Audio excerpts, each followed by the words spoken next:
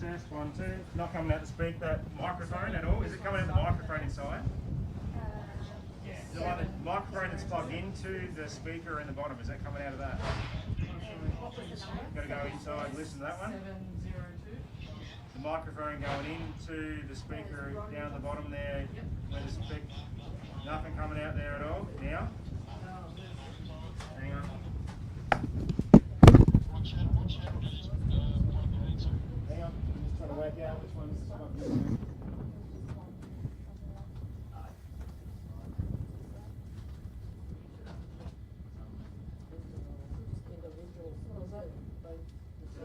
Nothing at all. Test. Hang on, I'm just going to make sure this is actually. Test, 1, 2, test. 1, 2, test.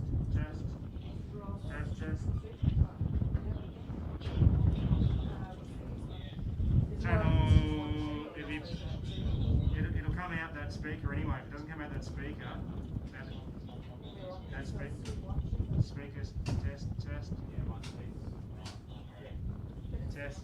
1, 2.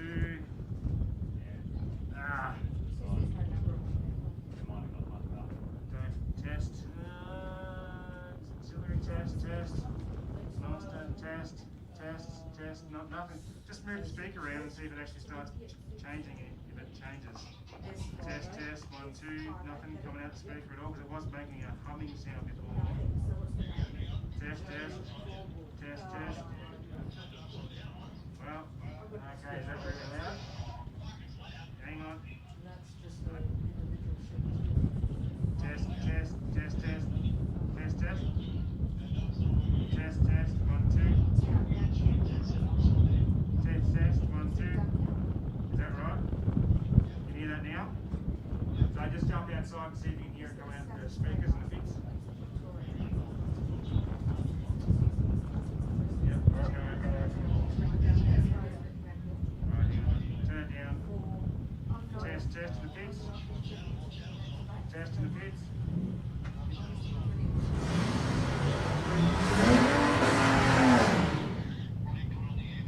I've got no idea. Test.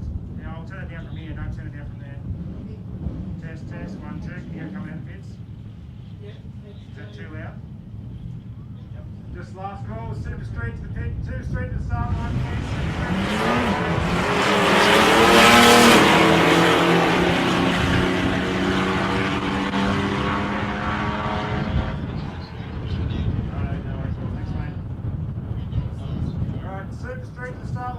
super straight, last call to the start line. Can we have modified bike to the start line, please?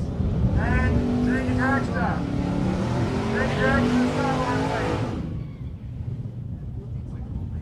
You can have whatever you like. Yeah, I'm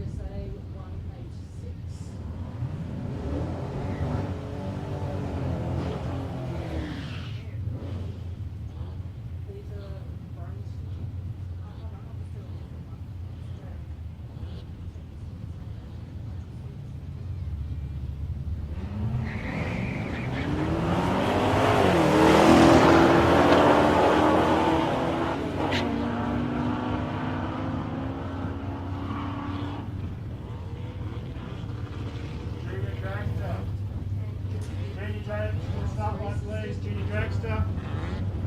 Super sedan to start line please, super sedan.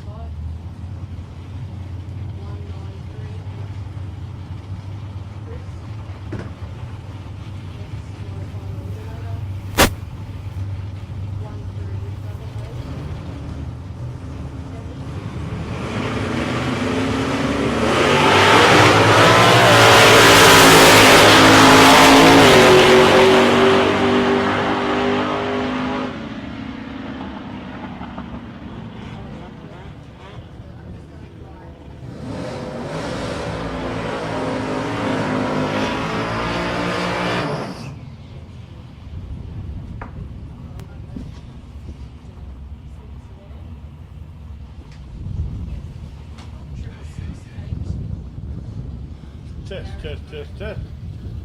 Where's he gone, my man? Can you hear me over there, Mr. Todd?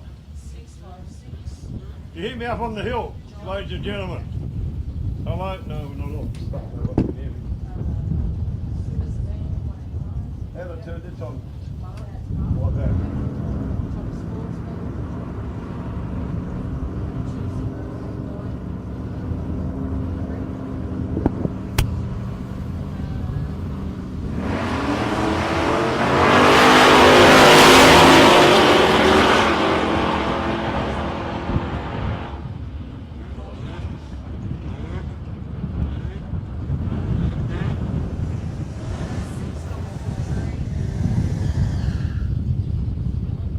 Test. Can you hear me up there on the hill, folks? Somebody give me a wave. Hello? Can you hear me up on the hill, folks? Testing 1, 2. Stuff.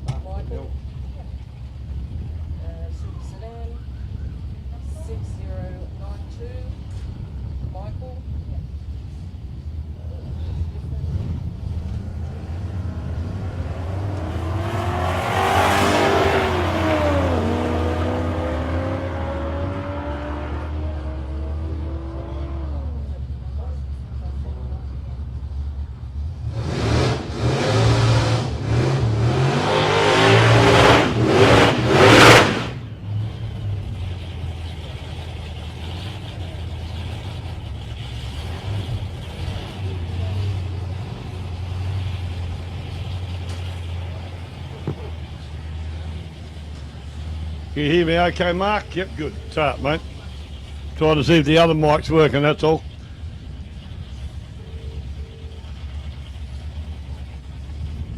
Hey, can you go outside and tell me if the mic's working, please, love? Can you go outside and tell me if the mic's working? Oh, Glenn.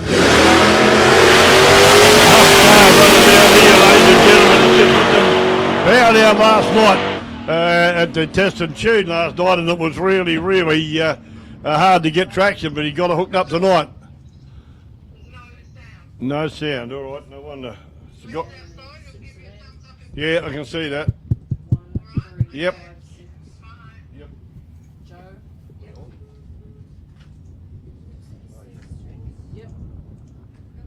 Scott, do I want to turn this on anywhere else? I've turned it on there, I've got it on there, and it's working here, but nothing coming out the speakers. Bloody hell. Here we go now, bud. Testing 1, 2. Glenn, can you hear me? Beautiful, thanks, mate. Okay, ladies and gentlemen, I'm sorry a bit late. Had a bit of catch up to do, go and pick some stuff up in for the barbie hut. Once again, thank you to all you people who patronise the barbie hut. We sold out of our famous egg and bacon rolls up there. Rotary coffee van been doing a lot of business. Yeah, we're in for an action-packed day, so it's going to be full on. So if last night is any indication, the way that some of these guys run, and we didn't have a lot of big cars out last night, but we did have a lot of guys out here having a bit of a go last night, just to test and shooting their cars, and had quite a few runs. Like I said, that red car coming back in front of you before. Had a lot of trouble hooking up. Very powerful jig of this. He had a lot of wheel spin last night, so looks like he got it sorted out a bit this morning. Hopefully it'll be good for him today, because he really put down some good runs last night once he got the grip. On the start line now, Gavin Don't over there in the airflow lane 1. They got no details on the guy on this side at this stage, but they'll come up later in the day. In McDonald's lane 2 here. But Gavin Don't had some good runs last night. That's him out there in lane 1. Tiptoed his way into stage. Revs are coming up on the bike. Gavin flies out the hole with a .057 reaction time. Run through to 5.368 at 132.32 mile an hour to a 7.697 at 100.20 miles an hour to the bike in the McDonald's lane 2. Bike number B1. Bit of bike action now, and there's JD's coming up behind it, behind the bikes too.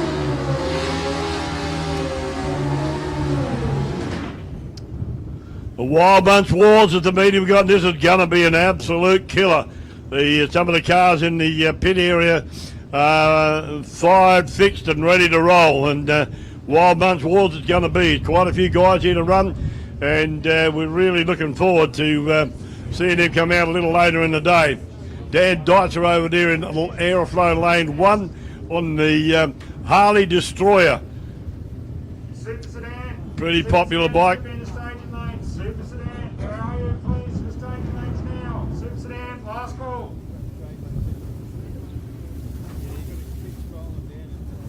Harley Destroyer, they tell me you can just about buy them off the showroom floor and go racing with them, and they're a very popular bike for these boys, and they go very well. Dan Dyson's a regular runner. Previous best time here at South Coast Races is 5.837, 120.61 miles an hour.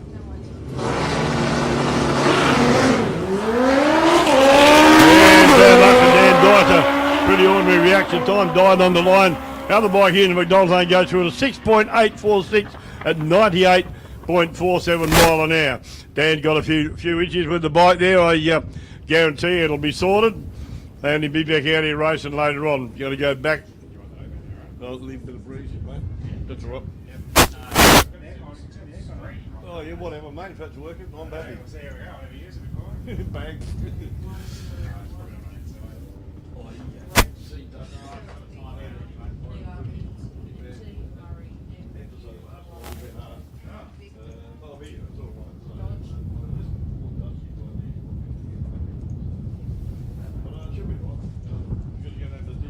Week, so we should be right. Okay, just waiting for Dan to get off the track, and he's off there now. The other two bikes are ready to roll. Pretty much just checking the track to make sure everything's okay. Look at, yeah, Super Sedan, guys, please, Super Sedan to the staging lanes now. That's NOW now. Super Sedan to the staging lanes now. You got a bonus call. Last call's the last one. Super Sedan. Up there now, guys. Come on, we want to keep the meeting going. Super Sedan to the staging lanes now. That was tough enough, wasn't it? Okay, burnout time for the back. We got Snag Gale from Hynham over the border, just out of Narracourt in South Australia. It's Angus Gale. It's father and son racing here. Angus over here closer to us on the Suzuki SV1000, and Snag Gale over there in the Suzuki GSXR 1100. Father and son race. Last time the boy beat him. It's going to be using. Whoa! Snag didn't get away with it. To work hard to catch him. And Snag is going to be close down that end. But no, Angus goes through at a 7.384 at 92.18 mile an hour to Snag 7.986, 103.41. Super Sedan, come on guys, Super Sedan. In the staging lanes, guys. Super Sedan, now. What do we do now? That's it. Now, just wait. I'll show you some stuff in a minute. Chris Hoskin over here from Ballarat in the Suzuki GSX.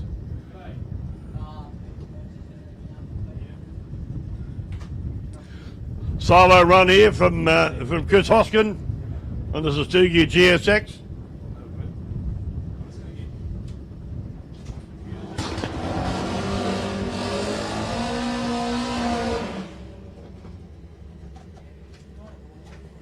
What? That's what you got, yeah? Yeah, and like this is like the singlets. Super We've got Sedan. All right, mate. our biggest sellers are NHRA, Stupid Fast Race and Hoonigan. All right, mate. No worries. I'll go through the Okay, Chris Hoskin down this really well presented Suzuki out here, 1428cc. The engine underneath him there. These guys are entertaining, but I do think they're mad, but that's life. Chris is down from Ballarat and they'd run a previous best here in South Coast Raceway, 5.553 at 126.42 miles an hour.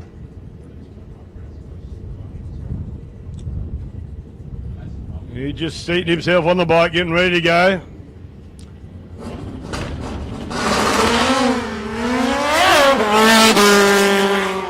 Bit of a jump off the line. These guys are pretty hard to keep straight when they get out of shape. You've got to lean to try and keep the bike straight. Very ordinary reaction time, but it goes through at 7.727 at 61.62, coasting 61.62. Into junior dragsters now. These young kids are as passionate about racing as are the big boys. And there's a major following for these JDs. And these kids are the future of drag racing right across Australia. And there's a big contingency. I'll near a Cardham over here closest to us. The Sniper Junior Dragster. Regular runner here at South Coast Raceway. That's her dad. Pushing her backwards. This is the procedure they go through. Do the final tune and bit on them. I got no name on the car in the other lane. They'll get that up shortly too. We're just punching all this stuff into the computer as we speak.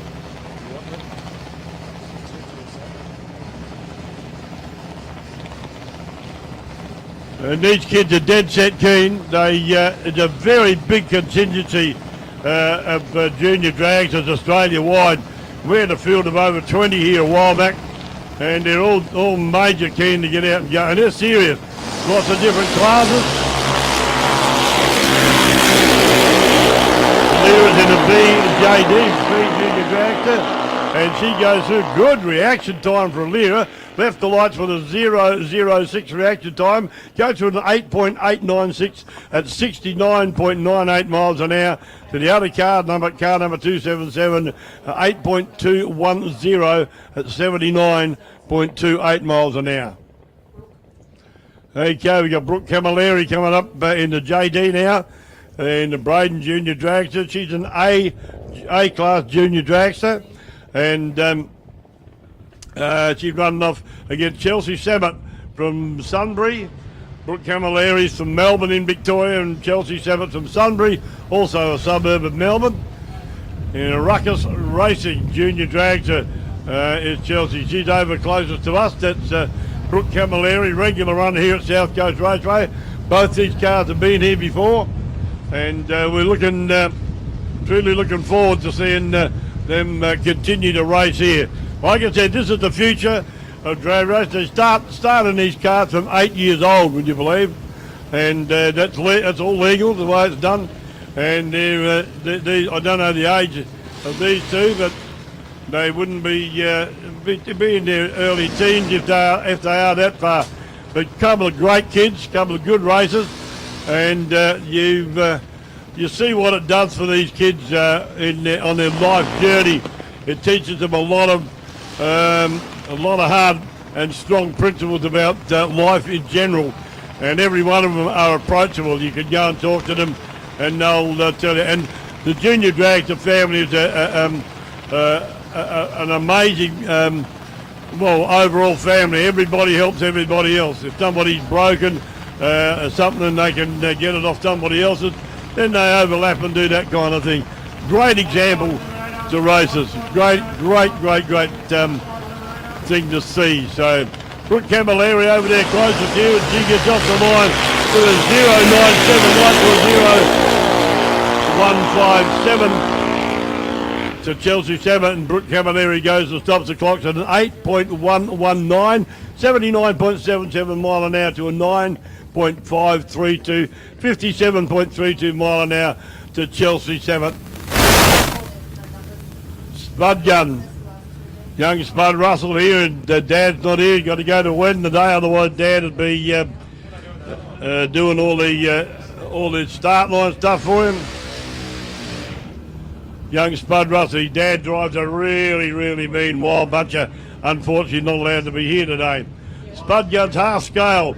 A little junior dragster here. He's run a previous best here at South Coast Raceway, 7.919, and he's also an A junior dragster. That's a top level in dragsters. They grow up and grow through these, and then they continue on. They get into running other bigger cars from there on. There's already a couple of these kids that have grown through the JD ranks and have certainly got into race cars now, and you look at them, you think, wow, but they've grown up through it and they're dead keen to keep going. Okay, final tune, and the adjustment's been done for Ryan. Young Spud Russell creeping slowly, the experienced campaigner, young Spud.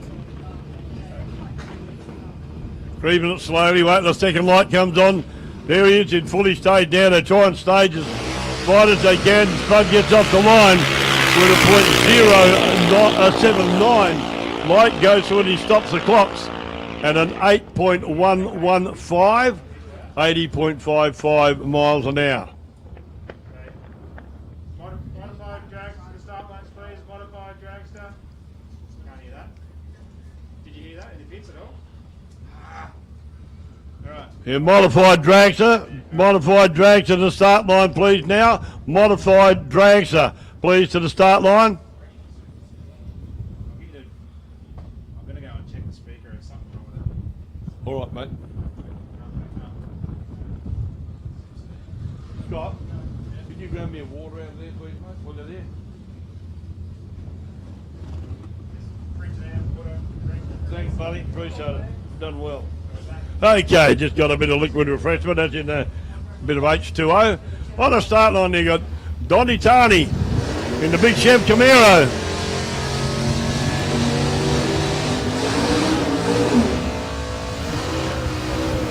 Woo-hoo! Yeah, light him up, baby. So he does, Donny does.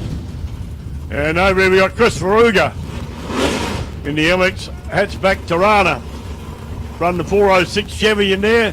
No details on the Camaro's Go Power. Smoking Joe. You go on the side of the car. Light the tyres up, get them warm. Get a bit of grip on the track. And away we go. Chris is already in, stayed down, but fully staged, Donny. Both in.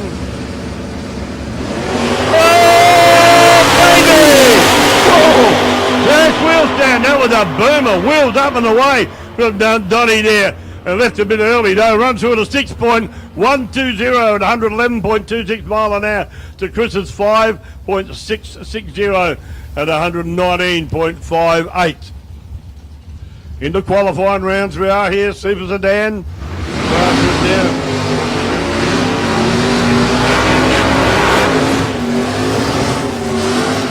And they go. A couple of local boys here. Philip Busbridge. A buzz over there in the silver machine. The VH Commodore with a 460 cubic inch motor. And Matthew Hogan. So get in trouble. Matthew Hogan is. He's not bagging him sometimes. Matthew Hogan in the Holden Gemini over here. Now Matthew usually pops a wheel stand as well. And little Holden Gemini with a 355 cubic inch motor. Just undoing my bottle of water, hang on. Oh, that wasn't a good idea. Spilled all down the front of me. Scott Cleary.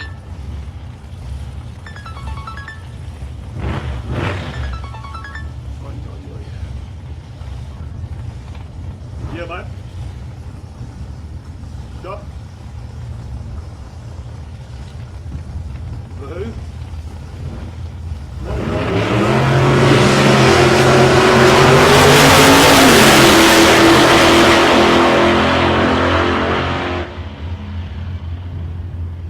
Yeah, on the old one, yeah, on the one that's hooked up, yep. Yeah, it's turned on. And turn it off from the end, it's back on again, yep. Modify the eliminator start.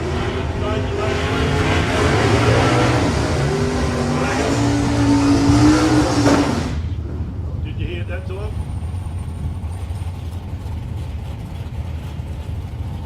Yeah, definitely switched on, mate.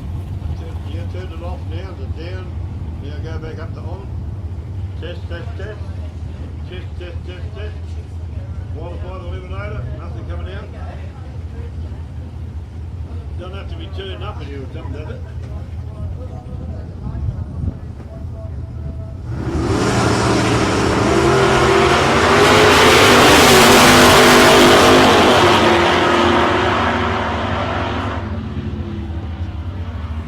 Stop. That's all right.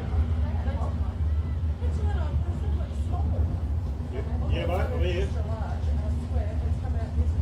Sorry?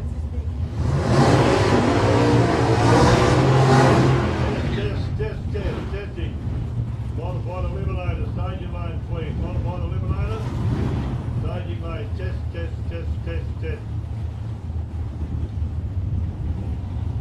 No show.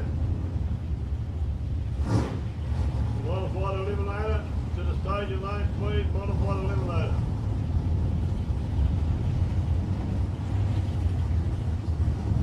Not good then. We're just working on the other mic, you know.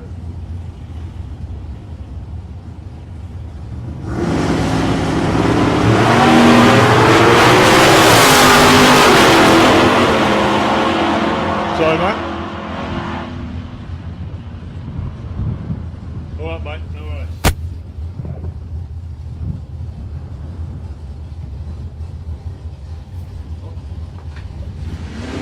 Sorry about the delay, folks. From the commentary, we had a few issues with the speakers over in the pit. We tried to get the cars to come up, and we got not getting the message over there. So Scott's running around trying to sort something out. Been on the other mic trying to get through. Michael Ruin at the moment over there in the little Ford Cortina with 393 cubic inch, and Colin Griffin in the Toyota Celica. Colin's a regular runner. That's just Michael here at South Coast Raceway. Should be a fairly close run. The Cortina's run a 6.099 best time. Colin Griffin in the Celica's run a 5.533 previous best here at South Coast Raceway.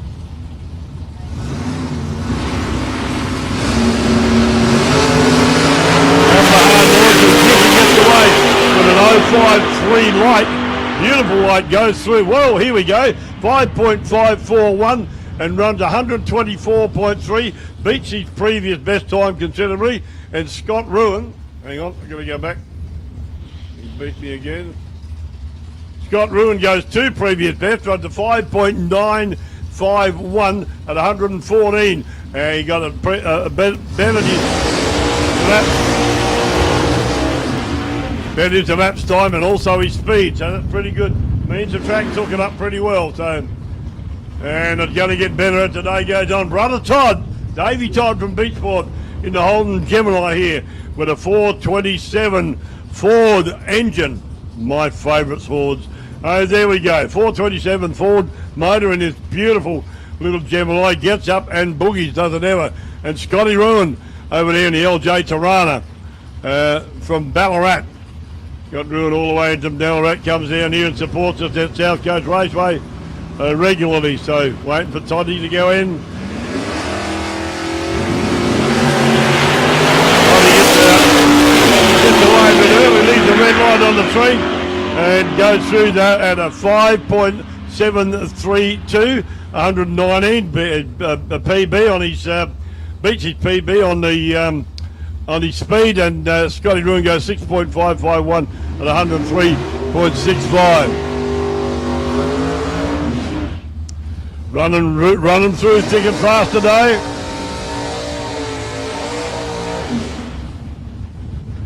Stephen Cook over there in the Chrysler Lancer. He's slowing, probably the best looking Chrysler Lancer you've seen forever. From Thomastown in Victoria, and Stephen Griffin down the road in Warrnambool in the LJ Tirana. Couple of tough running cars here.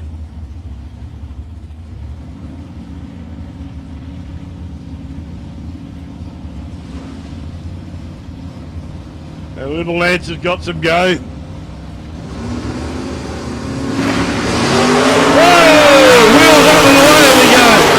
Stephen Cook gets the pedal down. Both very good lights, an 015 to Stephen Cook, 019 to Stephen Griffin. Cookie goes through at a 5.638, 120.84 to a 6.261 at 109.40. Mark Busher over there in the Holden 1-tonner. And over this side, Robbie Cardham. His daughter Alira was out here earlier in the junior dragster.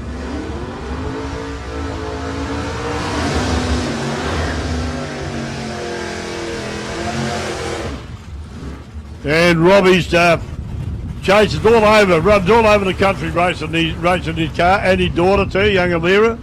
A family concern for them, lovely people, the Cardhams, and his XE Falcon 427 cubic inch Ford motor. Under the bonnet, he's bought a very, very, very big wheel stand a while back, put the car on his back bumper. Unfortunately, it wasn't here, we didn't see it, but it was all over Facebook. So Robert Cardham from Noble Park in Victoria in the big XC, keep an eye on it, it might pop the wheels here. Fellas are getting a fair bit of grip here already at South Coast Raceway. And he's a hard runner. Both these guys will get up and go. Here we go.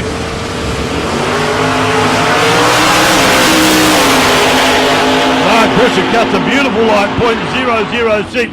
Cardham with a bit of sleep on the line, but Robbie goes through at 6.099, 112.64, so runs a quicker time than he did before. And Mark Busher went through at a 6.288, 108.80 miles an hour. Cosmogenie out there. Virginia racing.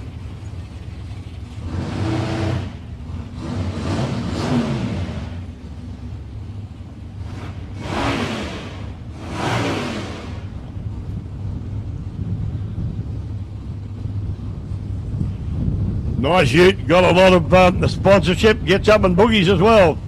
Got the machine run a previous best of 6.120 at 115 here at South Coast Raceway. Beats from Holden Hill in South Australia. It's got the lines led on the wrong side of the green though.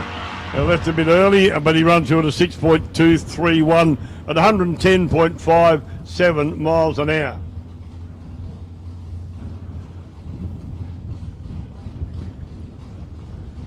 That was the last run, I think, in Super Sedan. Hello? Yeah, it's pretty ordinary, but all right. No, I'm conversating now. They've run out of sucker. Yep. Slowly go and get done 100 rolls and do over the bread, track the bread. So, well, I've got to go now. All right, you all right? Yeah, all right, Dale, no worries. Thank you, Dave.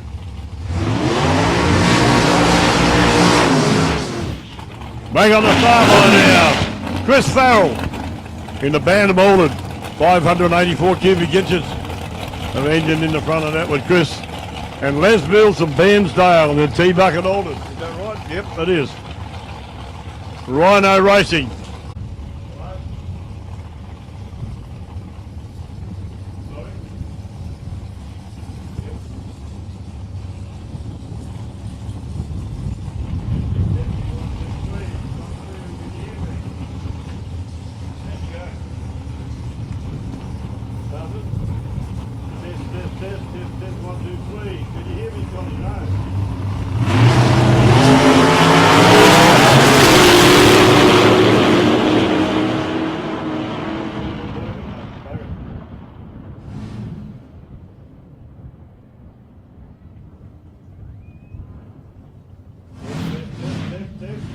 Well done, mate.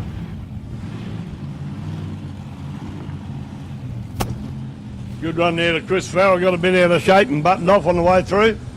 But he got back under control. Can't give you the time because I'm still having trouble with his mic up here trying to get it all sorted in. Modified Eliminator now, qualifying round 1. Coming up now, we got Rob McKay over there in the 6-shooter. Talking to Rob earlier today, is a Nissan motor in there, RB30, engine there, turbocharged. And he's done a bit of work on it and opened things up a bit and says he's got to get and you can hear it sounds a lot different to the V8 of Roger Voigt over here in the ski bucket. 6-cylinder turbocharged dragster here, rear engine dragster, 6-shooter, nice jigger, but and it goes pretty good too, as you'll see fairly shortly. Roger Voigt, meanwhile, coming back. Love the way this car hunts like that through the blower. Absolutely awesome. You still there, Scott?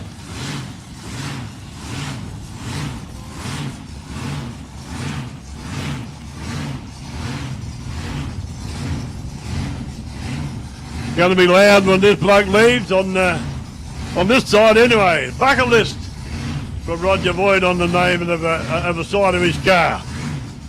And a 6-shooter over there from Robbie McKay.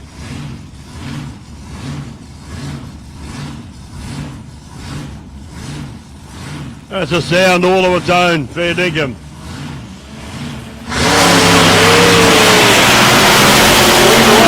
Six-shooter come out of the hole. Pretty good reaction time from both guys, but Rob McKay goes through in a 6-shooter at 5.228, 129.97 to 5.982, 114 to Roger Voigt there.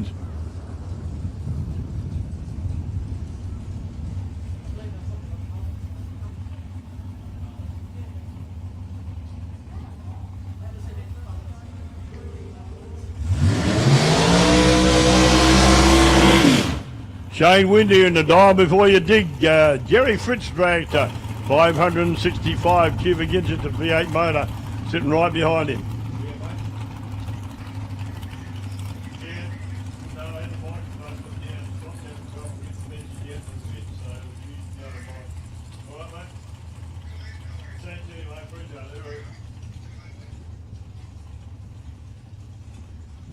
So Shane Wynn, previous best of 4.773 at 142 here at South Coast Raceway.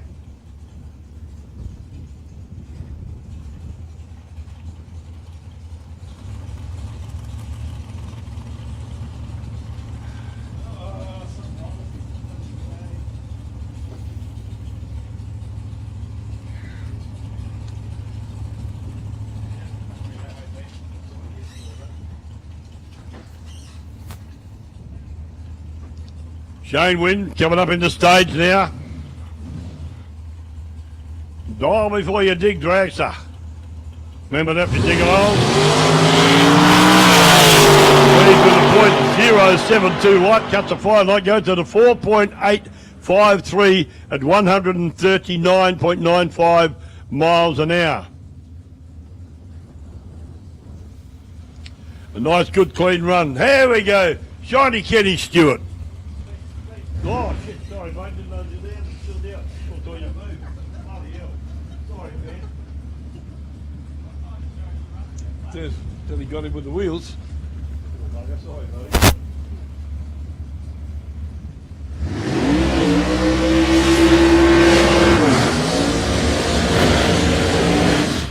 Stewie Johnson over there in Aeroflow Lane 1 in the 400 cubic inch dragster, and we got Kenny Stewart, Shiny Kenny we call him. That's a beautifully presented car.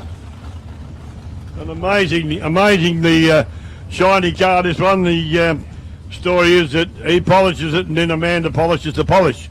Amanda, a lovely lady. Beautiful car, very well presented, as most of them are, but Kenny's always very proud of his car. It comes out every time. It comes from tar neat.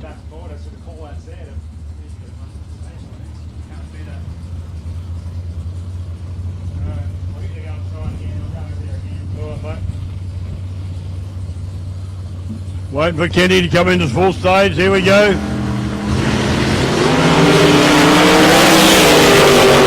Kenny cuts a beautiful right, .006. I think that's the best one of the day.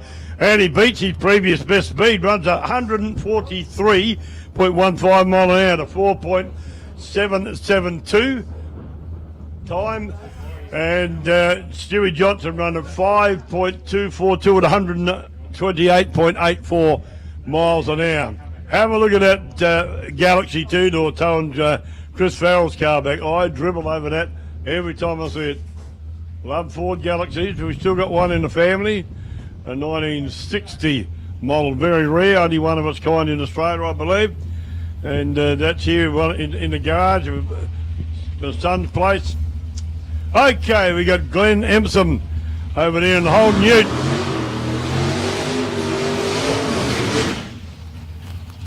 And Bradley Alexander in the Ford Mustang with a 557 cubic inch Ford engine against a 355 cubic inch Holden engine in the Ute.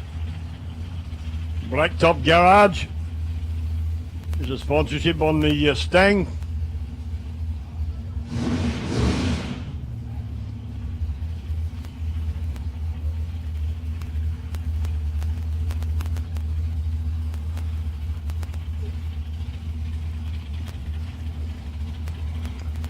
Okay, been lined up fairly well. Has Bradley in the Mustang, my crew chief. Waiting for Glenn Empson to come in. Just about both ready now. Here we go. Waiting for Glenn to move up a little bit. There we go. Lights are on. Those cars get away pretty clean. The Mustang goes through at a 6.006 at 118.55 to a 7.062, 99.14 to Glenn Empson in the Airfloat Lane 1. Probably for the last of the day.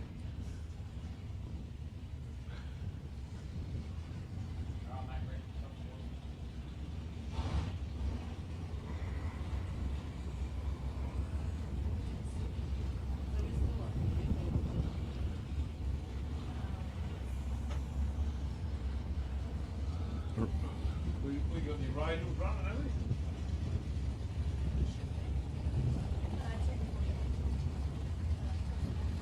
This is Ricky Smith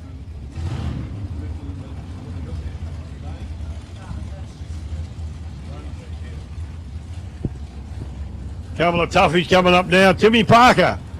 Both guys from the local club members. Timmy Parker in the XY Falcon over here closer to us with a 598 cubic inch engine, and Ricky Smith from downtown Tirrandale with a 613 cubic inch engine in the Holden Monaro HQ Coupe.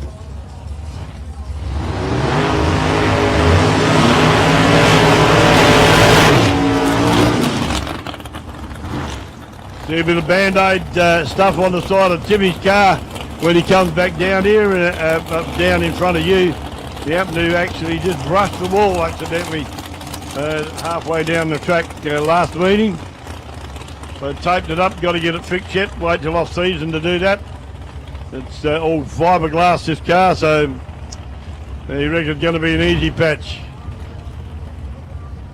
Jim's run best time of 5.38, and Ricky Smith's best time being a 5.228. So it'll be a close run with these guys. Just come down to reaction time. Whoever leaves the line with the sharpest light will, I would believe, take the win if it all goes to plan. Ricky coming up in now in a beautiful HQ. Here,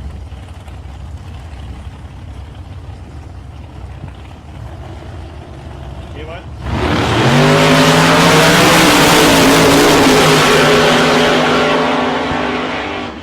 Now go, yep. Hang on, let me put this down, get the other one.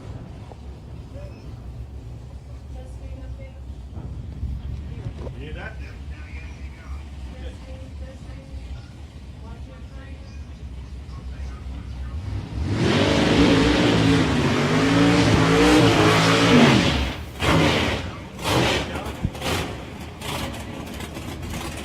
Dean Cleary.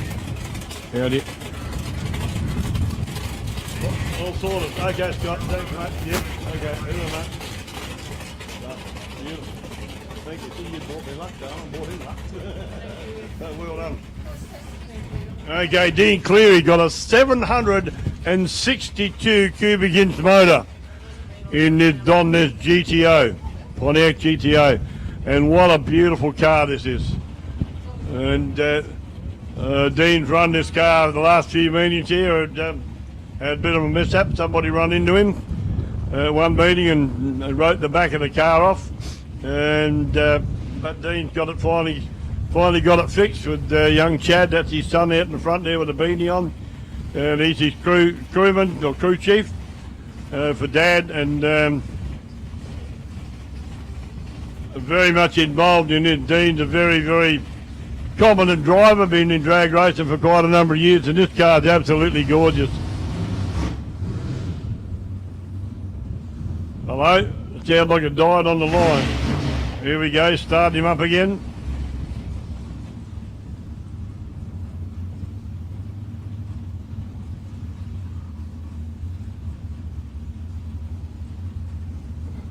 A few gremlins here somewhere.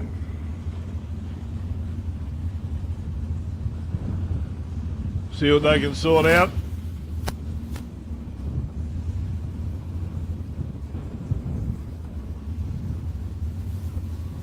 No, not happy, got to take him back out. He'll be back out to run shortly though, I guarantee you.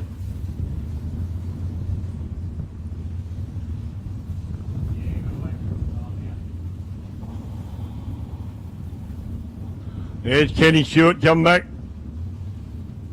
Give me yelling a wave. Nice young bloke, young Kenny. Bit full of mischief though, quite often.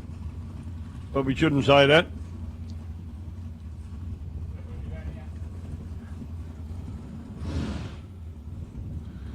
Okay, just waiting for Dean to get around the corner so they can bring the other cars up.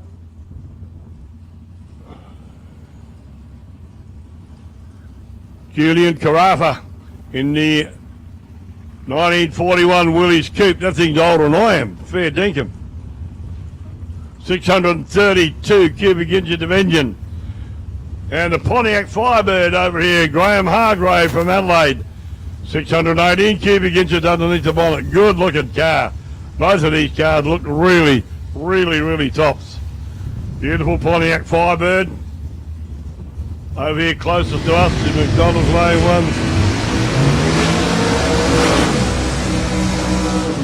1. Rafa gets a bit of heat into the bag, so does Graham Hargrave as well.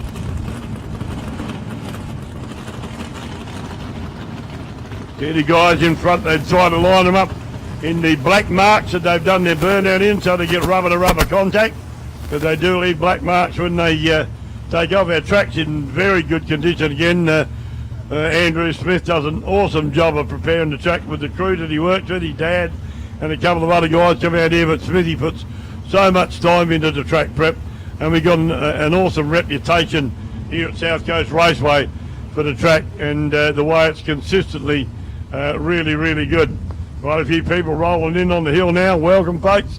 They're in for a great day of entertainment racing here at South Coast Raceway down here in Portland, Victoria, Australia, and we are going right across the world, I might tell you.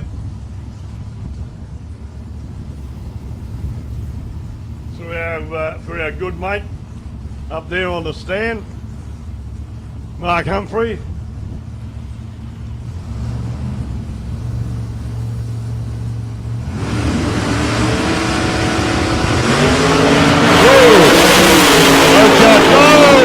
Graham Hargrave goes a 000 light.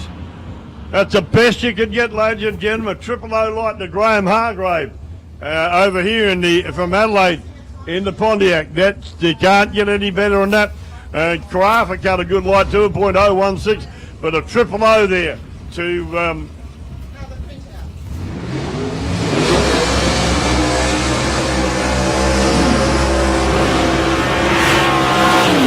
there to Graham Hargrave, and Hargrave went through at a 4.986 at 140.03 to a 5.129, and that's time at 136.29 to Julian Carafa in the Willies. Benny Phillips, local guy out here now in a Chev S10 Ute. Got a 565 cubic inch engine in the front of that. And one of my favourite cars, we call it affectionately the shopping trolley. Glenn Henley from Mount Gambier, all round nice guy and a good crew. Just done a few more things to the car to make it go a bit quicker. Don't know why the heck he has, but what a gem of a car. And that's got a 445 cubic inch V8 engine in the front of that. Previous best at 5.147, 135. This, if you watch this little Ute go, one of my favourite cars. Oh,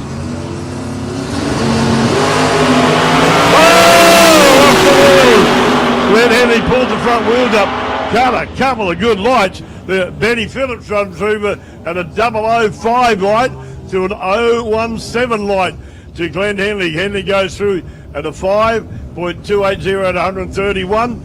And Benny Phillips goes through to 5.176 at 132.21 miles an hour. That would have been a bee's whisker. Here we go. This is going to be loud.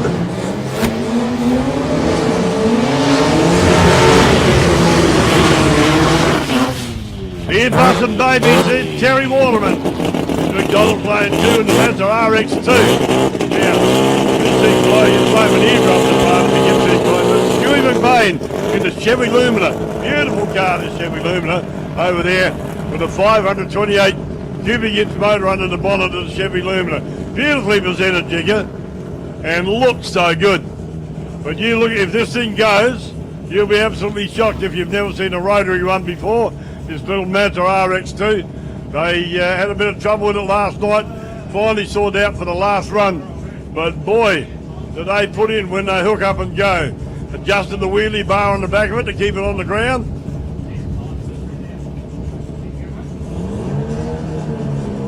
And get ready for your ears to be popped, ladies and gentlemen.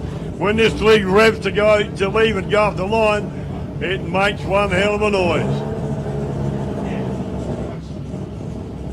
Terry Waterman over here in lane 2. Stewie McBain in the Chevy Lumina in lane 1.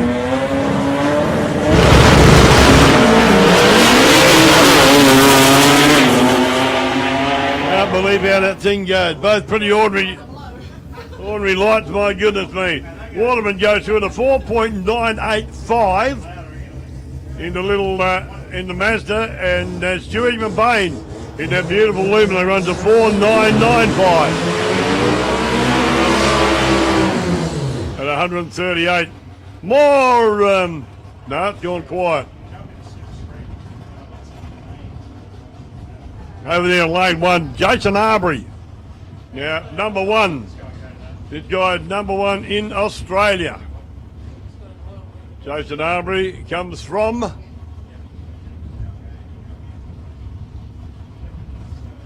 over the border in Mount Gambier. Oh, the little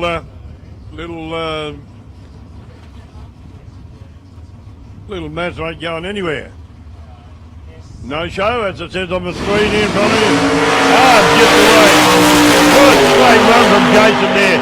All round nice guy, 2.029 light. Stops the clock down the other end of 5.263 at 128.96 miles an hour. Good straight run from Jace here.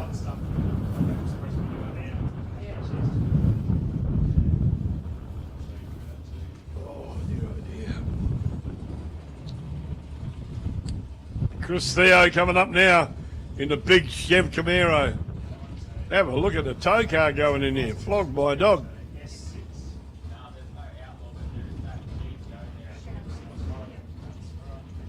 Well, I have a hard time getting in that. My missus never get in that off the ground. Snicko. Okay, Chris Theo in the 555 cubic inch 1968 Chevy Camaro.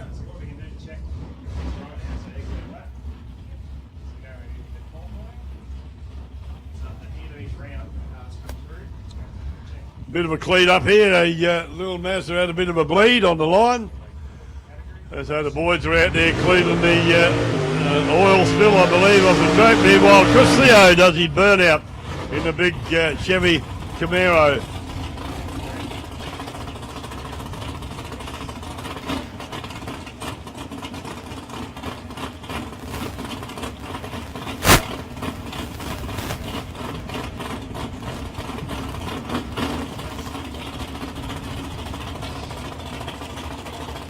Chris Theo now come back. Jason Arbery coming back under his own power there. Like I said, all-round nice guy, great family too, and a dedicated drag racer. He talking to him a while back, and he said if South Coast Raceway hadn't have been here, I'd never been in drag racing. So there you go. He's dedicated young bloke, goes all over the place, and that's why he got number one on the car. He's been the most consistent and won more races and pulled better times than anybody else in that class. So right now he holds the number one, and well deserved too, I might say, to Jason. Okay, Chris Theo lining up now for a run. In fully stayed.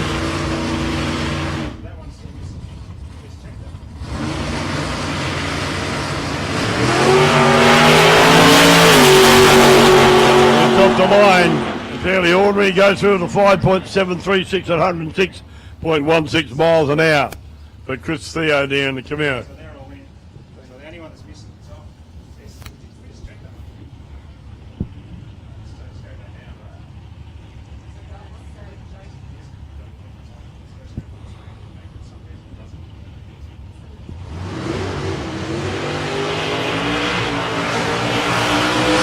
now. Rock Patini here in the Pontiac GTO coupe.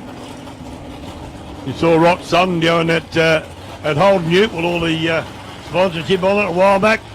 And this is Dad out here, Rock, in the 565 cubic inch powered Pontiac GTO. Scotty, we already had a 000 too. Yep.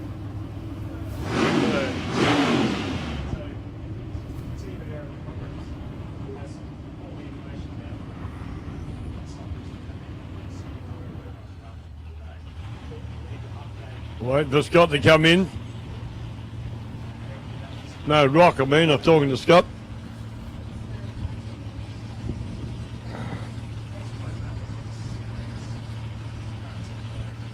Still trying to clean up lane 2 here from that bit of a bleed meanwhile.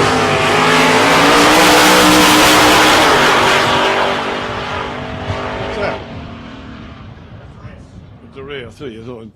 Rock goes on the wrong side of the green, very close though, a minus .001 light, and he went through and stopped the clocks at a 5.394 at 131.34 miles an hour. So just the first round of wild now. Okay, here it comes, folks. First round. First round of Wild Bunch coming up right now. Going to get loud and wild and love these cars. Wild Bunch cars have got two favourites. One's Wild Bunch and the other one's nostalgia cars. But these guys are by far my favourite. They're very entertaining. They go very, very hard and very, very fast, and they make a lot of beautiful noise too. So it's going to get loud and wild fairly shortly. As you can hear now.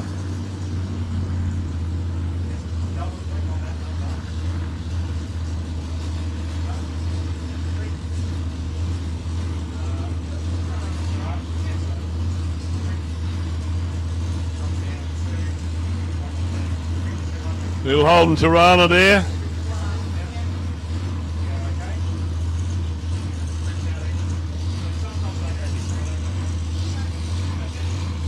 Hear that blower hunting along. About to bring him up into his burnout routine.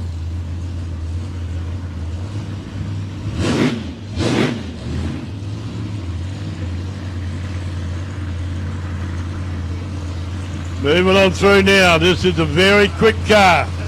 This little Tirana. You'll hear it burn out now.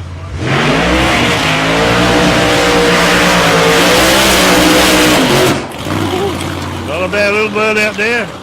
Roll through burnout, not static like the other start off. Goes half track with his burnout. Man has got to guide him back. Got a long walk.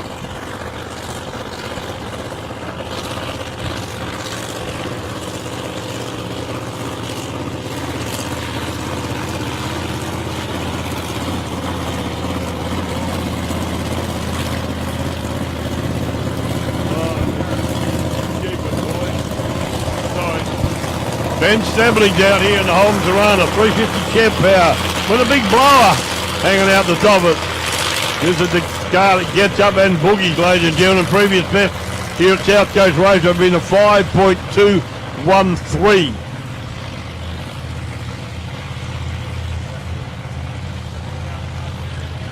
Back in the lines and he took off it. Crewman's over the fence and away. This is just the start of it, folks. Round one, a Wild Bunch qualifying.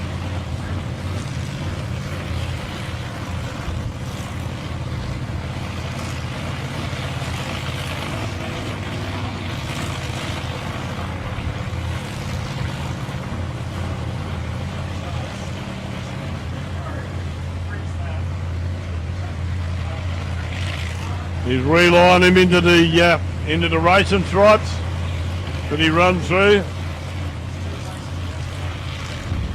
Andrew Smith behind him, very experienced campaigner as well, but he's our track man, our club president. He's Andrew.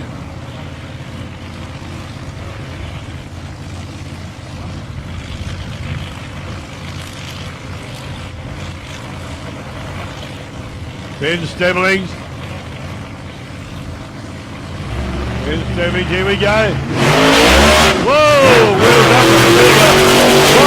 up on one side and to put it back down again to keep it straight.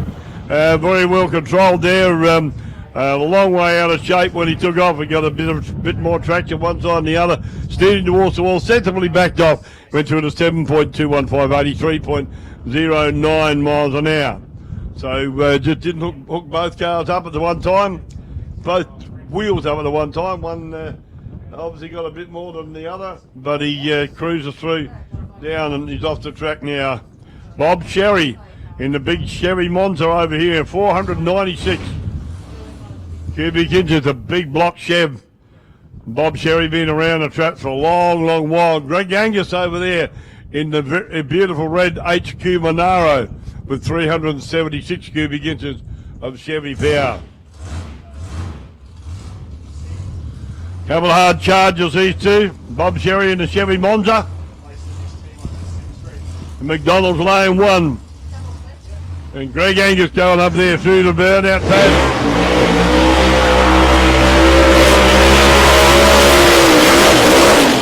Woo!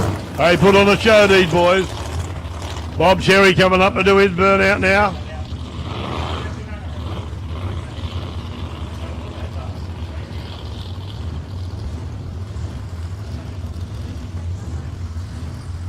In the big Chevy Monza.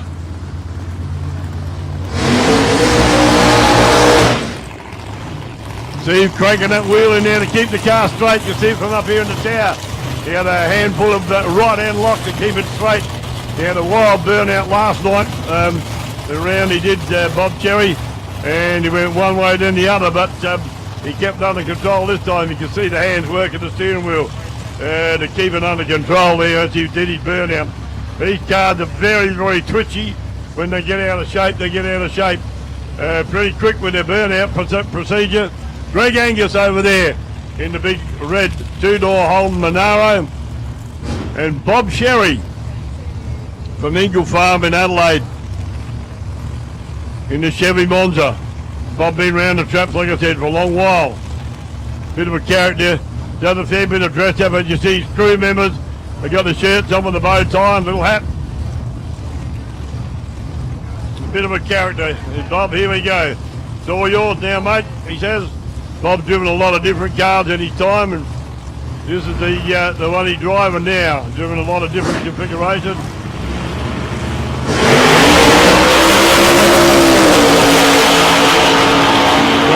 Gets away beautifully and runs a 5.183, 133.44. Bob Cherry had a problem off the line, just coasting down the track there. Just a very cruel thing to have to do.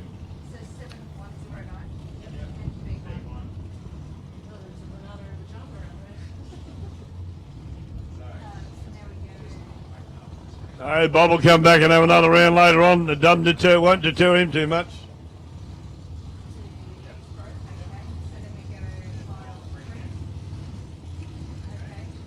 About to see in action one of my all-time favourite cars.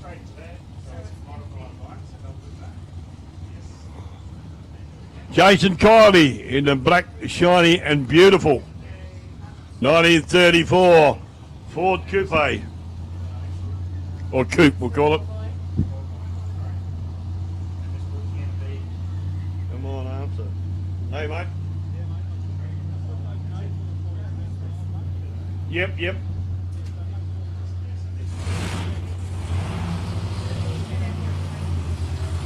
Yeah, all right. I haven't had a chance to read a lot of easy stuff here this morning. Hang on a minute. Yep, yeah, got it now. Wild Bun sponsor, Sid Graham, Chris Jackson sponsor. Yep, yeah, all right, mate, I'll go through it as we go. Okay.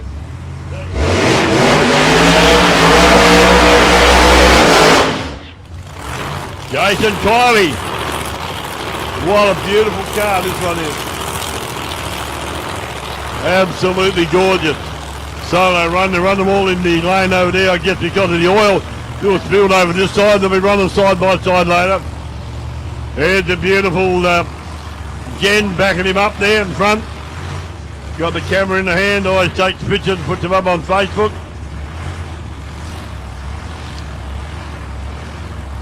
Okay, make sure, gives him the sign, puts one finger up, says make sure you're in first gear, buddy. Jason Kiley on the 540. No, I think it's bigger than that now. It's got a big Olderville KB. Sponsored by Sid Chrome. The Wild Bunch sponsors this weekend, and Jason Kiley there got the Sid Chrome sticker on the side of his car. Whoa! Hold it, Jace! My goodness me!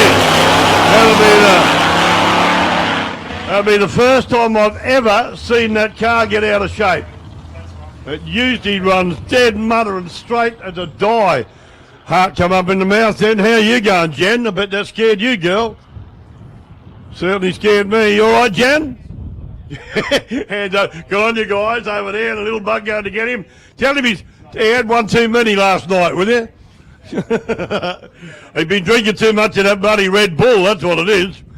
I'll get stuck in him. I forgot to bring the spoon to smack him.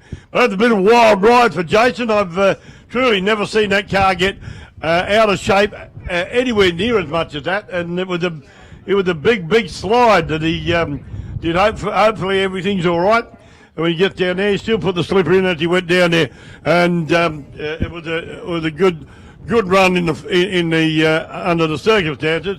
The run a 7.621 at 84.81 miles an hour. Jason will be a bit ticked with that, I suppose, but he did well to keep it under control and buttoned off at the right time, then put the hammer down and shot through there anyway. So. Beautiful car. You have a look at it when it comes back past you. It's an absolutely gorgeous car, the way it's presented. And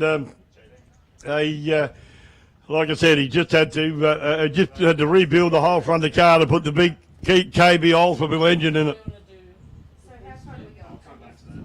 Okay. Sorry. Oh dear.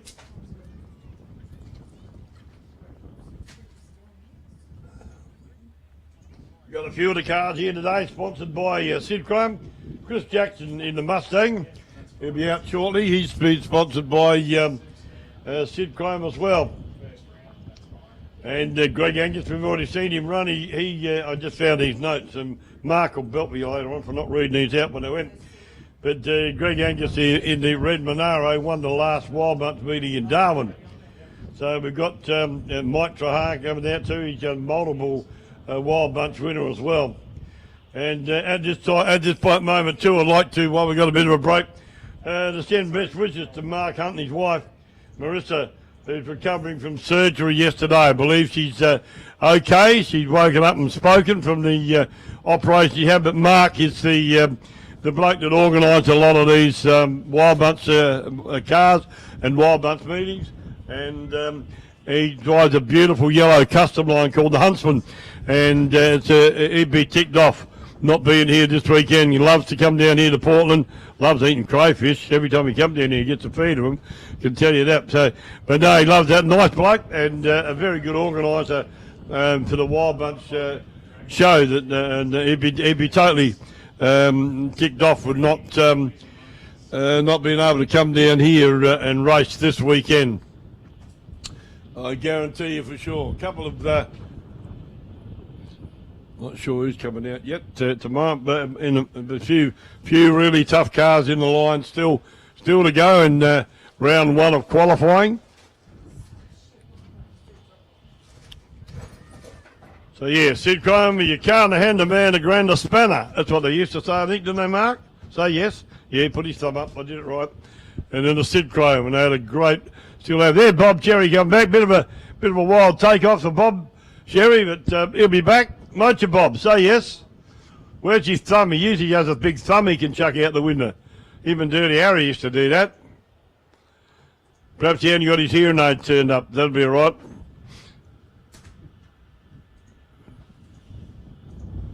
Nice looking little jig of that one too. Still quite a few cars to come. Just waiting to finish cleaning the track up. Hopefully Jason's vehicle's all right when he comes back. It's on the way back now. Don't know whether he'll hear us, but we'll see if we can get him to give us a wave or something when he comes back here. And it'll be a wild ride. He's been shook around in there the way that jumped sideways. But have a look at his cars that come back past you now. Black, shiny and beautiful. That's this beautiful Ford Keep of Jason Kiley's. Is the man all right in there, you guys? Can you hear me? Give me a thumbs up or something. Probably won't hear a thing. Where's the Jason boy? Give him a wave there, folks. Put your hands together with a wild ride for all of these guys. Jason still be in the car. Sits over this side. Left-hand drive jigger. Wild Willie, Milan Dockick. 1941 Willie, 521. Have a listen to that, baby. Whoa! And Brendan Carr over there in the little LH Tirana. That Wild Willie, I've got a t-shirt about him, man. Absolutely magnificent. And did that sound hot and strong.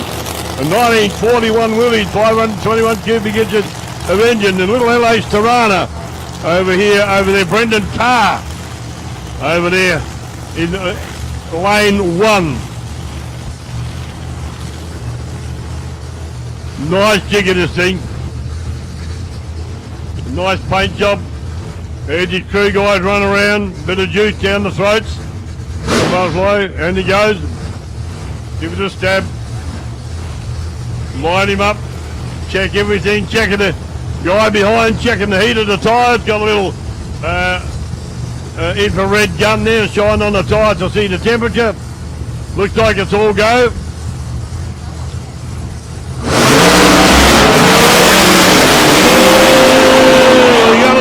A little bit twitchy, but kept the boot in. Goes through at a 4.644, 146.98 mile an hour to Milan in the Willies. Beats his previous best time. 2 PBs there.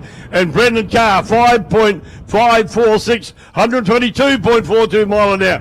Both cars run better PBs than ETs that they have, the elapsed time and speed, that they've ever run here at South Coast Race. They'll be stoked, those boys. Good straight run. Bit twitchy for Milan as he got out the hole, but kept the shoe in and took the car down there pretty straight. Not right off the track yet. He stopped right down near the Yeah, the Fireys down the end. Thanks for them, those guys too. They do an awesome job. They watch the cars down that end. They've got to have somebody down this end to watch these guys because they're going pretty quick, as you saw when they get down there. Even though the chutes are out and they're slowing them down, they've got 2 return roads, and the Fireys who don't make it, the Fireys get out there and just give them a hunt, give them a push to get them off the track.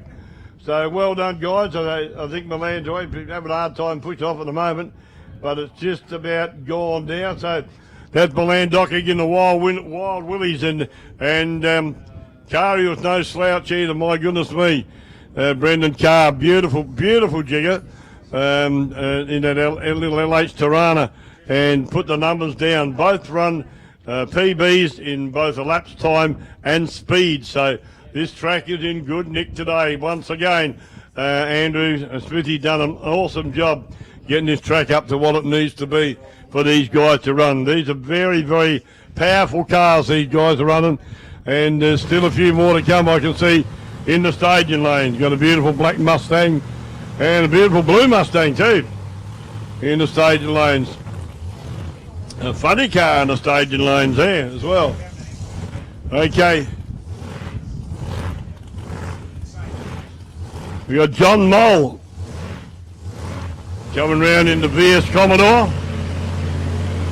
Have a listen to this baby. Woo-hoo-hoo.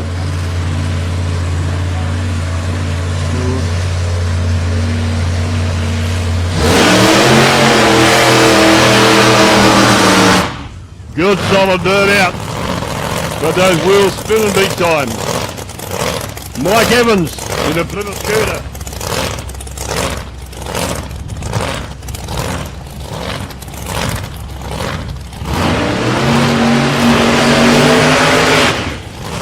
Big wheels on the back of these cars, by goodness me, they got to have a lot of power to turn them. They turn them pretty easy. Johnny Mole, the Rhino Machinery Maintenance car. Coming back into the launch and pad. Michael Evans in the Plymouth Barracuda over there. It doesn't look much like a Cuda, but it certainly is.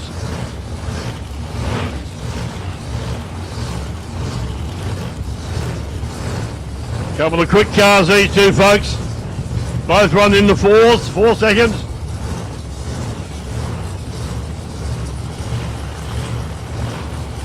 Johnny Mole coming up there now.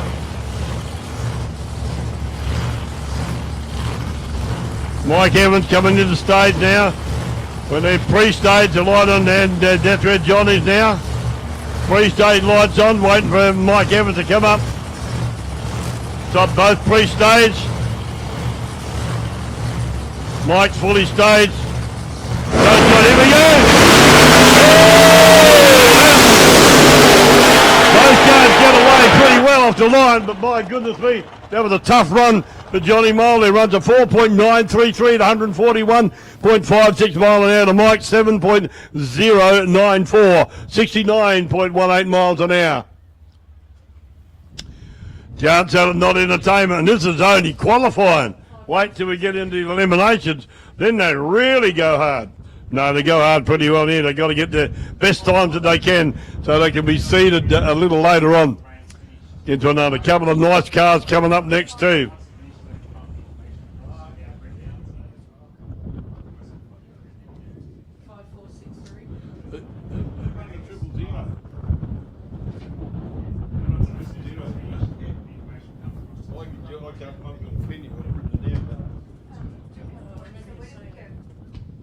I can't remember who it was.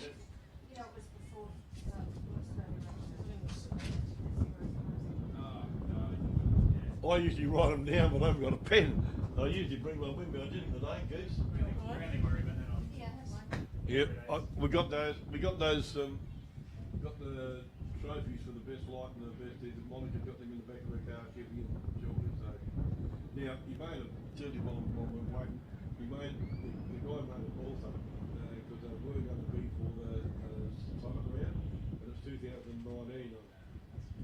But what he said he'd do was we'll give the trophies out and we'll get the names of the blokes and get a new sticker and post them to them. That'd be alright?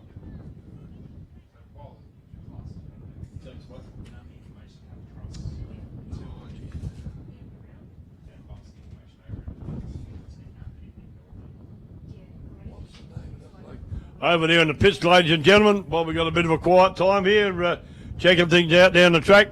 You'll see behind the mound there to the left, you'll see a big truck there. He's got a lot of gear over there for sale. He's got earmuffs for everybody. He sells singlets, T-shirts, Lethal Angel T-shirt, gear shifter knobs, key rings, hoodies, bags, big and small. I thought you were married to a bag, shouldn't have said that. Not now, I've got a lovely gear now. And for the guys, you got caps and beanies, all licensed from the USA. We got T-shirts, lethal thread. Sorry, couldn't read that. Steel plates, wind blocks, hooligan hoodies of dragon and dye, and dress shirts, long sleeves and short sleeves. Go and have a yak to the guys over there, and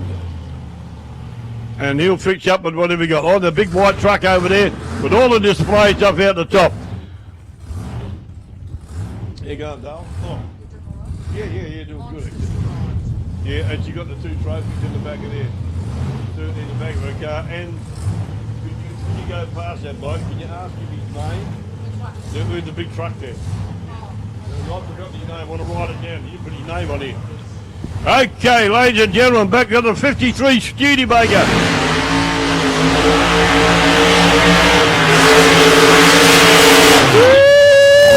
How's that for a burnout? Another half tracker. This is entertaining gear. And a beautiful black Mustang. Look at this. Chris Jackson from Dover. Little today burnout. New car. And looks black and beautiful. Another one is black. Dutchie be happy there. Oh no, not black. Dutchie likes flat black cars, but that's black anyway. Getting close. Mike Sahar incidentally. He's a multiple wild month winner. That's out him and Dyno Innovations on the side of his car. Mike multiple wild month winner, so he's been round the traps. He knows what to do, and that's a gorgeous looking car. 53 Studebaker with a 555 cubic inch motor under the bonnet there. Chris Jackson from Tacoma in the black and beautiful again. You bite me tongue, Mustang.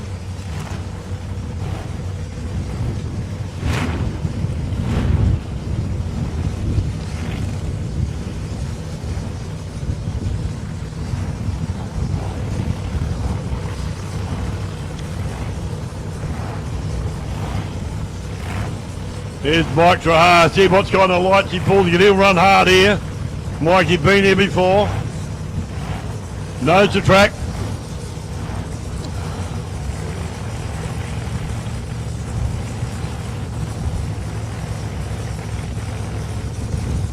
Chris Jackson. Well, he's in deep stage, very deep stage.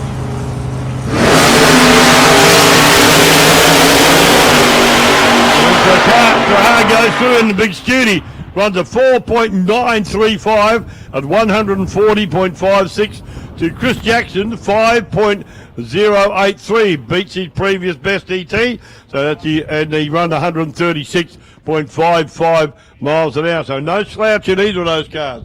Get up and boogie, baby.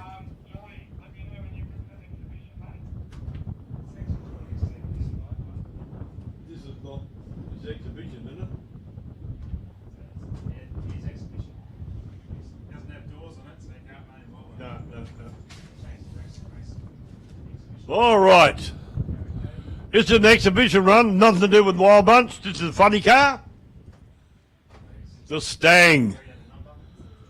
Beautiful car. He bought it out here to have a bit of fun and just run down there. There's my land docket. You mad, mate? Yeah, righto. Good run, fella. Awesome stuff. Very entertaining. Worried about your crewman, though. He's a bit of roughy.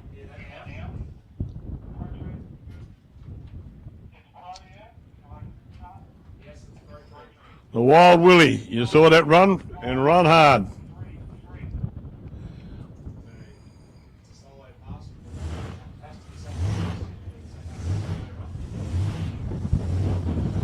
Here it is, the Stang. Timmy Stewart, 620 cubic inches of Chevy power under the bonnet. or under the body of this beautiful Mustang funny car. Sits way back in the car.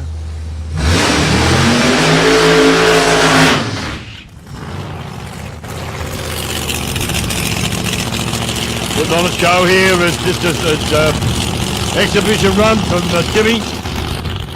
Obviously he gets a many drag races. These drag races are keen to have a race anywhere they can, and this being the quality of track that it is here at South Coast Raceway, they might bring in their big cars out and give them a serve down here.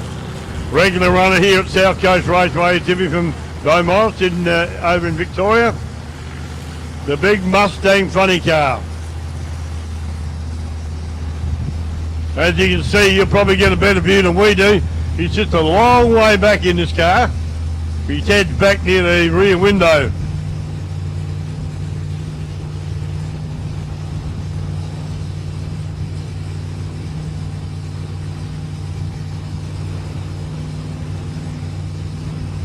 We're about to bring him up in. Just a bit loud and strong too. He never does anything quiet, this bloke. Beautiful car, well presented.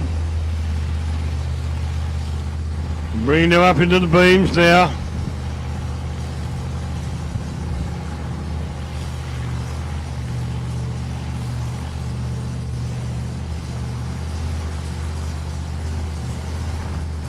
One finger up, make sure you got one gear, number one, buddy. Here we go.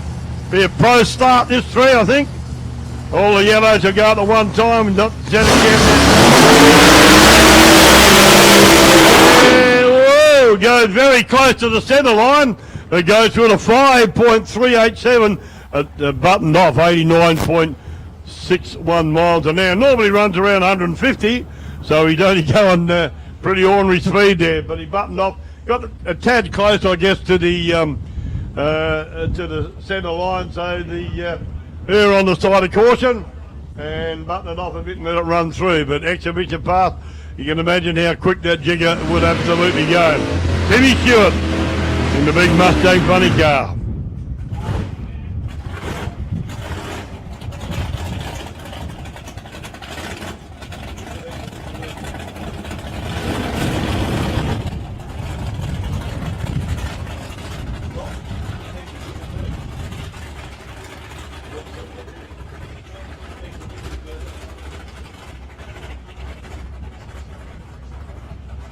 This is a test for the car, new car, for Daryl Dando. Beautiful Falcon XT, I think it is. Sounds nice and strong. Exhibition pass we got on the screen. Come to give the car a run, so you know other details on what's under the bonnet in this one, but sounds nice and strong. See how he goes.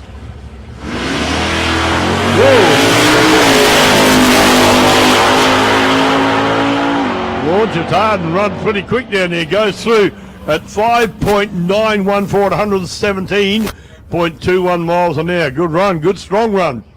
Good 60-foot time too. 1.352 seconds to reach the 60-foot mark for when he left the line. Rightio, that was Daryl Dando having a bit of a test run down there too, so he'll be back to have another one a bit later on, I would imagine.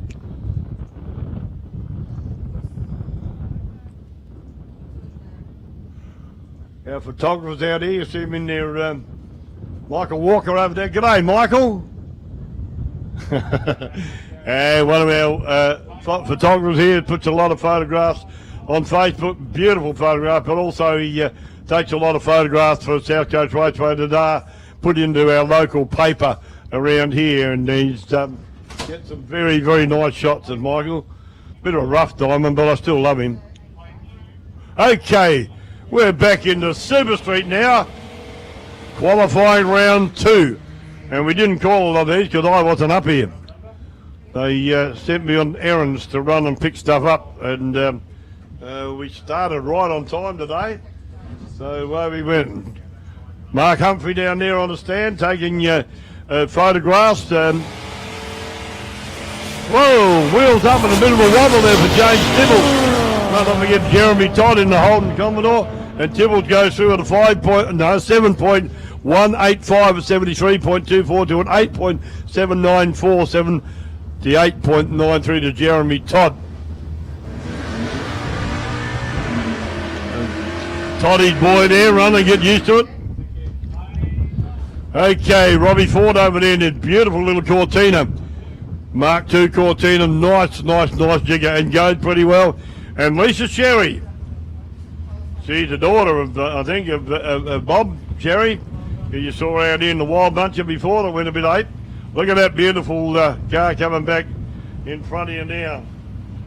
Mike Sahar, beautiful looking car. Lovely wrap on it.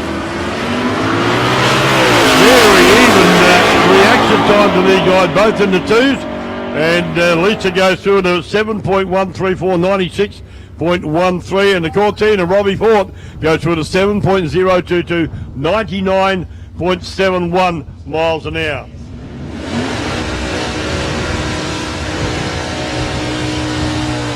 Gary Hutchins over there closest to you in the HT Prime in the Airflow Lane 1. And Andrew Gay from Keroit. Gary Hutchins come down from Hamilton, just up the road from here, about 80, 90 k's up the road. A regular runner here at South Coast Raceway 2 with the big HT Brougham.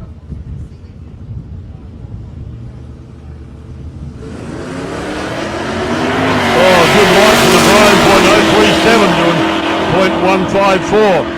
And Gary Hutchins goes through and stops the clocks on the 8.491, 83.98 mile an hour to a 7.804. Ross Jeremy's over here closest to me in the HQ 350 from Yangery. And Kevin Bryan from Hamilton, also up in Hamilton, Victoria, in the beautiful XY Ford Ute.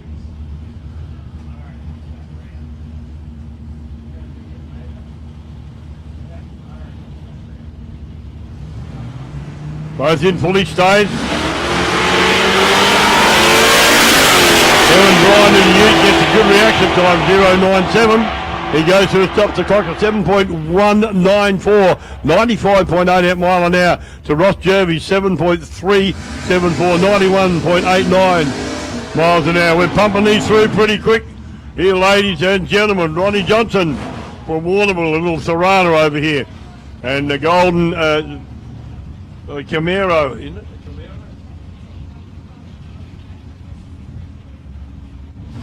Haven't got any details. Didn't have car S56 blows the nitrous out, clears the system, purges it right through.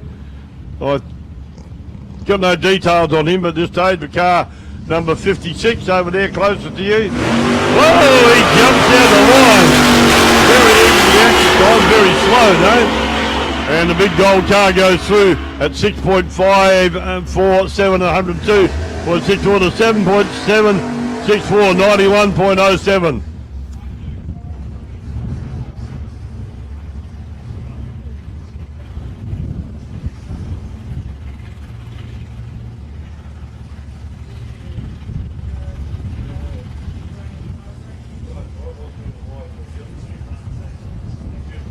Thanks for that. You're a darling fella. Peter Moore over there getting a slow get away from Peter. And Jimmy McEwen in the HQ. McEwen goes through and two better time he's ever run here. 7.065 at 98.49 miles an hour to a 9.193, 76.20 to Peter Moore. Garfield. Hello, Garfield. Rodney Kerr, nice all-round guy, lovely bloke, in little LH Tirana here. Garfield's his name, the car, not Rod. And Ollie Weldon from Wandillo in South Australia in the LH, 2LH runs here.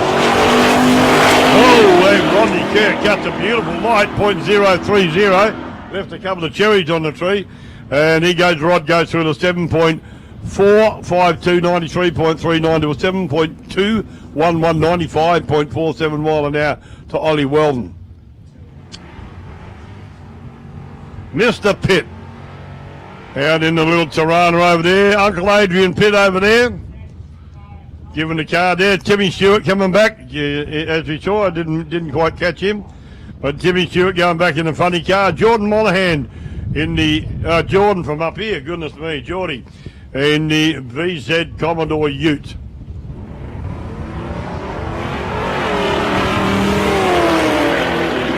And Adrian gets away pretty well, but Jordan cut a big better light. Adrian beats his previous ET 8.456, 79.83, and Jordan runs through at a staggering, hang on, where's it gone? 8.934 at 81.8 miles an hour. Joe Caldwell in the HJ Ute in airflow lane 1. And Jake Phillip in the XF Falcon. Having a bit of fun. And Caldwell goes to a 7.186, 102.34 to an 11.308, 65.52 to Jake in the big red Ford. Shannon Brooks over there in the Holden Ute. And Gregory Holland, Dutchy Holland, here in Portland, one of our club members here in Portland, and all round heads up racer is Dutchy. His favourite colour is flat black or matte black. And he's loving getting back into racing. He hadn't been able to do much of it in the last few years, but my goodness me, he's enjoying it now. Dutchy, they call him, Gregory Holland, in the 350 Chev powered 1-tonner. Got the windows blacked out so you can't see. He'll do all kinds of rude things inside there, and you won't see him doing it. Give you a suspect wave and all that, but no, good bloke, Dutchy. He'll be giving it a run here, I can tell you that.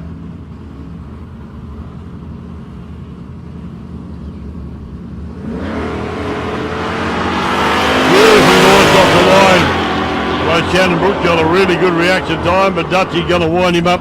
Runs 7.143 at 95.35. Beats his previous best in speed, Dutchy. And Shannon run through at a 10.976 at 69.70 miles an hour. Brent Murray in this beautiful Dodge. And boy, did he have any trouble getting some traction last night, but he put down a run early in the day that went very, very well.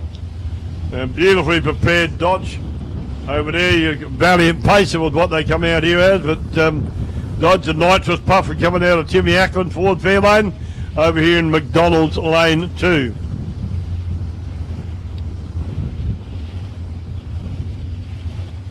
Couple of big cars out there. Also like these when they're that big too. Wheels up for Timmy Ackland. It's going to be a close run, but I think that, wow, there you go. Timmy Ackland beats his previous best in ET at 6.831 at 102.40.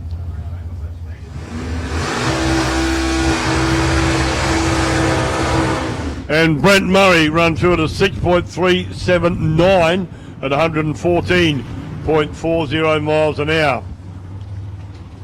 Jamie Ackland now in his beautiful little Cortina wagon. They call it the Ford Fridge. Not a nice car. My mum and dad had one of these. Didn't go as fast as this one, I can tell you that. Whoa, wheels up and away. Jamie Ackland drops the clock to the 6.645 at 102.11 miles an hour.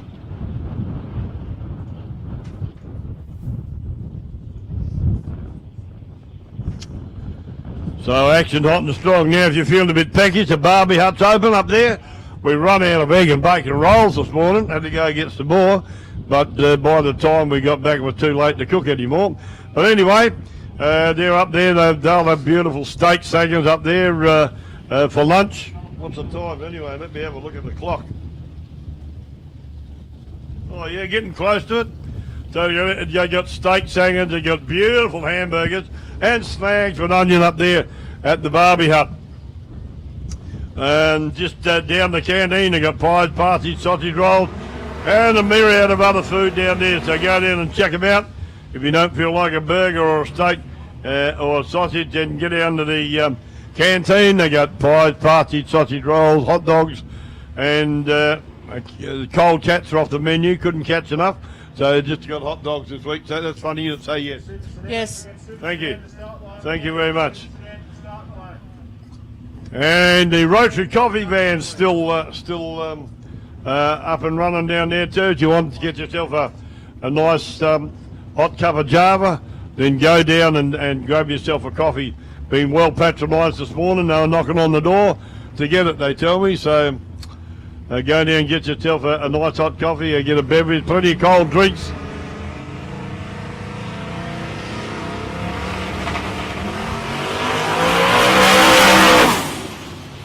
That's Thomas. God, that's me.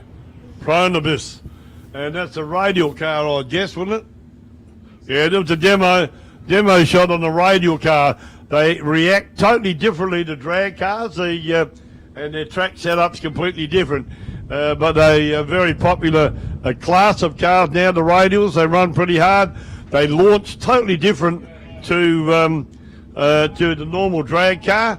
And they're very, very fast. Some of the Radial cars are registered street cars, and my goodness me, do they ever go and go hard. We've had a couple of demos of them out here, and they're most certainly entertaining to watch. Back in the bike action now, modified bike qualifying round 2 here at South Coast Raceway.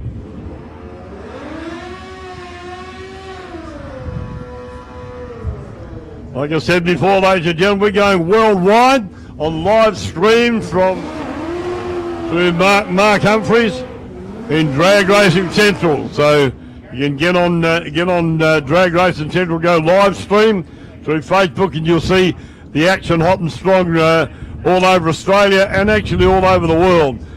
We've got a good following here in Portland, South Coast Raceway, and a lot of people watch worldwide. We get a lot of... Oh, died on the line, not good. Grabs another gear and puts the front wheel up, goes to it, stops the clock at 7.708, 106.89 mile an hour. It does bike number B1. Haven't got any details for names for the bikes up here at this stage, but they'll come later in the day. So that was a run that didn't work. The Harley Destroyer's coming up now. And get this guy back out the way.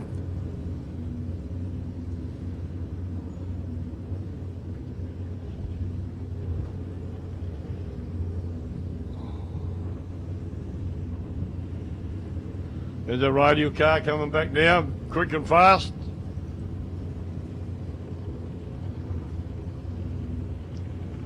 Like I said, the track set-up for the Radial cars is completely different. I don't know exactly what it is, but it's totally different to what we do here. They got the track prep.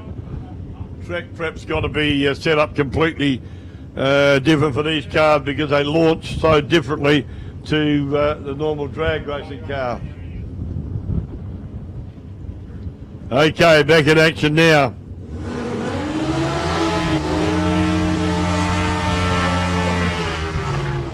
Dan Dicer over there on the Harley Destroyer.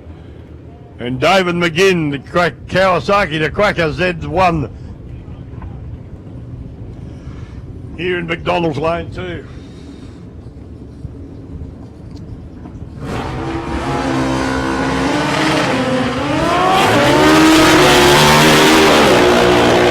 McGinn gets away beautifully, cuts a 009 light, goes through at a 5.878 at 113.53 mile an hour to Dan Dicer, 7.188, 75.45.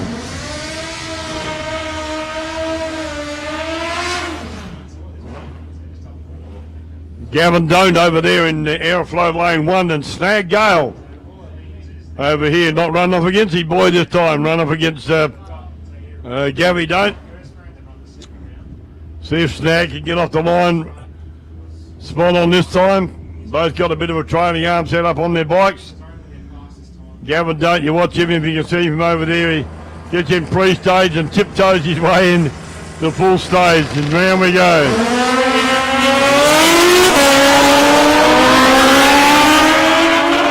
Comes over pretty close to the centre line, but goes through at a 5.38 to 130.58 to Snag 7333 at 103.90 miles an hour.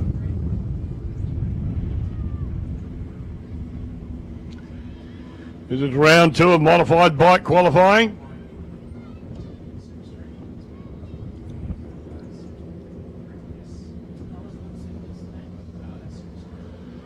Chris Hoskin over there in Airflow Lane 1, that's the big Suzuki.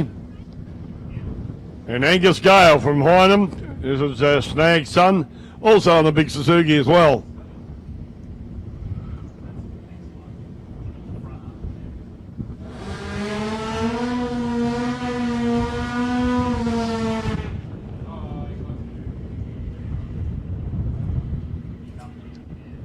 Angus not doing a big burnout.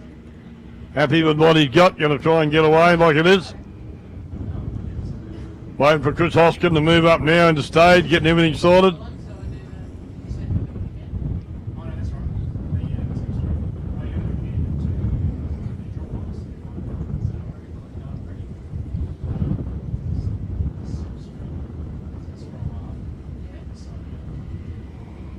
Both bikes in pre-stage.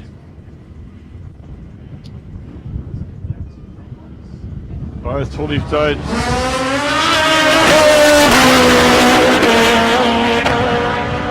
Wow, what a run from Chris Hoskin. Runs runs two new PBs, 5.114 for his lap time, and 131.49 to Angus Gale, 7.313 at 91.54. So you'd be happy with that. You'll be happy with that, I reckon. Fair dinkum.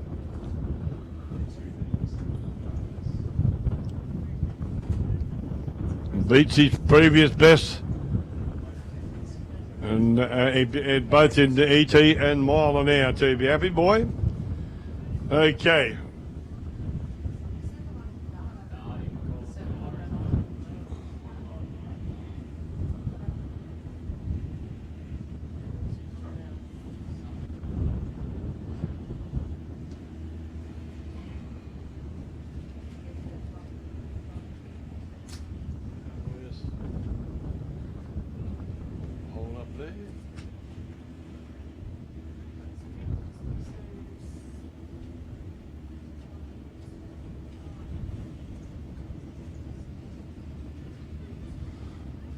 Okay. Won't go again. Having a bit of trouble with the bike, but he'll sort it out. Somewhere down, hopefully. Hello. G'day. Did you get that?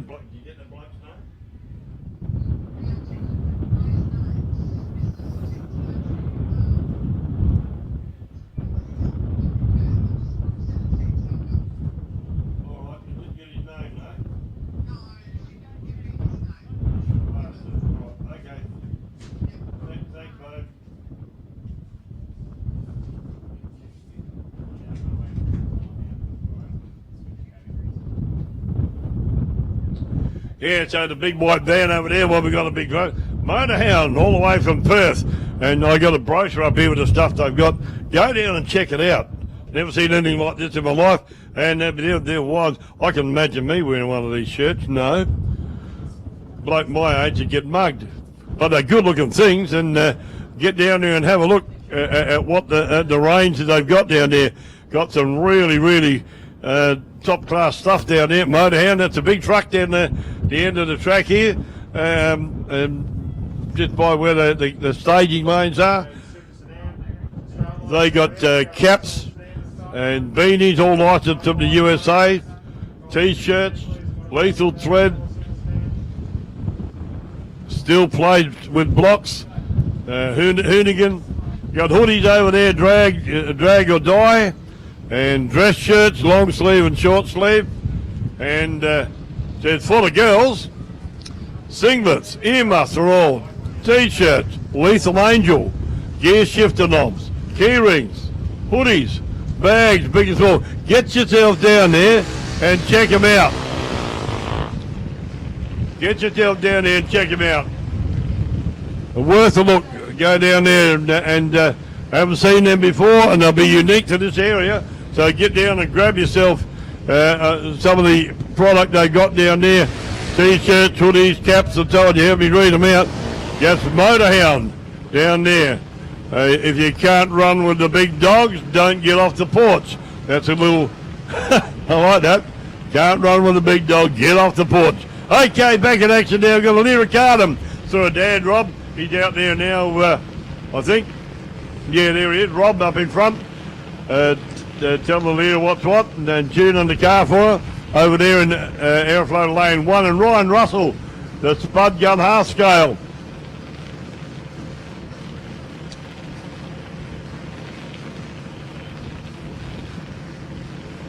And Spud's in an A junior dragster, and Alira is in a B JD, so that's the top class Spud's in, the next class down, Alira's in.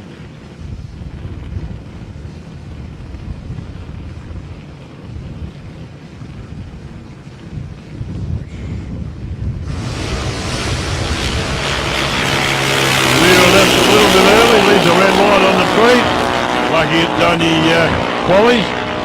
And Spud goes through at an 8.021 at 81.47 mile an hour to Alira's 9.026 at 69.27 miles an hour.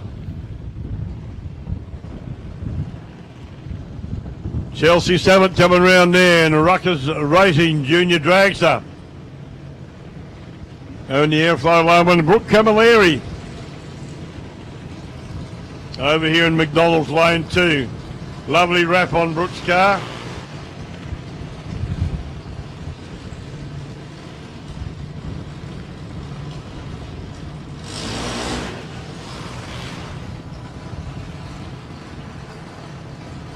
Both cars going through their pre-start routine. Mum and Dad are usually the ones that are their crews out here. Brooke Camilleri, A Junior Dragster, and Chelsea Summit. Over closest to you in the purple car, in a B Junior Dragster. So same scenario as before. Both great kids, these two, Chelsea Summit and Brooke Camilleri. Worth going having to talk to. They'll give you all the guff that you need if you're interested. Oh, Chelsea stayed very deep.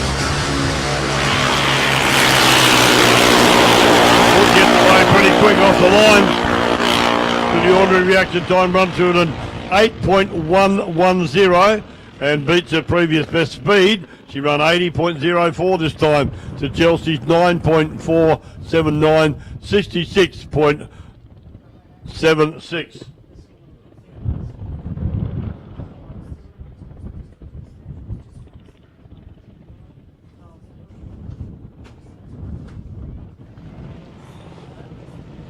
Got a solo now coming up. And this will be Holly Camilleri. Another A Junior Dragster.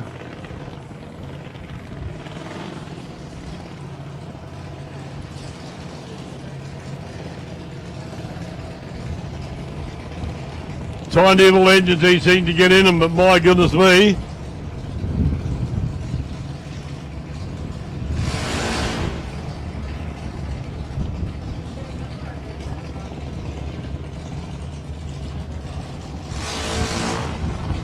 They're keen and serious, these kids, fair dinkum. And they put all they can into it too. Mum and Dad on the start line for Holly.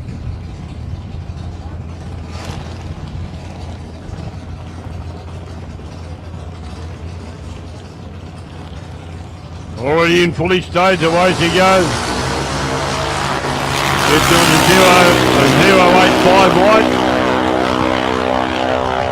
Goes to a top clock at 8.240, 79.12 miles an hour.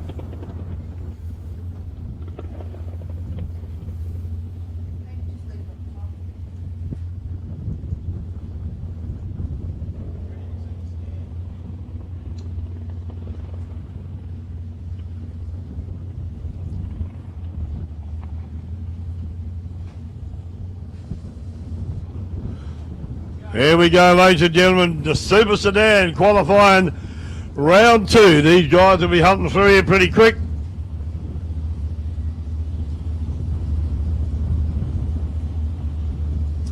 We got someone that can't make it here.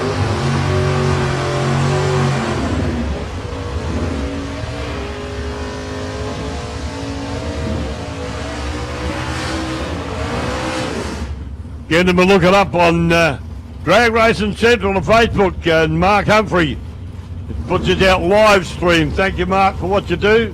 Puts it out right across the world, all around Australia. So if you've got anybody that you think would like to see this, give them a quick phone call or flick them a text and tell them to get on Drag Racing Central. And they'll see exactly what we're seeing here. Okay, Donny Tarney over there but did the big burnout in the Chevy Camaro, and Michael Hanrahan from Haddon in the HQ.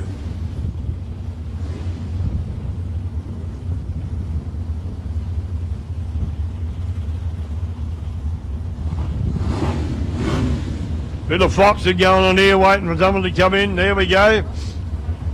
Creeping in, there we go. The queue's ready to go. Michael Hanrahan. Donny Taddy playing the game, waiting to creep it up in a bit. What's the stage? Fairly fine. The final of those stages, a better leeway they got. Oh, baby! Wheels up a good metre off the ground from Donny Taddy. What a great drive. And even with wheels up, he pulls out a 6.093, beats his previous best. Both in time, and I lost me bloody thing. And speed. Runs 111.27 mile an hour. Michael Hanrahan, 6.822 at 102.17. What a go that was. Wheels up and still won the race. This bloke can pull the wheels up too. Des Jeffrey from Portland here in his beautiful ute. Over here, got this thing working. He's having a lot of fun too, he says. He usually pops the wheels up off the ground. The car's got a reputation for that. And Johnny gave me that. One and then another one. Des Jeffrey leaves, even Stevens with the reaction time, 0.028 to both Stephen Griffin and 0.28 to Des Jeffrey. Jeffrey goes through at a 5.82 to 116.2 to a 6.290, 109.05 to Griffin. Okay, it's a general contest out here. Chris Faruga in the LX Tirana hatchback and Matthew Hogan in the Little Holden Gemini. We got another one here. Hogan usually pulls the wheels up on a regular basis too. Maybe won't be as high as the first one. And Des wasn't far behind him. Great run from both. How entertaining is that when they pop their wheels up and still keep the boot in and run. There he is. Look at him coming back down there. Put your hands together for that bloke. What a class run that was. Fantastic. Can't say you're not getting entertained out here at South Coast Raceway today. Ladies and gentlemen, and boys and girls. Okay, Matthew Hogan in a little Gemini. Over closest to us is Chris Faruga.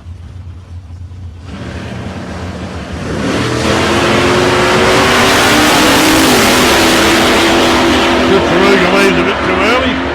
He goes through to 5.952 at 118.61 mile an hour to a 6.322, 109.01 miles an hour to Matthew Hogan.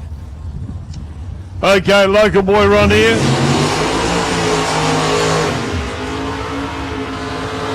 As in Phil Buckridge. Real strong, beautiful car this one of Phil's. And a few inches with there, young Spud coming back. Well done, mate. Good run. Can't hear us over there because of the noise, but that's fine. We can accept that. We'll burn him up later. No, not really. Mark Busher over there in the one-tonner. And Phil Busbridge over here in the V8 Commodore. Beautifully set up car. Looks good, runs hard. Had a bit of problem in a little while back, but got it all together now. And pretty laid back guy, Phil. Loves pepper.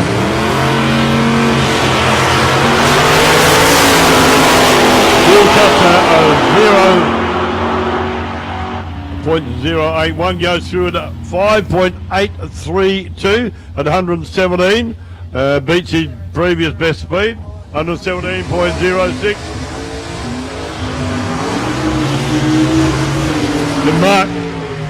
To Mark Bush's 6.162 at 108.79 miles an hour there. Colin Griffin now over there in Airflow Lane 1 in the little Toyota Celica. Bloody burnout waiting for the other car to come back. Gary Vogelsang from Hazelwood North in a big Chevy Camaro, 1968 model Camaro. 540 cubic inches of motor under the bonnet of the Vogelsang's Camaro and 572 cubic inches of V8 motor under the bonnet of the little Celica, the Colin Griffin. Griff's a hard running car. The Taboo's a good car too. Oh, once again, wheels up on the blue car. That's a bit early, but what a run. And Griffin goes through at a 5.534, 125.07 miles an hour to a 6.041, 113.04.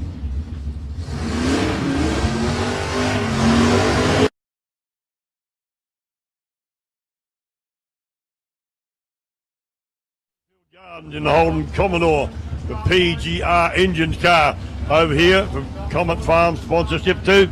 And Stephen Cook in the little Chrysler Lancer with 511 cubic inches of motor under the bonnet of that thing. And Mr. Lancer would have thought none of his cars would have ever gone like this thing does. Some big boots under the back of both these cars, particularly under the little Lancer of Stephen Crook. Both in fully staged. And another winner. There's the 20th one down here today. 0.023 reaction time to a 0.039. And Crook goes through at a 5.643, 122.59 mile an hour to a 6.566, 104.32 to Joe Carboni.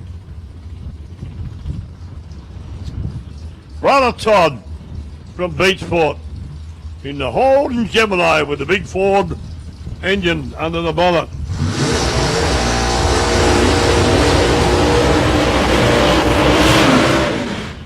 Nice burnout from both Michael Ruin from Delacombe too in the big Ford Cortina, or the little Ford Cortina. Great little car, runs fairly strong, and it's going to be good to see. It's pretty close in their times, these guys. Michael Ruin goes to 5.9 and Toddy's run 5.6, so as long as the reaction time's good, they'll get away even and see who wins down the end. Toddy, great bloke, had a bit of a yak in this morning, pretty laid back. Yeah, we're good, mate, should be right. So, good little car this thing, this little Gemini, 427 cubic inches of Cleveland engine under the bonnet. Very unusual. He usually put Chevs in Ford, but he's gone the other way, got his beautiful Ford inside this little Holden Gemini, sorry, get it right in a minute. Bit of foxing going on. No, they're both in.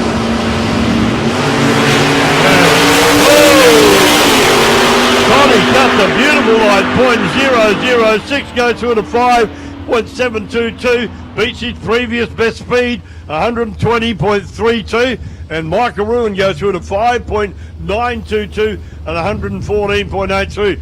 Beats both his previous best ET and speed. So he'll be having a PB for both of them there.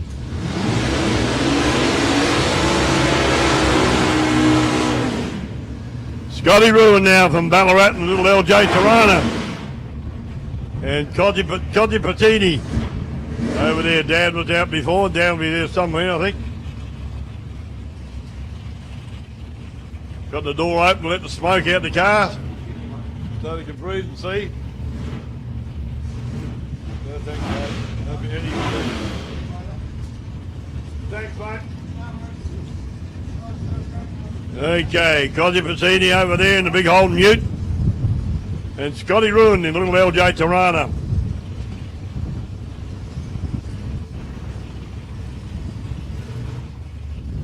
Wait for Cosy to come in. Yep, they're both in pre-stage.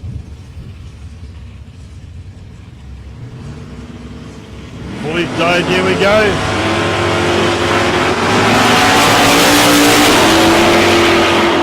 He left a little bit early, leaves a red line on the bottom of the tree, but runs a 6.172 at 112.33 to Scotty Ruin, 6.570 at 102.95. Rob Cardham back out on the start line now.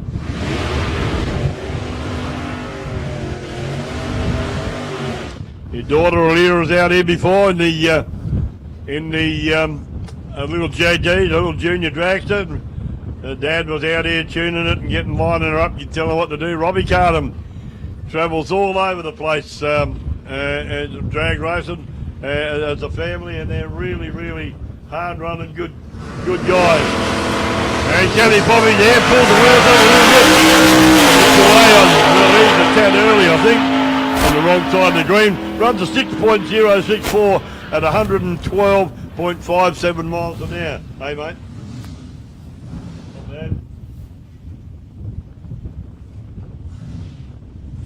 Yeah.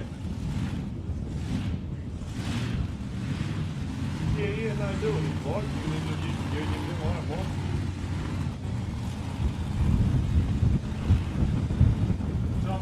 Oh, yeah, whatever, mate. If you like to do it, I don't mind.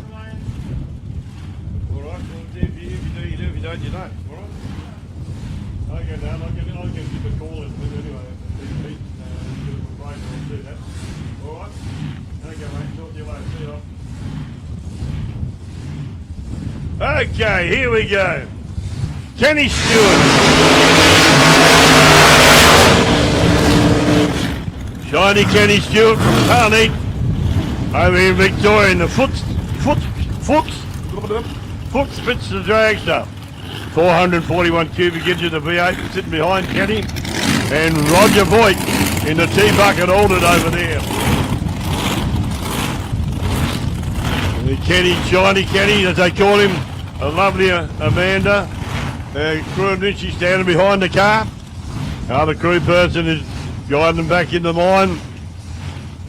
Amanda's got the phone out to film the launch.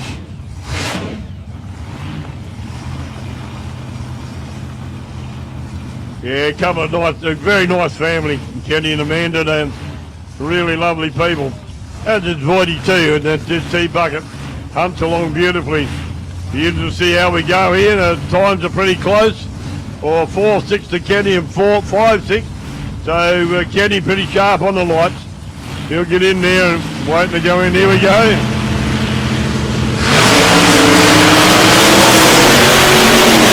bobs down a bit off the line and left a bit early too. And he goes with a 5.883, 116.27 miles an hour to Kenny Stewart's 4.786. And beats his previous best speed, goes 142.05 mile an hour. So it's coming down, and that's really good. Chris Farrell and the beautiful band of Malden. Over here in McDonald's Lane 2, closest to us. And Shane Wynn, the dial before you dig dragster. The Jerry Fritz dragster. 565 cubic inches.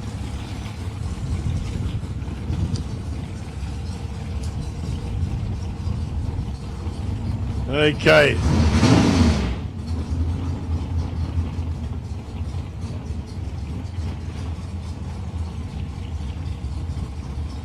Andrew Smith, our club president, bringing Chris Foyster Racing.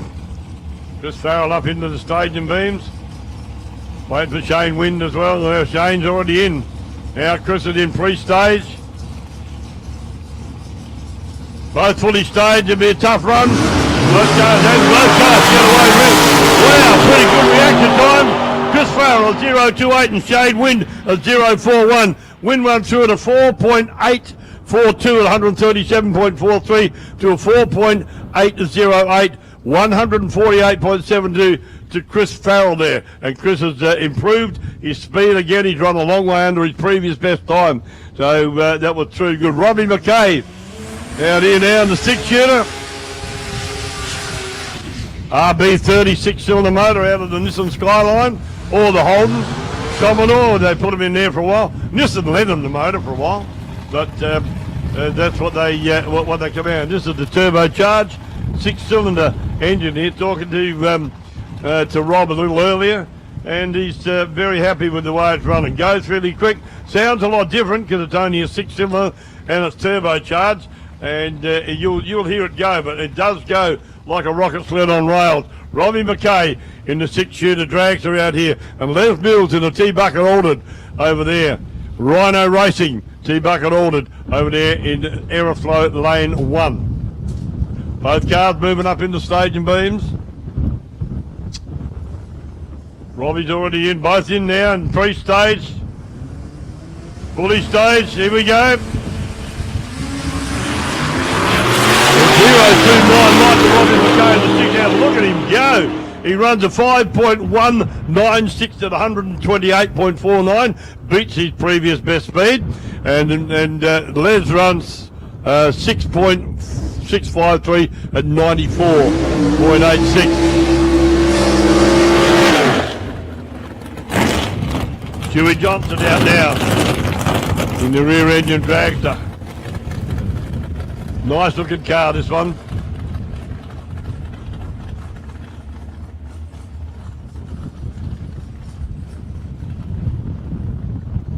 They all look good to me. They look good to you too, Scott. Say yes, thank you. Stewie Johnson run a previous best of 4.998 here at South Coast Raceway at 135.47. Solo run from him.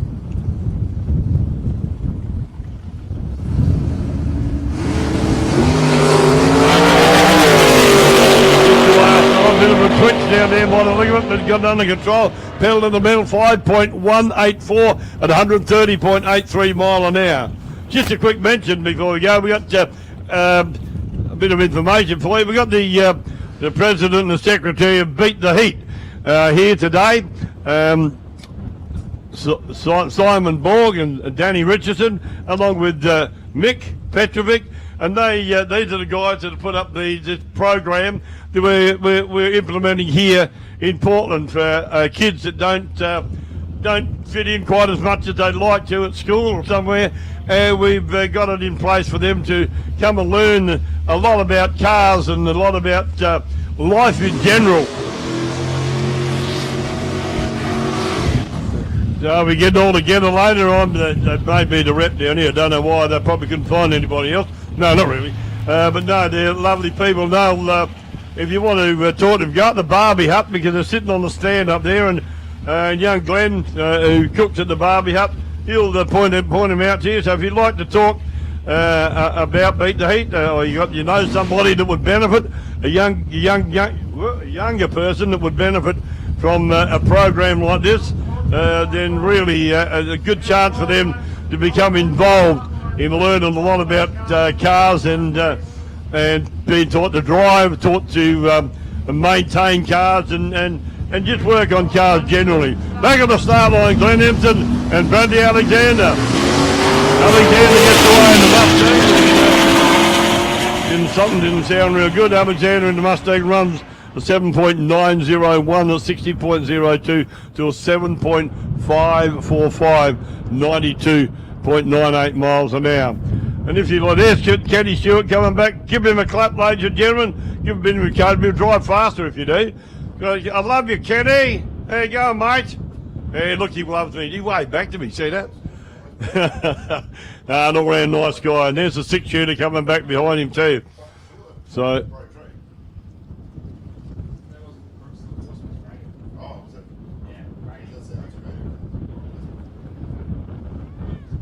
So there, and if you want to find a bit more about Beat the Heat, you don't want to talk to Daddy, go and ask him at the Barbie Hut, give your name down there, and we'll get in contact with you and leave your name and phone number, and I'll get in contact with you or somebody from Beat the Heat. we'll get in contact with you and give you the story, because it's about to kick off underway down here fairly shortly. We've got cars and that for the boys and girls to work on. We've got places for them to be worked on as well. So if you know of anybody that would benefit from that, and that's what it's all about, giving kids a hand up and not a hand out, to try and give them a bit of encouragement in life. So a great program, very good program that's run, and it's run by a lot of off-duty police officers, off-duty fireys, off-duty ambulance personnel, and other professional people that are involved and have there's that car. Let me interrupt yourself. Have a look at that Galaxy coming down there. Oh, I love that thing. Fair dinkum. And it's towing that beautiful car of Chris Farrell's as well. Yeah, I'm going to pinch that and take it for a drive one day. No, not really. I'd like to. But no, Beat the Heat's a great program, and please, if you know anybody, then up the Barbie Hut.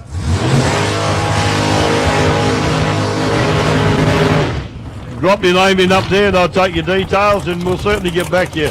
Ricky Smith now from downtown Tirrandarra, as our mate Dutchie dubbed him, in the big Holden HQ coupe, 613 cubic inches of firepower underneath the bonnet of this baby. Run a previous best of 5.228 at 136.86 miles an hour here at South Coast Raceway. Round 2 of Top Sportsman we're in right now, and Ricky Smith gets a solo pass here. Bringing him up in the line. Into the staging beams. Nice car.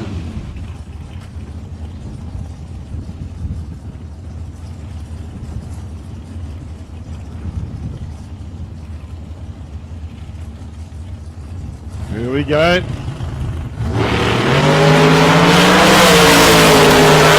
Up to 034, right, and runs through and stops the clock at a 5.271, not far off his previous best at 131.53 miles an hour. He's on the money. He's Ricky Smith. Julian Carafa coming round here now from Bunkers Hill in Victoria in the 41 Willies. Like I said before, I can't believe that thing's older than me. It looks better than me too, don't you worry. Doesn't it? Say yes. Yes. I love it. And over there in lane 2, Timmy Parker.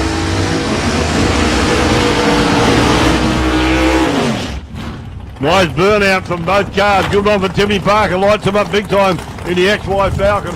598 cubic inches of engine under the bonnet of that beautiful car. Very nice digger. As is Julian Carafa's Willies. A bit of a Willies fan, I like them.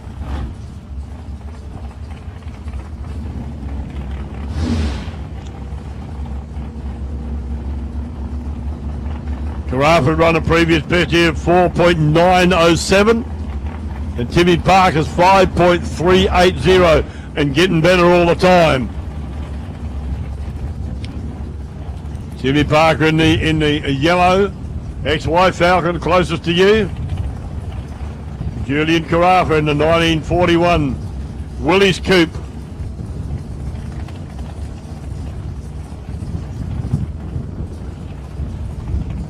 Carafa coming in the pre-stage, there he is.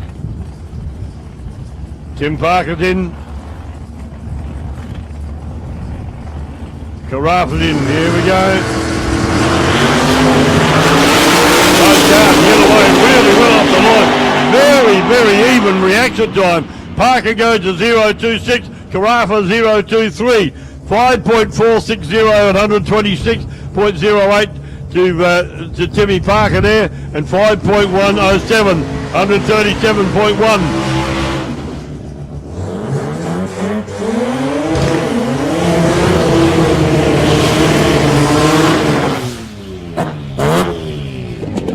Alrighty, out there in lane 1, we got car number 1, Jason Arbery. Number 1 on the car means he's the best for the year in Australia. Yeah, that's what they fight to wear the number 1 on the car for, and Jason's got it. From over the border there in Mount Gambier, this is his home racetrack here at South Coast Raceway. A beautiful Capri, 417 cubic inches of Chev power under the bonnet. Barb's car really prepared by Henley Chassis in Mount Gambier. Brett Henley standing behind him on the start line there. And we got Terry Waterman in the RX2 Mazda. A rotary, ear banging bugger of a thing.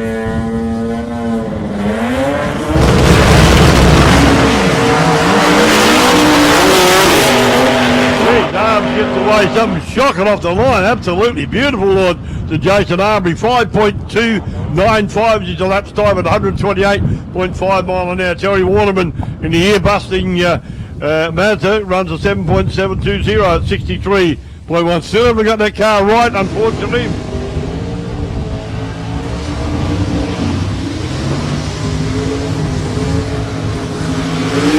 Here's a couple of local boys. This is going to be a good run and going to be a grudgy type thing, I can tell you that. Dean Cleary, the Don Ness GTO, 762 cubic inches of big block engine underneath the bottom of that. And Benny Phillips, no slouch, runs a 5.65 cubic inch motor under the bonnet of the little Chevy S10. Both fiberglass bodies and these. This will be a very interesting race, because Benny doesn't like getting beaten, and you're going to have his work cut out here if they both get away right. Chad Cleary, that's Dean's son, he's crewing in the beanie there, and bring him up onto the line.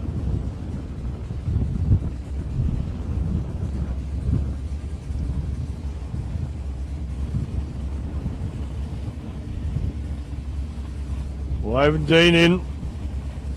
There we go. Dean's creeping in the pre-stage there. Jason Arbery coming back, number one. Australia number one on the window. Okay, here, action time on the start line. Whoa, Dean Cleary a long way out of shape there. He runs, but Benny Phillips got a 0.006 reaction time. And Dean was a little bit behind him. And Benny runs a 5.172, 131.61 to a 4.927, 112.12 miles an hour. Here we go again.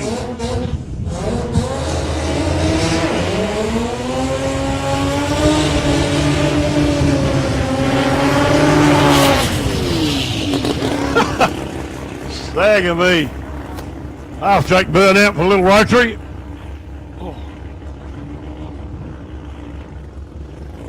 Graham Hargrave over there in the Pontiac Firebird. Waiting for the little Mazda to come back.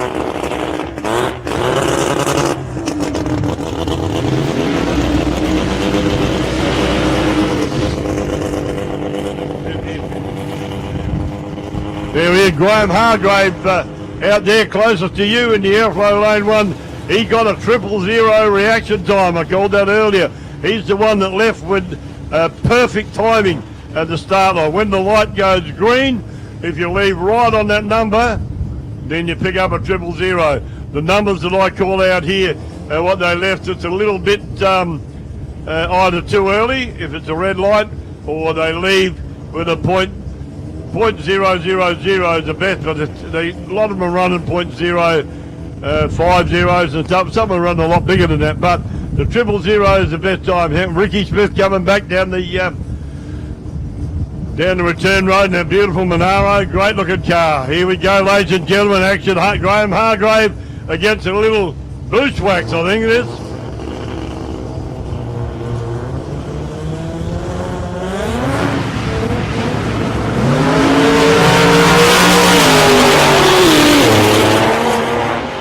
Still doesn't get off the line real well, but Hargrave leads a bit early this time. A red light, runs a 5.019 at 139.03 miles an hour to 7.305 to the little Mazda.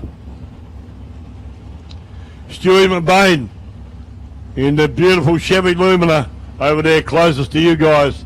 Julian Carafa coming back now in that beautiful Willys. Behind him, Timmy Parker. in that lovely XY.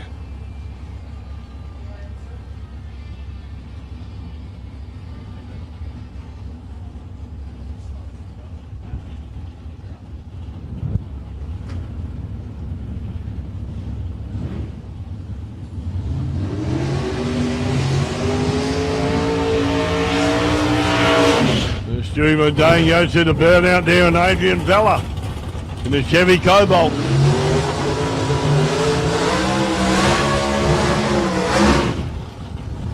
Sound nice and strong there, Chevy Cobalt. Adrian Vella behind the wheel.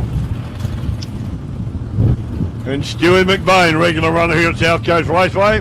We've got no, for Adrian Vella, we've got no previous speed or times.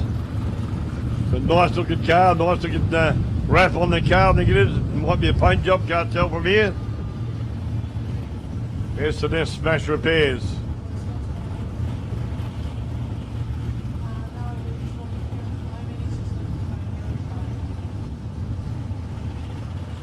Okay, Stuart McBain moving up.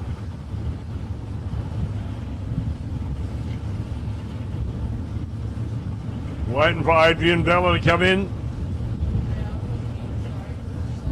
Now we're right.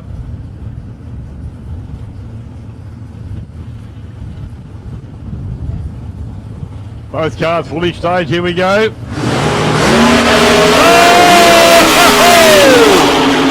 Pick them up and go, baby. Adrian Vella pulls the wheels off the ground. A good meter that time, wow. Wild ride, goes through to 7.121 at 63.74. And Stewie McBain, 4.985, 138.55 miles an hour. Sorry.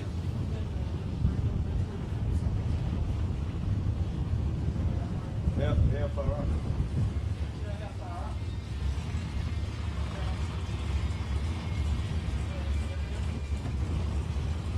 How far up, dude? Hey, Sean, don't come off that little green car half up the track.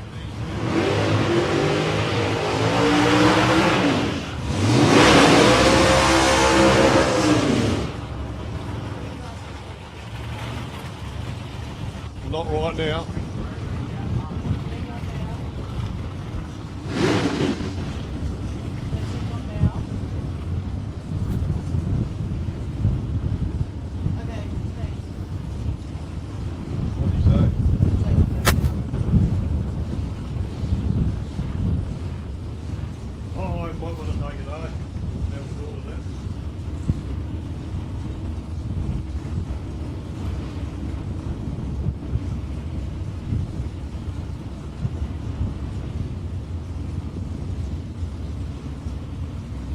Just waiting to check the track out here, ladies and gentlemen.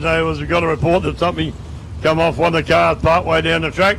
Well, we're back in action now. Looks like Rock Puccini over there in the airflow lane 1. And Glenn Henley in the little Datsun 1200 Ute over here in lane 2. Like I said before, great guy Glenn Henley, comes from good stock with the Henley family. The wind's blowing, blew the bloke's hat off. Here we go. Glenn Henley, you champion. Puccini left a little early. Glenn goes through with an 0.34 reaction time, 5.295 at 130.87 to Puccini's 5.416, 130.82.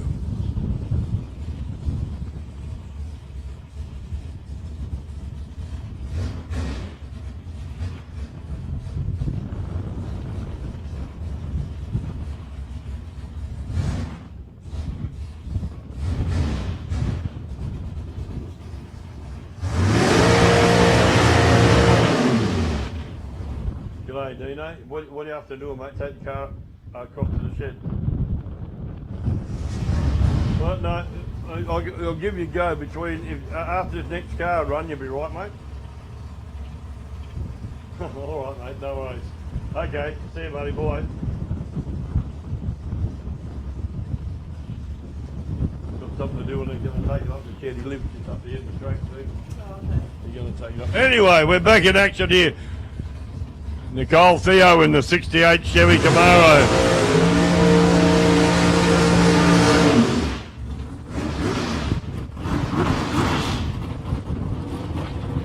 Nice looking car. Nicole Theo, 68 Chev. Camaro, no other details on it yet, but a very well presented car. Looks apart and goes fairly strong too.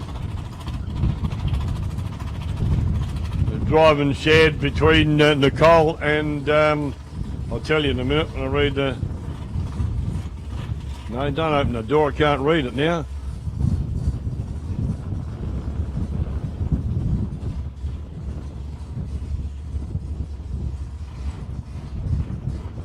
Danny, I think it is, isn't it? Danny? No, Chris. Yeah, Chris Theo and Nicole Theo shared the drive. But Nicole, on my screen, it tells me Nicole driving it today. Be a nice car to shoot, that one. What do you think, Simon Borg and Danny Richardson and Mick Petrovic? What do you think? Yeah. Get away, 0.68 reaction time. Goes through, stops the clock at a 5.457. The watching hangs out the back to slow the car down. Runs 120.40 miles an hour. Looks like we're back into Wild Bunch. Wild Bunch action coming up fairly shortly. They're all in the lanes.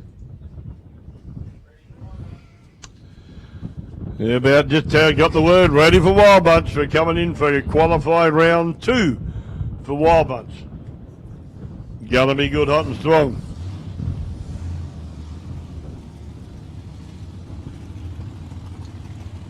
Over here in lane 1 rather, we got going there, got Brendan Carr in the little Tirana, the LH Tirana, and Greg Angus in the HQ Monaro. 2 Wild Bunch cars. They're going to be running side by side, loud and strong this time, don't you?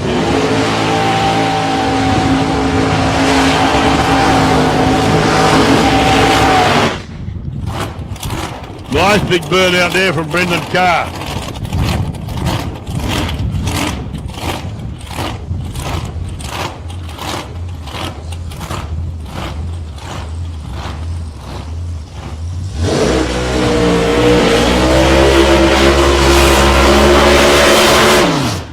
A nice strong bird there from Greg Angus too. Heat those tyres up and get them ready to race, folks. That's what it's about.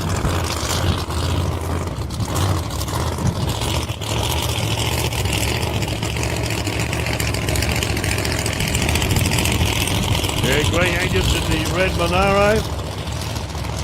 Won the last Wild Bunch meeting up in Darwin.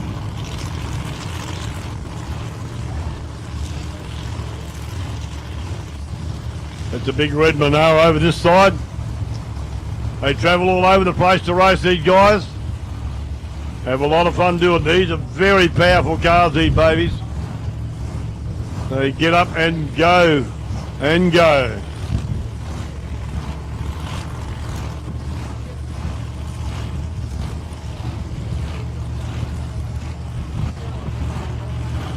Going to get loud now. Here we go.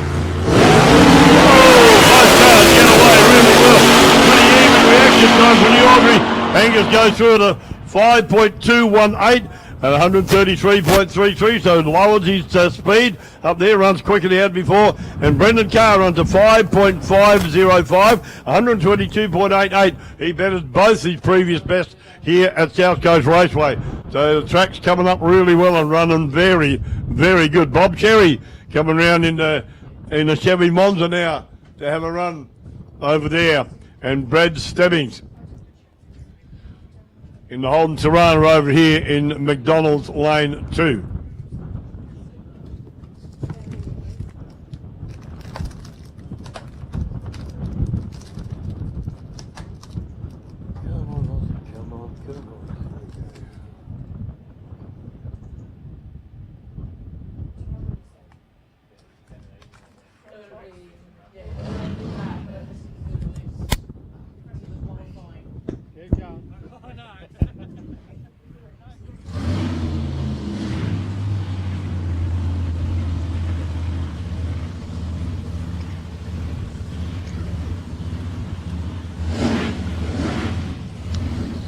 Bit of horsepower action on the start line now.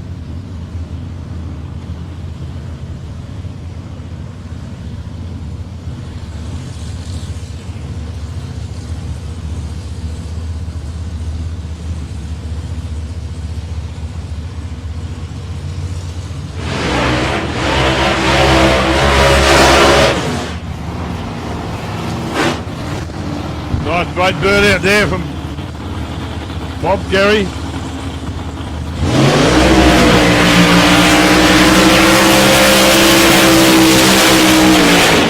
And a nice half-track burnout there from Benny Stebbing in the 350 Chev-powered Holden Serrana.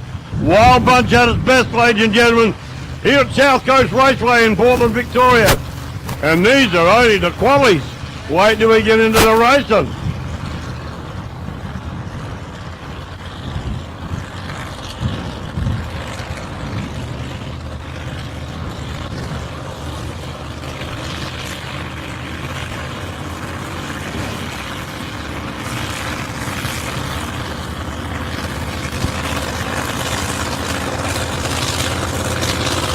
Waiting for Stebbies to get back here with a long way down half-track burnout.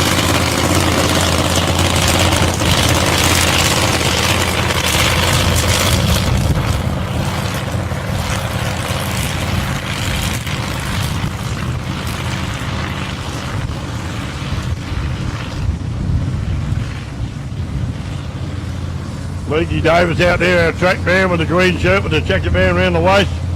Busy, busy boy. Okay, Bob Cherry's getting ready to race now. Waiting for Benny Stebbins to come in. Bob's had enough, he's in now. Only got a little while to get in, boy, so you better go.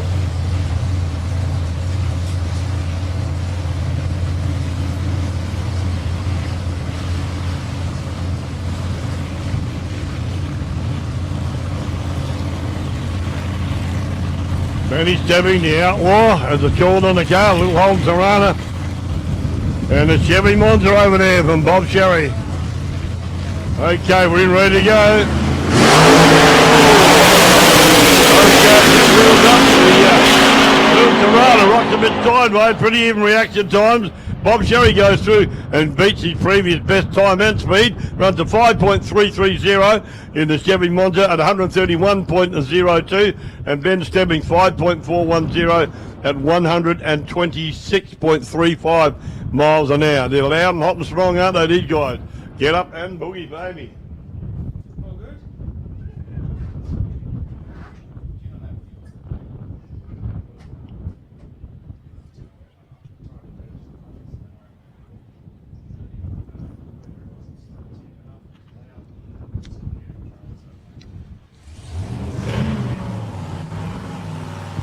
Back in action now, Mike Trahar.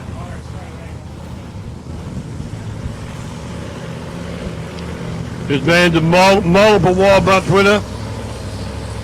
Over in lane 1, closest to you.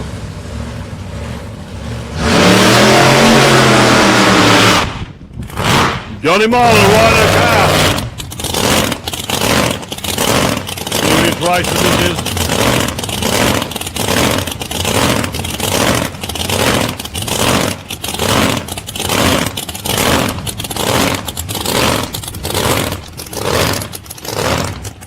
Took hard and the dyno.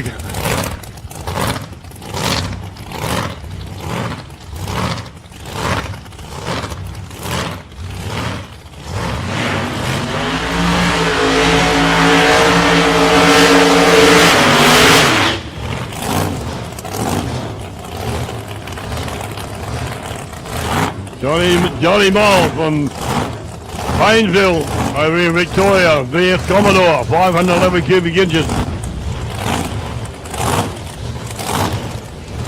Wild bunch engine underneath that car, underneath that bonnet. And Mike Trahar in the beautiful 53 Studebaker Dyno Innovations. 555 cubic inches.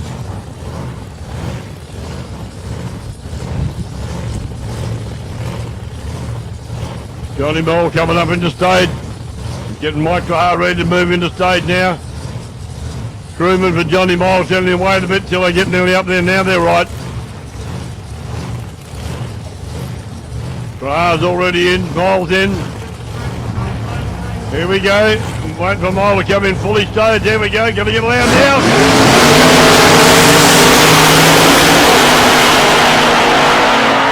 Got him, old car. John launched him too early, but he run through at a 5.438, 142.94 mile an hour. Mike Trahar consistently 4.907, 140.91 miles an hour.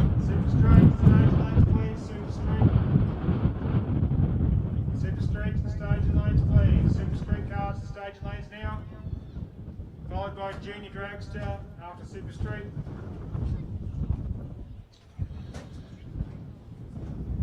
You got to go down while we're waiting. Got to go down and check out the Motorhound site. That big white truck down there with the side open up on it. They got lots of goodies down there. Love their little Motorhounds, the name of it. That if you can't run with the big dogs, don't get off the porch. They got Hoonigan, Kill the Fires, Death Trap, Speed Shop, Hoonigan again. Stupid something. No, I'm not going to read that one out. Rubber on the other. No, I shouldn't have read that one out either. A lot of they go and read them yourself. I'm going to get in trouble reading all of these. A lot of different things over there. A lot of stuff for boys and girls, or for men and ladies. So go and see Motorhound over there, just down the edge of the staging lanes. They got lots of different configurations of singlets and t-shirts and hoodies and hats, earmuffs. If you need them for these cars running, and bags, big and small, like I said, gear shifter knobs, key rings, beanies and caps, and a lot of t-shirts. Go down and have a look at what they got on display down there. Very big display back. Now, Jason Coyne.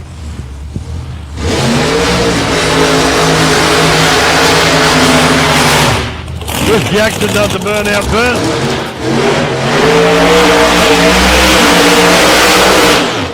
Jason Coyne over there, the black shiny beautiful 1934 Ford Chip. I tell you what, that's got to be my all-time favourite car. I've got a lot of them, but this is my all-time absolute favourite. A beautiful gem, driving him back into the mark. Get over, she says. You bell him. 1934 Ford Jeep with a big cheap black Oldsmobile underneath the bonnet. Sponsored by Sid Crime, that's just a wild bunch, sponsored by Sid Crime spanners. You can't hand them down to Grandest Spanner. If you buy any other Sid Crime, then you're mad. That's who's a major sponsor of the Wild Bunch meeting here at South Coast Raceway in Portland. Is this here, and these guys are all up to speed. You go there and have a look at their pits. They're all using the right kind of spanners. Don't you worry about that. But thanks to Sid Crime, a great sponsor. So the Wild Bunch, a great sponsor of motorsport in general, but particularly for our meeting here at South Coast Raceway in Portland. Jason Kiley over there in that beautiful black shiny beautiful 1934 Ford Jeep, and Chris Jackson in the Mustang over here closer to us in the McDonald Lane 1. Having a beautiful black cars out here. Here we go. What a beautiful one. Pops the watch it out. Kylie gets in the 083 reaction time. Goes through at a 4.663, 148.87 mile an hour. Chris Jackson topped the clocks at a 5.068 and 137.35. There's the hand. Have a look. Good on you, man. You got it out. See the hand out the top. Bob Cherry, a showman to beat. Look at that. Look at him. Yeah, hey, punch the timing guy. No, better not. Bob Cherry, you better watch closer next time. Bit of a lad, and might have a lot of fun. Bob Cherry there going back in his little Chevy. I love it. Great stuff. I didn't see that quick enough. Great run there for Jason Kiley. Good straight, and like we normally see from Jason. He'll be happier chappy this time. But no, it was a great run. A really straight, great run.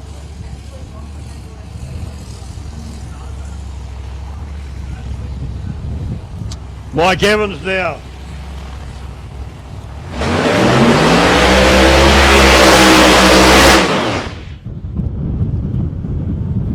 In the big Plymouth Cuda. Sounds like it died. Lost power by the sound of things. Rolling slowly down the track.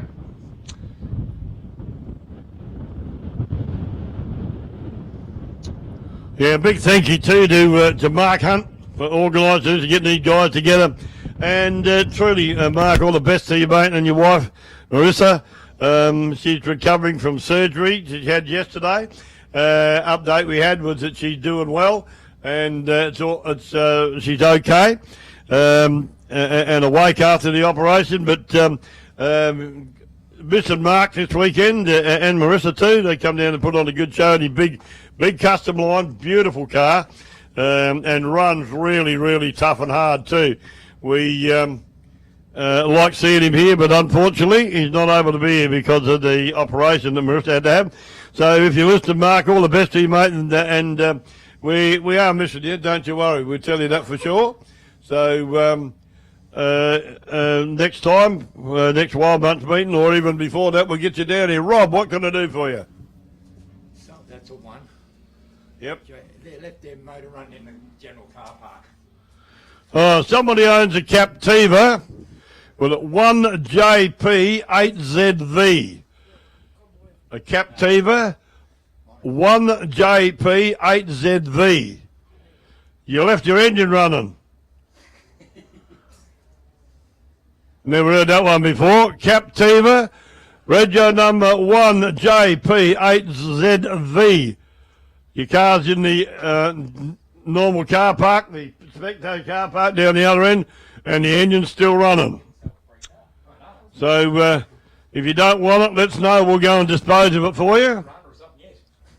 But there we go. One more time, the Captiva 1JP8ZV.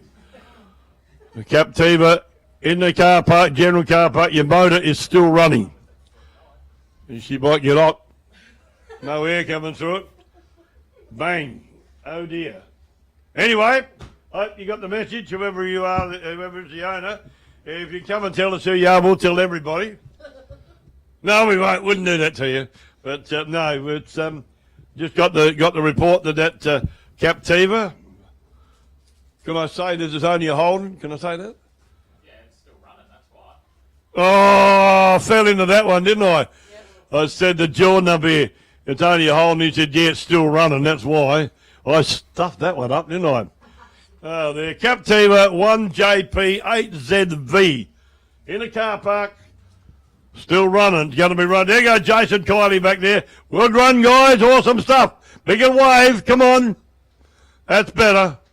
Bit of reaction waving here. Come on. Jeez. Jen, thank you, darling. I saw that. Good on you, guys. Well done. Tell Jason I believe in him again now. Job's right. Yeah, so there we go. If you have time for some vittles, guys, you know what vittles are? That stuff you put in your mouth and chew. So get over there and get yourself a feed. Down at Rose's Cantina, no, Bill's Cantina, over there. They'll serve you, I think they got hot dogs, they got pies, parties, sausage rolls, and I think they got hot chips and a few other chickeny things down there too. Down at the club rooms, you're down the canteen, down the bottom of the hill. If you're up the top of the hill, you don't feel like walking down there, just walk to the end where the finish, to walk towards the finish line, and the barbecue hut's up there. They're absolutely rock solid famous for the egg and bacon sangers, but you've got to be here at 7 o'clock in the morning to get them. But the second famous item on the thing is steak sangers, as well as hamburgers, and as well as sausages, all with onion and a lot of condiments up there to choose from. That's sauce and mustard and hot sauce and pepper and salt. If there's any pepper, Phil Budridge been up there, the pepper pot mightn't have enough in it. He loves his pepper, does young Phil. But up there, and the dial-in bar's open as well. You want to merchandise from South Coast Raceway merchandise. It's for sale up there, as well as your any drinks you might want to have out of alcoholic kind. That's the little hut next to and welcome to the social clubs that are here today. Coming out here, all you guys up here, enjoying yourselves up there in the hill. I got a couple of blokes, I saw them move. Oh, 3, 4. Can you wake the rest up so we can get a good wave next time? I hope you're enjoying yourself, guys and girls. It's a good day, and it's sort of bit of a breeze out there, but really hope you're having a good time in here. Scotty Cleary now over here in the blue car, and Jerry. Over in the purple car, the little van Commodore. Lisa goes through and stops the clock at a 7.136, 95.28. Scotty Cleary cuts a good light, 0.075, 7.086 at, come on, what have you done with that?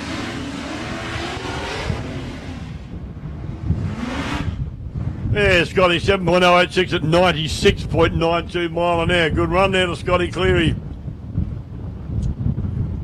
in the VL Commodore. And back on the start line there, Ron Johnson over there, a little tough running car.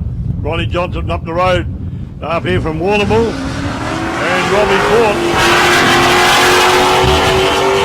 Robbie Ford gets away really well. Robbie Johnson left on the line. Ford goes through at a 7.028, 99.32 to a 7.781, 90.73 to Ronnie Johnson.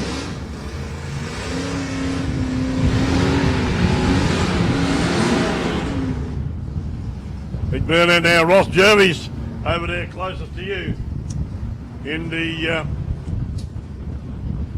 HQ 350 and the HJ Ute over here of Joe Caldwell in McDonald's lane 2. Ross Jervis is going to come off the line. He's going to be able to hold him off. It's going to be close, but oh dear. Jervis runs a 7.330 at 94.50, and Joe Caldwell in the HJ runs, he cut me off again, I have to belt him in a minute, runs two PBs, this time 6.883 at 104.26, so good drive there to Joey Caldwell in the HJ. On the start line now, James Tibble and Peter Moore. Little Gemini against a little Corolla. Whoa!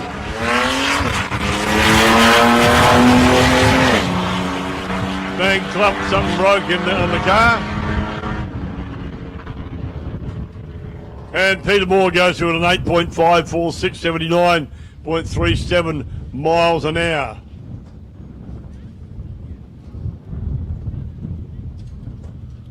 Something went bang and broke on that one, can tell you that for nothing. The car jumped twice and that was it.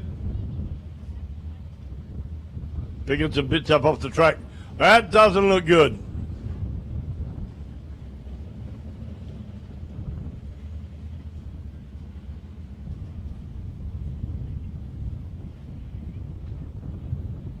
Might have been a tail shaft, don't know. It's a bit, you pick a lot of little bits up. Find out what's going down.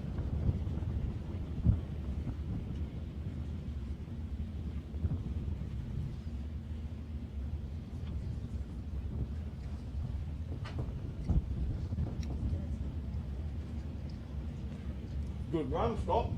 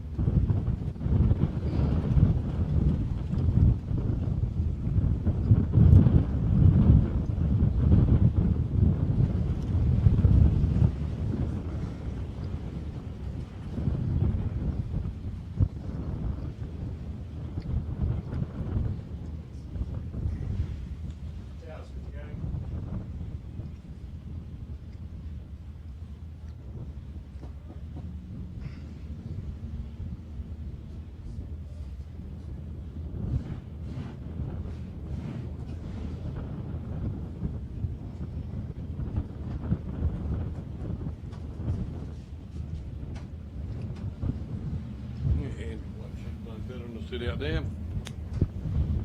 There you go, Jeremy Todd over there in the Holden Commodore. Toddy's son. So he tells me today. And Shannon Brooks in the HQ Ute in McDonald's Lane 2.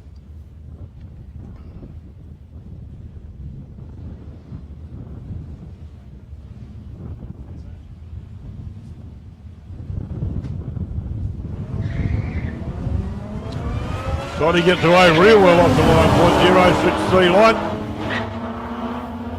Gear change, skid the wheels again. Todd goes through at Jeremy goes through it at 8.787 at 79.3. 2 PBs for him. And Shannon Brooks went through to 9.785, a PB and ET for him as well. Adrian Pitts on the start line now. Had fun last night racing against his wife. He beat her a couple of times, so I haven't had a close look at him. Don't know when he's got a black iron up. He gets a bit of wheel spin by the sound of it. Adrian Pitts cut a good 9.094 run through at an 8.475 at 79.34 to an 8.454.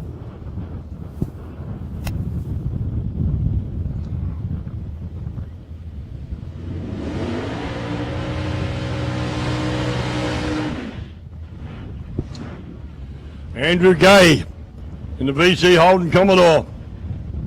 And Jakey Phillips in the XF Falcon.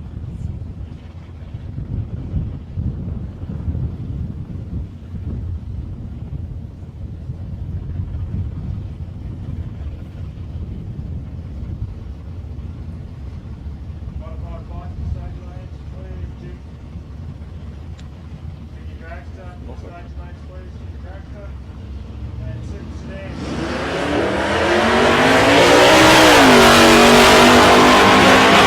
Right down the guy, but car's not the quickest, obviously. And Andrew Gay goes through to 7.664, 90.37 mile an hour. And Jake Phillips runs the best ET he's had, 10.854 at 66.31 miles an hour. Ollie Weldon over here in the lime green LH Tirana. And Rodney Kerr in Garfield over there in lane 1, closest to you, the yellow car. Rod Kerr, club member, a tough worker, he jumps off the line. Oh, he did it again. He left the tad early again on the wrong side of the green, but goes through to 7.394, 93.24 to Ollie Weldon, 7.120, 95.98. The big Brougham on the start line now. And the XY Ute. Gary Hutchins from Hamilton, the big HT Brougham. And Kelvin Bryan in the XY Ute. Waiting for the track to clear. A few bits and pieces off the track, making sure it's all okay.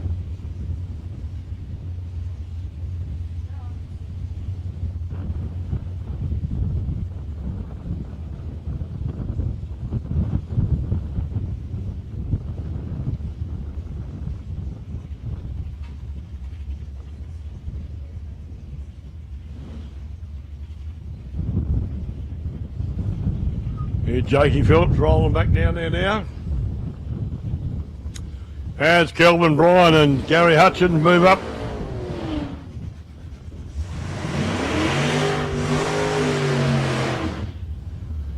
The big HT Brougham. Gary Hutchins from Hamilton. Kevin Bryan also from Hamilton in the XY Ute.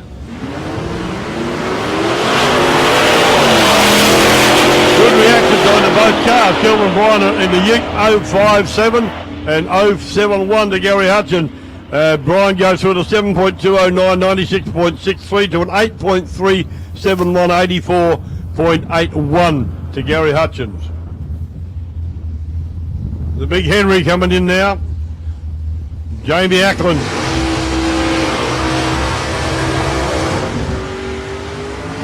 Yeah. Jamie Ackland in the little Ford Cortina, the fridge as they call it, and Timmy Ackland over there in the Ford Fairlane. Watch for the puff of nitrous out the front of the ferry. Here it goes, on cue. Gets it all sorted. Big car to fair, even got a tow bar on the back of it, can you believe that?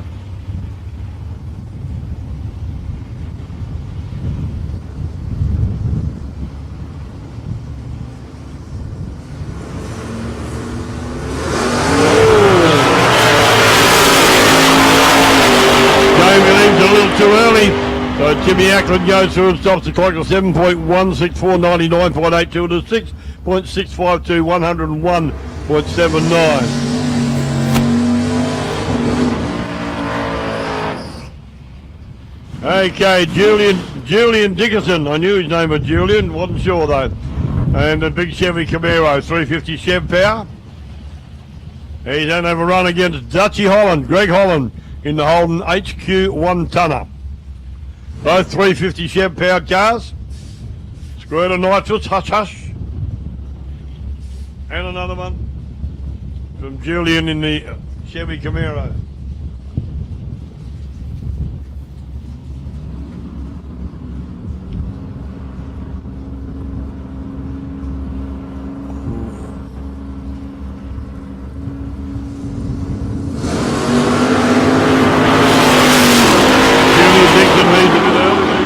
On the free, Dutchy chasing him down. I think, yeah, both over red light. Dutchy left early too, but a lot less, 0.005 on the wrong side of the green. Dutchy runs a, hang on, tell you in a minute.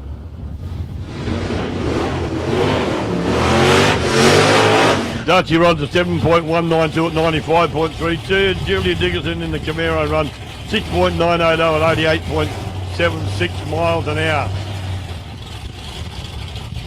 Fair to Melbourne running. Here we go now, ladies and gentlemen. Brent Murray in his beautiful Dodge over there. And Jordan Monaghan in the BZ Commodore Ute.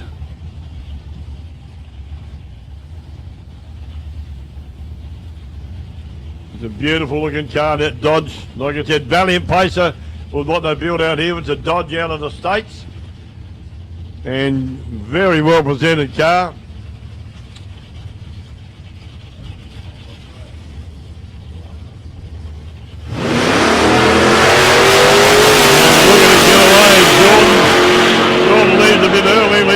On the 3, and Brent Murray goes through in the Dodge at 6.302, 113.74 to Jordan's 8.923 at 81.62 with a red light. And that's the last of the Super Street qualifiers. Now we're back into bikes. Oh, someone at lunch here.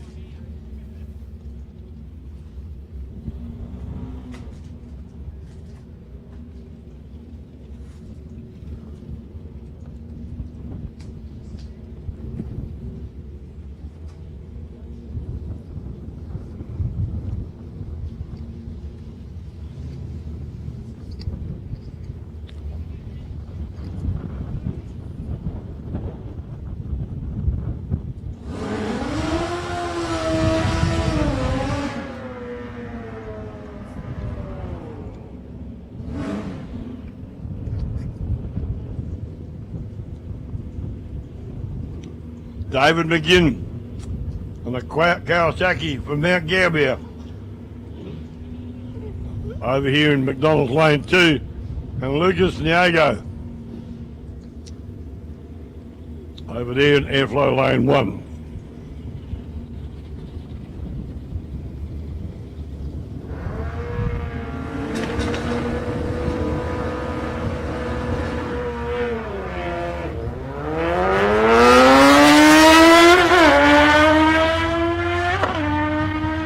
Lucas goes through at a 7.329, 110.29 miles an hour.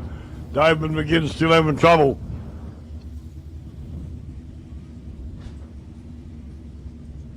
On the quacker there. Pushing back out the way.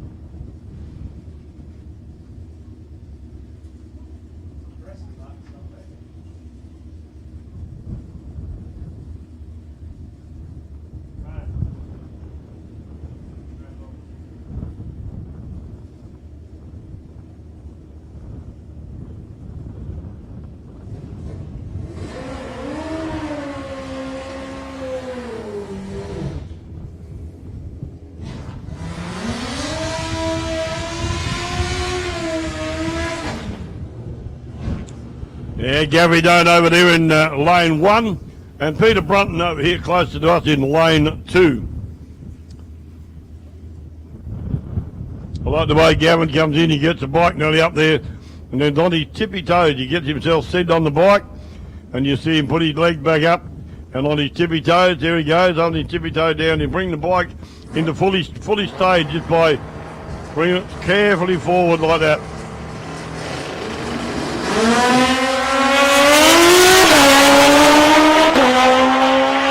.043 reaction time to Gavin Doan there, 5.383 at 131.92 miles an hour. And Peter Brunton unfortunately got off the line, but didn't go very far. A few of these bikes having a bit of trouble actually, not good. Not good for them, more for us.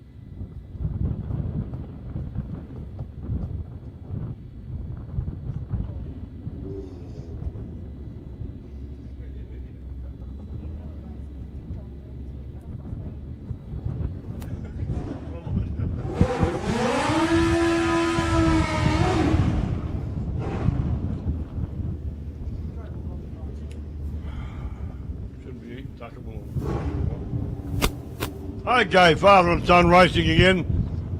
Over here, McDonald's lane 1, we got Snag. And his son Angus over there, closest to you in lane 1. And, gonna get him or not? These two faced off big time.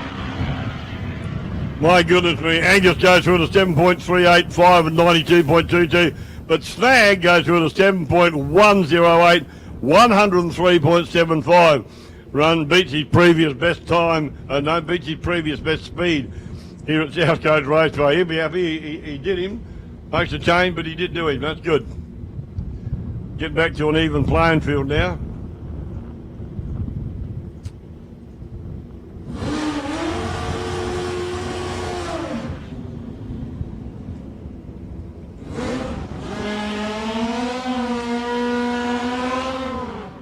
Chris Hoskin over there on the big black bike, and Dave McGinn on the Kawasaki over here. See if Dave can get away okay this time. Chris Hoskin.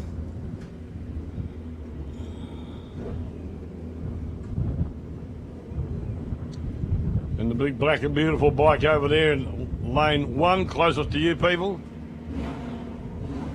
Robbie Casser at the back.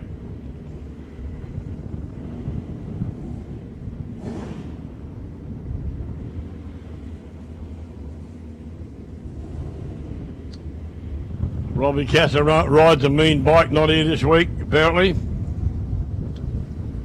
Here last meeting, got a really quick bike for Robbie Casser. Crewing for these blokes, teaching them what to do.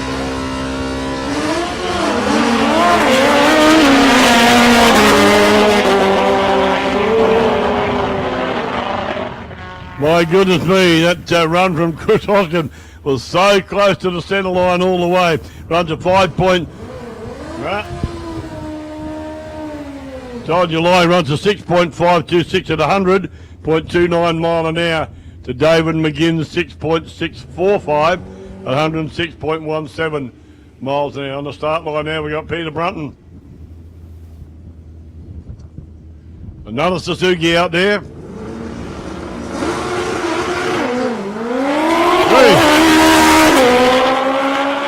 That would have been a rough ride, rough takeoff. Would have hurt it would have been uncomfortable.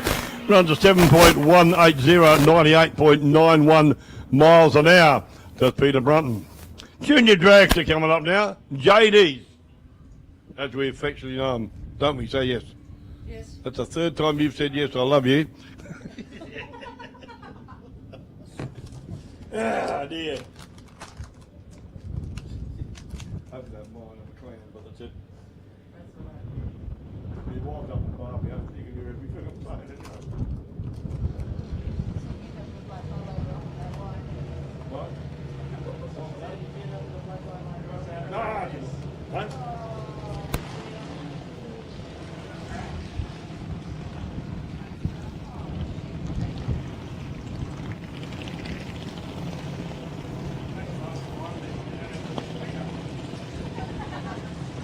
Hey, what's the channel like?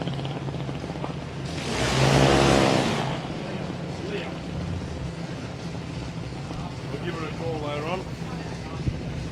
Yeah, going around the world on live stream, thanks to Drag Racing Central. Facebook, go and see Mark.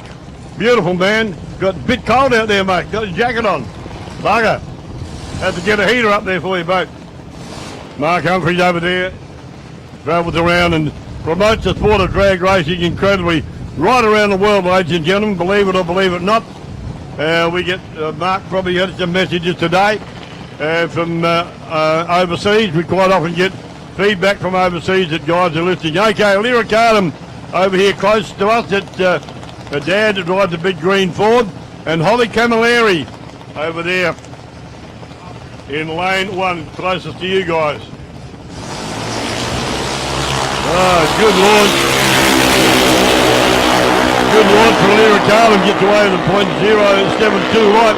Goes to an 8.870, 71.10 miles an hour. So Holly Camilleri's 8.160, 79.38 miles an hour.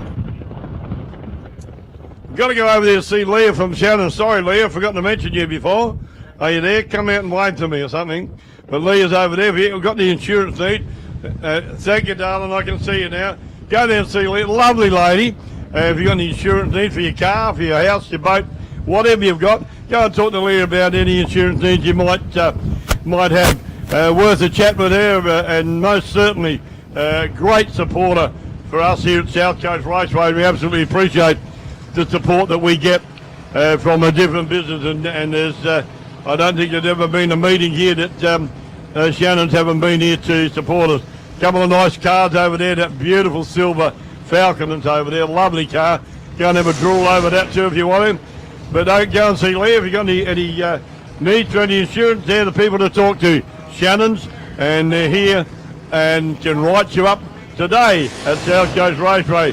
Brooke Camilleri and Chelsea Samet now on the start line. Brooke Camilleri, the sister of the last lady that run, last girl that run.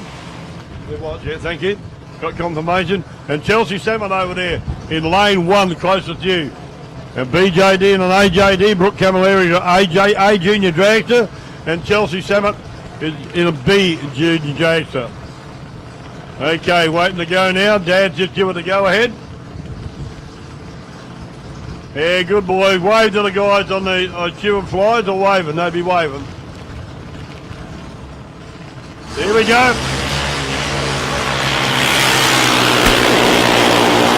Brooke gets away, unfortunately leaves a red light. Well, it's a little bit too early, but she runs through an 8.06 to an 80.21 miles an hour to Chelsea Samet's 9.486, 66.19 miles an hour.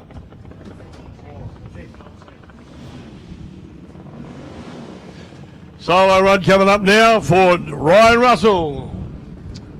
The Spud Gun half scale.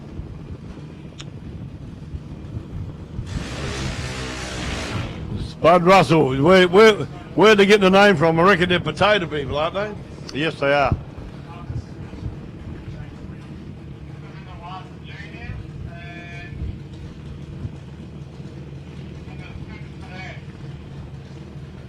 Young Ryan Russell, you'll take over from your dad one day in a big car. I would think your dad will get him into another one.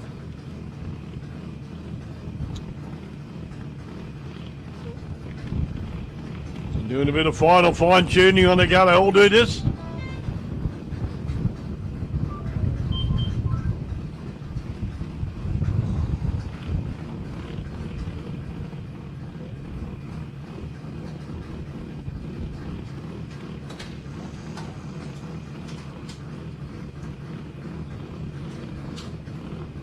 Yeah, get your kids into this if 8 years old, and they get on the junior dragster side on Facebook. There's a lot of these cars that the kids have outgrown and for sale. So if you want to get your young fella or young girl into racing one of these, they're you can get into one good watch. With Ryan Russell there, .048. Goes through to 8.030 at 81.10 miles an hour. So a good thing to get your kids if they're interested in racing, and this is a good category. Good category to get them into to go and start their career in drag racing.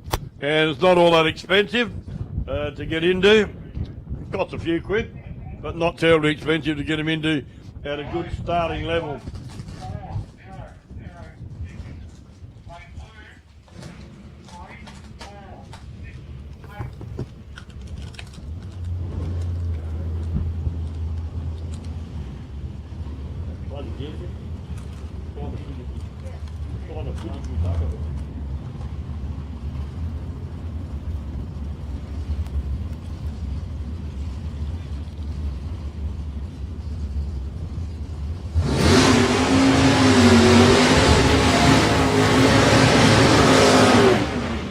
Big burnout from Whiskers there.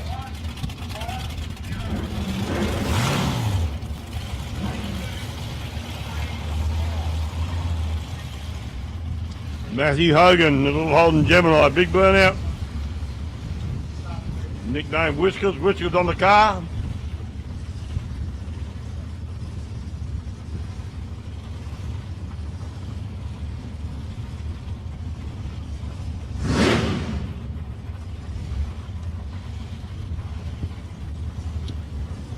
Chris Faruga over there in the hatchback Tirana.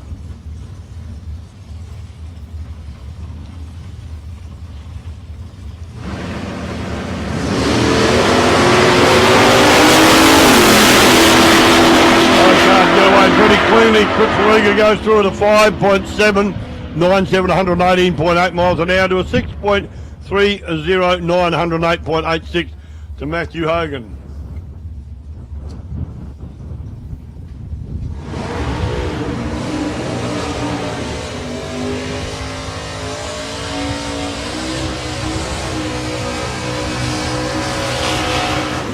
Wow, nice burnout there. Camaro there, beautiful one. There's Jeffrey over there in a beautiful red Holden Ute. And you watch this thing when it takes off, he quite often pulls the wheels off the ground. If he detuned it a bit, he reckons he'd keep them on the ground. He's having too much fun, he told me the other day. He wants to keep launching it like it is. There's Jeffrey over there in that beautiful Holden Ute, and Smokin' Joe. Tommy in the big Donny Towney, that's right, not Tony, in the big Chef Camaro. The big green Chef Camaro. Both cars ready to rock and roll now. Oh, puts the slipper in and goes. Donny left the red light on the tree, but Des goes through at an entertaining 5.962 at 115.05 to Donny Tardy, red light, but he runs a 6.209 at 111.16 mile an hour. Joe Cabone in the PGR Engines car over there in lane 1, the Holden Commodore. And Stephen Griffin from Warrnambool in little LJ Tirana over here, McDonald's lane 2.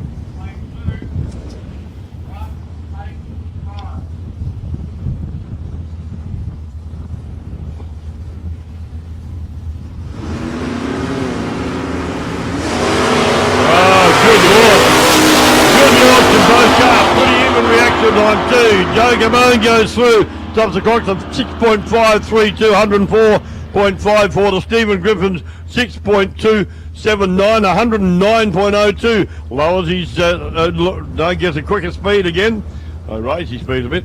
Doesn't lower his ET, but you got the best, previous best.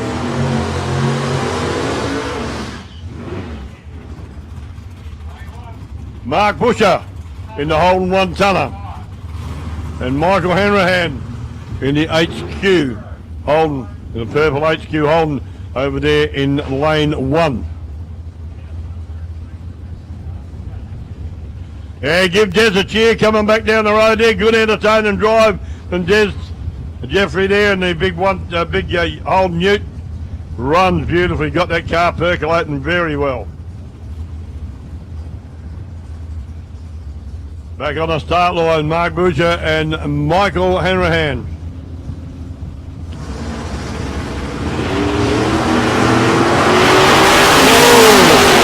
Boucher with a .013 reaction time. Stops the clock at a 6.278, 108.79 mile an hour to a 6.632, 102.01 to Michael Hanrahan. Bill Budford.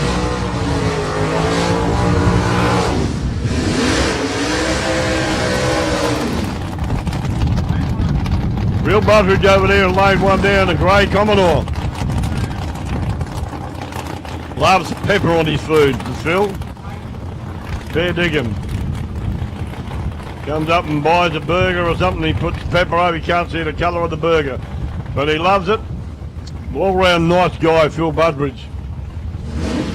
Big 460 cubic inch motor under the bonnet. And Phil's car over there, and this side we got Michael Ruin from Delicom, the little Ford Cortina. 393 cubic inches of motor underneath the bonnet of this beautiful little Cortina. Get prepared to come start line, please. Well, lunch about 20 minutes away.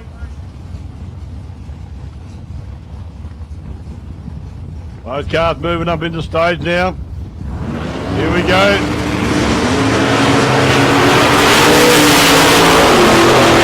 Such a beautiful light, .041. Stops the clock at a 5.927, 114.72 to Phil Budbridge at 5.897 at 116.97 miles an hour. Taboo, Gary Vogelsang in the big Chev Camaro, 1968 model.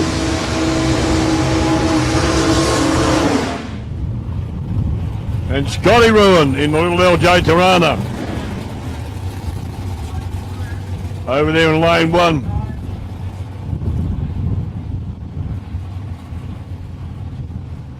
Round 3 of Super Sedan.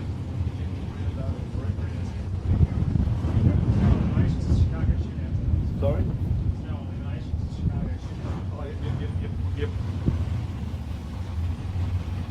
There's Scotty Ruin over there in that beautiful little LJ Tirana. And there's Taboo. Gary Vogelsang in the 68. Oh, wheels up again. That's out to the way. Vogelsang gets down the hole with a 0.009 reaction time. That's on the money. 6.080 at 112.80 miles an hour to Vogelsang to 6.635. Took it off again. At least Scott leaves it up there till I read it. 6.635, 102.15. Oh, shut up. Bugger. Davey Todd.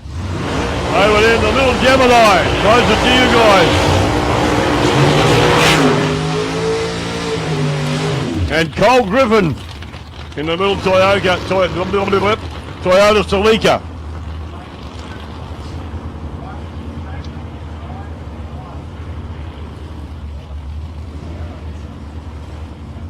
Couple of tough little cars, these two. Toddy, bit of a character, is Davey Todd. Loves drag racing, a lot of fun. Cole Griffin is no slouch either. Absolutely loves coming out and supports us big time here at South Coast Raceway, does Colin. Couple of tough little cars here, ladies and gentlemen. You see these guys put the boot in and go.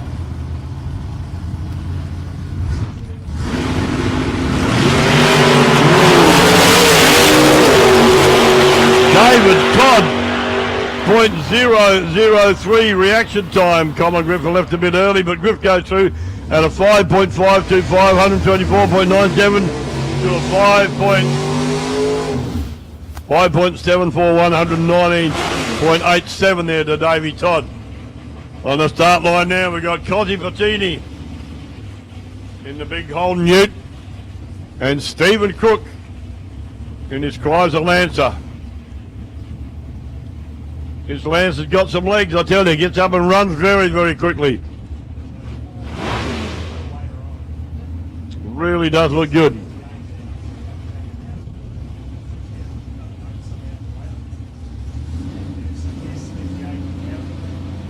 This is the last round, last qualifying round of Super Sedan. Yeah, we'll get 3 rounds. Oh, he's gone in very deep. This will be interesting. Wheels up to the way and pedals to the metal as he goes down there. Had to take it easy when he come off the line, but he goes through at a 5.651 at 123.7 mile an hour to Cosmachini 6.172. 110.96 miles an hour there. So he stayed very, you saw the top light come off for Stephen Crook there in a little Lancer. And the car jumped and it shot him forward. If he breaks both those beams, he leaves the red light, but that's why he waited. And his reaction time was pretty ordinary, 0.262 his reaction time. So that's why he waited, but he still put the boot down and went down like a rocket sled on rail. Robbie Carden back again, the big XE Ford Falcon.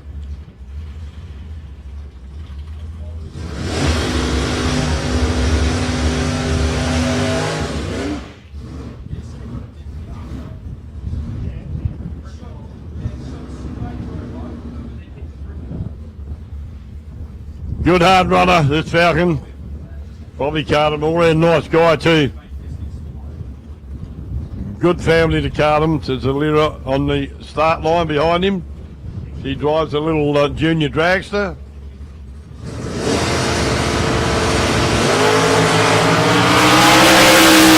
Takes all the way to good reaction time, 0.032 reaction time to Robbie Cardham, 6.083 and 112.60 miles an hour. And that's the last of the Super Sedan qualifying. And we're now into Super.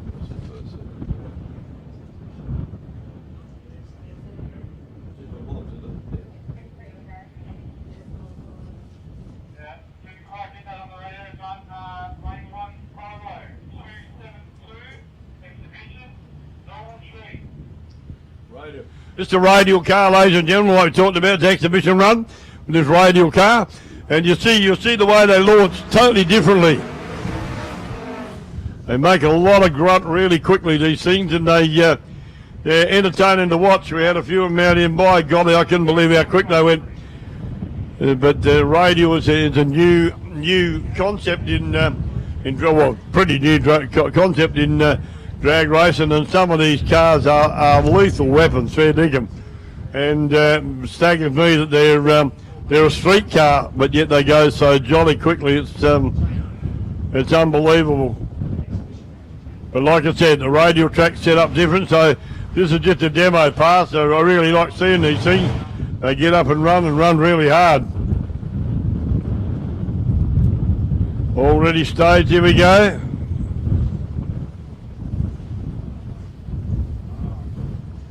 Stop. No.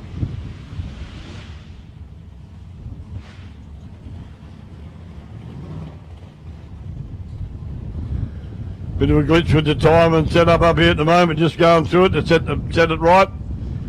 And you come back out and do another set right to go now.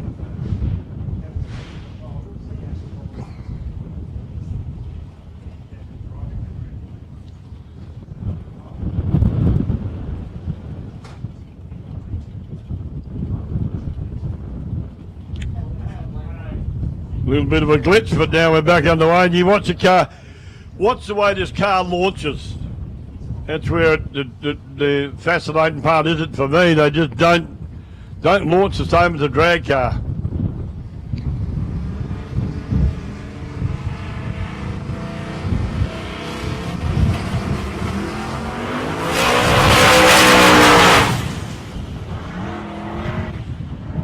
Pulled the chute out early, just a demo pass there. I'm sure the track was set up for radial cars, as in the track preparation. It'll be a lot different. Okay, looks like we're coming in now for Modified Eliminator. Shiny Kenny Stewart's about to come round. A lovely Amanda's on the start line waiting patiently. Aren't you, Amanda? Can't hear me.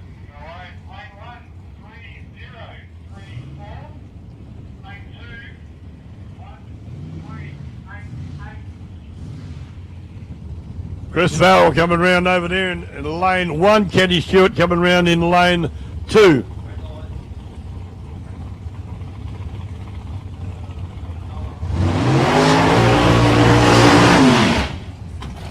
See the way the tyres go on both these cars, you'll see.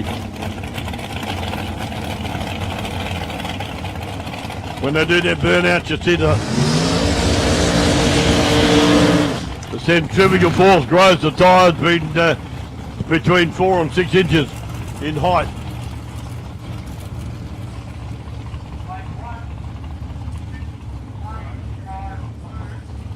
Nice even shine on Kenny's tyres there. Shiny Kenny Stewart and our own legend here at South Coast Raceway, Chris Farrell. Beautiful order, the Bantam over there in the Fuchs Spitzer dragster. The Kenny Stewart's over here. Used to be a pretty close run by the numbers we got up here for these two. Good campaigners, these two, been around a while.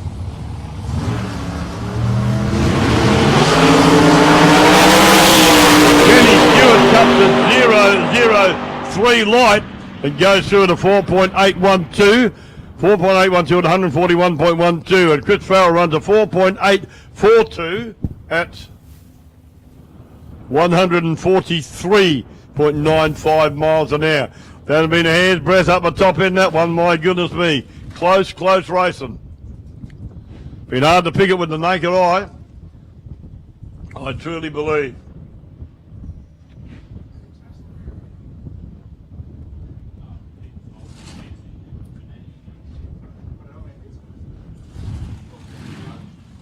Modified Eliminator, it's the last round of Modified Eliminator when all these guys finish running through. What? Talking about me? No, it's alright. You're going to get up and say what's going on. Robbie McKay coming around here in the 6-shooter dragster.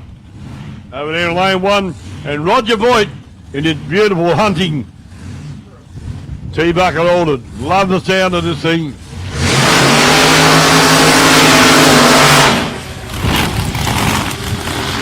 Loud and proud, and Robbie McKay does a sticky little burn out there from that RB36 cylinder turbocharged motor in that dragster.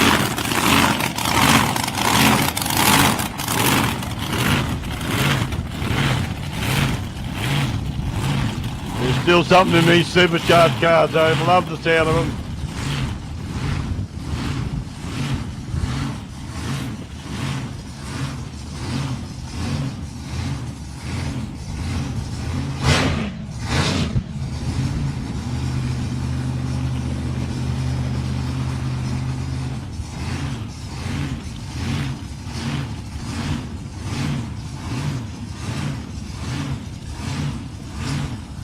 Intriguing, you watch the guy's helmet every time that car hunts and rocks him in his seat. Here we go, it's about to get loud now.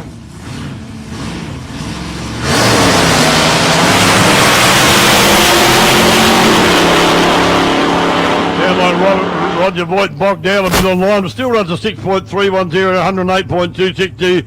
The 6-shooter Robbie McKay 5.048 at 133.43 miles an hour. Just made that. Shane Wynn, the dial before you dig.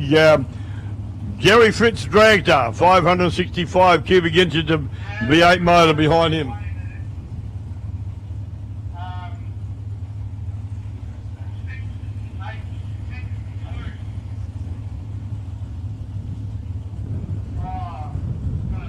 Shane waiting for Les Mills to come in the Rhino dragster, Rhino Orland.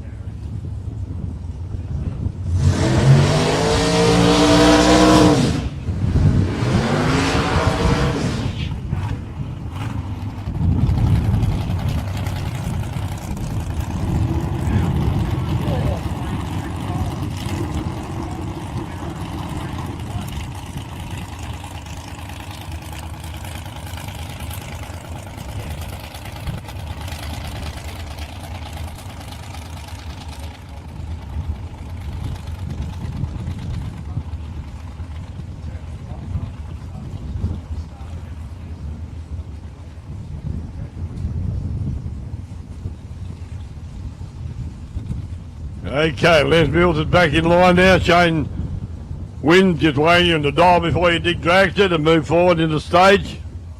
Top sportsman, final call for top sportsman. Supercharged outlaws, you start making your way to the back of the queue. Supercharged outlaws, roll much. Make your way to the back of the queue, please. Thank you. Okay, about to get underway here, ladies and gentlemen.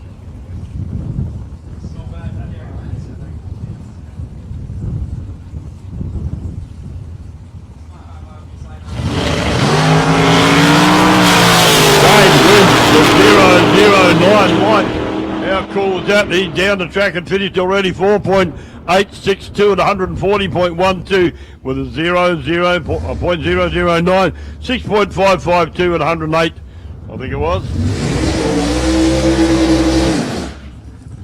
106.32 mile an hour there to Les Mills in the T bucket. Stewie Johnson now from Miners Rest and Little Dragster out here.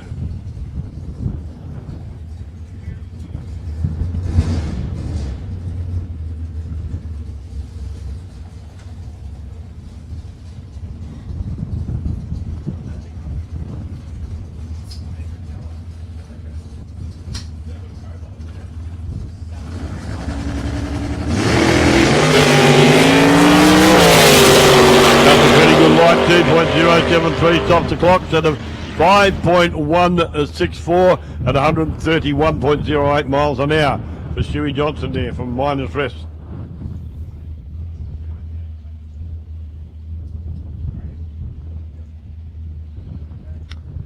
Got a couple of extra trophies going to be handed out tonight too, and they're come from a couple of different businesses, but one of our sponsors out here on the fence is it's Henty Bay Lifestyle Village, out where a few of our people are camped out overnight.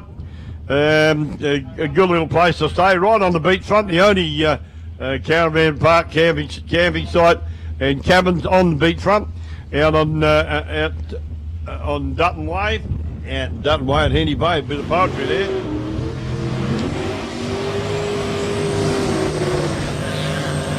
And the other one is from Captain Morgan's Seafood Restaurant. Just a moment, yes sir.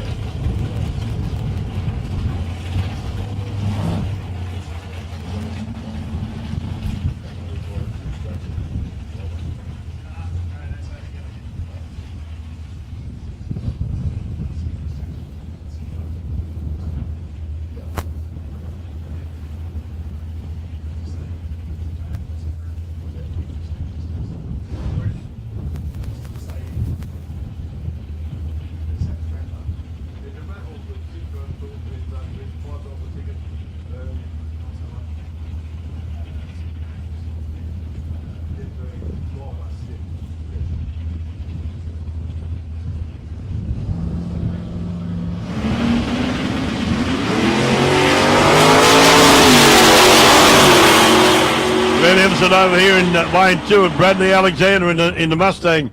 Bradley runs at 5.943 at 118 and to a 6.518, 105.92 to Glenn Empson. Just been told there's a raffle going on for a substantial amount of Sid Chrome tools. So there's a few people walking around the crowd selling the tickets, $5. And Sid Chrome, I've told you before, are the sponsors of the Wild Bunch meeting here this weekend. So grab yourself a ticket, $5. Get you a substantial supply of really top quality Sid Chrome spanners, tools from there. If you see somebody walk around off your ticket, you know it's all legit. And being supplied by Sid Chrome.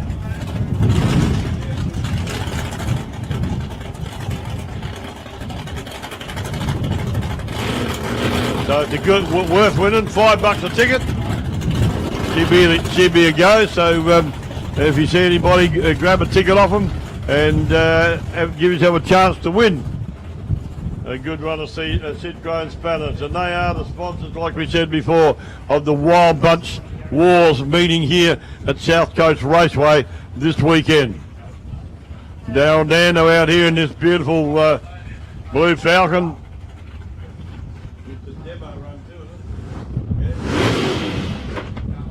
Yeah, a bit of a demo run here for Daryl Dano in the big blue Ford.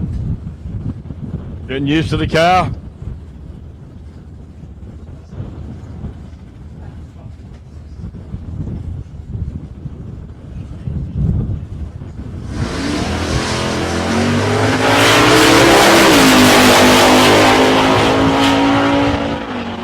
Comes off the line beautifully. Bit of an ordinary reaction time though. Run through at a 5.942 and 116.66 miles an hour.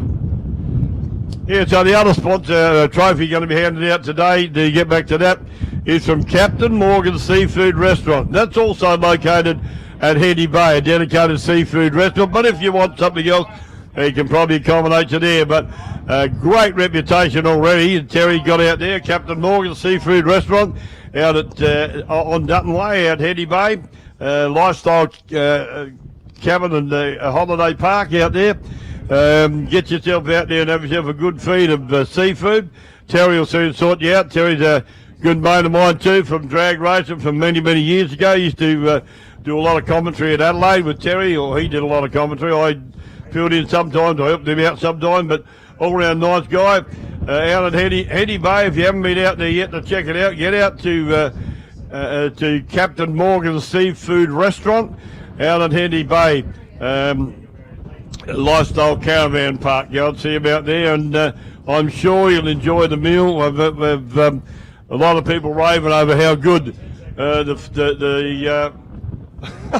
good shot. How good the food is out there. Cooks an absolute mean feed of barramundi, fair dinkum, absolutely beautiful.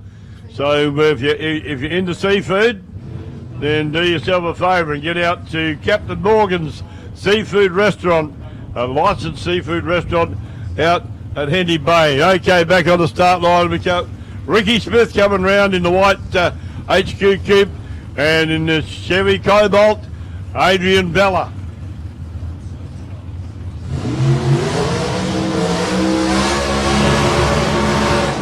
Couple more tough cars out here.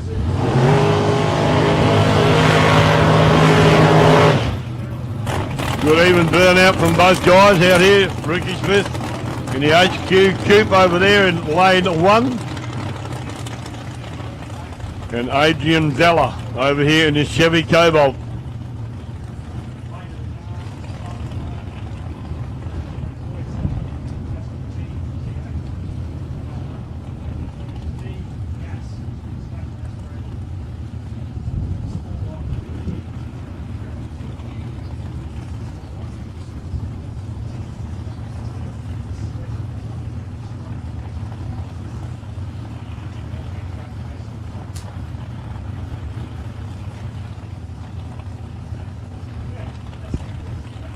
Checking the wheelie bar on the back of the Chevy Cobalt. All system go. Okay, getting about to go now. Some of the big hard running cars here. Ricky Smith and Adrian Bella. Oh, that gets it going. Big wheel stand there. Left on the wrong side of the green. But a big wheel stand there to Adrian Bella in the Cobalt. 5.499 at 123.49 miles an hour, and Ricky Smith runs through at a 5.279 at 131.49 miles an hour. Good run, entertaining, wheels up and away, baby, and that gets the juices flowing. Game Blake's hanging on to the steer wheel and keeping the footer in.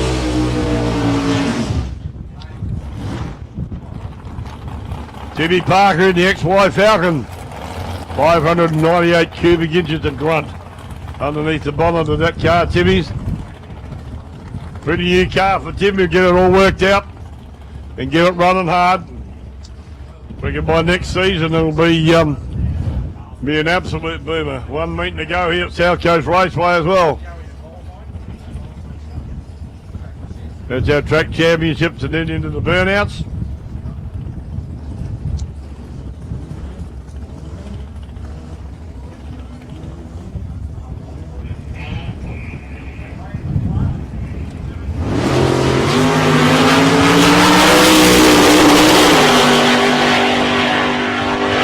effort, Timmy Park. A bit of an ordinary light, but a good launch. Goes through to 5.468, 126.21 miles an hour. Getting ready to block your ears, folks. We're going to have side by side. From what I can see, we're going to have side by side rotary cars.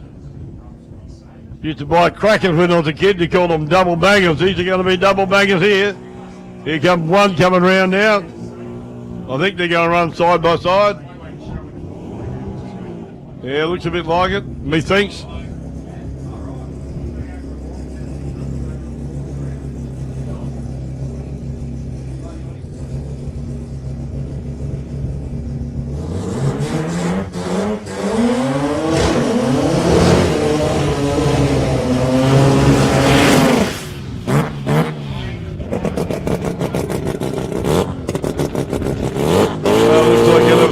Pass here, I'd say, but look at it. Little green baby has not fired once again. Bit disappointing for the guys.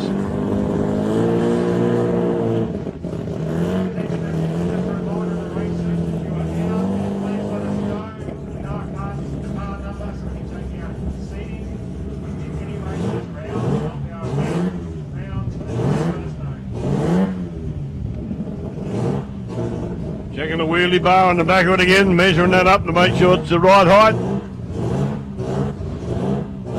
Here's that beautiful big blue Falcon coming back down past you. Good looking car.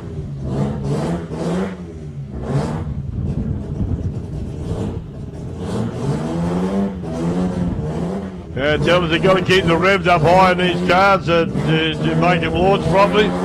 But when they go, I can tell you.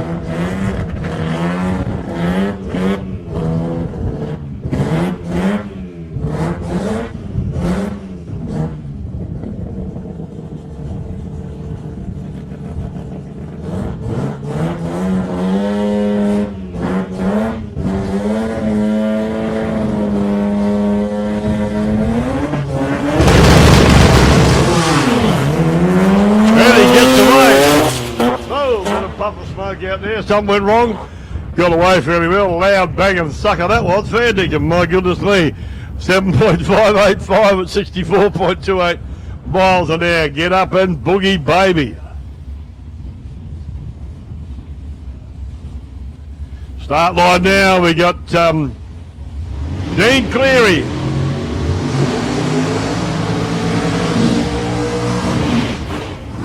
Over there in the grey car, the John Ness GTO Pontiac.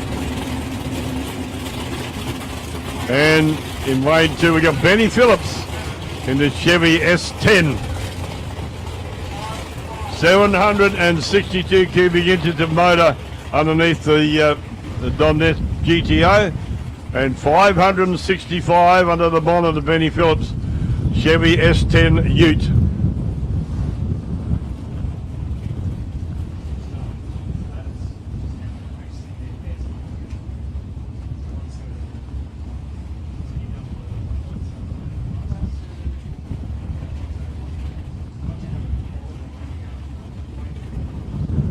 Okay, looks like we're ready to go now.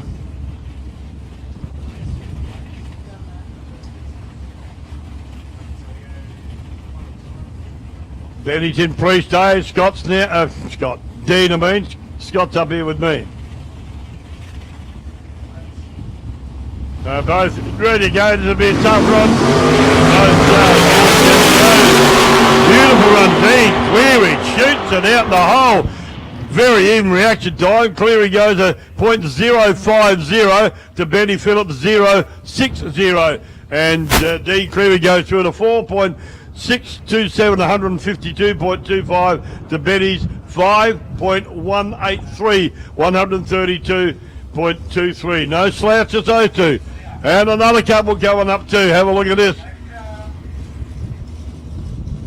Glenn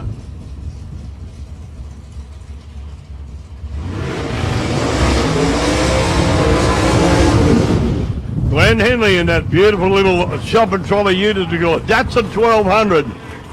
A 445 cubic inch motor under the bonnet of that. Done a few mods to it. Got new wheels and got new tyres on it, think, to try and get it go a bit more. Might be new wheels and tyres too. I can't remember what he told me that. But he done quite a few bits and pieces to make this thing go a little bit quicker. Glenn was telling us a little bit earlier. And Nicole Theo over there in the blue, or purple, sorry, Chevy Camaro. Ricky Smith coming back down the return road. A beautiful HQ two-door.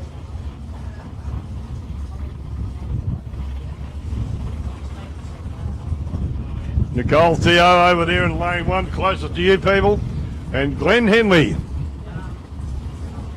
in the little Datsun Ute. Can't believe how quick this thing goes.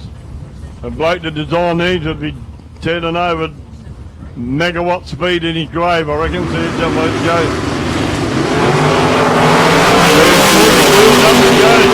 Can he hold him off and see how it goes? Glenn Henley goes through the 5.242 at 131.98 to a 5.452 at 125.81 miles an hour there to, oh, you pain in the ass. Whoops. Send it over the mic to Nicole Theo. Sorry about that, folks. I'm trying to run a computer here too. That's not working for me. You've got several levels in computers. One's high tech and low tech, and I'm the next one down, no tech. That's me. Jason Arbery does his bird out there. In a very smooth and beautiful Ford Capri 417 cubic inches of Chevy power on the bonnet of that. Like we said before, he got the number 1 on his car. Means he's number 1 throughout Australia for this season. And they've got to fight for it every year. They want SA number 1. He is. That's beautiful. Well, Australia-wide number 1, actually. Graham Hargrave in the Pontiac Firebird over here in McDonald's Lane 2. Couple of really nice cars here, ladies and gentlemen. Narbs will be giving it the shoe, don't you worry. Very nice guy, Jason Arbery. Graham Hargrave, I'm sure is too. Don't know Graham all that well, but nice guy, I believe, for sure. They all are. All the drag racers are nice guys, aren't they? So yes, thank you. Didn't do it that time.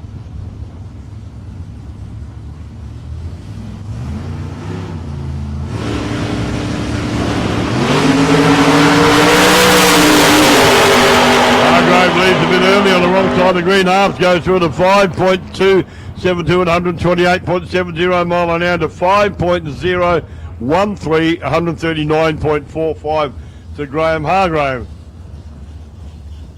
Rock Patini out here. And Julian Carafa over there.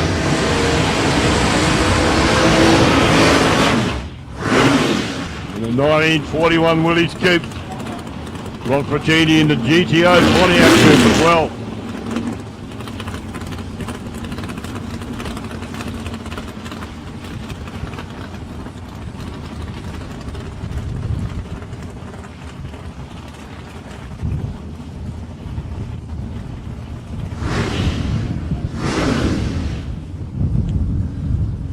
Rock clearing the sight, give it a couple of revs, get me up and go, he says.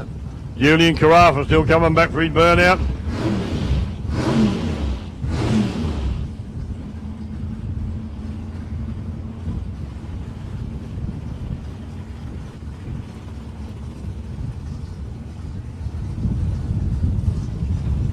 Okay, looks like the nearly red Julian moving up now. Rock creeping forward into the stage beam there in pre-stage. Julian's in pre-stage. Fully stage, it's Rock. Julian there, here we go.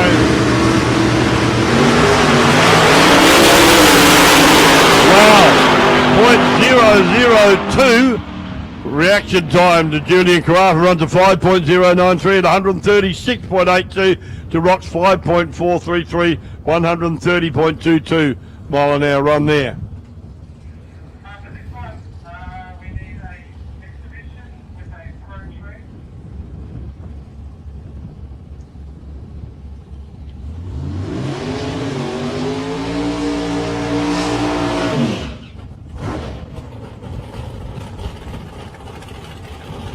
Purple People Eaters back on the go now. Really nice car, this one.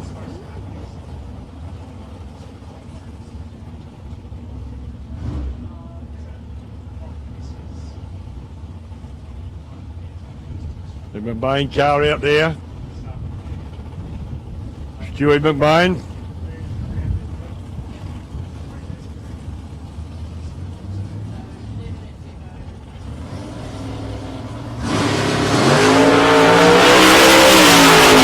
Gets up the line really well.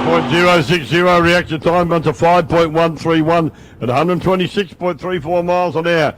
Good straight run. We're back in the wild bunch now. Incidentally, if you're a business person out there and you'd like to take up a sponsorship, we're looking for a new sponsor for lane 1.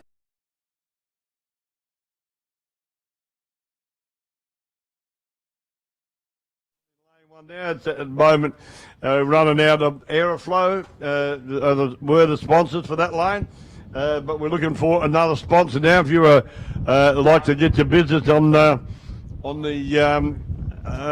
agenda with some form of sponsorship, then certainly talk to one of the guys here at the club, and they'd certainly be interested in talking to you about becoming a lane sponsor. Also, going to have to talk to you after this.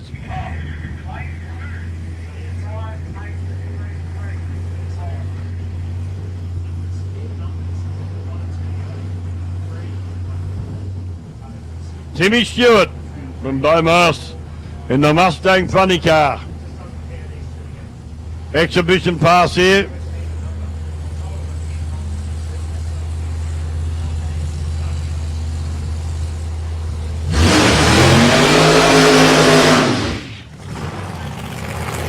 Loud and proud, bit of a short burn out there. Normally goes a fair bit further than that, but an exhibition pass. Squeeze the car out for you to have a look and see what the funny car runs. Called the Mustang funny car.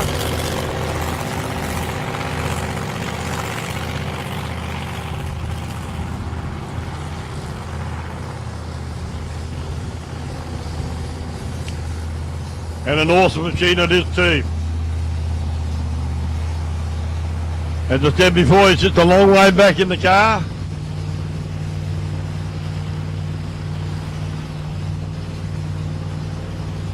Throttle stopped out.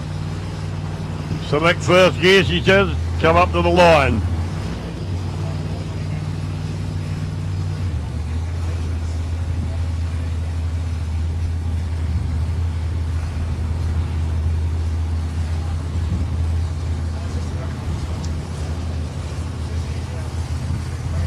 Hard running car this baby. Regular runner down here at South Coast Raceway. Timmy Stewart. Got to get loud now, once again, then with Wild Bunch after this. Whoa-wee.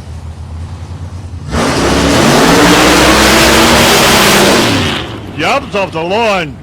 Big time. And launched hard and strong there. Run through the 6.5, 61.90 with a half-track shut-off. Only an exhibition run, and that's all he needs to do. Jumped off the line, though.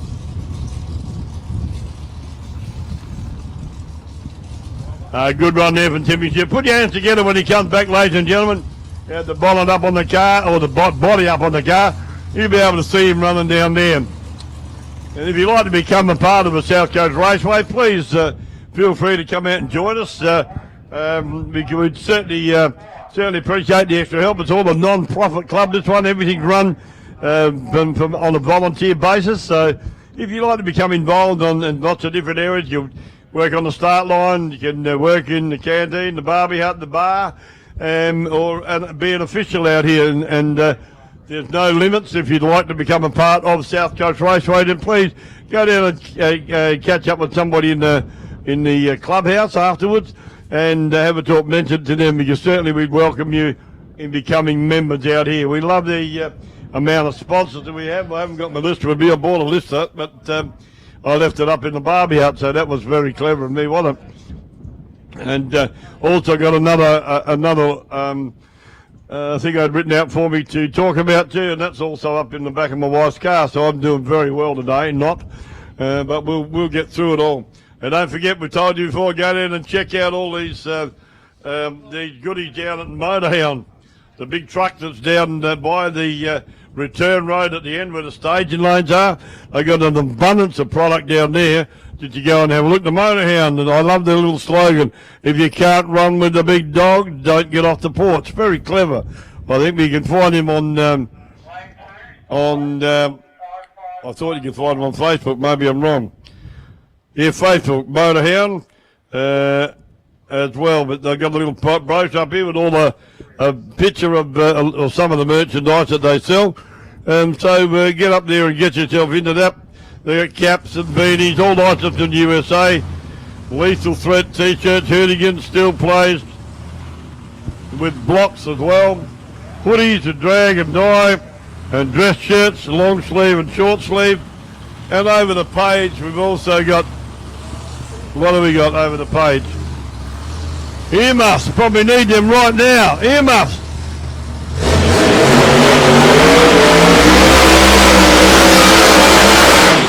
Nice big bird out there from Jason Kiley from West Melbourne in the beautiful 1934 black, shiny and beautiful Ford Coupe. Like I said, love this car. Absolutely love this car. The lovely Jen showing him back, crew men behind him, showing him where to go. Great mob these guys, good crew, good bunch of guys.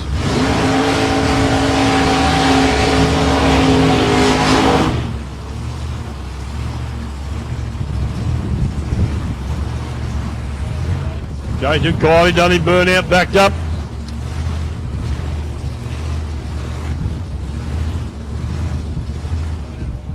No, something wrong with Jason's car. Shut it down.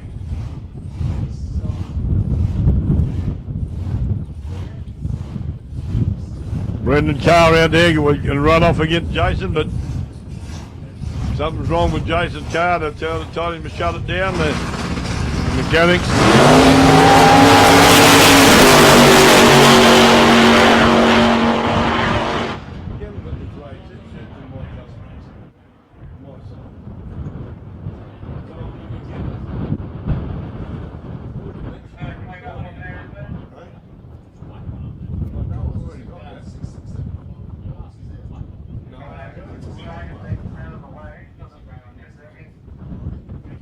Okay, also we got we got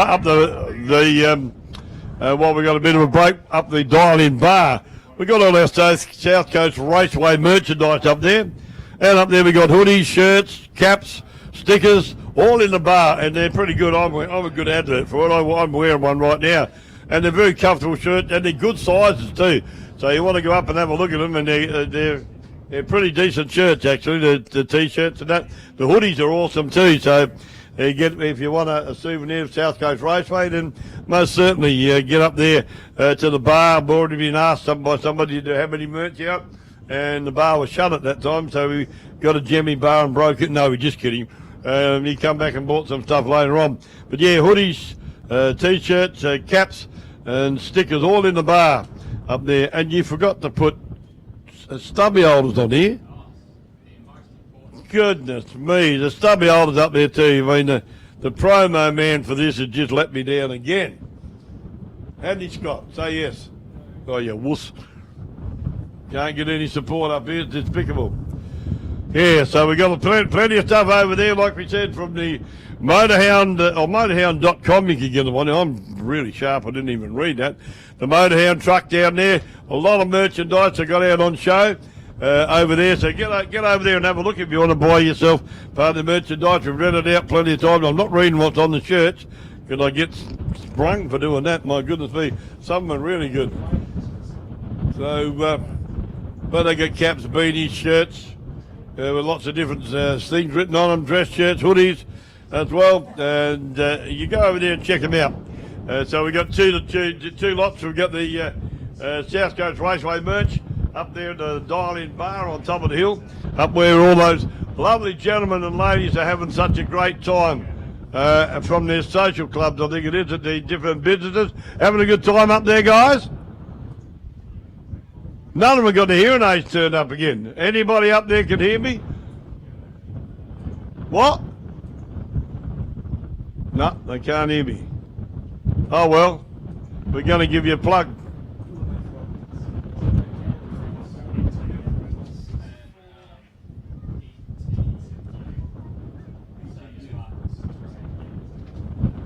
Yeah, so we got three clubs up there now. One from Keppel Prince, one from the Port of Portland, and one from ETU. They're all up there beside the dining bar under a marquee and sitting on the lawns up there having a bit of a quiet time. But I think they're happy. I think they're enjoying themselves. But they seem to be anyway. They're back in action fairly shortly, so they won't be able to hear us. But no, certainly. Okay, we're talking about. We were talking about things. We're going back to racing now. Milo's out here now. Milan Dokic. They call him Milo because they, I don't know why they call him Milo, but that's what they call him. Milan Dokic in the Wild Willie.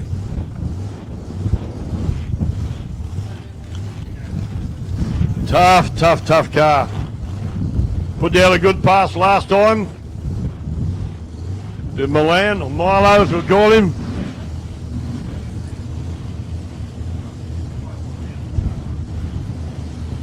Looks like he's going to have a go against Mr. Bob Sherry in the Chevy Monza. Okay, Milan going in the Wild Willie now, do his burnout.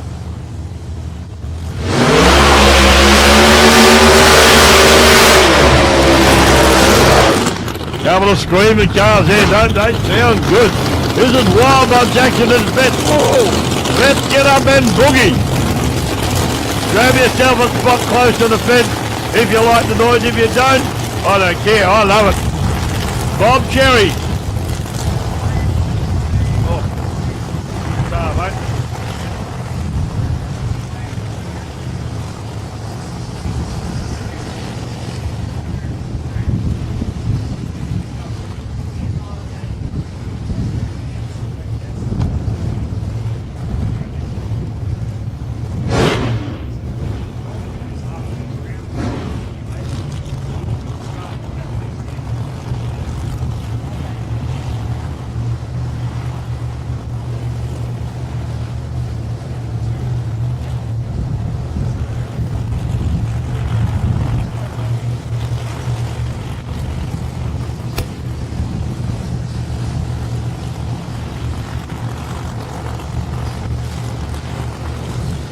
Okay, on the start line, we're ready to go.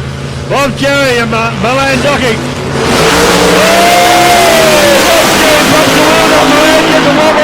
But gets it back under power and keeps it straight. Milan Dokic runs beats both his previous best in time and speed, runs a 4.324. They've just lost me. I'm going to belt someone in a minute. We'll keep losing this. Get off. There we go. Milan runs to 4.342 at 156.04 mile an hour. And Bob Cherry goes through the not too shabby 5.469 at 130.16 mile an hour. They're getting serious now. They're putting in the numbers. Don't you worry about that. Couple of good runs there from the two wild bunches. Coming up next, you got Ben Stebbings and Mike Trahar in the 53 Studebaker. Ben Stebbings in the Holden Tirana. Looks a little car, but it runs wild bunch and runs hard and fast too. This is the end. And this is the end of qualifying, ladies and gentlemen. We're going into elimination. No, we're not. We're going into the Chicago shootout format for the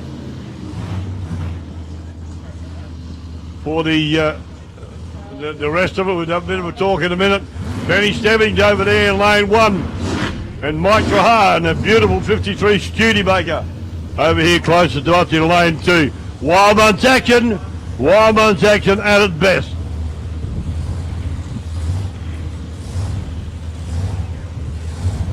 Burnout time!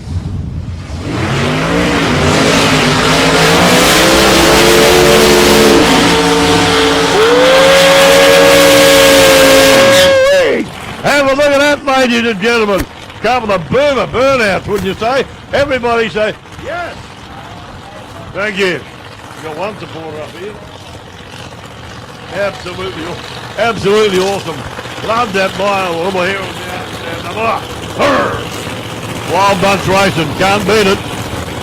And it's happening here at South Coast Raceway, Portland, Victoria. What a show. And this is the qualifying bit. We've got to get into the final shortly, or a bit later on, with the Chicago shootout format. These couple of cars here, they're no slouches. They're going to get up and put on a good show. Mike Trahar over here from Hampton Park in Victoria. He's won the Wild Bunch Challenge several times.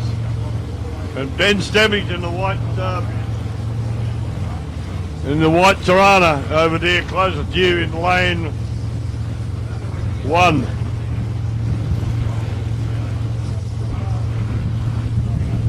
Show me the way to go home here, folks. It's going to be on fairly shortly. All clear by looks. Ben Stebbings been checked out.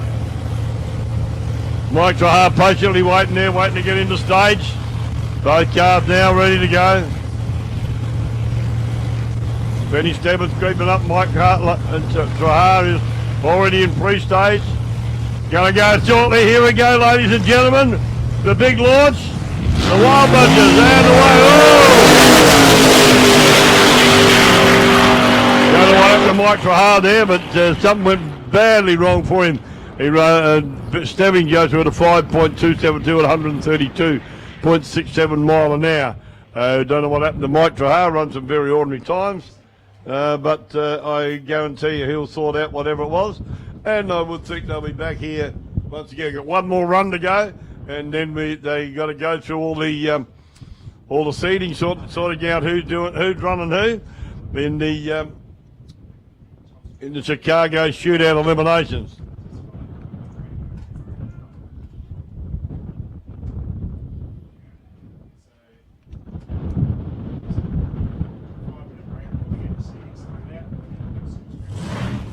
Yeah, have a short break after this run. Have a short break while they're sorting the seating out. Good chance to go down and see Leah down at Shannon's, or go and see the Motorhound truck down there. Here we go. Johnny Mole, good solid burnout. Solo run for Johnny. Got a fair bit of track prep. In our break too, so you got a chance to go and buy yourself some merchandise. And down there at Motorhound, go and get yourself something to eat. Go and have a talk to Leah from Shannon's about your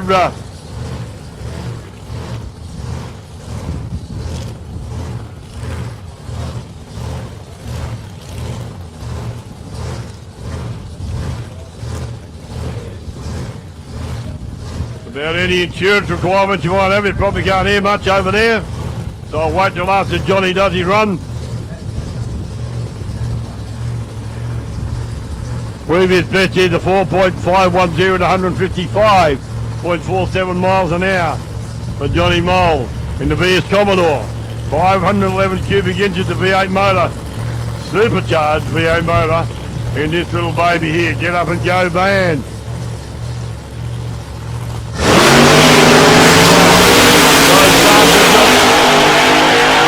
Great run for John Mole. 4.948 at 143.33 miles an hour, ladies and gentlemen. Going to have a bit of a short break. You'll see John and a couple of other cars come back, so give them a cheer as they come back. You're going to see them in action fairly shortly when we get into our eliminations after they finish doing the seating. So you got a chance now to go and have a look down there. Please go down and check out Motorhound and have a look at the goods that they've got down there. Also, like I said, go and see Leah from Shannon's Insurance. She'll be only too pleased to have a talk. Lovely lady, and she'll certainly sort you out with any information you may require on any of your insurance needs that you may have. So scoot on down there to see them. They're pretty much side by side. Leah's in the Shannon's tent just over here, and you'll see the big white truck from Motorhound.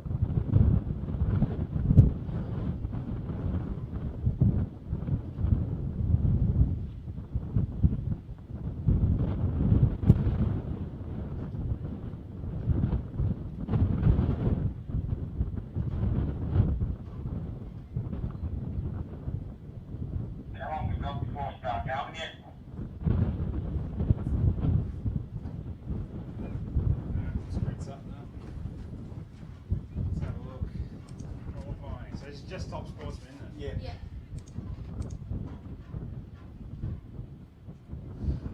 Top sportsman. So, We've got my name and Dad's name. well, it must be on the car, so let's just read it out. These two names on the car. And two numbers. There must be another number on the car to read it out. So that's the only way I can get the computer if it's actually. That's I all. reckon. Apart from the first round. Yeah, I reckon it We've got was to take left one on of them the windscreen. The That's little why I number. say Okay. round. That's why it's Oh, called. round one. Okay. That's the round one. So can we remove him out Yeah, of so I can yeah. take it out. So it's still the same, just the name. It's Yeah. still alright, yeah, Now mine it's is fine. okay. So yeah, because that's what the name of the computer was, but it would have showed up in the window. Yes. I would have read it Yeah, out yeah, off yeah, the yeah. window of the Okay. car. No, Oh, that's then we'll fine. remove both numbers. So has he got the third qualifier? So the quickest one. No, that's the second. Second qualifier was the quickest one. Third qualifier was quicker. Quicker, yeah, Well, 5:40. Third qualifier was quicker. was better reaction. No, it doesn't make a difference. Oh, it's the 628, yeah, so save that. 628. so it might. So wait, let me show you two runs. 628. So 545. So that was quicker. Jeez, right. By the tiniest bit. It's interesting actually. That should have gone to number 3, showing us the third round is the quickest one. I don't know why.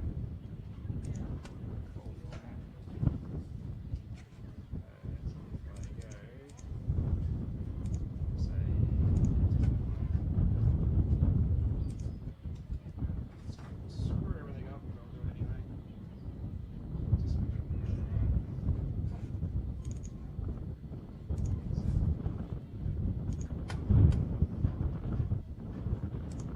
Where do you know what yours are?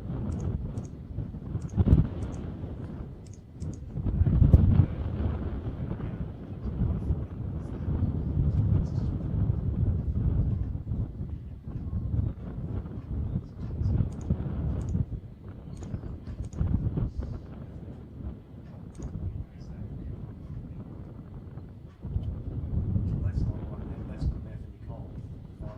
Yeah, that's right. But this number. Oh, okay, that's altered. Why is that in? Oh, that should be 14. Should be 14. There's already a 40, so Yeah, they're sorry. Just the same person. Are they seating? This is the first round. Yeah, I'm just should Oh, be up. okay. It should be up. I've screwed that up too. No, there you So, go, mate. take that out. Oh, way behind. Take it out.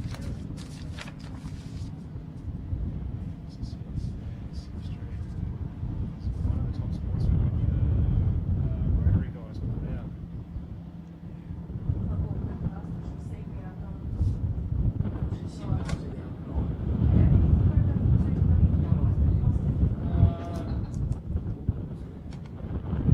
I'm sure one of the rotary guys put it out. Anyway. Save it as that. That'd be Who's fine. your dad's name though? Oh, Yeah. Sorry, it's like, so it doesn't confuse. 'Cause then yeah, that's not right. there's a So lot. take it out that one, and that one, and we're back to an Yeah. number. That's fine. Save that. Exit. Chicago shootout style. Right. Super Street. No, top sportsman. Bearings. Save file. Save as.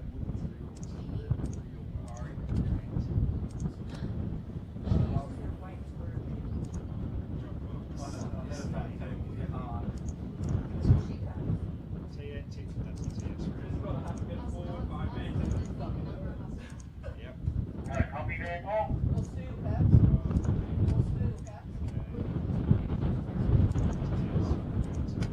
That's the second round. Oh, I think No, he's no eliminations. Sorry.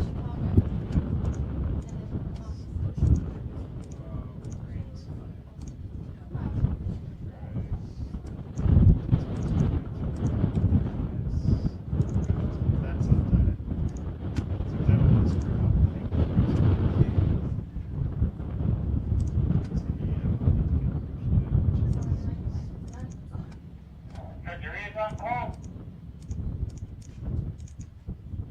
Yep.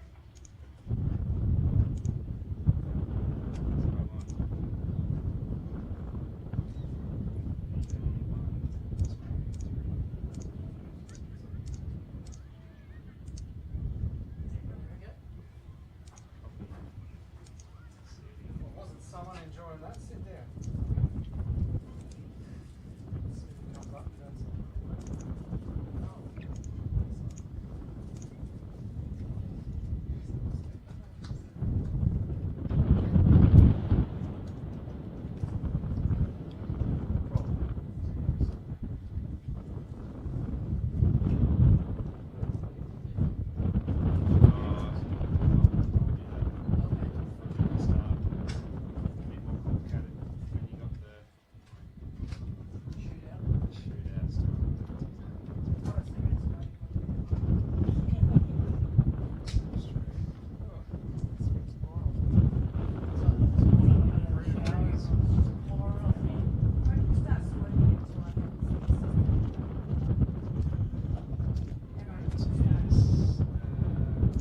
So hopefully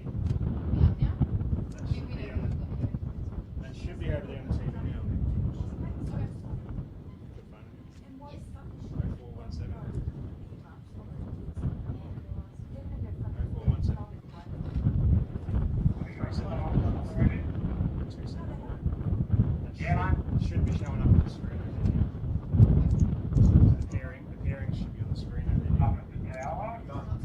Okay, thanks. Alright, so what do we do with this one?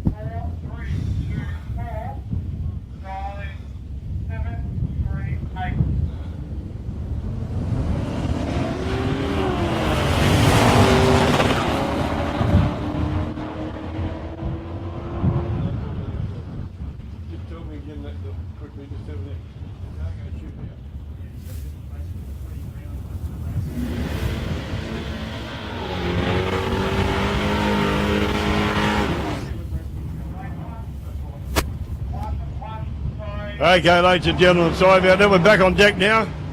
He had to have a call to go somewhere, and we've got to go the other side to do it. We're back on deck now anyway. We're into Super Street round 1 of Eliminations. It's a cargo shootout format.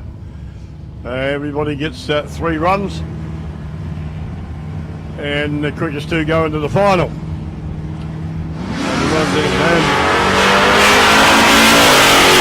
And Garfield gets off the line pretty well. Rodney Kerr there. The yellow car goes through to 7.416 at 86.8 that mile now to a 7.336, 94.45 to Ross Jervis over there.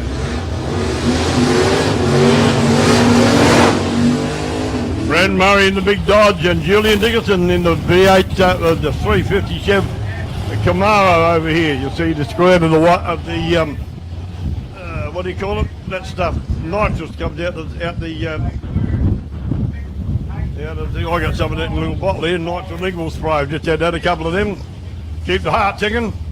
Well, we get there, can't. There goes the nitrous. Should go down and have a whiff of that. That might tune me right up. Never thought of that. Okay, Julian Dickinson in the big Chevy Camaro and Brent Murray in the big Dodge, a big, beautiful red Dodge over there.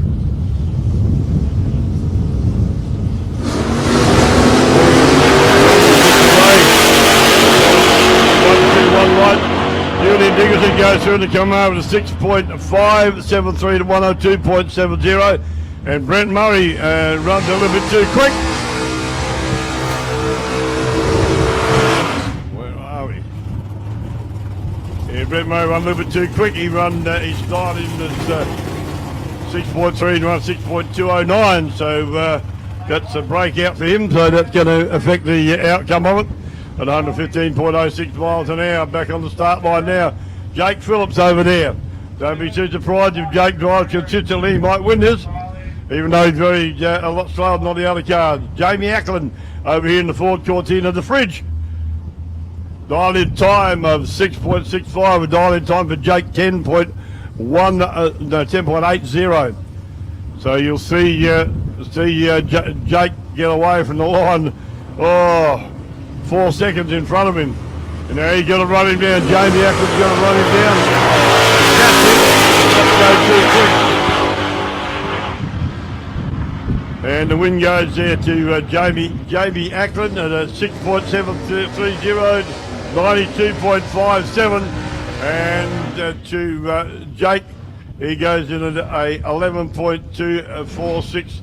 64.83 on the 10.80 dial-in time, so he's a bit slow there. With young Jake Andrew Gay now out there in lane 1. Dial-in time of 7.60, and Kelvin Bryan in the big Ford Ute. XY Ford Ute. Dial-in time of 7.12. So you'll see Andrew Gay in the commode get away a little bit in front of Kelvin Bryan. Whoa! Close to that, Kelvin Bryan leaves a red light on the tree. So that's an automatic win to Andrew Gay. He runs at 7.9, 73.71 miles an hour. Where the hell's it going? Up there, mate. You got to go, please. Lane 1, step 6, Charlie 970. Lane 2, Here we go with the local boy turnout, Gregory Holland. Dutchy over there in lane 1. Dial-in time of 7.14. Adrian Pitts over here closer to us in McDonald's lane 2, 8.42 dial-in time. Pitts, you get away a fair bit in front of Dutchy. Dutchy got to run him down and not go too quick up the other end. There we go. Dutchy's off after him. Good reaction time for Dutchy, 0.096, a lot better than Adrian. And Dutchy goes through at a 7.185, 95.11. And Pitsy goes through. The breakout runs too quick at an 8.393 on an 8.42 dial-in time. The big Ford Fairlane of Jimmy Ackland out here on the start line right now. And Shannon Brooks over there in the HQ Ute. Now Shannon Brooks' dial-in time is 9.7, and Timmy Ackland 6.7. So there'll be 3 seconds that the big Fairlane's got to sit on the line and wait for that for Brooksy to drive away. And the idea is to catch him, the dial-in times to set out so they can theoretically get to the finishing line both at the same time. Come down to reaction time and everything going right. So you've got to sit there for 3 seconds. There he goes. Oh, just off the front. Good reaction time compared with the other guy though. Was 0.71. He looks like he passed him. Yep, he did, and he runs a 7.19 on a 6.7. So he won outside of it. 73.83 miles an hour. And Shannon Brooks runs a 10.065 at 71.18 mile an hour. Peter Moore out now. Scotty Cleary. Scotty Cleary in the Veal Holden Commodore. Peter Moore in little Gemini Coupe.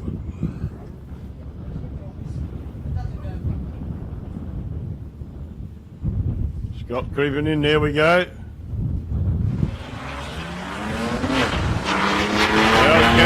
catches, good reaction time to stop. Going to go close to catching me, will you, won't he? It's going to be touch and go. Yeah, Scotty gets through for the win. And the time he ran was 7.109 at 97.05 miles an hour to 8.702, 77.56 to Peter Moore. That's the last of them Super Street Elimination round 1. We're into modified bike now, I think it is.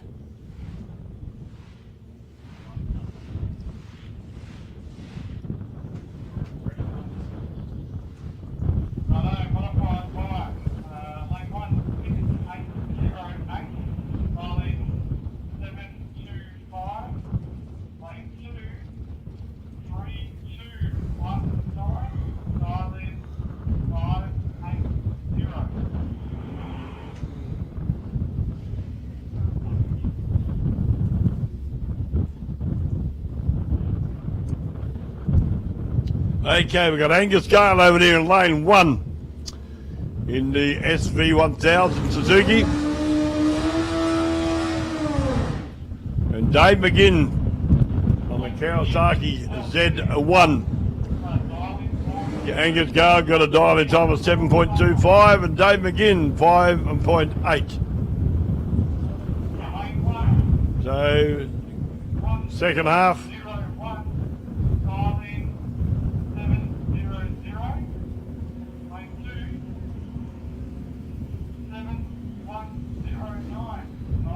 Waiting to go. Can Dave McGinn get it again this time?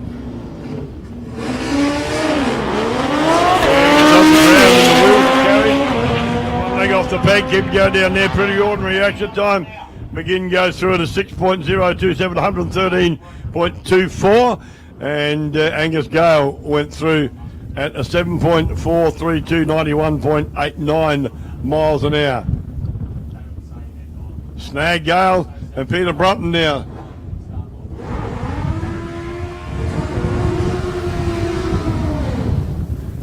Snag over there in the Suzuki GXXR. Over there in lane 1. And Peter Brunton. And the Suzuki in lane 2 over here, close to Dustin McDonald's lane 2.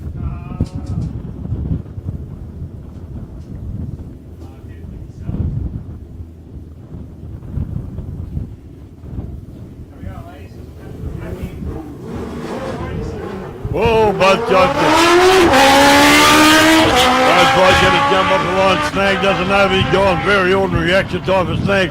But goes through at a 7.103, 104.41 miles an hour to a jump and die run for Peter Brunton. The bike took off and then cut out, and that was it. So.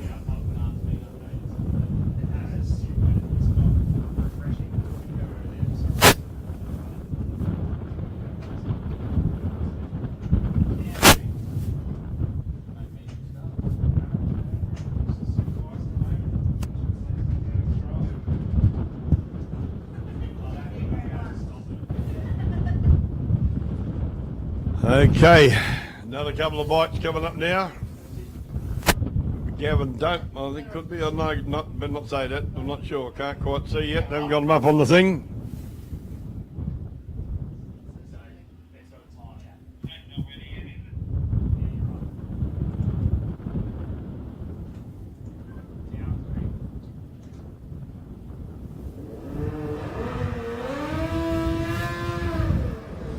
Yeah, right, Gavin Doan over there in lane 1.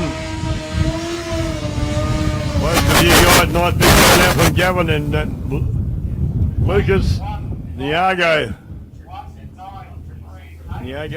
In lane 2, McDonald's lane 2.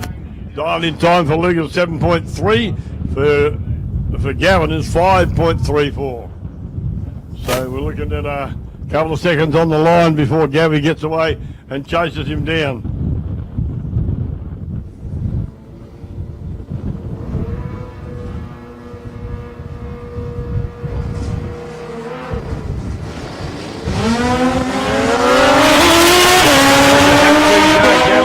My goodness me, don't he run through at a 5.449 on a 5.34 dial in time, 128.77 to Lucas. 7.572 and 108.42 miles an hour.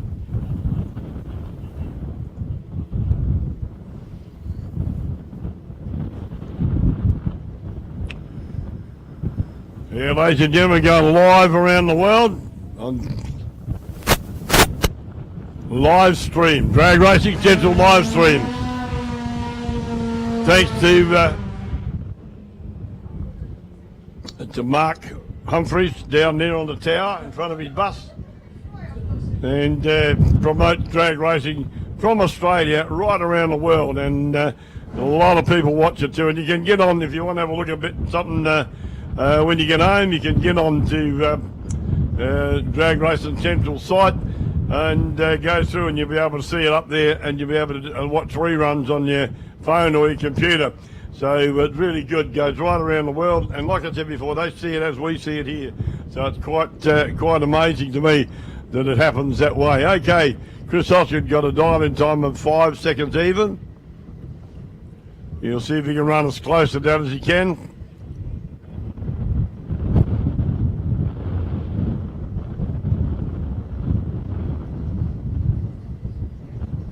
Getting himself seated right on the bike now.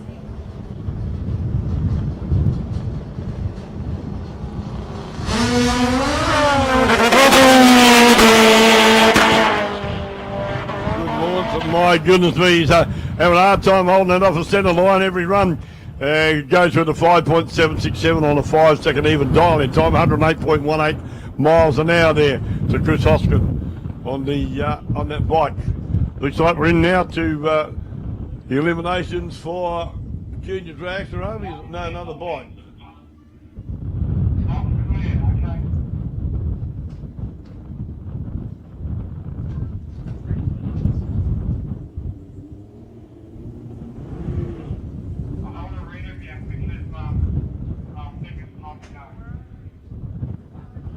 Okay, it looks like ready to go into round 1 of eliminations for junior dragster now.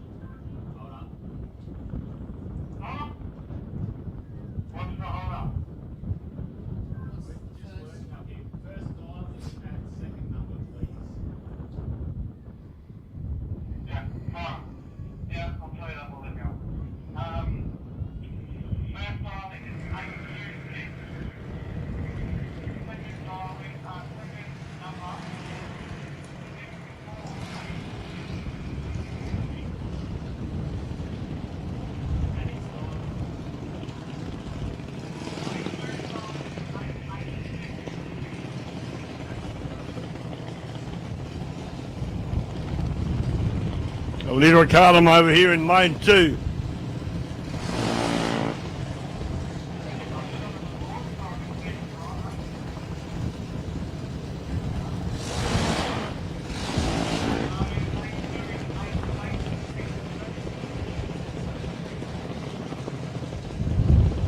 Okay, Holy Camilleri over there in lane 1.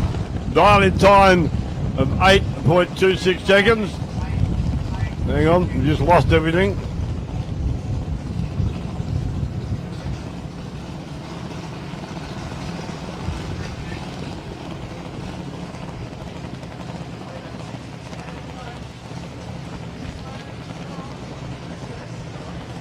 Lyra Carlum dialed in time for 8.86 seconds. And Holly Camilleri 8.26. So it won't be far for heads up start here. Lyra will get away a little bit in front. There she goes, and off goes Holly Camilleri. Run her down without going too quick.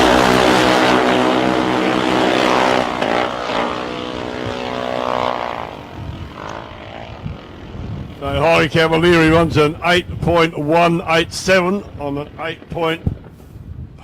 Once again.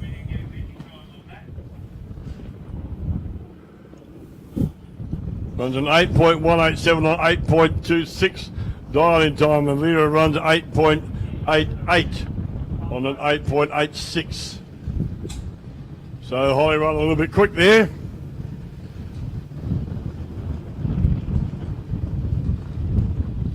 Young Spud Russell out here now. Ryan Russell gets a solo pass. Odd number of cars here, so Ryan gets a bit of a solo pass.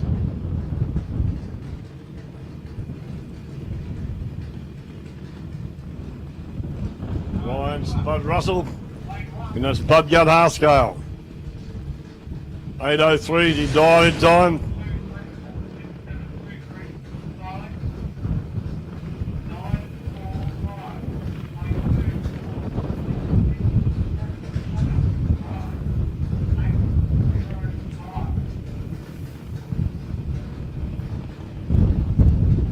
Doing the final tunes on Ryan's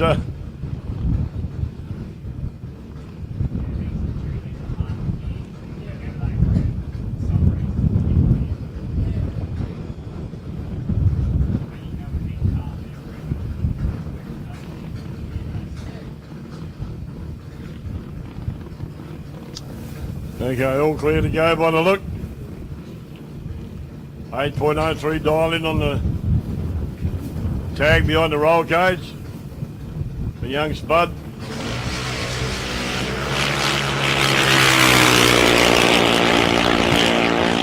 Gets away pretty clean, but a slow reaction time, runs a 7.949 on an 8.03 at an 81.7 miles. So run a bit quick there as well. Lucky it was a solo run.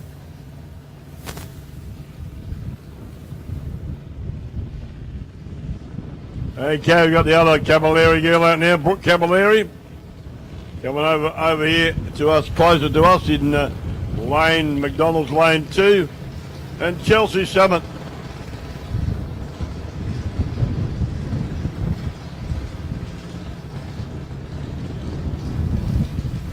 Chelsea dialed in time to 9.45, and Brooke Camilleri's is 8.05.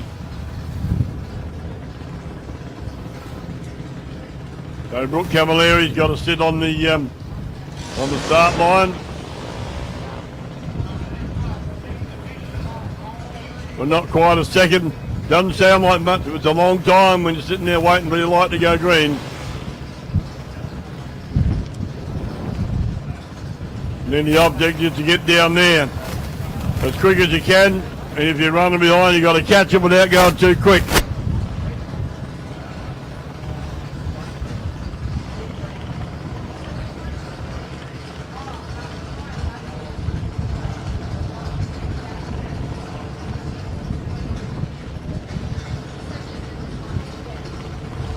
Both in fully staged.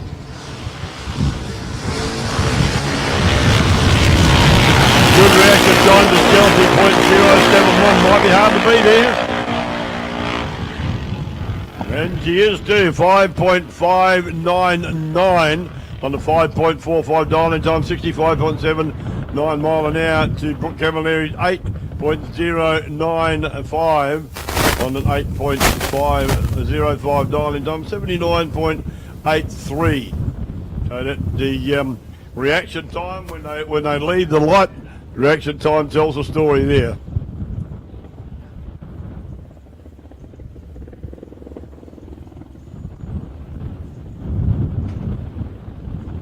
Track's clear now down the other end, so that's the last of the junior dragster. Round 1 eliminations.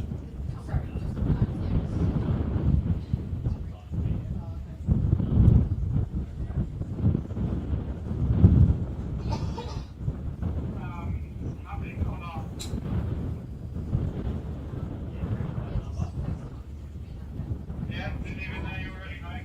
So 1039, lane 2, plus, lane 1. Hello, beautiful. I saw you over there a couple of times. And Doing all right? Yeah, good. Really good.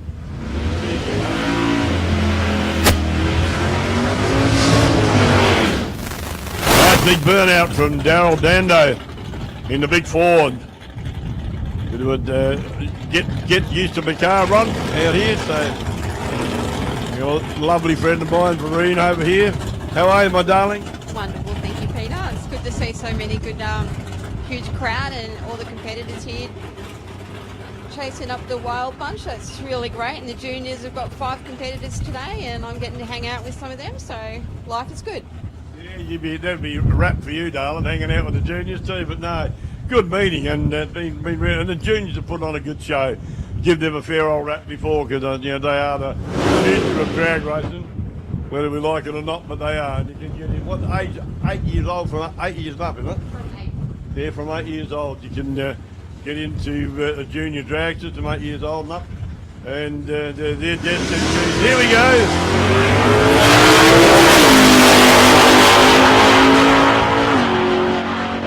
Getting used to the car, right run to 5.877, 117.08 miles an hour.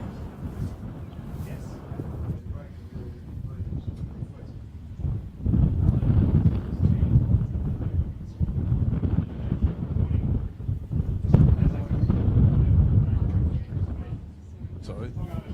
All right, Dad. Am I ready to get Good to see you, baby. Are you staying for the band? Oh, I don't think so. I'm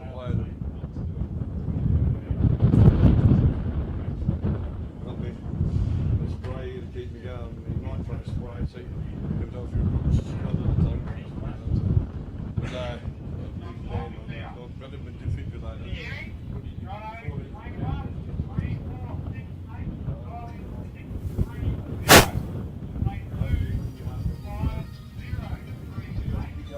Good seeing you, Twitter. Okay, good run from that, can't remember his name now, John. Okay, we've got Whiskers coming up now, and he's having a run against Des Jeffrey, Matthew Hogan there in the little hole in Gemini, and Des Jeffrey in his beautiful ute.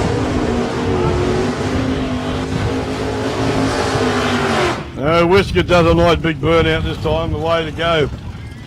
Sets it up there, watch Des Jeffrey's car. Said that several times, he's just unlikely to pull the wheels off the ground once again.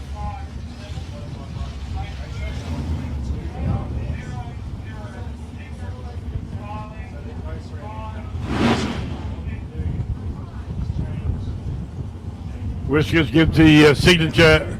Here's 6.30 from Matthew over there, and 5.83. So, two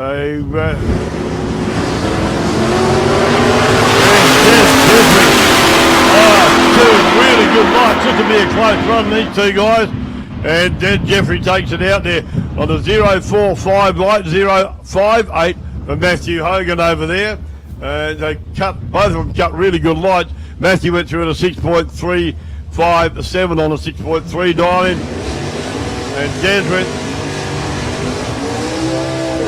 Des went through at an 5.84 on a 5.83 dial-in times. That's running close to the wire and did it very, very well. Did Jeffrey. Wheels up and away. He went. Scotty Rowan over there now in the beautiful little LJ Tirana. And then over this side, Chris Ferruga in the LX Tirana hatchback. Dial-in time for Ruin is 6.57 and 5.66. Dial-in time for Ferruga. Whoa! Nice car, from the wheels in the air. And away we're getting some traction out there. And my goodness me, this is close. This one, 5.67 on the 5.66 dial-in time. And there was a 6.60 on a 6.57 dial-in. Now that's close racing, people. Well and truly. Philip Budsbridge, dial-in time of 5.83 in the big VH Commodore. Over here, McDonald's lane 2, lane 1. Dial-in time of 6.27. Stephen Griffin.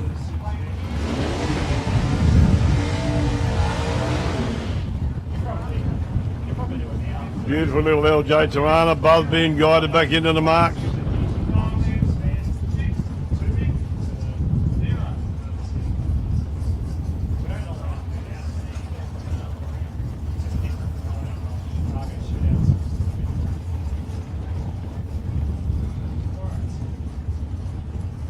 Both cars coming up into stage and beams now. They're both in pre-stage.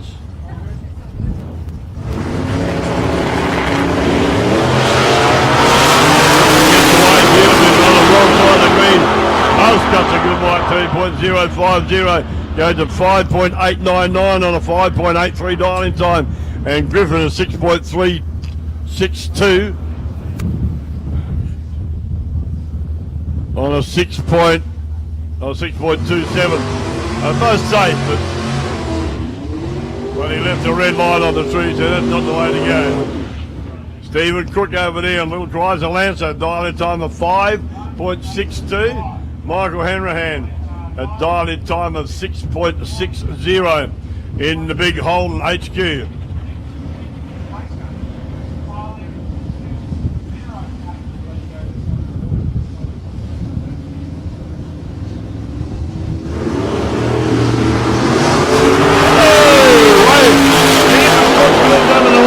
Can you reel him in? That's going to be a close call up there. Yes.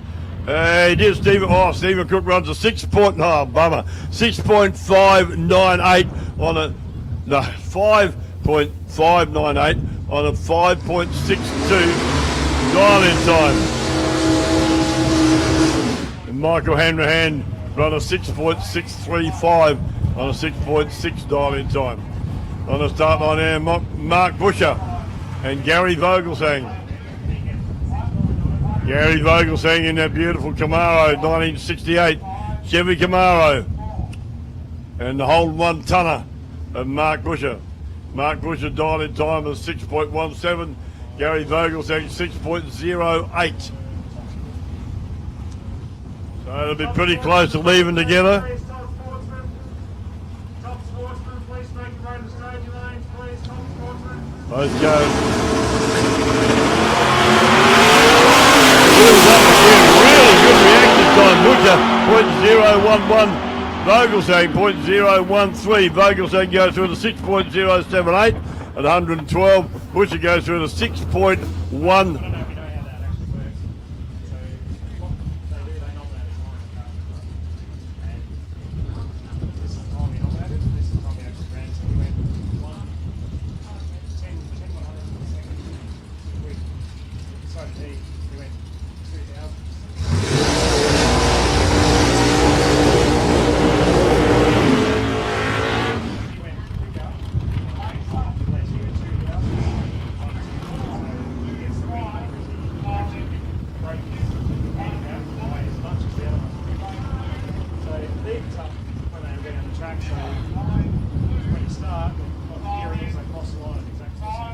Joe Cabone.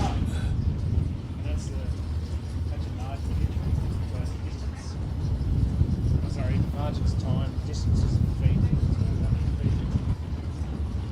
And Davey Todd in the Holden Gemini. Toddy's starting time of 5.74. Yokomo's 6.52.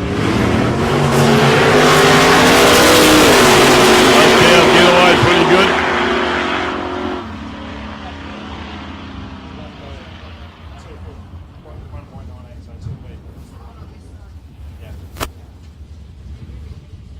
Unbelievable. So David Todd just won that race by 2 feet. So our computer tells us here. You can actually tick that. If you want more information, you can tick that box and it'll give you other information.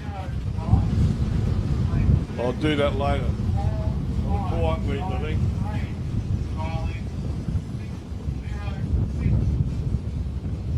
See what happens. It's 591, so that guy will get 210 in a second. Cospacini here at 6.17. And Michael Ruin over here close after a little Cortina at a 5.91 dial in time. So about half a second, not quite half a second. Yeah, was it? Yep, no. I'll argue with myself. Probably a third of a second.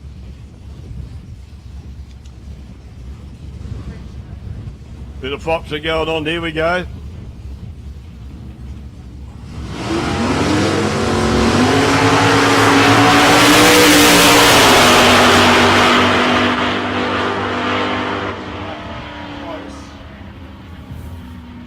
Won by a whole shot. Yeah, so start line advantage. 5 seconds. It gives you the information you can talk about before. That's interesting. So these guys here, virtually same dialogue. Donny Chiani over there in the Chevy Camaro and Robbie Cardham in the Big XE Ford Falcon. Dialing time of 6.09 for Donny Tiani and Robert Cardham. Dialing time 6.06. These are going to be leaving so close together on the lights you're not going to notice. Fair dinkum.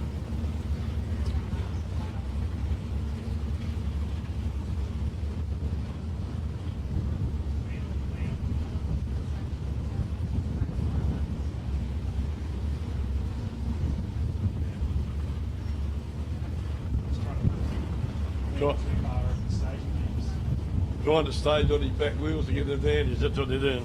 No, that's not. That's a joke we use, but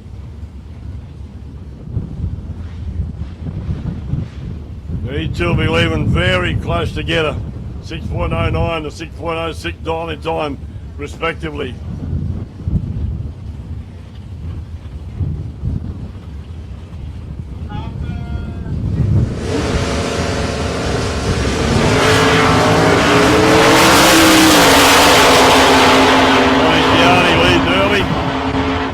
Red light there, and Carlin leaves okay at 0.052, like 6.108 he runs on 6.06 at 112.02. Left lane red light, it says on their analysis down the bottom.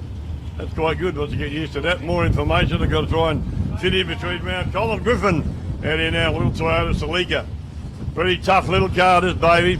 He died in time 5.52. Solo run, Joe. He could get away with running quicker if he need to. He must be out.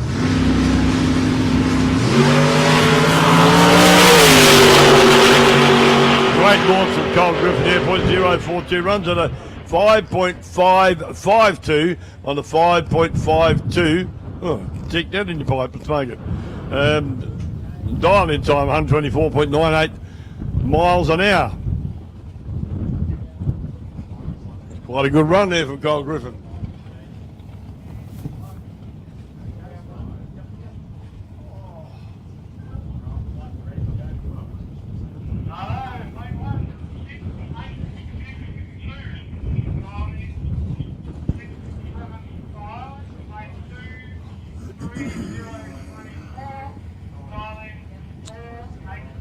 Okay.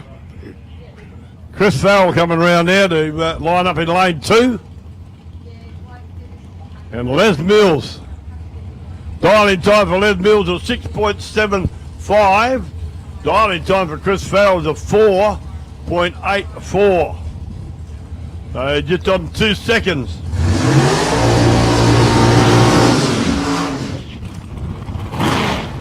Chris Farrell flushed the racing car. Beautiful bantam molded. And Les Mills in the tea bucket over there.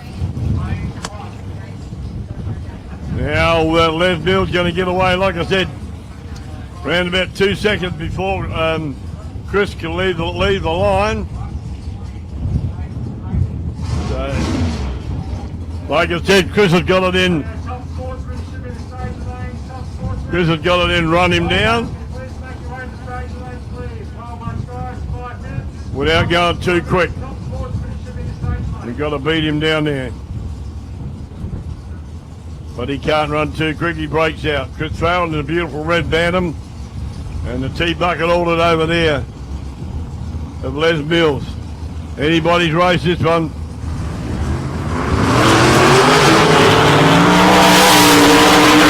Can't get away, can Chris get him? It's going to be touch and go, yep. Chris Farrell goes through there. The left lane broke out, run too quick. So he runs a 6 points, hang on. He runs a 6.70 on a 6.75 dialing time. So the win went to Chris Farrell in the bantam at 4.886 on a 4.84 dialing time, 147. 25 miles. Shiny Kenny Stewart's out here again. And Robbie McKay. So Shiny Kenny in a beautiful dragster, the rear engine Fuchs dragster. Spitzer dragster. It's a nice car. Clean as a whistle. Give me a mouthful of lip when I went over there a little while ago. Did Kenny boy.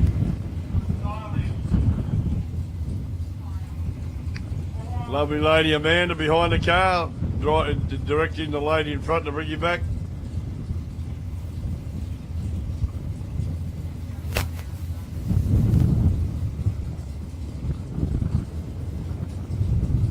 And Rob McKay in that 6-shooter dragster, the RB30 Nissan powered dragster with a turbo. He's got to get away just a split second before Kenny does it. Kenny got to catch him and run him down without going too quick.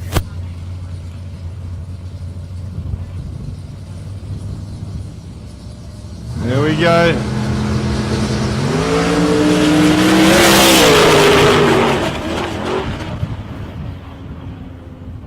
And Kenny takes out the win first to finish in the right lane. Won by a whole shot, it tells me. By 0.67 seconds, Kenny takes the win. Shane Wynn and Stewie Johnson out here now. Stewie Johnson, Dudley Burnett, Shane Wynn. Shane Wynn. The dial before you dig dragster. Live and wild action here at South Coast Raceway and the Wild Bunch Wars. Wild Bunch are coming up fairly shortly, ladies and gentlemen. Thanks to Sidclone for their sponsorship today for the Wild Bunch Wars. I'll get up there. So thank you to Mark Hunt and best wishes to him and his wife Marissa. I just hope things are going right there. But hey, Mark, we're thinking of you and look forward to catching up with you next meeting or next time you come down here to South Coast Raceway. Here we go. Both cars jump out the line. Triple exercise from both cars. Who's it going to be to take the win? And Shane Wynn goes through. Left by 0.017 seconds over the other one. So Wynn goes to Stewie Johnson. Over there. There we go.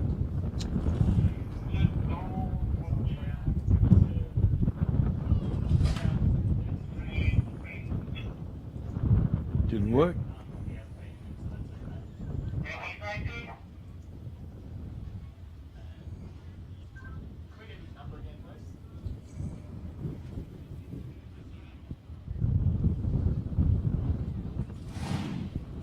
You give these blokes a bit of a wave as you're coming back. If you enjoyed their run, I'd appreciate you acknowledging what they've done.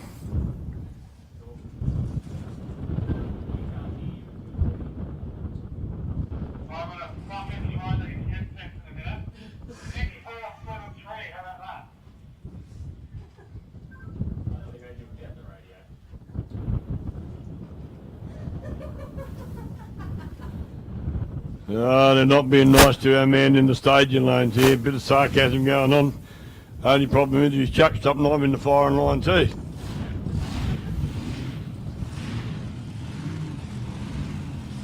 Okay, ordered action back on the start line. Roger Voigt in the T bucket ordered. Solo run for him. Doesn't this sound absolutely beautiful? Oh no. Shut up, you put the mockers on it, Barry. Radial, please. Copy?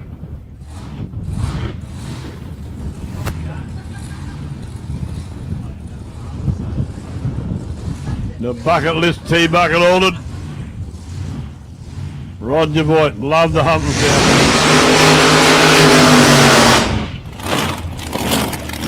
When they idle, they hunt along like that, but when they put the slipper in, man alive, did they get up and boogie.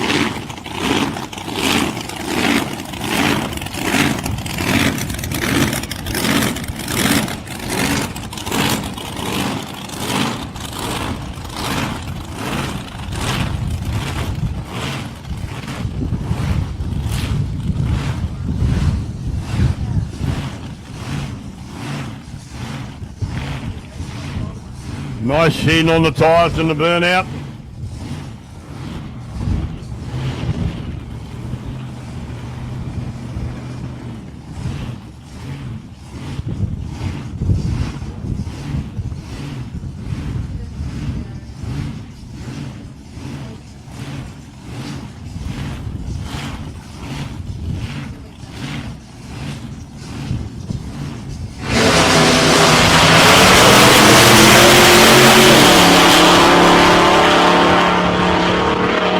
Bit of slow reaction time, runs at 6.318, 111.71 miles an hour to Roger Voigt in the T bucket. That's the last round of. Oh, is that an exhibition run? What?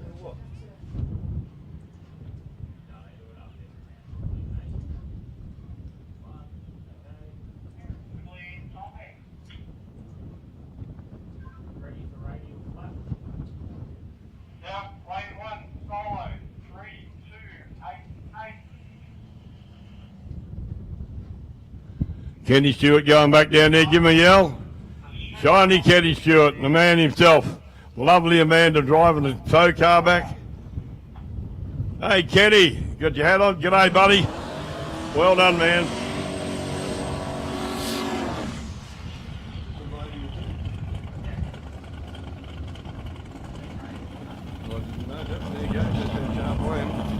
This Utes a Radial too, another Glenn Epsom in a Radial with another exhibition pass from a Radial car.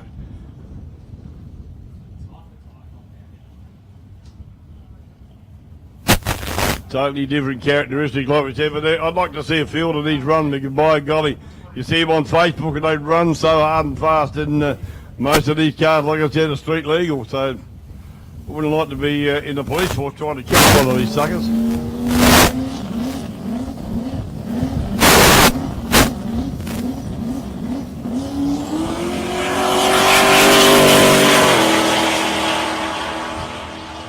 Off and away, get the revs up, runs to 6.454, 107.48 miles an hour.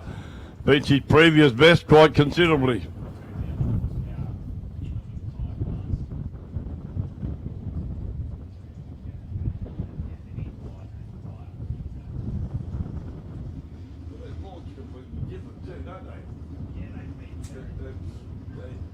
They lift up more than bog down. Follow, lane 1, 1. Darling, 5, 2, 6. Lane 2, 5, 0, 5. Darling, 5, 2, 5.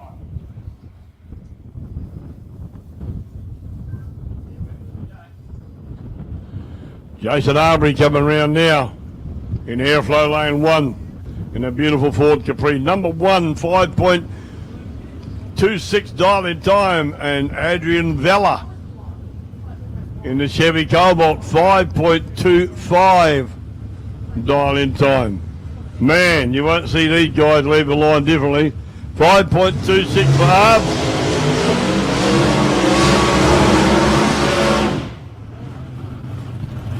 And 5.26 for Arbed and 5.25 for Vella in the Chevy Cobalt.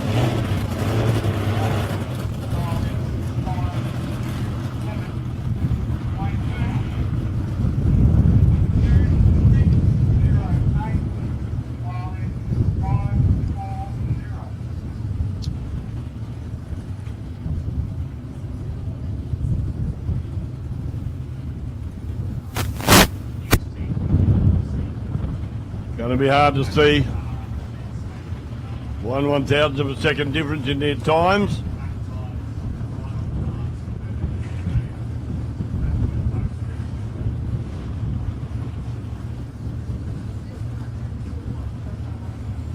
Adrian Vella being brought up now.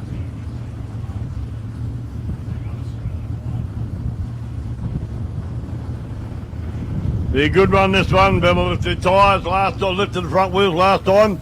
On launch, we're going to do the same this time. Arbery gets away. And Jason's going to be hard to pick for this one.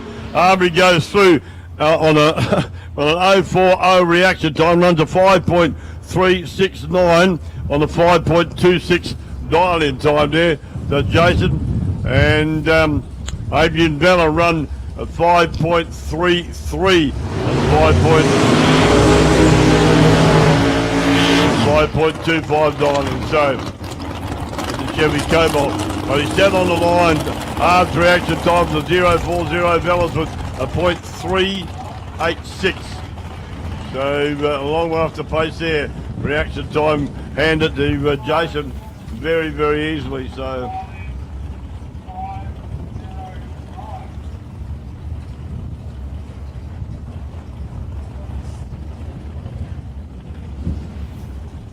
Okay, Ricky Smith over there in lane 1, closest to you in the big HQ Monaro coupe. And Timmy Parker in the XY Falcon.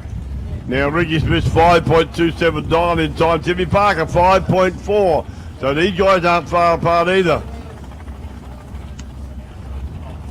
Close racing for these fellas.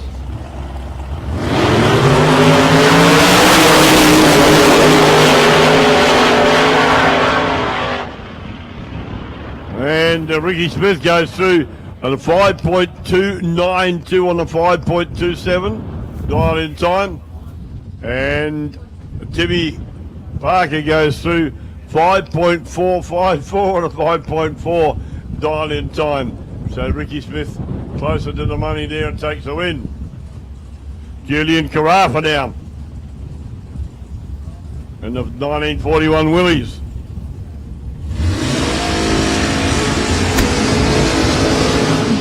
Whoa!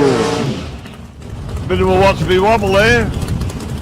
And Julian Carafa went one lane and back the other, cranked the wheel around to keep it straight. Stewie McBain in the Chevy Lumina over there in lane 1. Dial-in time for Stewie McBain's a 4.99, and for Julian Carafa it's a 5.09. So these guys will be leaving smidgen close together, these guys.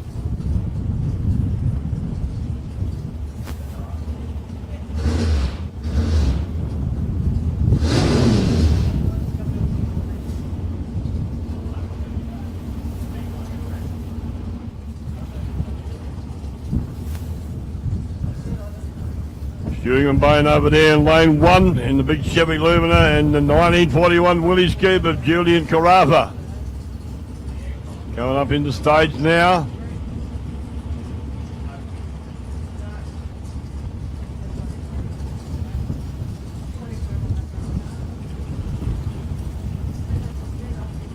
Both cars pre-stage. McBain's in. Waiting for Carafa to come in now. Trying to get in there as fine as he can. It's Carafa. Here we go. Stewie McBain, 0.090 reaction time.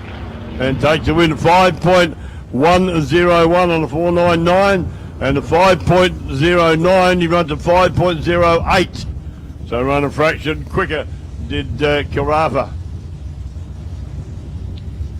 Dean Cleary over there in lane 1 in the Donnet GTO. Graham Hargrave in the Pontiac Firebird.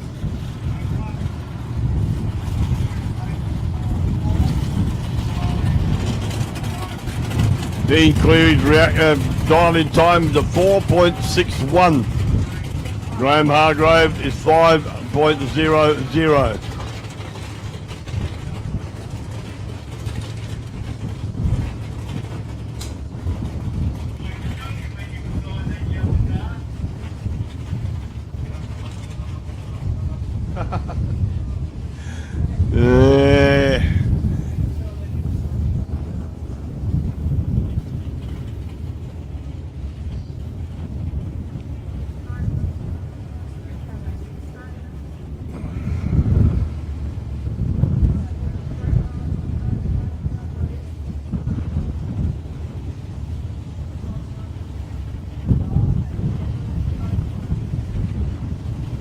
Both cars coming up interstate. Graham Hargrave, McDonald's lane 2, and Dean Cleary over there in lane 1.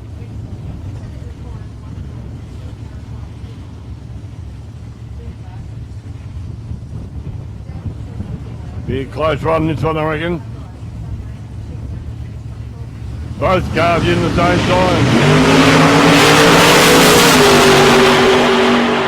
And Dean Cleary clears it out, something shocking. Unbelievable, good reaction time, 0.024, runs to 6.4, no, runs to 4.6, geez, I'm getting that arm about, aren't I? Yeah, runs to 4.648 on the 4.61, 145.21, the Hargraves.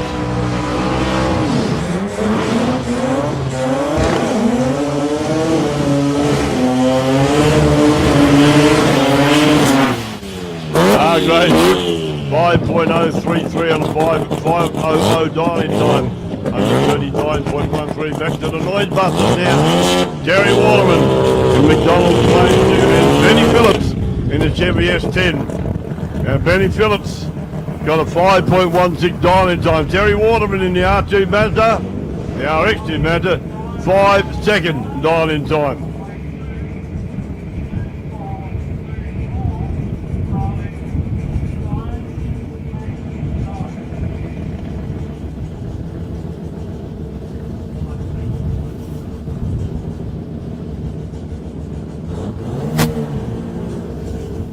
Terry Waterman get this little baby cranked up this time. Get ready, block your ears if you don't like noise. It's going to come a little bit different this time. It's going to be a bang, bang, bang, bang.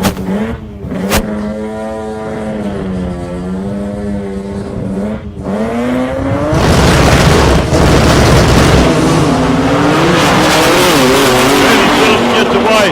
Oh, Benny Phillips, 0.001 light. How good was that? Runs at 5.206 on a 5.16 dial-in time.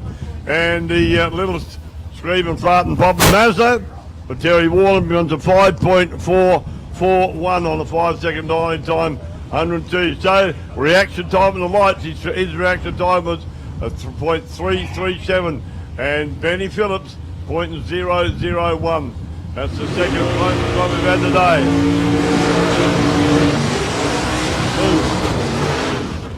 I got a bit of problem stopping coming back. Parachute popped out the back for Nicole Theo, so something's gone wrong there. Won't be able to come backwards, have to fold it up and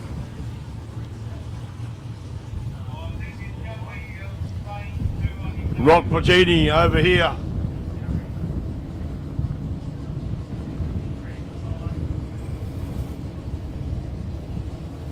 You don't see that happen very often.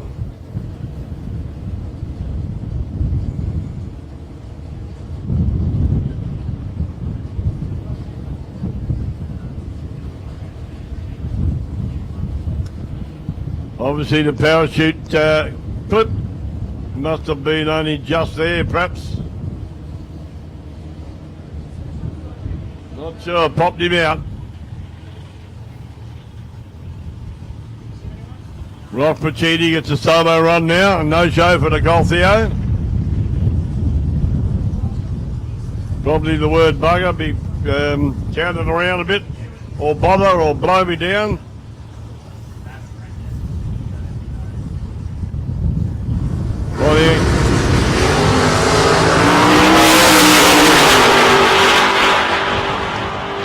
Pachidi goes through to 5.385 on a 5.39 dialing time, 130.69 miles an hour there.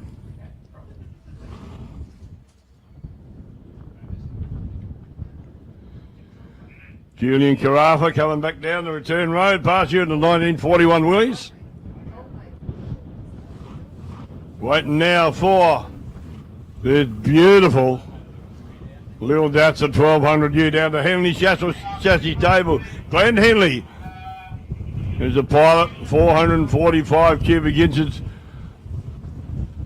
of Chevy power underneath the bonnet of this thing, and does it get up and boogie.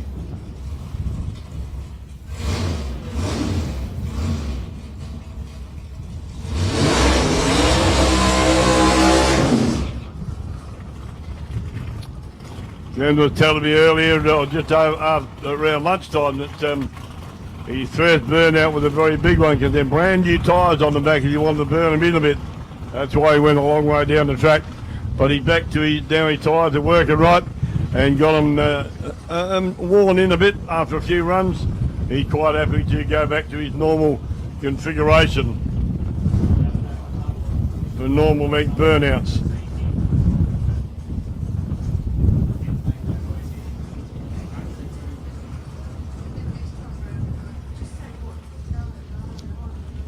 Yeah, Brett Henley from Henley Chassis standing behind the car. He always does that, Brett. I must ask him, he watches the car launch, he can tell a lot from that. Look at this. Lines into the air again, beautifully straight. 0.027 reaction time, runs at a 5.262 to 131.46 miles an hour. That's a cool car.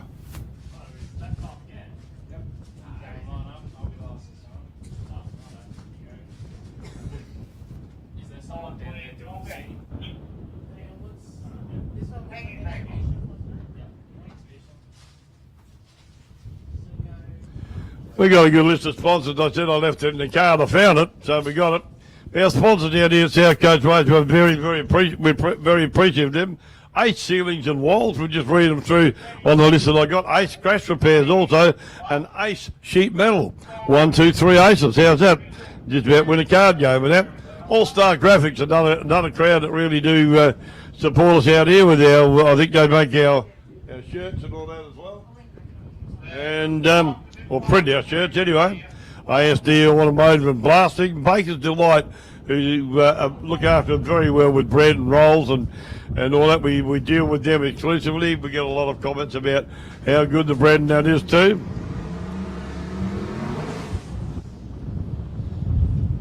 Back in a radial demonstration, Tomas Pronovus.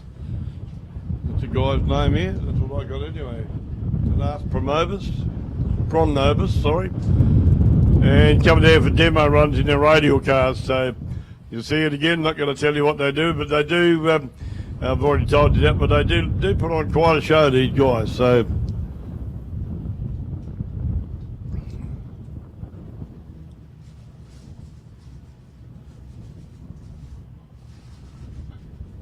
Some of these cars in radial competition go very, very fast. Very, very fast.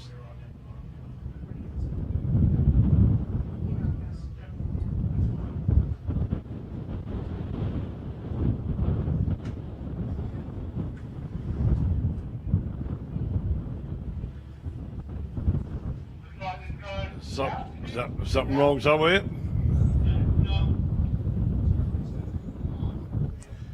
Yeah, Bayside Industrial Coatings, another one of our sponsors out here. That's just BBR Body Repairs out there on the Ring Road. Very, very competent crash repairers. They're going Go and see Paul out there and BBR.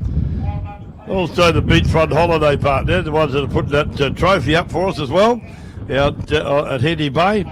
And Buy Right, also Buy Right Electrical Store, BJM Panels. Another one of our sponsors, the Brass Compass Cafe Beachfront Bar. A great place to eat, fair dinkum. Down in Bendick Street, go down there and have yourself a feed down there. A good variety of tucker and a lovely place to go too. Bryden's Tyre Power also help us out. They're up on Percy Street. Here it is, Percy Street. Up there, go and see the boys up there if you need any tyres and that. They'll certainly help you out as best they can. Carrison Racing Engines, another sponsor here at South Coast Raceway. A treasure sponsor that do a lot of work for a lot of guys on their cars too. Here's Milo back again. In the big Wild Willie.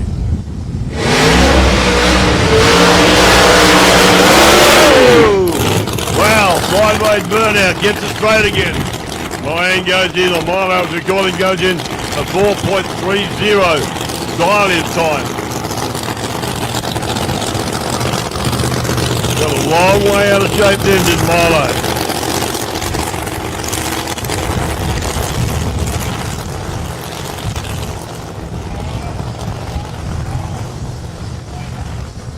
Of course, ladies and gentlemen, this is Wild Bunch Eliminations round 1. We're into that side of it.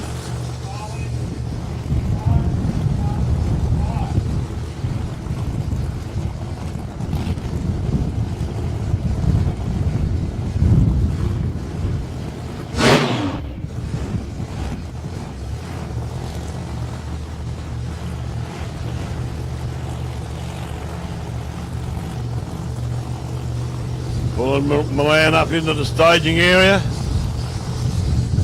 Here we go, it's all in his hands now. Beautiful sounding car, good looking car. And it puts it down too. Look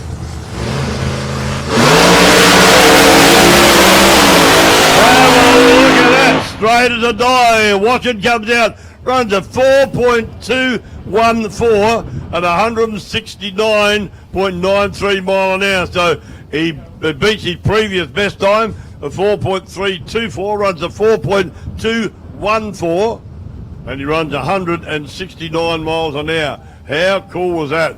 Beautiful straight run there from Milan in Wild Willie.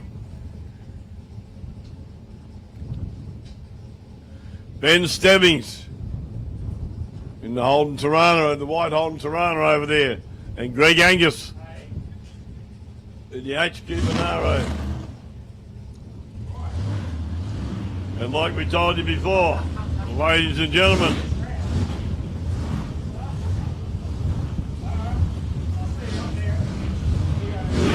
the Wild Bunch meeting is sponsored by Sidchrome.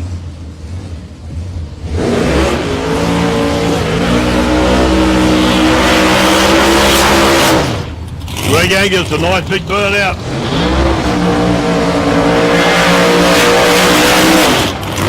Not to be outdone, Ben Stemming does the same in the little Tirana. Hot action out here at South Coast Raceway.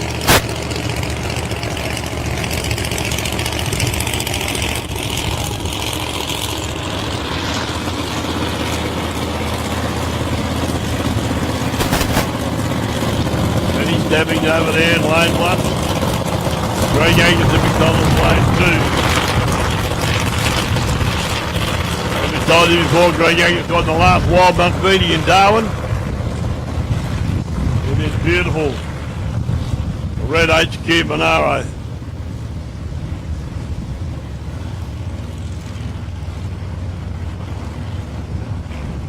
Great Prince, good on your Sidchrome to sponsor the Wild Bunch meeting today. Callaghan, a man, a greatness banner, go and see. The Sidchrome man. Demand Sidchrome if you want some decent spanners. That's what you need to do. And we appreciate the sponsorship from Sidchrome. Don't forget the raffle that's going on around here too. $5 a ticket, they tell me. Okay, Greg Angus is ready to rock and roll. So it's Ben Stebbing. Here we go, ladies and gentlemen. Stebbing pulls the front wheels off the ground. Down they go. That's a close run from these two blokes, fair dinkum. And, geez. Angus runs a 5.251, 132.64. And Stebbings runs a 5.263 at 132.14. Damn, that must be close racing down that end of the track. That's unbelievable. Dial-in time of 5.19 it was for Stebbings, and dial-in time of 5.15 for Greg Angus. And 5.263 run by Ben Stebbings, and a 5.251. And speed 142.14 for Stebbings and 132.64. Man, that must have been tissue paper thin down the other end, whoever won that. Oh no, well Greg Angus won it, but he wouldn't pick it with the eye, I don't reckon. Okay, back to racing again, ladies and gentlemen. Bob Cherry over there. My man with the hand, Bob Cherry, my man with the hand. Round one, a Wild Bunch Elimination, getting it loud, Johnny Mole.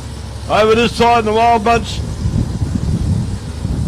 VS Commodore.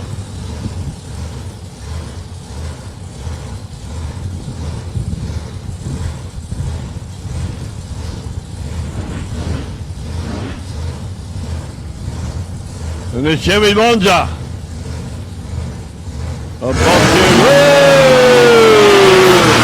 And that got loud very quickly, didn't it, from Johnny Mole there with his burnout. Bob Cherry coming in for his now. Little gangster. What he is too, he's a little gangster. Lovely bloke. Classic man. Been around the track for a lot of years, driven a lot of different cars. And this one's no different, although you would have thought that at Bob's age he'd have probably given him something a bit slower, but they don't seem to do that. We're weighing ready to rock and roll.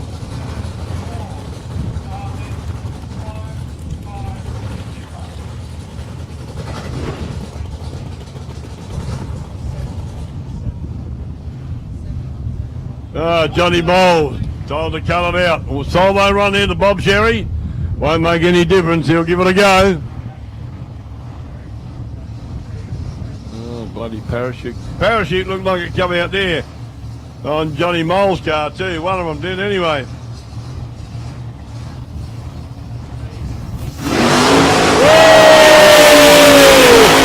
to go, Bob Cherry. Wheels off the ground and straight run. The watch it comes out. He goes with a 5.361 at 130.86 mile an hour. Dial-in time with a 5.30, runs at 5.361. A good run, wheels up and away for Bob Cherry. Don't forget, wave to him when he comes back. He can put his hand out the window. That big, I think it's foam rubber. But wave to him anyway. But a bit of a showman, Bobby, and the more you encourage him, the bigger show he put on, I guarantee you that. He's a bit of a character in his own right, and that's no fib either. He's no slouch in a race car, as you can see, and run pretty hard. We've got Mike Trahar coming up next, and Brendan Carr in little MH Holden Tirana, and the big 53 Studebaker of Mike Trahar. And like we said, Mike Trahar's a multiple Wild Bunch winner. Hey, you want some of this for your net front? Nitro spray? Legit nitro. Yeah, legit nitro. Yeah, it's full of it under my tongue and keep going. We're getting bad chest pain. Yeah, no, under my tongue. There's an old story about a Salt Lake bike racer. What did you His tank. Unreal. I don't know whether this would really work, mate. It hasn't made me go any quicker. I can tell it just stops the pain. All I did was break the octane. Unreal. Huh? Don't take it on me, the weekends are my weekends off. No, that's all right. You and Nurse, eh? Oh, sweet. I feel better now. I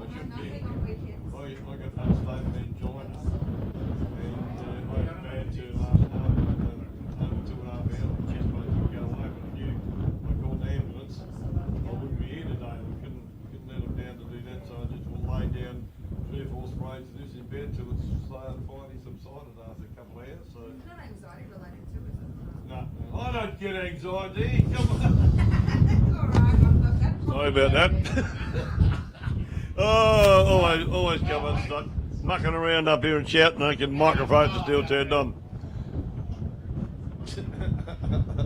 Yeah, everybody heard you. And you're a nurse, are you? Let's have a talk about that. Can we have a talk about it? Come on. Nursey, come on, come over here. Oh, you'll look after me, I know that. Now everybody knows. Even my wife will know now. That's despicable. Okay, back in the action. Mike Trahar over there in the very beautiful 53 Studebaker. And Brendan Carr in the LH Tirana. Over here, quite a quick car as well. And Trahar dialed in time with a 4.9. Brendan Carr dialed in time with a 5.5. Have a look at this thing. That is a beautiful car. That Studebaker. What's not to love about that? Sharp and strong in the burnout. Lifts the car up, rocks it around a bit. There he is, Milo coming back. Another good run, Marty. Well done. Big burnout from Brendan Carr. Well done, Milo. Good run, matey.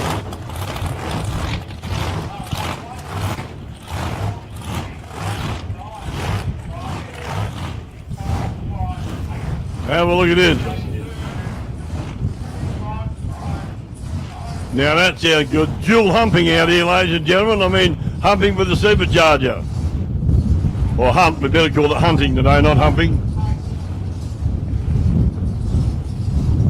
Couple of very strong cars here, ladies and gentlemen. So, and pretty close on their times too, their dial-in times.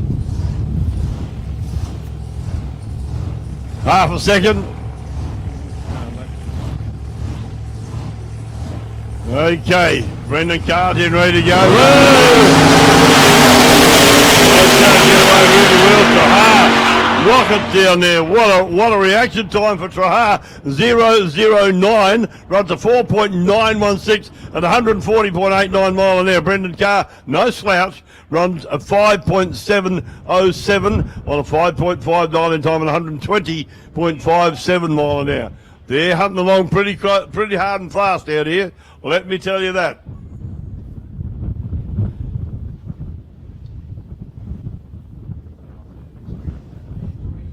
Had a little bit of trouble with my friend Jason Kiley before. Had a small something to do with the filter on the car. Knocked the belt off or something. So my grandson was saying, grandson that's out there helping crew the car as well. He's young William. Here we go.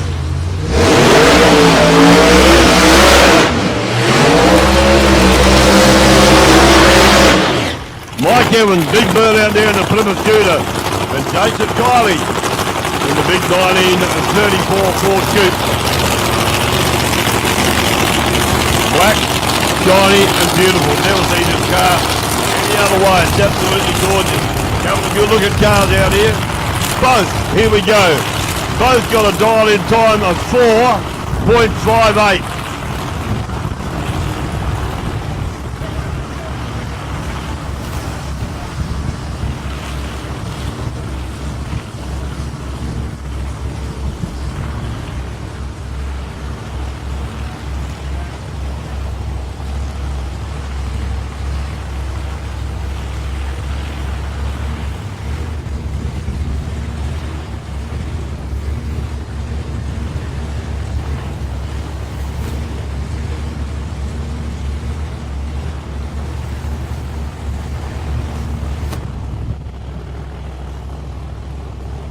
Oh no, shut Jason down again.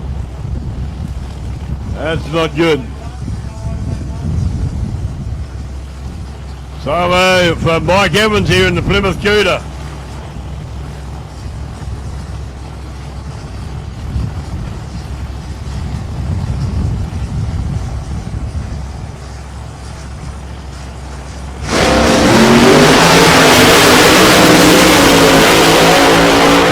Gets away, rips it through the gear change. Pretty ordinary reaction time. It goes through at 4.698 and 151.86 miles an hour.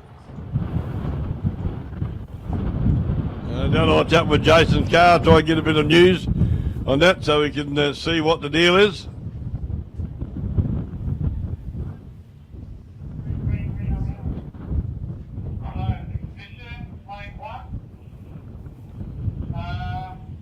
Another Radial car coming up for exhibition run.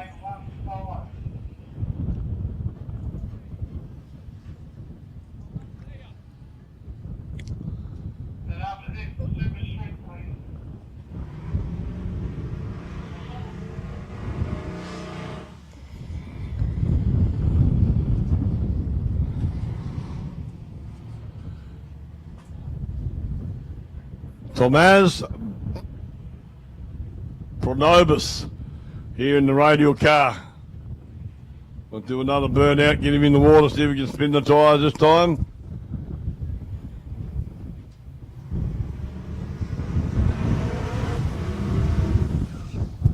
That got him a bit hotter on the way to go.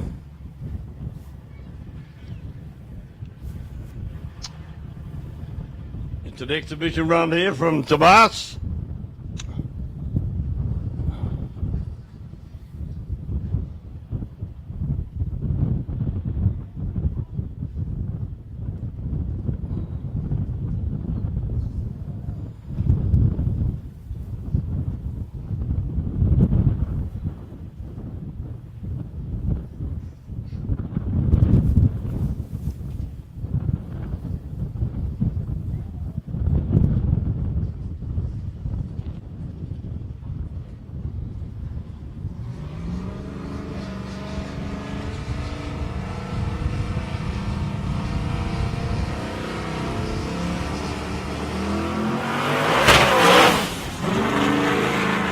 Bit of a backfire there, a long time on the start line, but that's what they tend to do in the Radials I've seen before. 8.857 reaction time and runs a 7.875 at 83.83 miles an hour.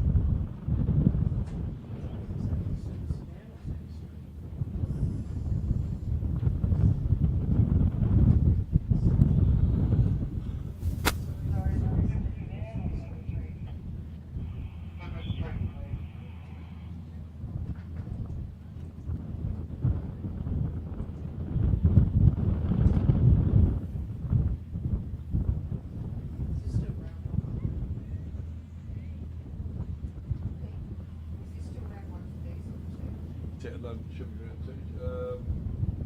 Yeah, this will be round two, I think. This is the first lot to come out, aren't they? Yeah, I think so. I reckon this should be round two now, I reckon.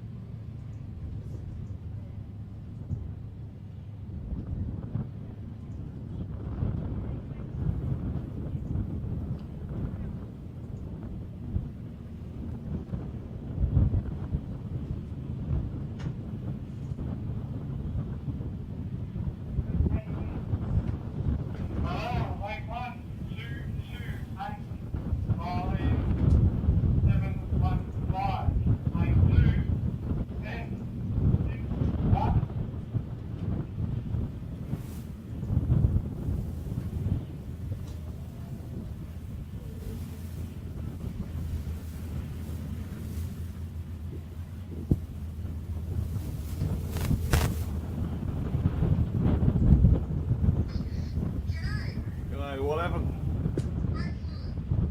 Oh, was it white? Where did that come from? Why the back?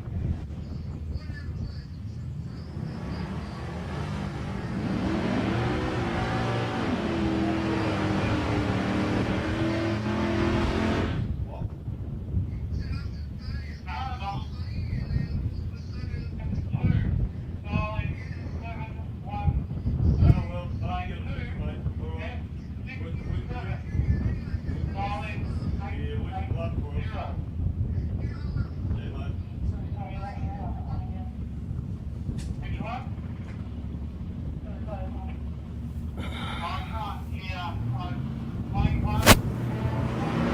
And Adrian Fitz gets away, and there's a Cherry.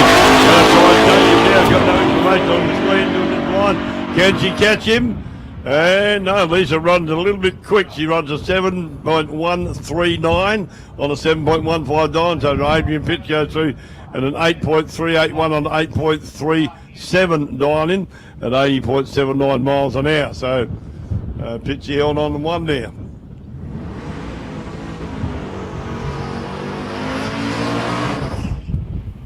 You got Greg Holland out there in lane 1 in the Tunner. And I don't know who this is.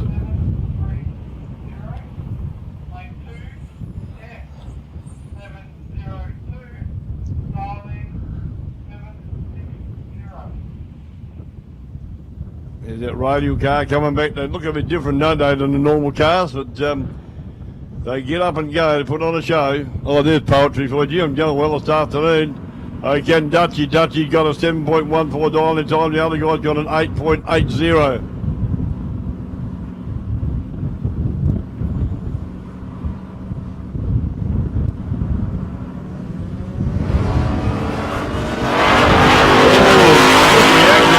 Both cars, 0.024 to the Silver Commode and 0.024, but the win goes to Dutchy, 7.184 on the 7.14 dial in time.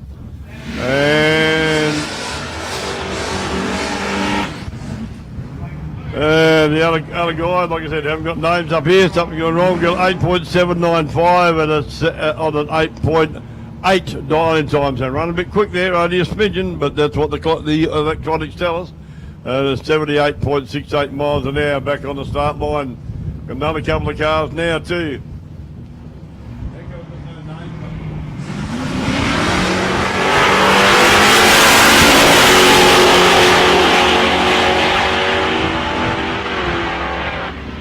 Car S161 goes 7.366 on the 7.30 dial in. And where are we? Get back.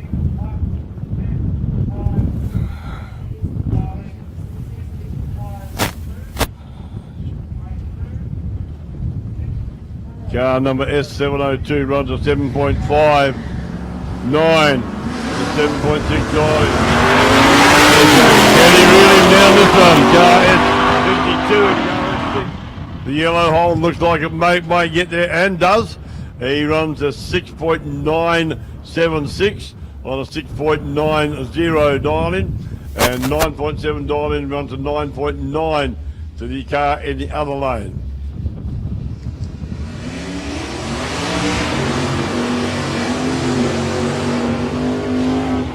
The big Ford Fairlane from Hamilton Way, and Julian out there.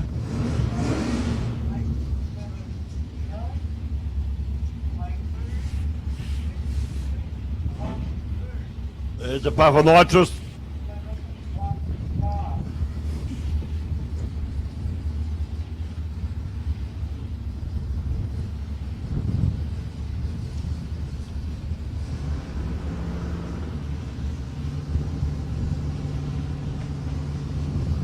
Waiting for Julian to run his car in. Here we go.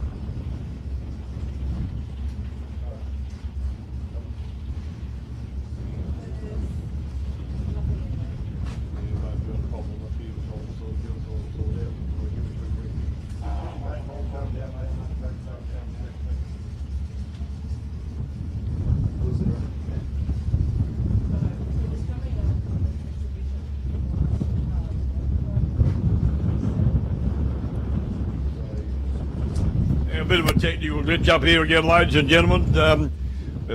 Computers are good when they work okay, but something's gone wrong up here, and we're working to sort it out right now. So hopefully we'll get it sorted fairly shortly.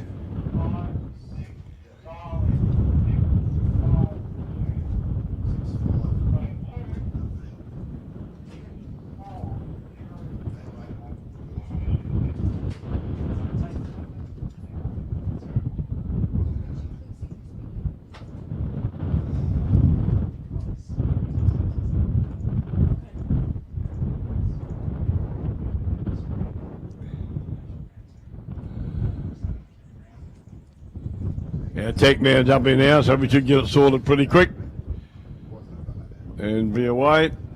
Don't forget, go down and check out the things we'll be talking about during the day. Go down and see them at Motorhound and talk to them down there. They've got a great range of goodies down there.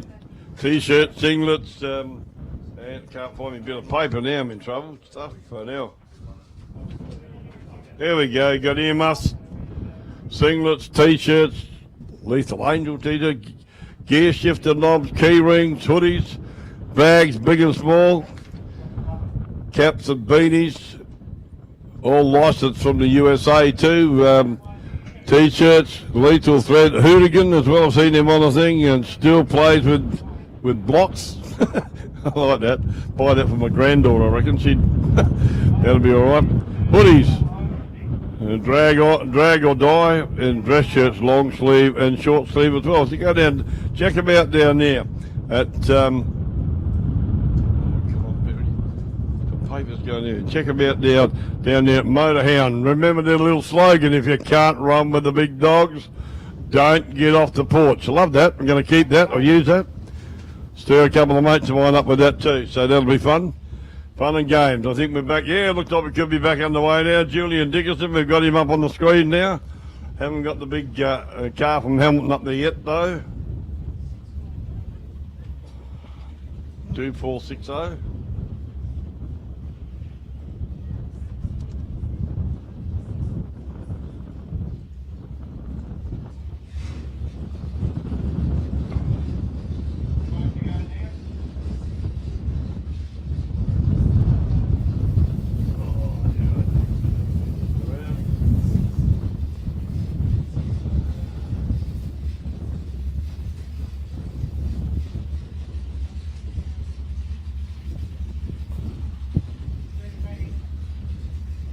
It looks like we could be at Timmy Ackland in the big Ford Fairlane.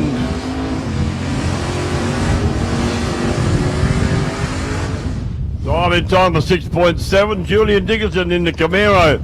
Dial-in time of 6.52. Over there in the big Chevy Camaro. Puff of nitrous in the Fairlane. Puff of nitrous shortly. There we go. Julian lets a bit out too. Okay, and a puff more. Purchase system, so we got full bore nitrous when they take off. Of course, mixed with the fuel. Here we go, back on the race condition, ladies and gentlemen. It's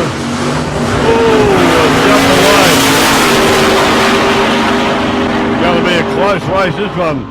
6.597 on the 6.52 dial-in for Julian Dickinson, and 102.22, and a 6.924 on a 6.7 dial-in time to Timmy Ackland in the big Fairlane, 101.29 miles an hour.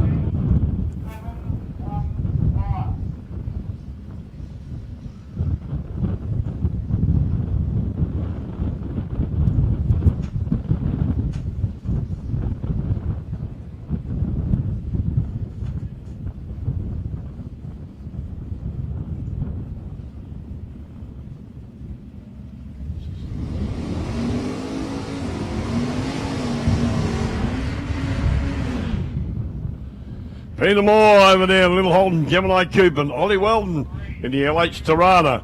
Peter Moore's got a dial-in time of 8.70. Ollie Weldon has a 7.15 dial-in time.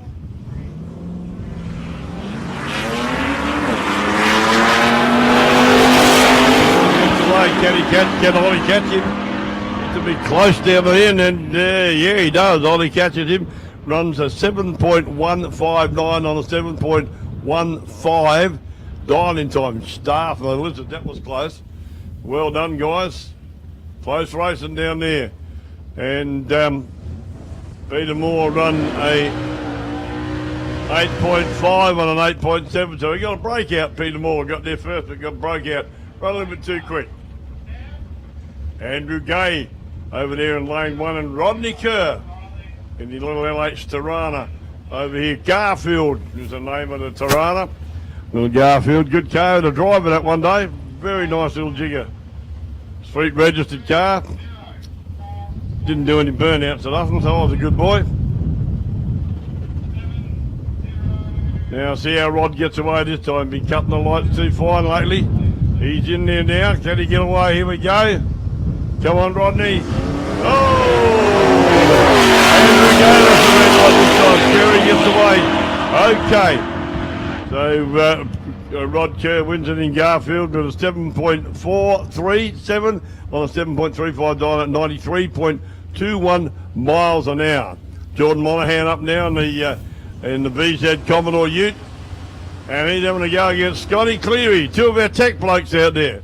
Hope none of them get hurt. We'd be in trouble up here.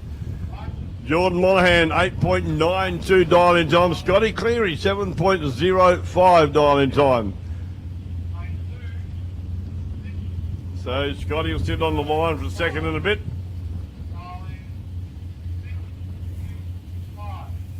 And then Scotty got to run him down in the VL without going too quick. Fox and each other here. Scott's in. Jordan's in.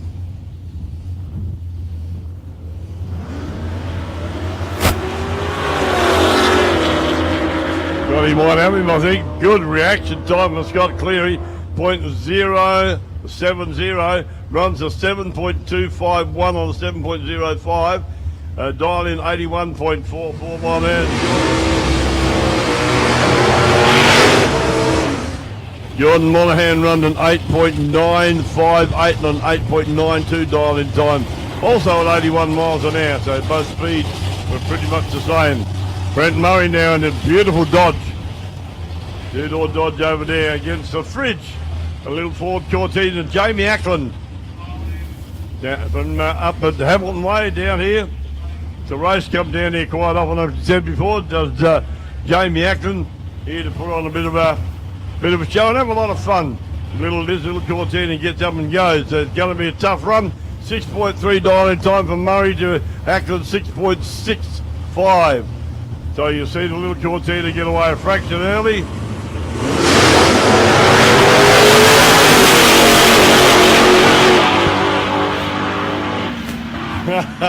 Clever racing. Brent Murray buttons off up the top there. There's .098 reaction time from Murray. Got away very, very well then. And runs at 6.412 on a 6.3 dial in time. On the brakes up there, 89.43. And Jamie Ackman goes through the not too shabby 6.67 on a 6.65 dial in time at 99.44 miles an hour. Gary Hutchins in the big Brougham, also from Hamilton, and Kevin Bryan, also from Hamilton in the Ford XY Ute. And the next pairing up here, ladies and gentlemen. Hang on. Backing them out. Something on the track.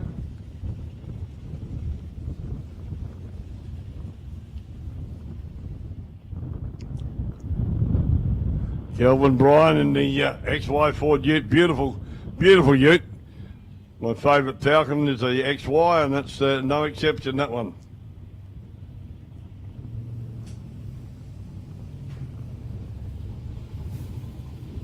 What's the matter? Here he is, behind you.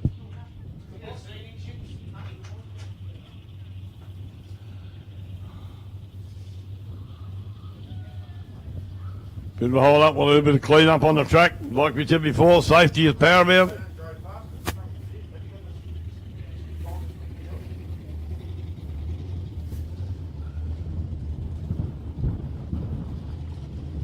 There's that beautiful Dodge coming down the return road, and the little fridge, as he calls it. A little Cortina wagon. That Dodge come up the line like a cut snake.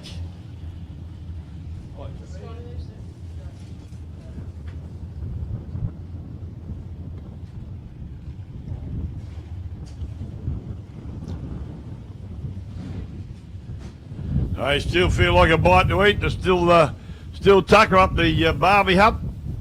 They'll be going for a while. As there is also at the canteen, the coffee machine still coming in the rotary. I think it is. Can't quite see from here.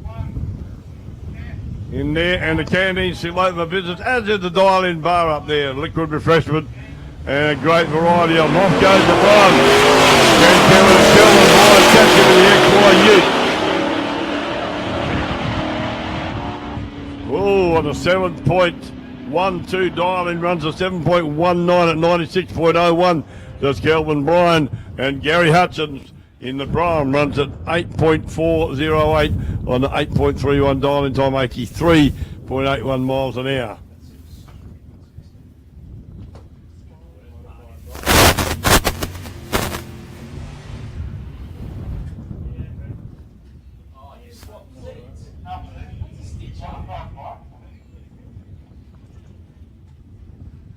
Jake Phillips.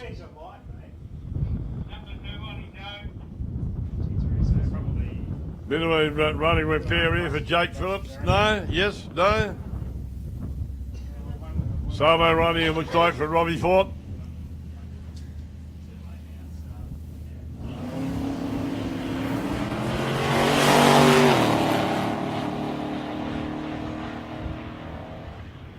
Yeah, Robbie Fort runs a 7.035 on a 7-second even dial-in time at 99.60 miles an hour.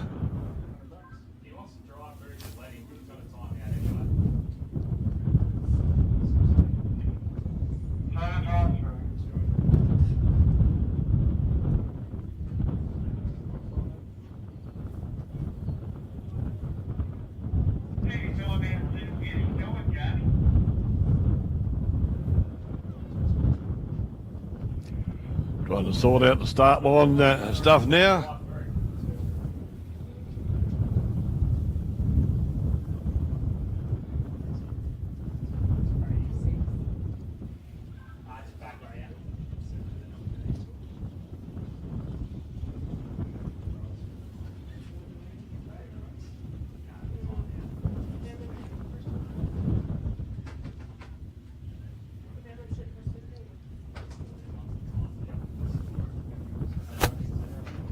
In the modified bike next.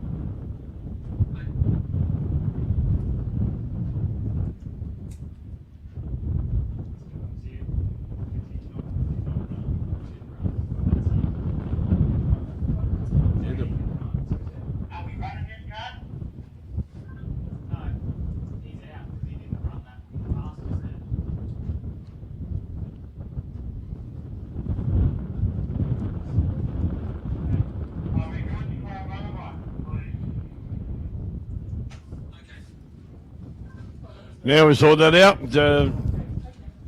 It did not front, so here we go.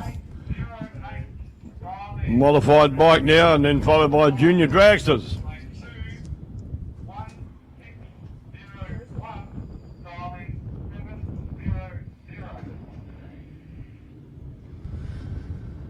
Slow thing down a bit to start doing. Angus Gale coming around, and he's run off against Dad again. Angus Gale's over there in lane 1.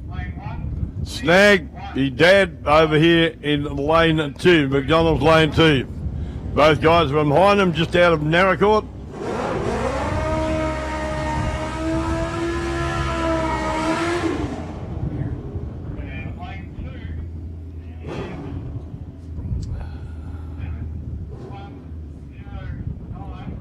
Dial-in time for Angus is 7.25. For Snag is 7 seconds even. Snag over here in lane 2, closest to us. I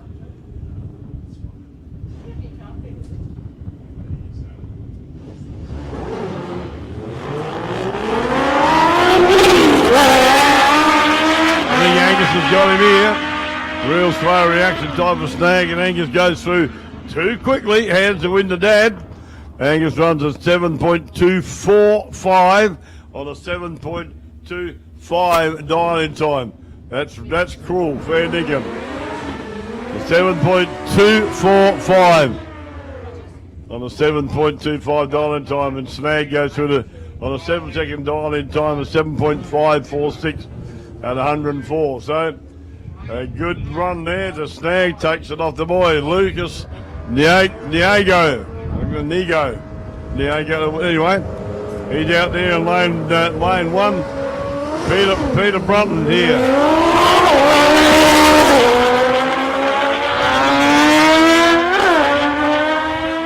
Got the rubber band wound up now, Lucas. They go through the 10.05 on a 7.3, but Peter Brunton goes through at a 7.088 on a 6.8 dial-in time.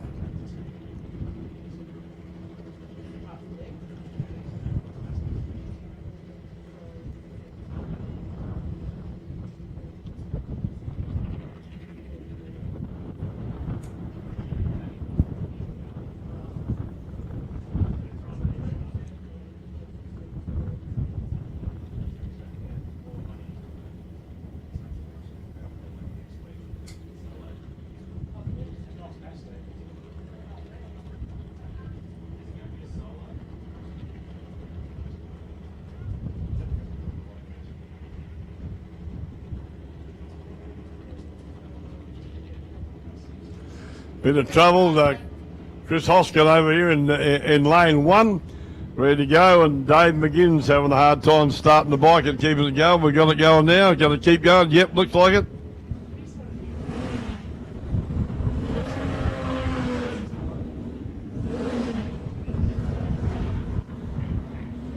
Chris Hoskin in lane 1, got a 5-second dial-in time even.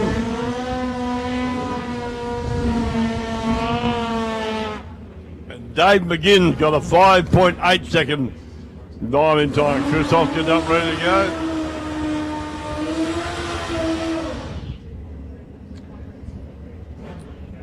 Lane 1, follow, 4935, Alex, 534.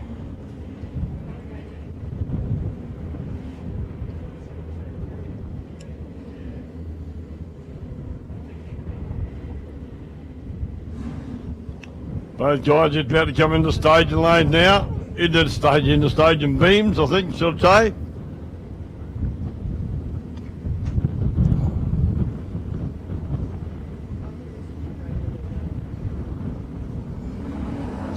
Okay, can Dave McGinn keep the bike going this time?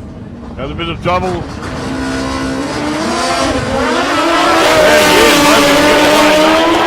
McGinn's bike malfunctioned again, but Chris Hoskin in lane 1 leaves way too early.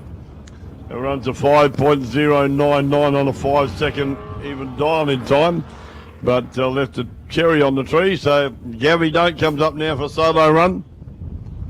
5.34 dial-in time for Gavin Don't on the Suzuki B King.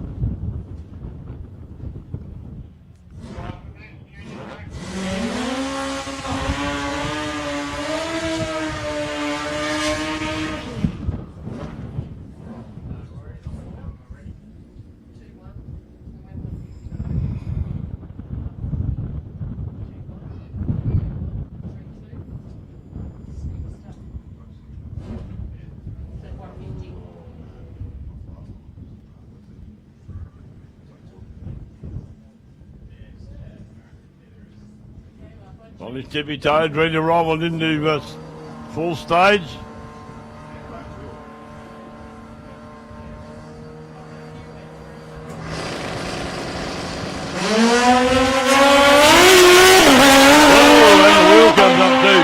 Don't we often do that? 0.155 reaction time, goes through to 5.3 5.431 on the 5.34 reaction on 130.26 mile an hour. Good run there from Gavin Don't. Always puts it in. Junior dragster time now, ladies and gentlemen. It's round 2 of junior dragsters.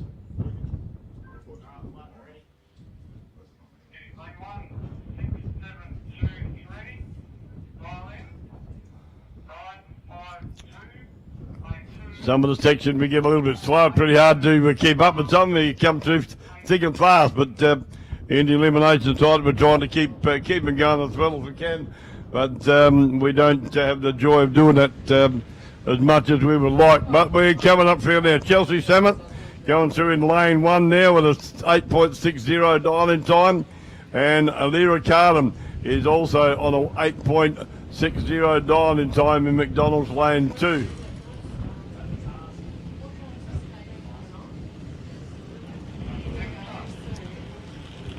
This will be a heads-up run for both girls. They'll lead both at the same time.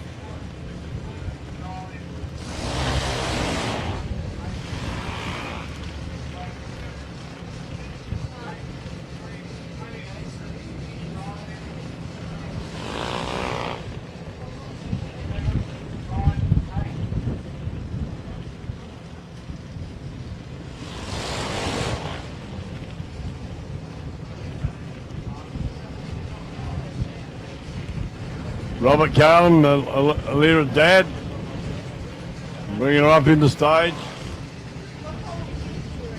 Chelsea 7 over there. I think it's her dad bringing her up as well. And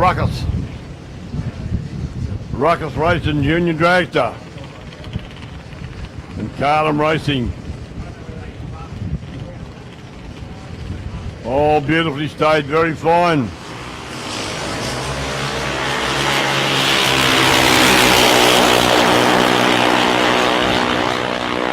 Close run and very close reaction time for both girls. Both broke out. Both run a bit too quick. We're running a 9.422. Hang on. On a 9.52 dial-in and Alira run 8.858. The Lizard on an 8.86 dial-in time. But Alira broke out the least, so she's automatically given the win.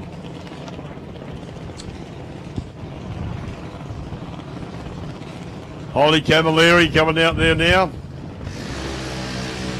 Over there in lane 1.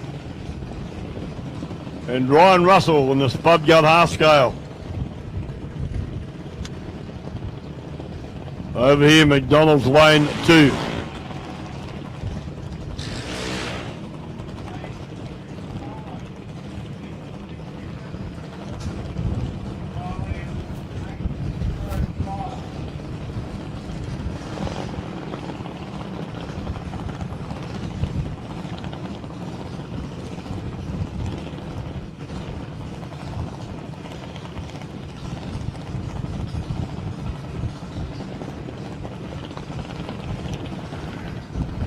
Bit of fine tuning on the cast. Now looks like ready to go. Young Spud, Ryan Russell and the little Spud gun. Both 8-second dial-in time. No, 8-second index, sorry, 8.18 dial-in time for Camilleri.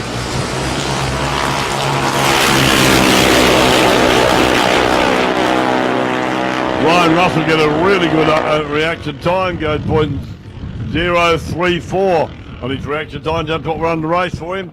He goes into 7.990 on a 7.98.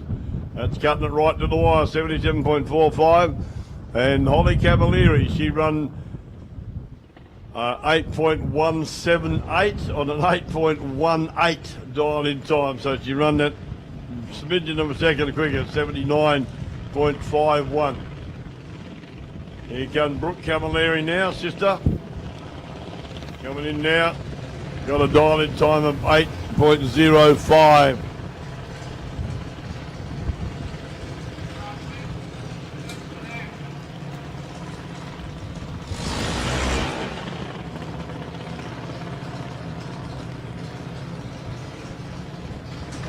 Mum and Dad pushing the car back, going through their pre-start routine. Okay, said Brooke, go up there, girl.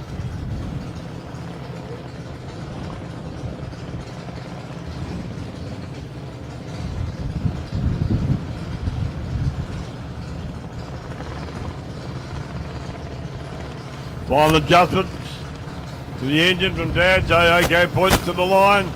Get up there, girl.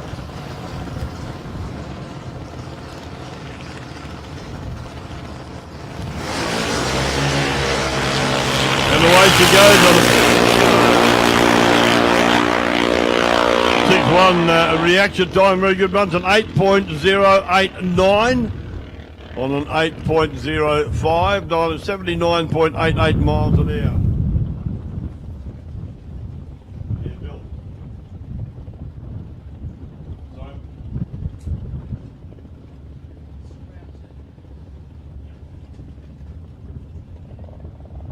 All right, yep.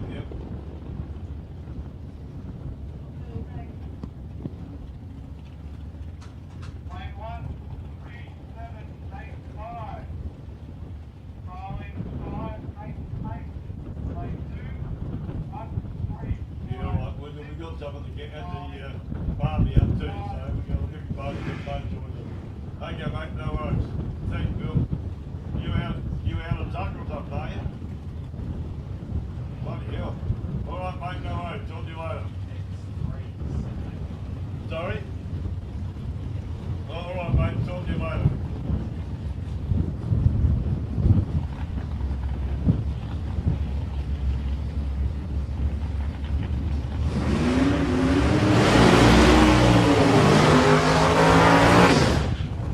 Phil Buzzridge out there in lane 1. And Joe Camone over here in lane 2, the PGR engine car.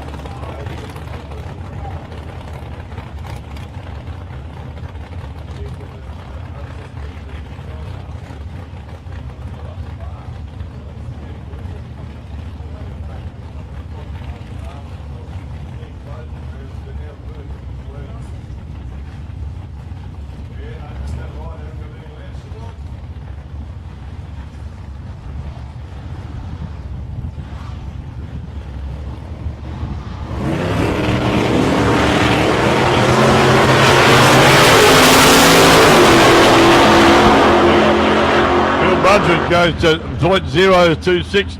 A reaction time runs at a 5.912 to a 6.581 to Joe Camone. Win there to Phil Buzzridge.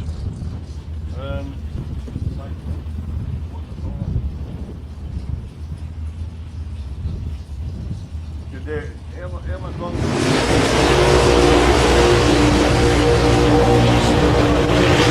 How much longer are we going to be going?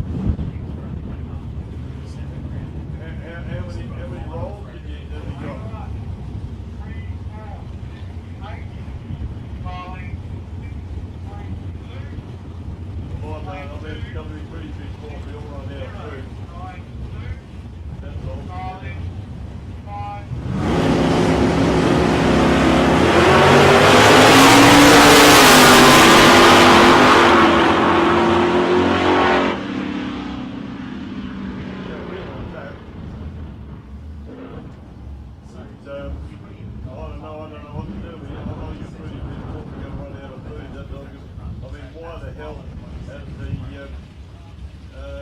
I mean, they should have chips or something in stock down there at least so you can cook.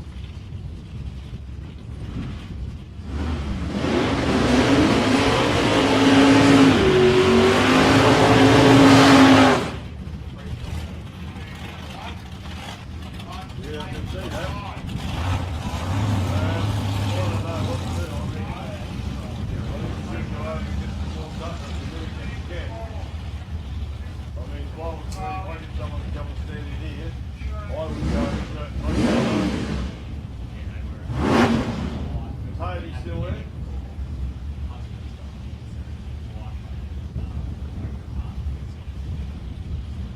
She's gone home, has she?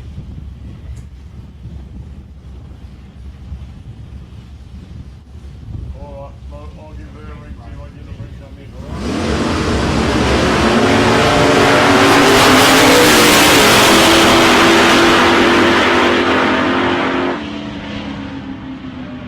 Oh yeah, leave it with me, I'll get back to you, okay?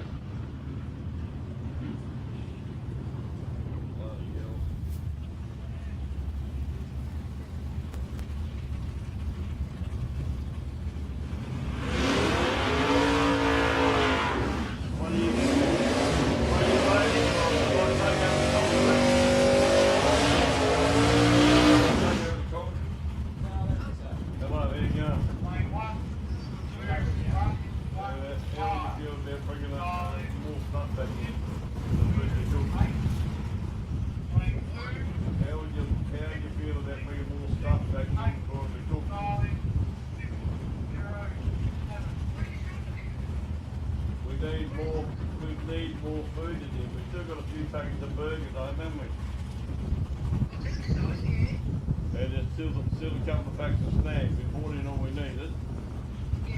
They're almost out of food. Right, and the candies run out and they're closing their doors.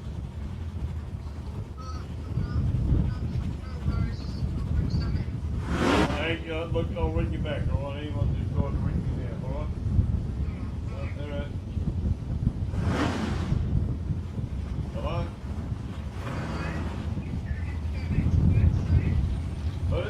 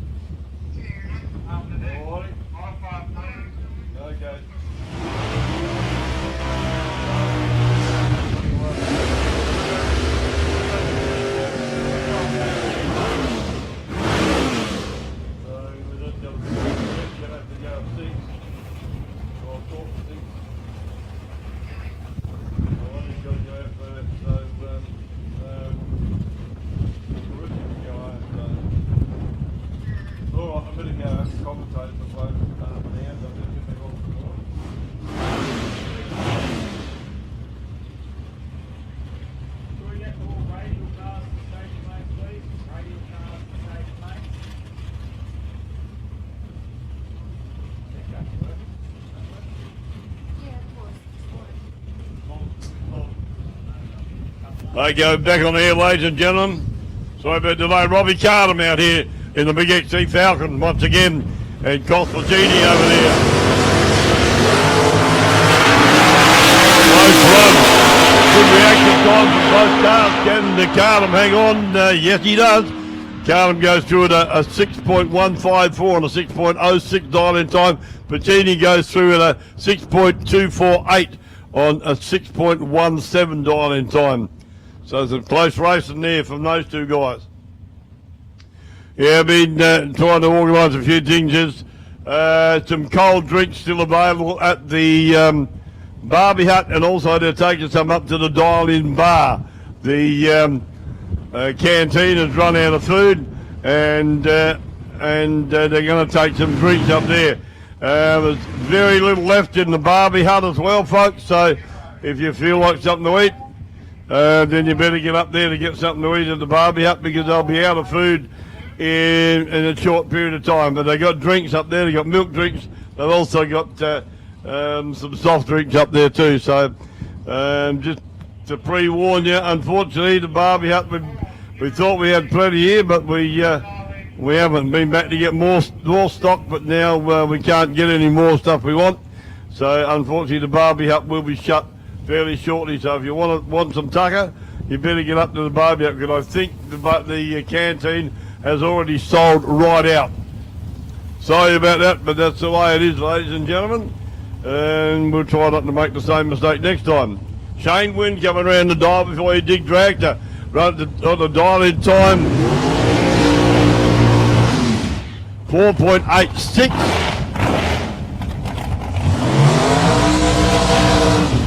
And for Chris Farrell, dial-in time of 4.82. There's going to be pretty much a heads-up lead for these guys.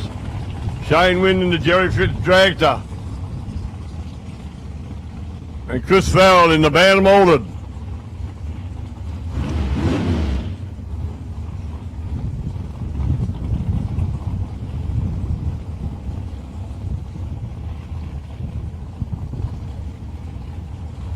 They'll be leaving pretty much heads up here, ladies and gentlemen, I can tell you.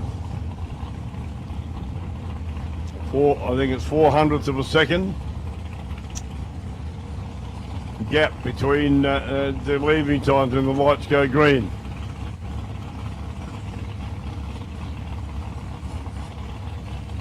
Reaction time will win this for sure. Whoever gets away with the sharpest reaction time will, I tip, be the winner down the other end.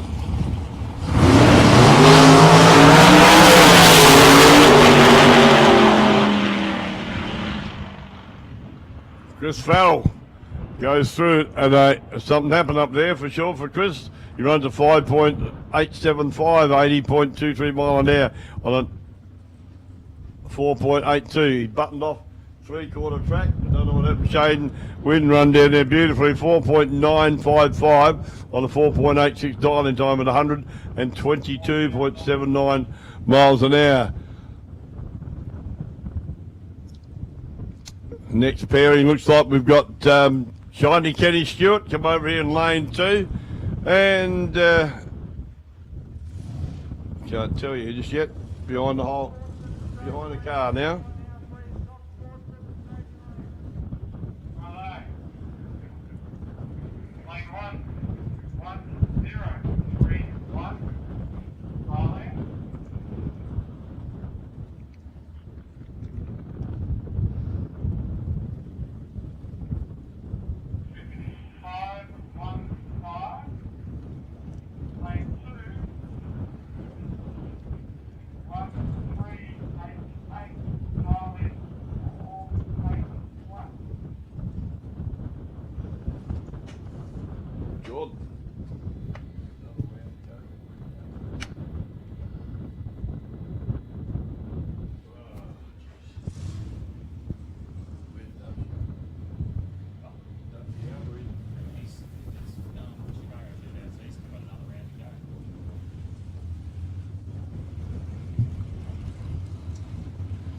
Okay, Kenny Stewart, Shiny Kenny Stewart in the Fuchs dragster.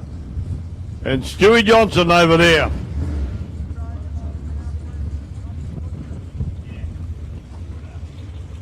400 cubic inch engine in that dragster.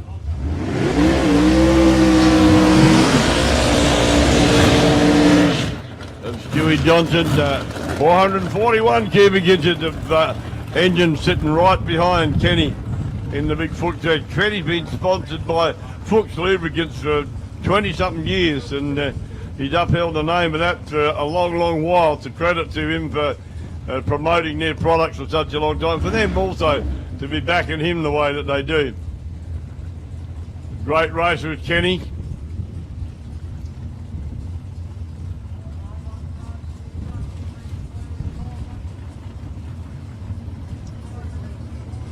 There's your Stewie Johnson. Whoa, Kenny, what are you doing? Creeping up, going to stage as finely as they can. You see the second light just come on, and they try to just feather that as much as they can so they can get a bit of leeway.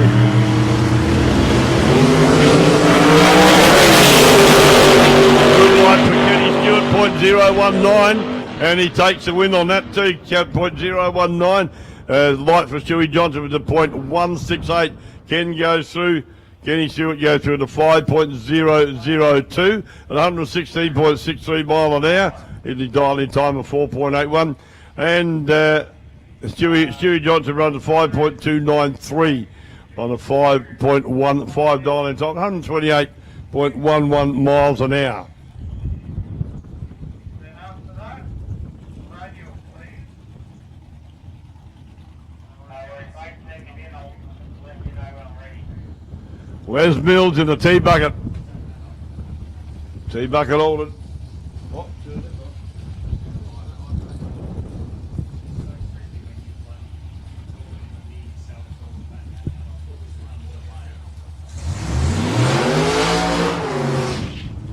Rhino Machinery, sponsored car from Bairnsdale in Victoria. Les Mills. Got a nice smooth burn on those tyres.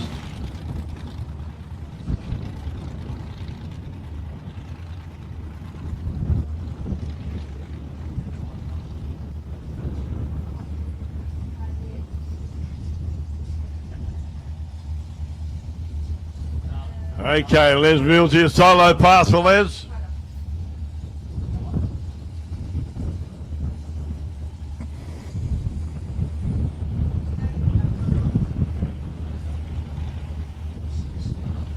Creeping up now, he dialed in time and they're going to make most of it 6.60, but he'll run as close to that as he possibly can. They should fine-tune even the solo pass, they fine-tune their dial-in times. They've got to come round for another complete round. Yep. Reaction 1.016, got off the line nice and clean, goes through the top to the clock of a 6.623. Off for a 6.60 dial-in time, 104.59 miles an hour.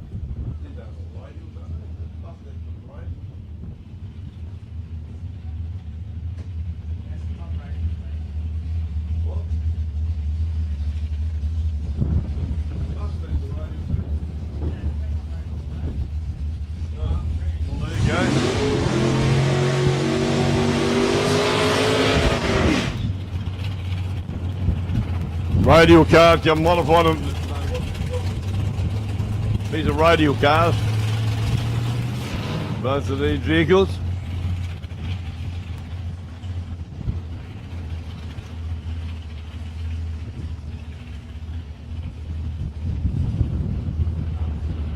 Glenn Empson over there in lane 1 in the Ute. And Bradley Alexander in the Ford Mustang.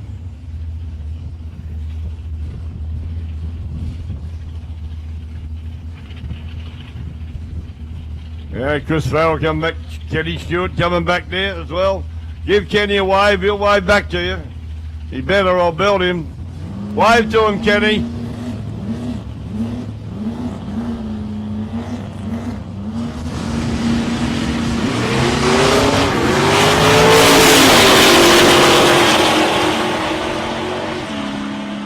And the Sting goes through, probably the best run of the day, runs a 6.192 on a, they didn't have a dial in time, so I'm telling you live now.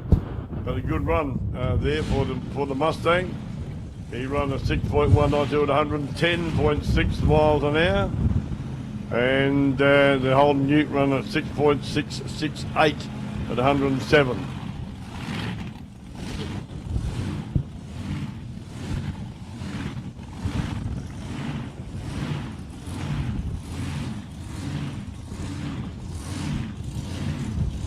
Have a listen to this baby once again. Love the sound of this car. Hunts along like that. I could take him home and play that all night. Short, sharp burn out there from Roger Boyd, the T-bucket Orland.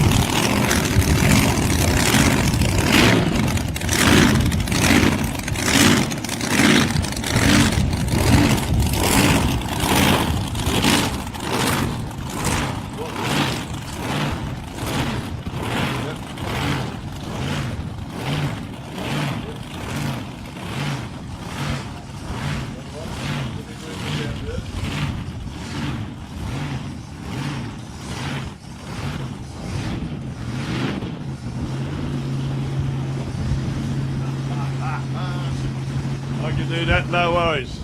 That will be fun. Love it. Roger Boyd out here now. Just got a note handed to me. We'll have a bit of fun with in a moment. So here we go. Roger Boyd going to put a pass down now. Previous best of 5.638. Whoa.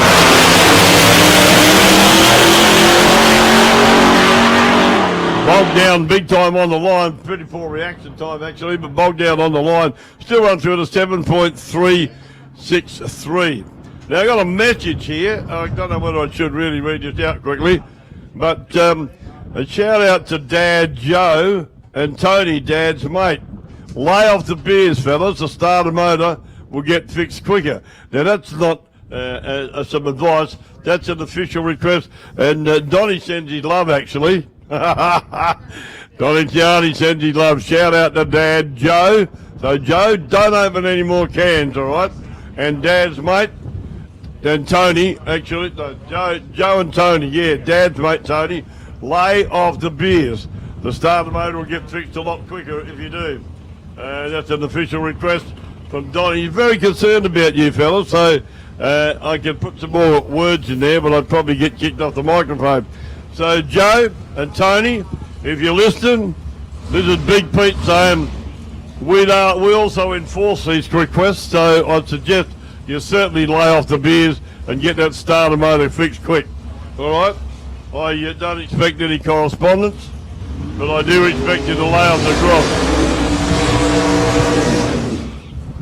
Okay, back into action.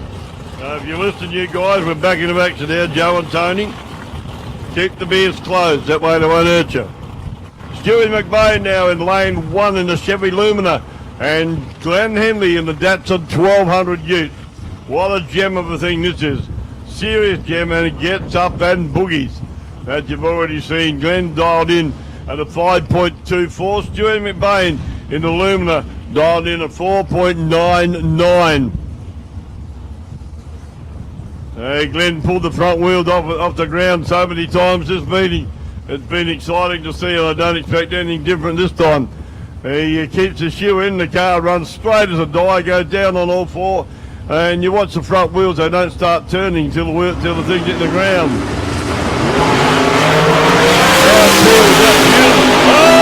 Oh, Glenn Henley, Triple O reaction time. We've got two.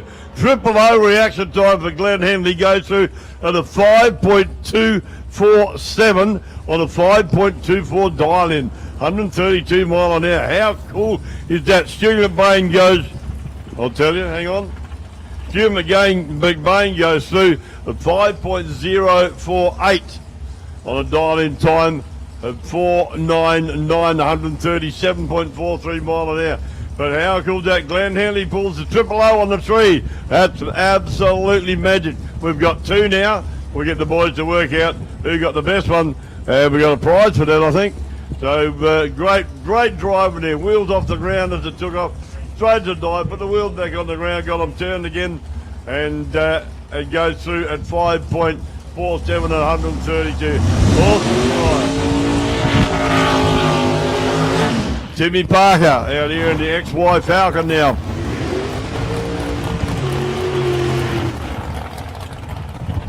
And the 68 Chevy Camaro being piloted by Nicole Theo.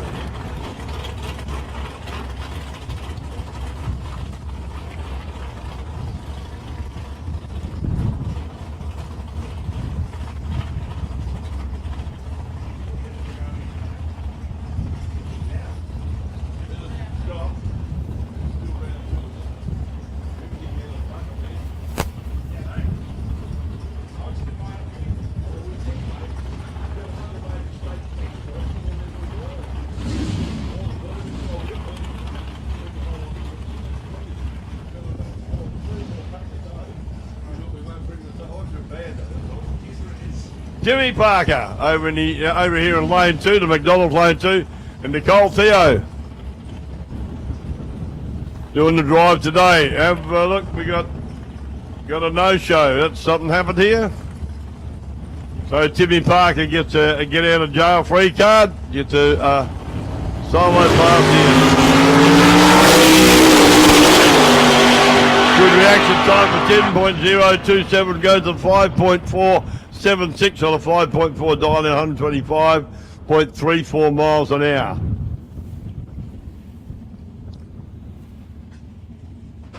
Unbelievable action here at South Coast Raceway today. Going to get stepping up again now. We got Dean Cleary in that beautiful Don Ness GTO.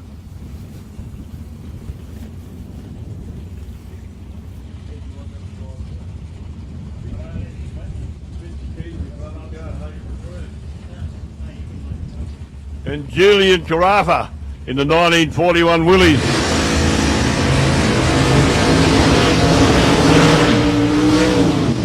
Carafa's dial in time to 5.016, Dean Cleary's a 4.61. Two big motors in these cars. The Willys has a 632 cubic inch engine in it. And the Don Ness GTO, it's a 762 cubic inch motor in it. Be an interesting run here. Dean's got to sit on the line while Julian drives away. It'd be a hard man to catch, but this car of Dean's is really going well. Runs straight and true as well.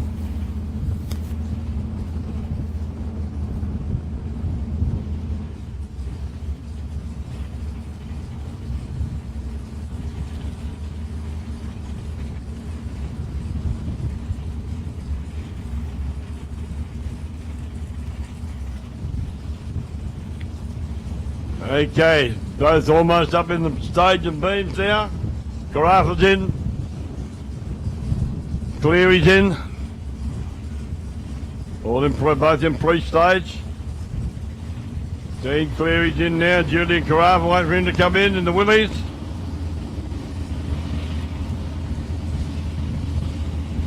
Waiting. He's foxing you, Dino. Now we're right.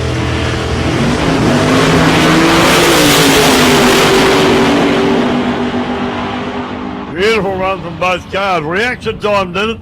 Dean Cleary goes to .034 to a .046, pretty close. But Dean Cleary goes to a 4.680 on the 4.61 dial in time. Carafa 5.177 on a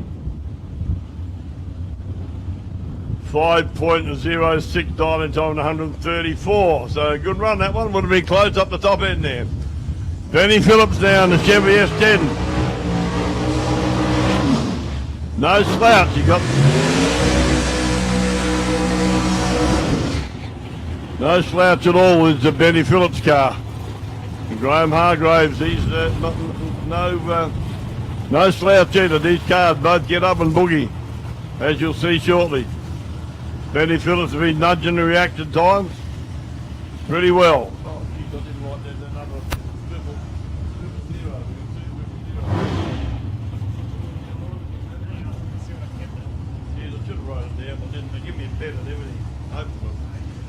So we got 2 000 today, you know, and that's pretty good racing. These guys' reaction times. Benny Phillips in the big ute. 5:17 dial in time to 5 seconds even to Graham Hargrave.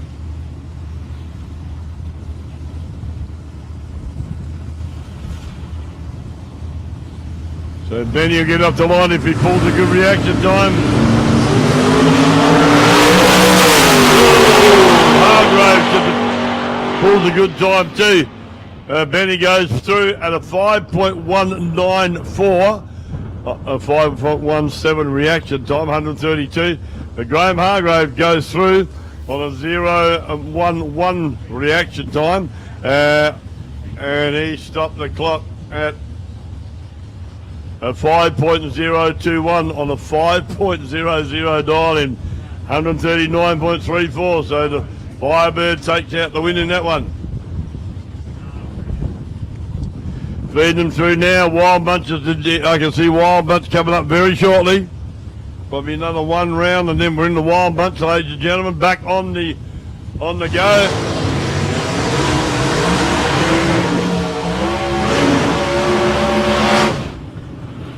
And after Wild Bunch goes through, we've got to all go through again. Another complete round of elimination into round 3 of elimination.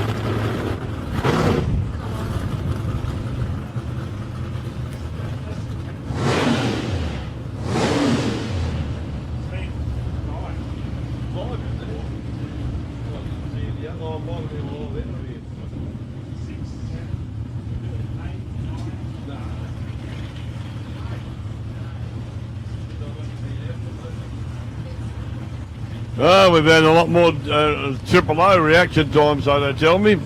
But that must have been when I was out before I come up here before. So anyway, we've had 7, I think. I don't know who's going to get the trophy, but they'll work it out.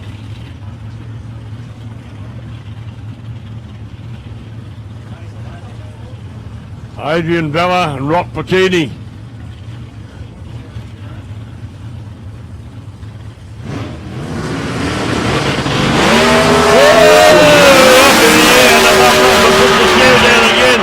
Does Adrian Vella, good run there for Vella.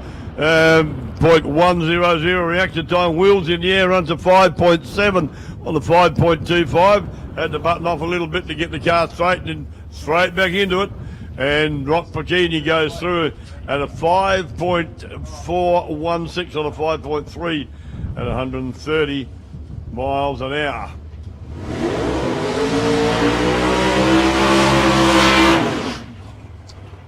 Jason Arbery.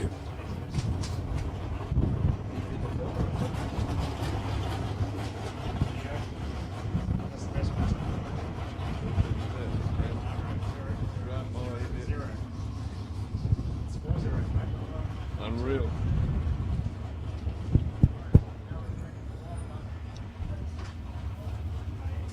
Solo run here for Jason Arbery. 5.28 dial in time. He'll run as close to that as he can. Well, Arbs, I would think.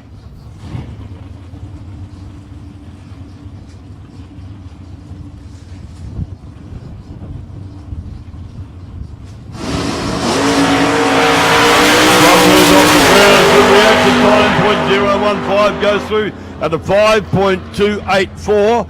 Oh, jeez. 5.284 and a 5.28 dial in time. Man, that's running close to the wire. 128.98 miles an hour.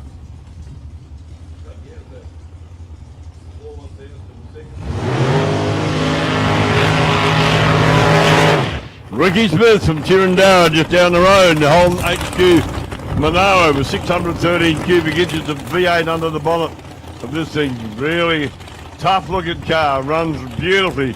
Ricky's still coming to grips, I think, with it. But he's running consistent good times in this and getting better all the time.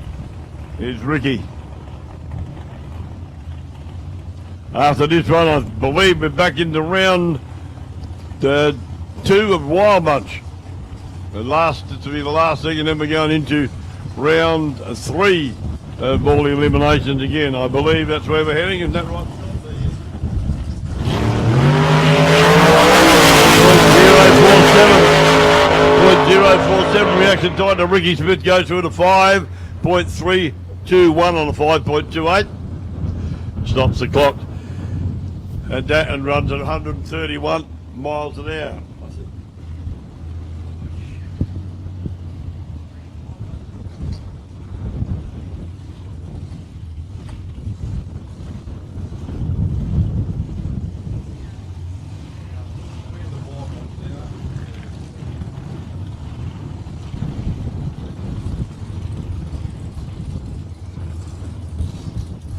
Here we go, Wild Bunch Eliminations, sponsored by Sid Chrome. You want to hand the man a grand spanner? You won't do that if it's not a Sid Chrome. Big thank you to Sid Chrome for their sponsorship on this Wild Bunch Walls meeting today. Absolutely top stuff. Okay, Greg Angus.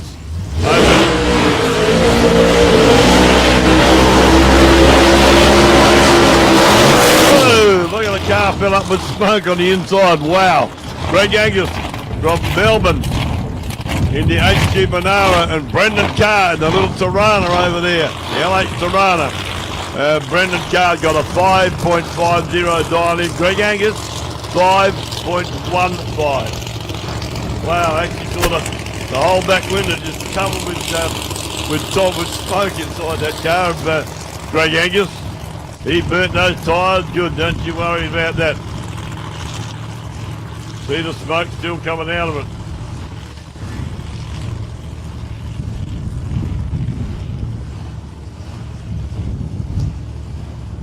Bit clearer in there now than it was. Can open it? No, I thought they could open that door too, but no. He wants to race. Get out of my way, he says. We want to go. Wave him in into the beams. Hello, Brendan Carr's ready to go already. Greg Angus is still moving up into the beams. Going to be loud now.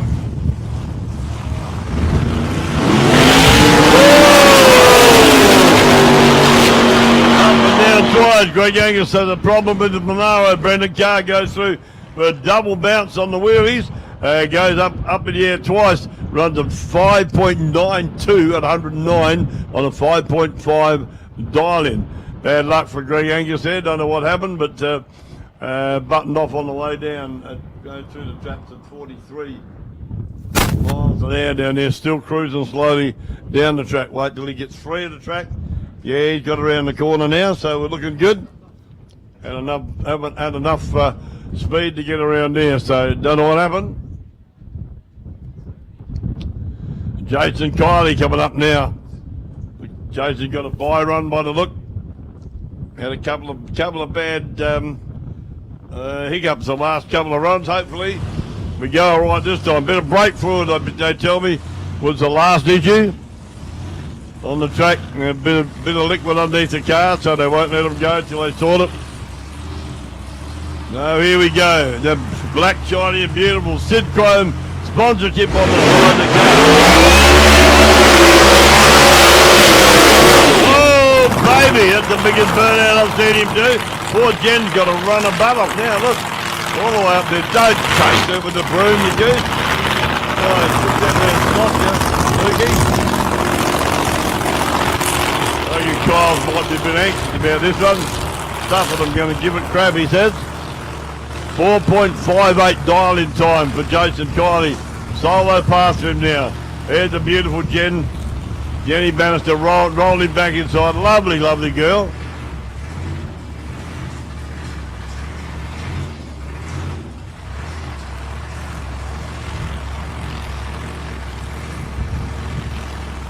Got their routine they run through. Great crew too that Jason's got looking after his car. A good bunch of guys, good fun. They take a bit of lip and give a bit of lip back to you. Here we go, Jace. How are we going to go this time, buddy? Free stage.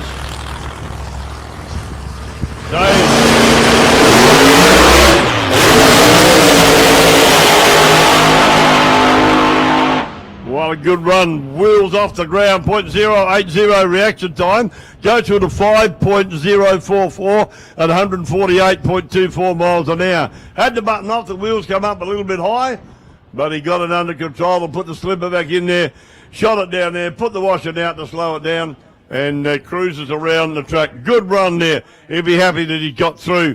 Runs hard and fast and strong like he did there. Jason Kiley in the black shiny and beautiful.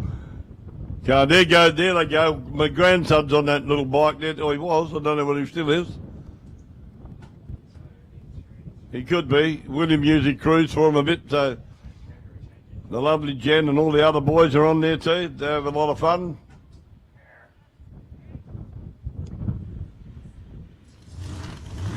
Okay, back in action now. Mike Trahar in the 53 Studebaker and Milan Dockett in the 41 Willies.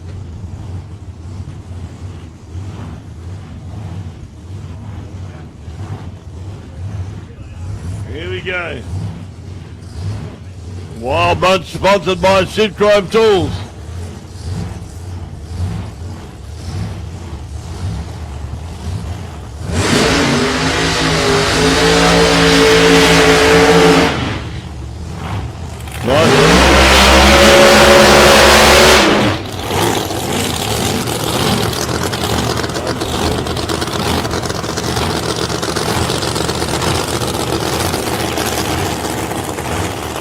Bring it back, Milo.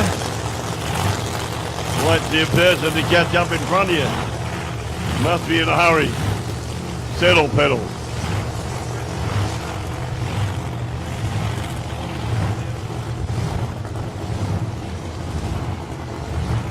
Okay.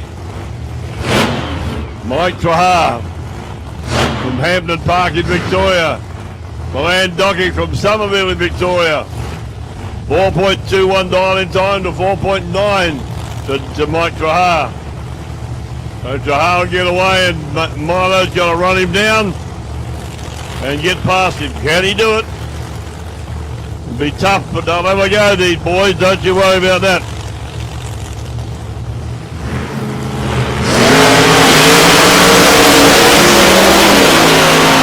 Oh, they're mad, these guys. Fair dinkum. Look at that. No parachute. What happened there? Coming out late, I think the washer did. Did she come out? Oh, that's good. Mike Trahar's chute come out a bit late. Yeah, you got two. There we go. Let me go back to what they run now. Just concerned about the parachutes not coming down in time. Where'd it go? There it is. So my man Dockett runs a little bit quick by the look. Run a 4.205. Oh, jeez. 4.205 on a 4.21 dial-in time, 169.45 mile an hour. So he run a bee's whisker too quick. Mike Trahar runs a 4.920 on a 4.90 dial-in time at 140.53. Glad the chutes came out. That's going pretty quick down that end of the track. I'm telling you. Ben Stebbings in the Holden Tirana over there. Been a hard runner all day with the 350 Chev. And Bob Cherry from Ingle Farm in South Australia in the Chevy Monza. 496 big block Chev.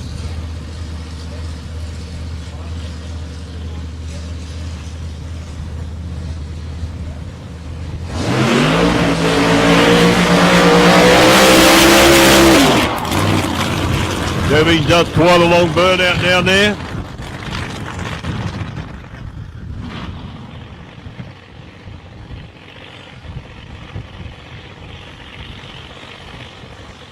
Coming back now. Bob Cherry going to fire up. They waiting for something.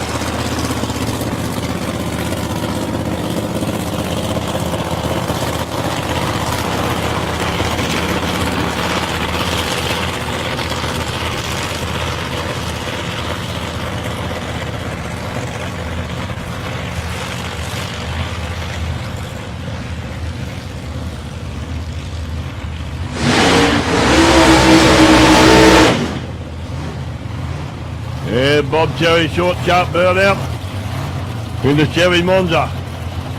These guys are going to be leaving so close together, 5.25 to 5.30 dial in time. So there's going to be nothing between them when they leave. You probably won't see it with your naked eye. It'll be unless somebody makes a mistake. It's going to be pretty close. As we said, Sid Chrome sponsors for the Wild Bunch meeting here. South Coast Raceway here in Portland.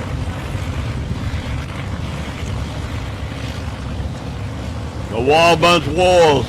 There you go, Jason Kiley coming back there. Beautiful looking car. Good drive, Jason. Well done, crew. Fantastic. Okay, back to action on the start line. Sherry coming in now. There we go. Ready to roll. Both cars all up the way. Good reaction. Good reaction time there for Bob Sherry. 0.170 to Stebbings at 3.76. Stebbings runs a 5.226 on a 5.25 dial in time, so he runs too quick and does a breakout. And Bob Sherry runs a 5.413 at 129.52, and his dial in time was 5.30, so he's well and truly safe with Bob.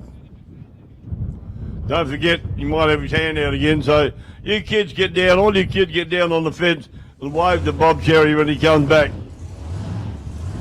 And have his big hand out, giving you the thumbs up.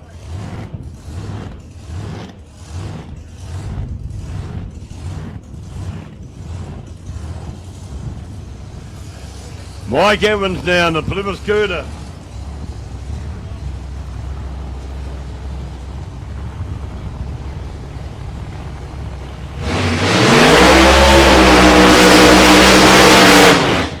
Beautiful big high red turn out there from Mike Evans.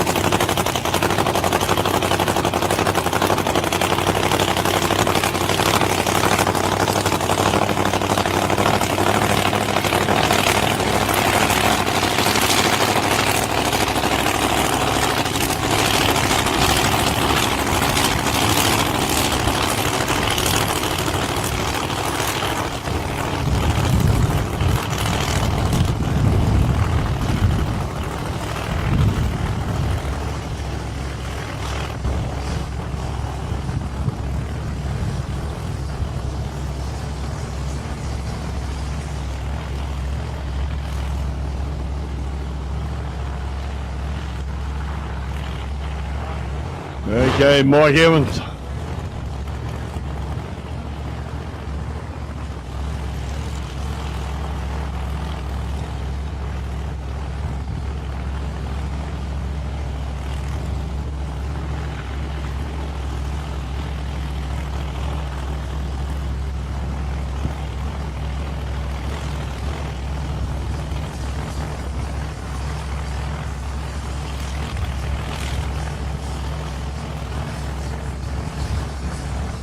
Mike Evans in the big Plymouth Scooter. Have a listen to that crackle. That's going to get loud in a moment. Here we go.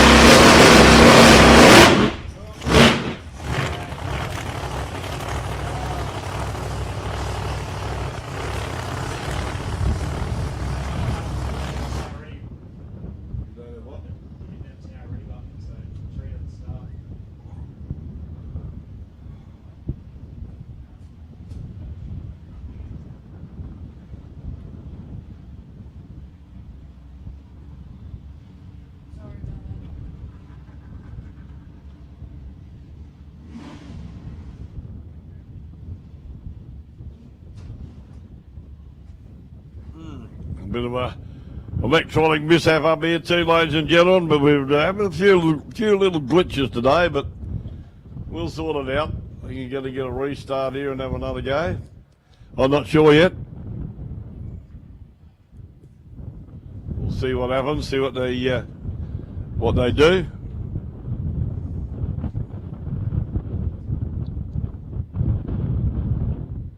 No, doesn't look like it. Thought they were going there for a moment, but no, that's not happening either. It's a bit of a bummer, going to be loud and proud. Big shot off the line and stop dead.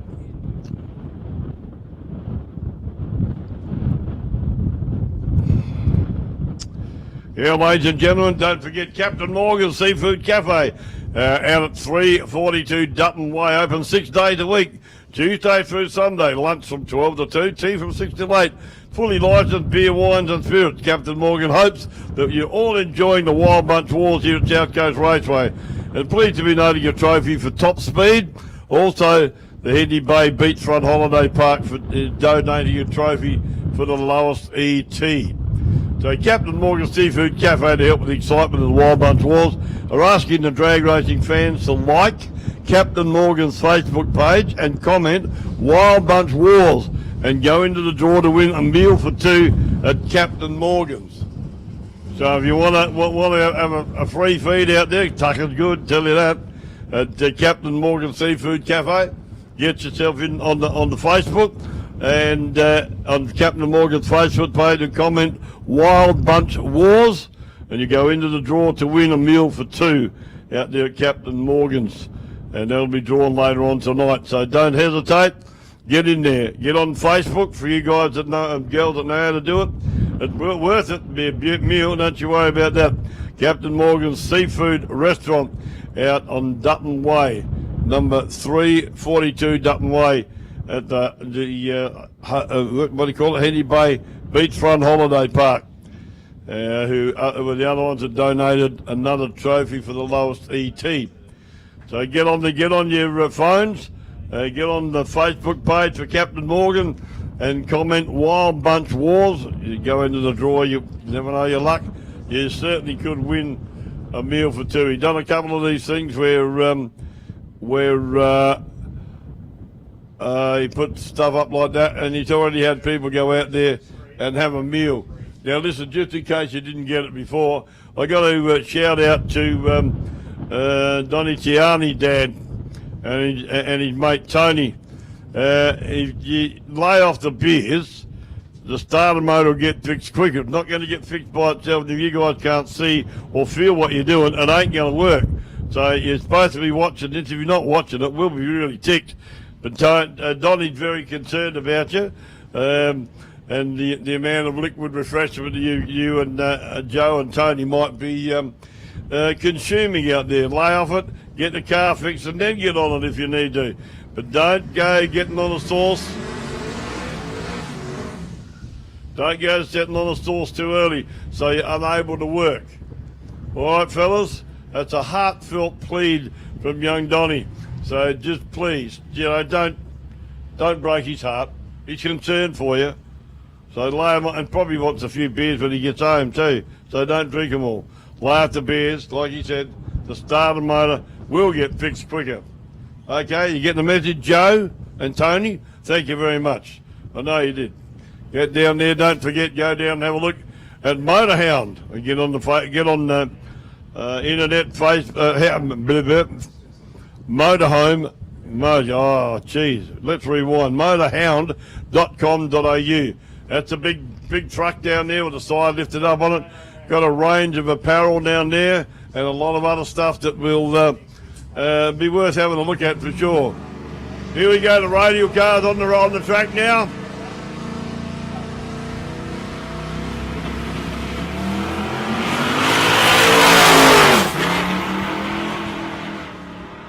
Kentucky goes down and stops the clock to the 5.994 at 112 miles an hour.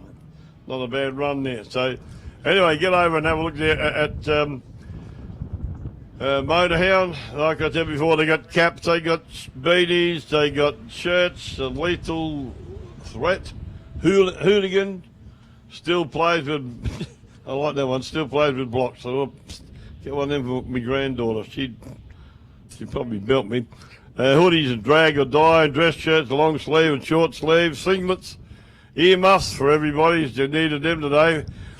T-shirts with Lethal Angel, gear shifter and gear knobs, and key rings. Hoodies, bags big and small. So get on over there to Motorhound. Remember, if you can't run with the big dogs, don't get off the porch. I like that. I will use that a little bit later on.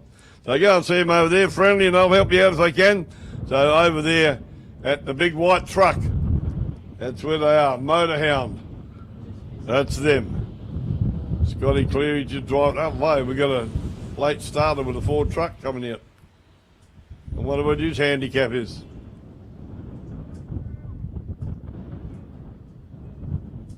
Geez, wake up, didn't hear him. Bagging him up now, that's the way to go, folks. I think I've gone through most of your notes, haven't I? Yeah, I have.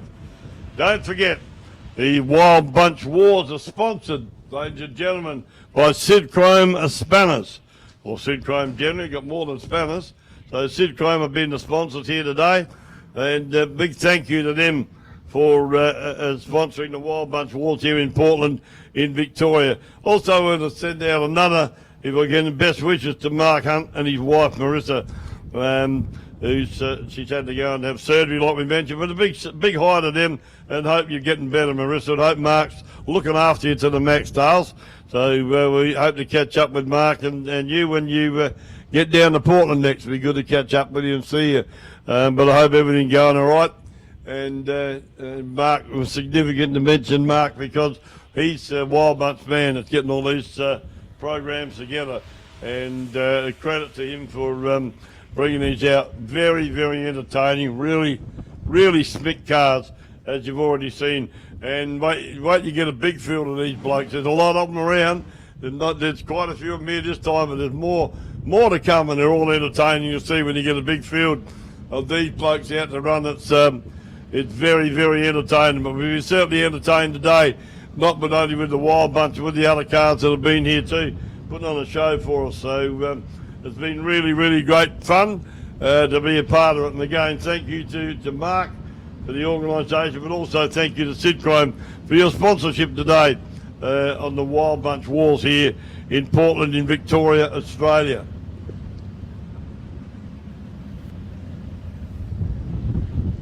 That's here at South Coast Raceway, of course, the place to be if you want to have fun.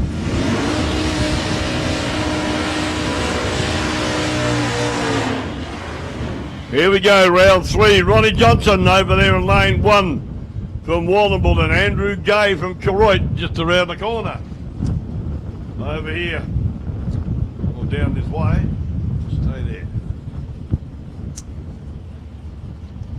Couple of local blokes, we're close to local, from Warrnambool area. Warrnambool and Koroit, just not far out of Warrnambool. Andrew Gay from Koroit in the VC Commodore, and a little Tirana over there, Ronnie Johnson. Johnson cuts a really good light, 0.116 to 0.353, and Johnson goes through at a 7.531. Run a little bit too quick. Here on 7.531 on a 7.6 dial in. At 91 mile an hour, and Andrew Gay from Koroit in the Commodore run at 7.718, so he was well and truly above. Now we got Garfield out here, over here in lane 2, and Gary Hutchins in the big Brougham. Both cars get away clear, a good one for Gary Hutchins, 0.053, 0.191 for Curry. And Hutchie goes through it at 8.408. On 8.34. Rod Kerr goes through at a 7.435 on a 7.4 dial-in.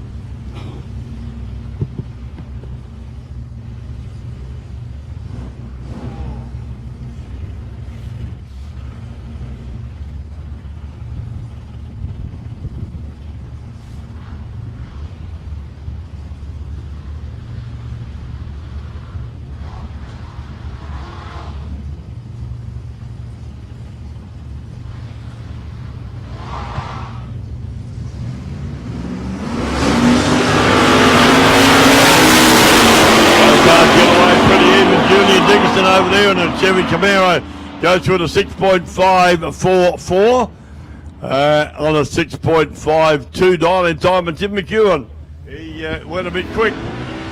Did Timmy goes through at a 6.811 on a 6.9 dial in time. So run Tad quick up there, Jeremy Todd. Over here in the Holden Commodore. And Lisa Sherry. Lisa Sherry dialed in time of 7.13. And Jeremy dialed in time to 8.79. So Lisa will be sitting there for a little bit.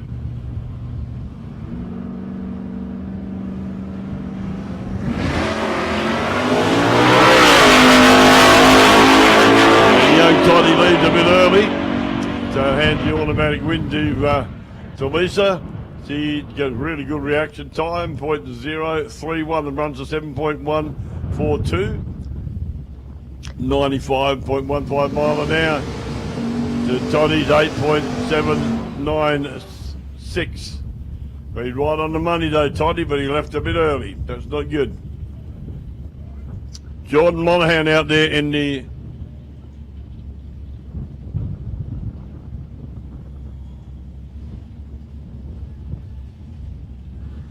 Jordan Monahan out there in the big VZ Commodore Ute. And Ollie Weldon from Wandillo in the LH Holden Tirana. And Jordan get 8.92, Wally's a 7.15. Can Wally catch him? Ollie Weldon, I mean, not Wally Eldon. Oh, there you go, Wally. No, Ollie, gee, get you. Ollie Weldon goes through a little bit quick, goes through on a 7.107 on 7.15. All in time.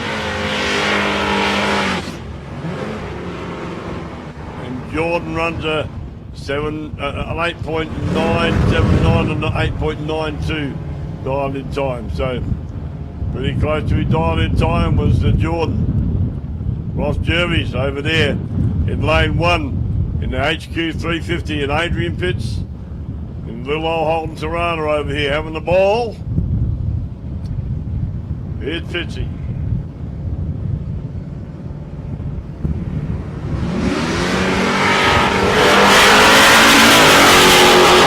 This could be a close one down there. Fitzy gets a good reaction time and goes through and beats him too. He ran 8.421 on an 8.37 reaction time. And Ross Jervis goes through at 7.438 on a 7.3. But Fitzy beat him fair and square. Gregory Holland out there in the one-tonner. Dial in time 7.16. Shannon Brooks in the HQ Ute. Both HQs, one's a tonner, one's a Ute.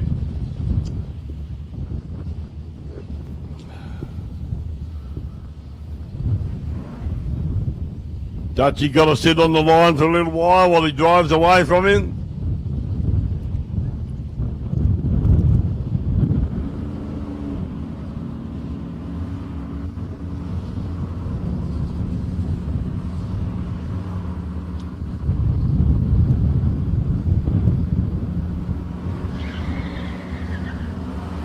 And Shannon Brooks leaves a bit early, leaves a red light on the tree. Dutchie goes through and takes a win, 7.16. Darlene runs a 7.224. Brett Murray in the big DD Dodge out there, the beautiful looking car. Getting better as he drives it down the track here at South Coast Raceway in Portland, Victoria. And Timmy Ackland out here in the big Ford Fairlane. 6.3 dial in time for Brent Murray, 6.7 to Timmy Ackland. So they're going to be leaving not far off being close together, these guys.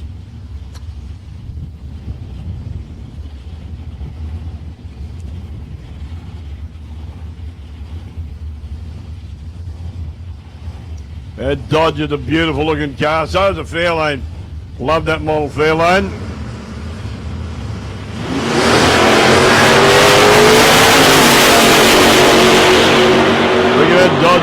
7.073 reaction time. Runs too quick though, runs a 6.112 on a 6.30 dialing time. Hands the win over to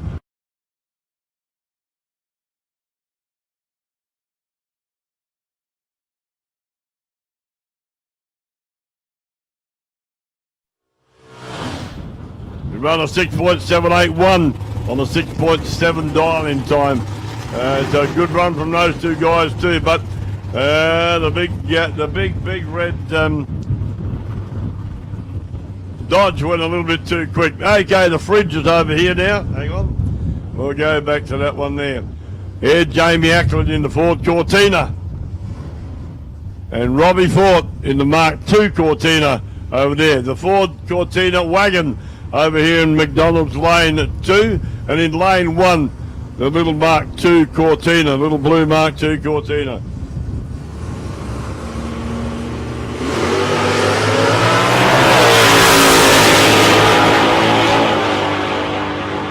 Well, there we go. The win goes to Robbie Fort in the Mark II Cortina. Runs a 7.035 on 7.01 dial-in time, and Jamie Ackland runs a 6.644 on a 6.65 dial-in time. Geez, that's running close to the wire. Peter Moore out there now. Over there in lane 1, and Kevin Bryan in the XY Ford Ute. Over here, Kevin Moore got an 8.50 dial-in time. Kevin Bryan a 7.12. So Peter Moore will get off the line in front of Kevin Bryan. Kelvin Bryan, sorry. Kelvin's got to chase him down and pass him without going too quick. There's that beautiful Dodge coming back. There he goes, and off goes Kelvin up. Going to be hard to beat though, I think. Good reaction time to Peter Moore, but he gets done. He runs an 8.75 on an 8.5, and Kelvin Bryan in the big Ford runs a 7.177. That's really close to his dial-in time at 96.39 miles an hour. Jake Phillips out there in the Ford. This is going to be an interesting run. Jake Phillips, dial-in time 10.80. Scotty Cleary in the VL Commodore 7.05. Now the big danger you'll see here is what we're talking about, that he's going to get away good nearly 3.5 seconds in front of Scott, and Scott's got to reel him in without going too fast. So off goes Jake in the old Ford. Yeah, Scotty's got to catch him on this. Although they got the pedal down, both of them now. Scott's buttoning off a bit, and Scott Cleary does take the win here. Runs to 7.874 on a 7.05. And Jakey Phillips runs a 11.710 on a 10.8 dial-in time. Okay, bike action now, round 3 of modified bike.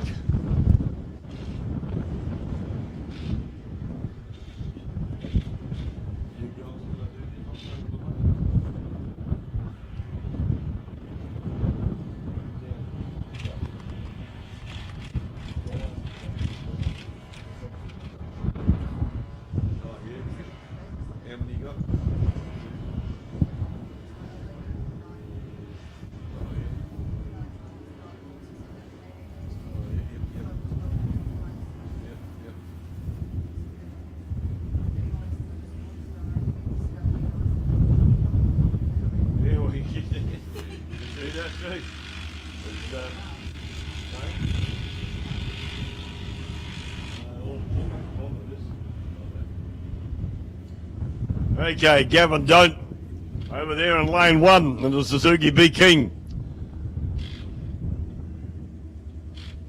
Not happy. Dial-in time must be wrong. They're pointing to the board for Gavin Don't. Dial-in time of 5.35. All been sorted now. Peter Brunton.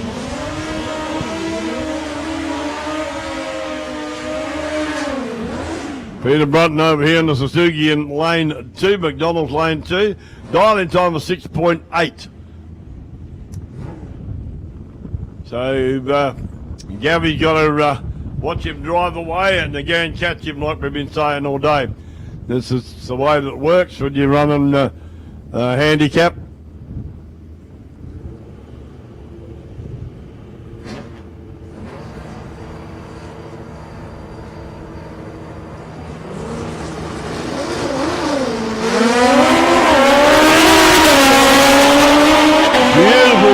Gavin there.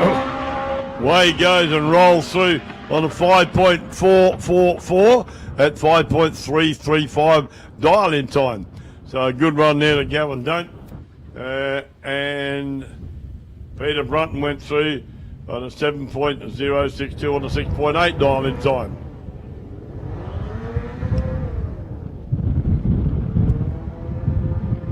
Lucas Niago out here on the bike over there, closest to you people in lane 1, and Angus Gale in McDonald's lane 2. Over here, dial-in time for Lucas is 7.30. Dial-in time for Angus is 7.25. So these guys will be leaving just about right on the money. Lucas bogged down a fair bit. Hold on, looks like Lucas. No, Angus takes the win. Why did he take the win? Because he went quicker. Let me go back. He runs a 7.554 on a 7.3, and Angus Gale run 7.373 on his 7.25 dial-in time. Very close down the top end, those 16 feet. Angus running the race by. Here's Snag now, Dad. Snag Gale, Angus's son, and Chris Hoskin. Chris Hoskin got a dial-in time on the black bike over there at 5 seconds. Snag over here got a dial-in time of 7 seconds. 2 second wait for Chris Hoskin on the line.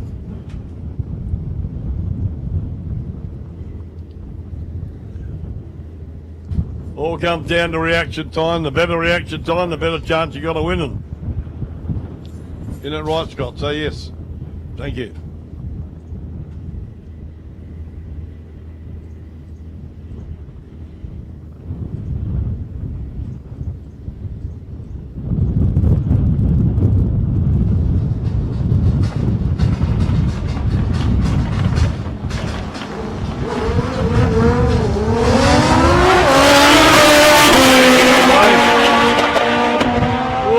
Close to the fence, it's Chris Hoskin, and he runs, he red lighted, yes he did too.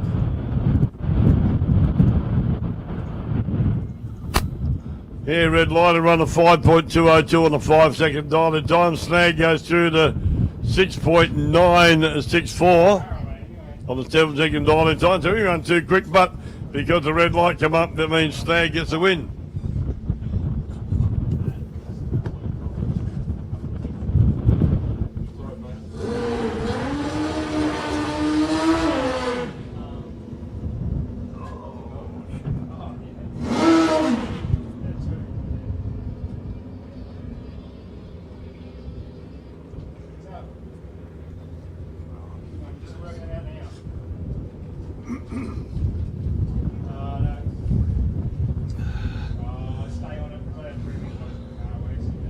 You got a buy right here.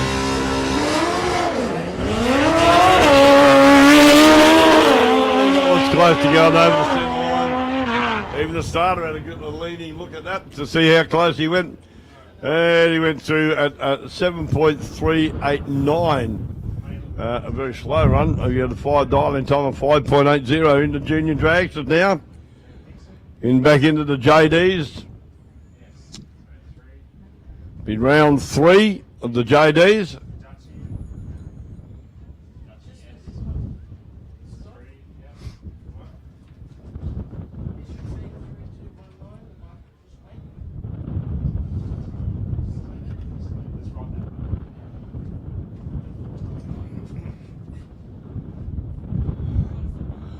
Don't forget to call down. You still got a chance if you want to go and see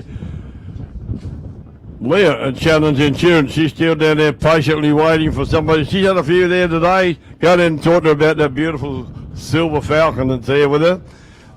Lovely girl, Leah. She'll fix up for any of your insurance needs. Don't be afraid to go and see her. Lovely girl. Give all the information that you want. And she's over there at the Shannon's tent. We haven't mentioned her very much today. Sorry, Leah. I do love you, darling, but I should have mentioned you more. And that's the lovely Leah at the Shannon's tent. I'll fix you up with all your insurance needs, whether it be car, boat, home, household insurance. Goes through the whole lot, and they'll sort you out and give you the right advice as far as insurance is concerned.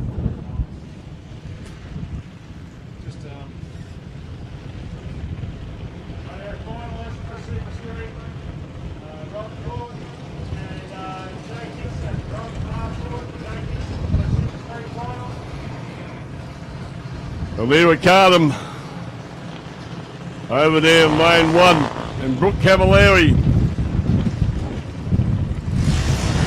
here in McDonald's lane 2. Elira Cardham got a dial-in time of 8.85 and Brooke Cavalieri dial-in time of 8.08.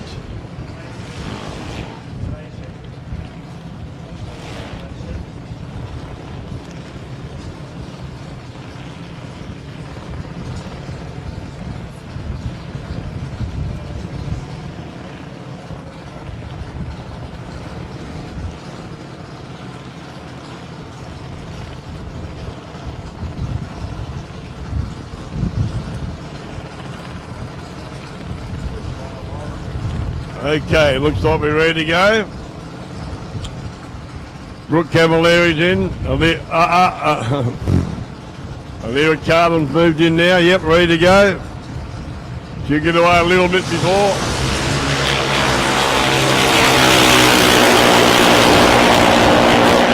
Could be a good run. She's got a good reaction time. And the win does go to Brooke Cavalieri. She runs an 8.148.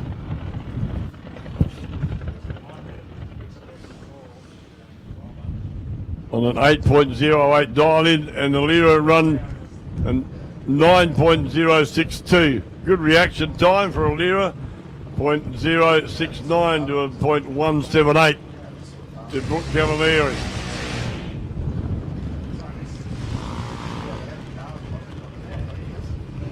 Chelsea Salmon over there in lane 1 and Ryan Russell to McDonald's lane 2.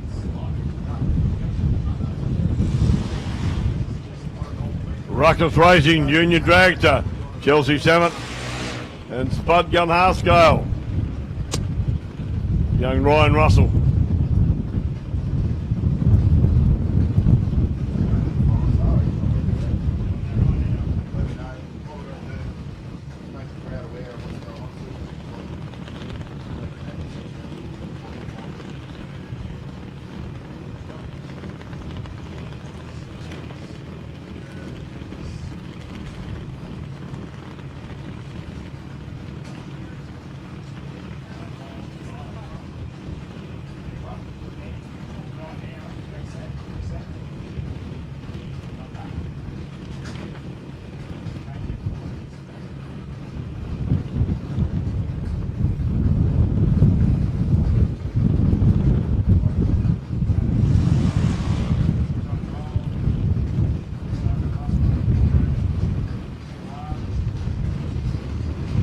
Top of the Chelsea Summit machine, but now they got it sorted. Is it good these guys in the JDs? They'll wait for each other where they could go in and force the other car to run. They've got a certain period of time, certain amount of time, but they tend to be sensitive and look out for each other. The Ruckus car stays pretty deep by the look of it from here.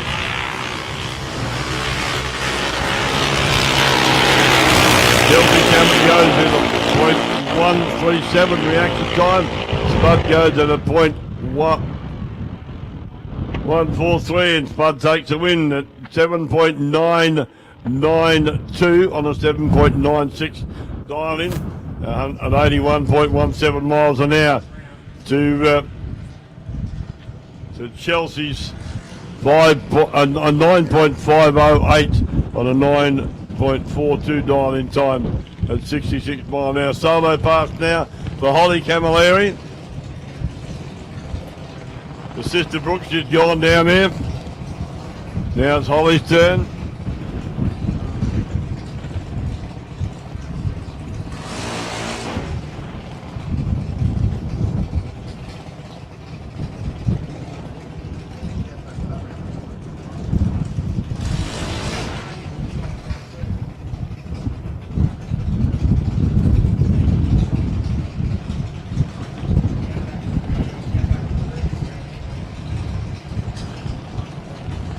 Solo pass here for Holly.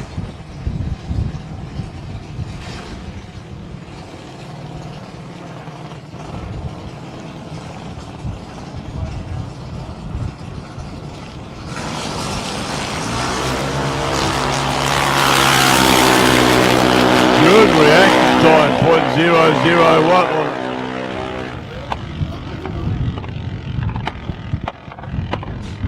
Popping sound like one of those rotaries.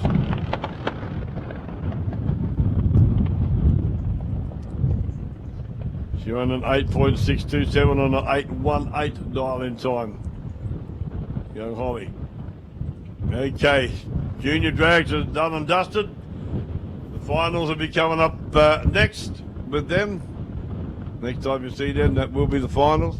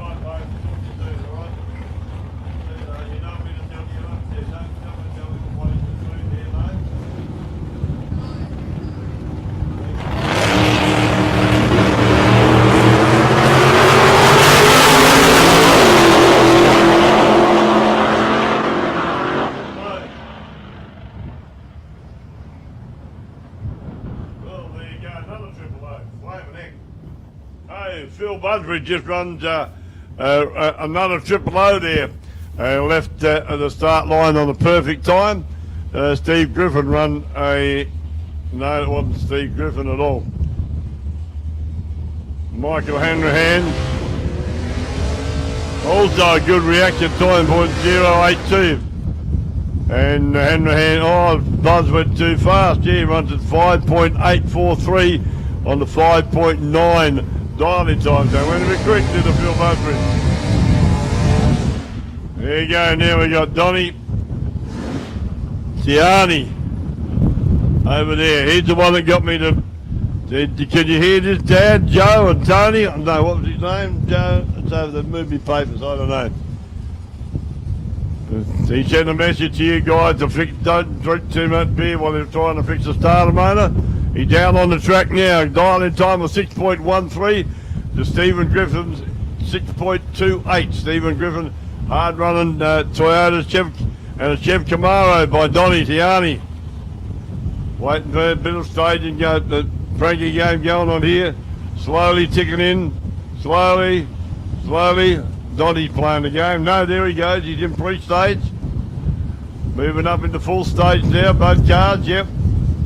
Steve Griffin's in. Donny doesn't want to be first, so there he is. Here we go. There we go. Wheels way up there from Donny Tiani. Dad, you'd be proud of him. Held it straight, got down there, but he didn't take the win. He run a 6.15 on a 6.13 dial-in time. Come on.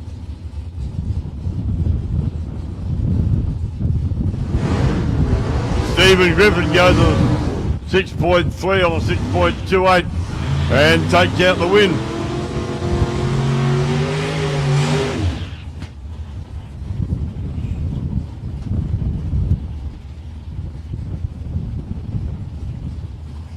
Okay, Colin Griffin out here in the little Salika now, and our local man Des Jeffrey in the big Holden Ute out there, still up here listed as a VZ Commodore. Would you believe that? Nothing like it, Commy. That's his old details and the other above. Watch this car leave. Yeah, up they go, jump off the line. 0.044 for Jeffries, 0.012 for Cole Griffin, and Griffin takes the win there. 5.674 on the 5.55, and Dead Jeffrey runs a 5.993 on the 5.6 dial-in time. No, 5.8. The win goes to Colin Griffin. The Toyota Salika. Here we go. Gary Vogelsang in the Chevy Camaro, 1968 model. Loves you to have a look at the bottom of the car. Well, the last couple of runs he's had it anyway. Wheels up and away, and quite a fair way up to Gary Vogels and Joe Carboni over there from Penfield Gardens in the Holden Commodore PGR Engines car. Come back now after both cars have done their burnouts.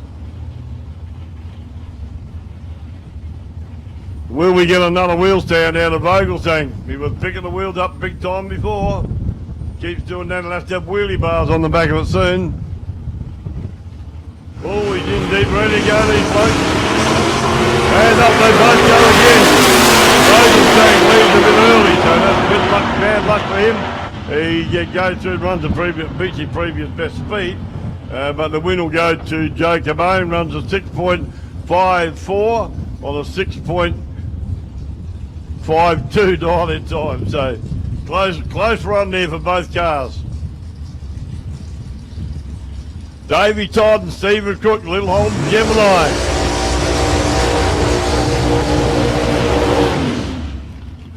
.427 Ford Cleveland power. And the Chrysler Lancer, 511 cubic inches of engine under the bonnet of that. Very, very tough car. Toddy dial-in time to 5.76. Stephen Cook's a 5.58. There won't be much difference in these guys and their leaving times.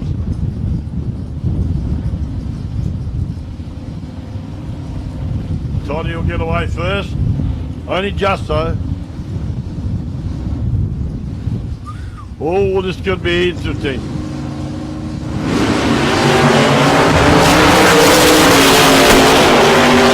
Davey Todd gets a win. Stephen Cook stayed very, very deep and left before the light went green. So Toddy takes a win there, .0 5.4 light, a good one for Toddy. And he runs through 5.76, dial in, runs to 5.77. Man, that's close.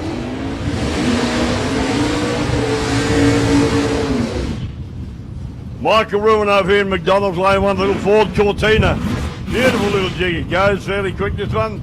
And a nice car to see. Very, very plain in some ways, but it looks the part. A lot of muscle in that thing, gets up and goes. But don't sell Scotty Ruin short either in the LJ Tirana over there from Ballarat. That car of Scotty Ruin gets up and boogies. Don't you worry about that.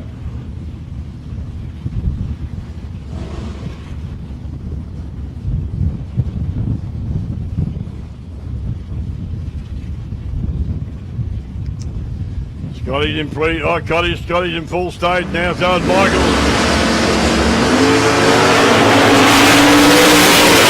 Good reaction time from Michael Ruin, Cortina, 0.017, and he takes the win on the 5.91. He runs a 5.97, and Scotty Ruin goes through at a 6.633 on a 6.60. And I haven't even had a drink today yet, stuff for now. Scotty Bashidi over here from Holden Hill in the Holden Ute. There you go, it's a mouthful. Got a dial-in time of 6.19, and Mark Busher, dial-in time of 6.15. You won't see the difference when these guys leave the start line. The reaction time that gets this for sure, this run. If everything goes all right, reaction time will tell the story. Whoever gets the best leave of the lights, it's the reaction time, we call it, will, I reckon, take the win down the other end. No problem.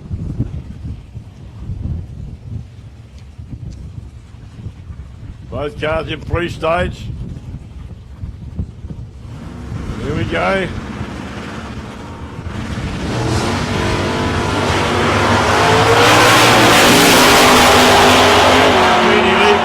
Number 3, so the automatic win will go to Mark Busher over there. Runs a good light. They both are, well, a good light for Busher.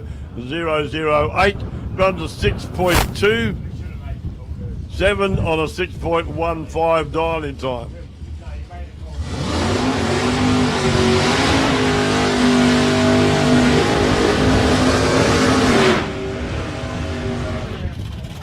Matthew Hogan.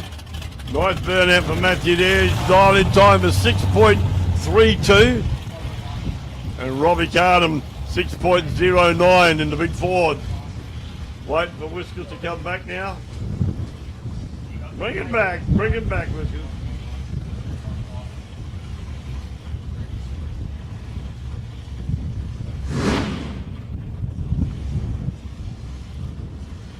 Okay.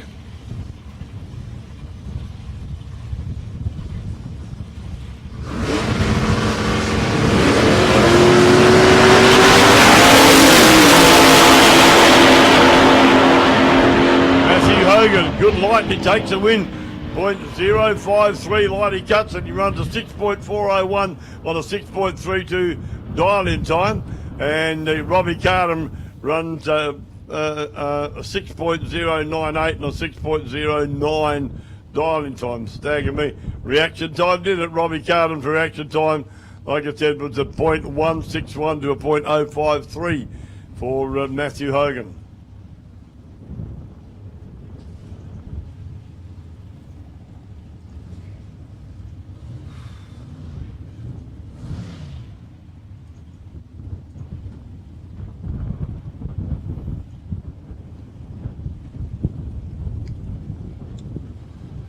Getting close to being the business end of the day now, ladies and gentlemen. We're now into modified eliminator. Les Mills over there in lane 1 and Kenny Stewart here in lane 2 in the Fuchs dragster.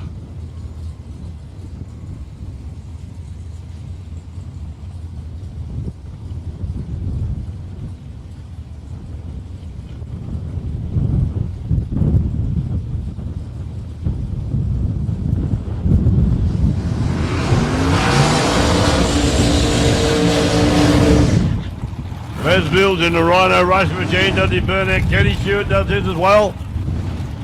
Bringing them back now. That wind's got up to be a bit stronger, I think. Looks like it. Thought she died down a bit, but no, she's still going. Mongrel wind.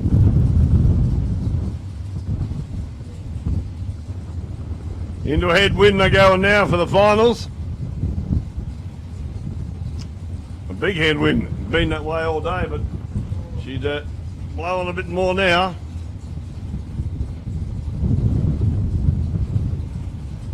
Candy Stewart from Tarneet in the beautiful Fuchs Spitzer dragster. Oh, Kenny's got to sit there for a while. Bit of a bummer, but that's the way it runs.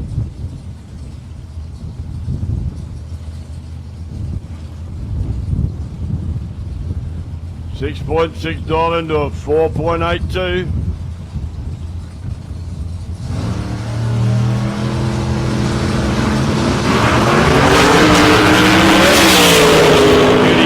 With a good dial in time, runs as 0.023 and takes the win, runs a 4.92 on the 4.82 dial in time at 123.27 miles an hour.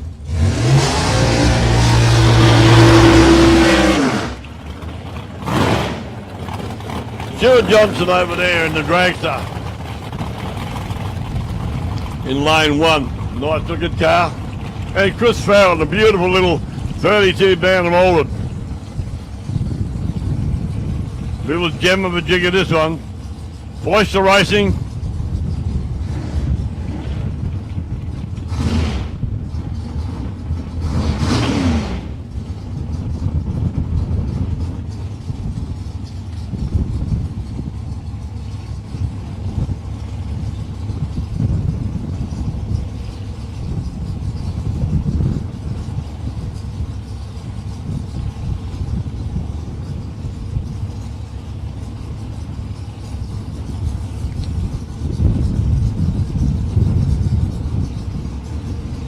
Chris has got to chase him down without going too quick.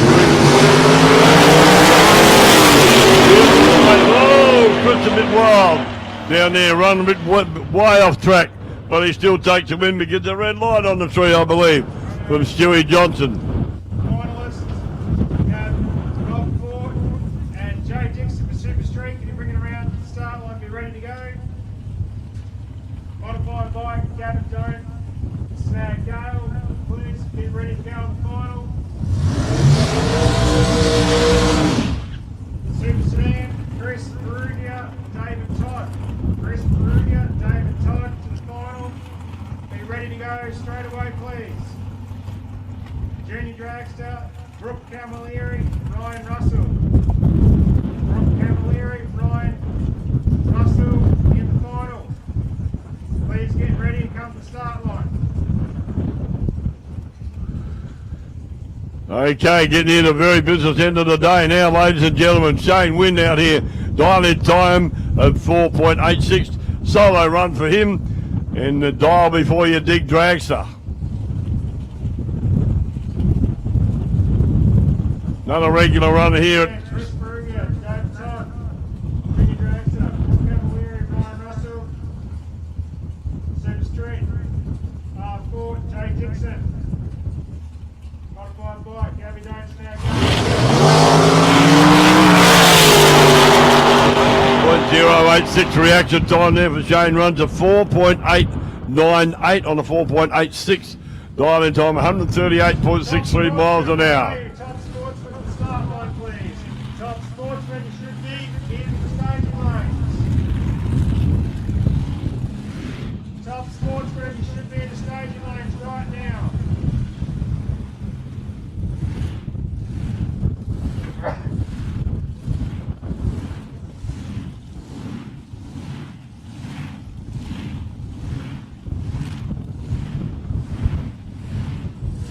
Top sportsman, last call.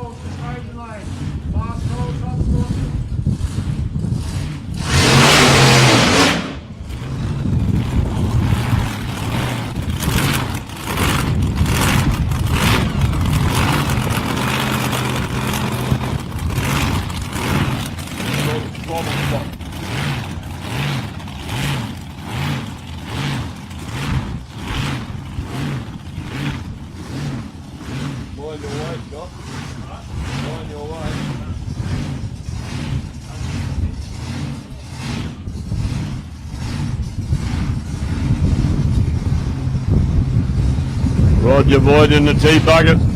Bucket list car.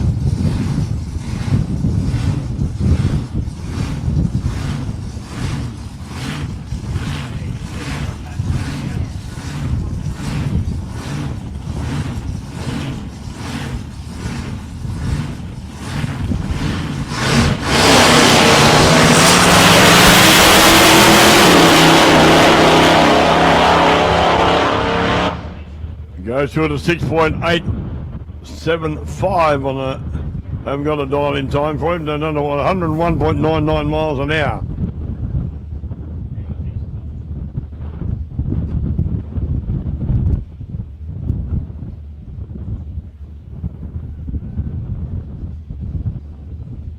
Radial demo again, is it?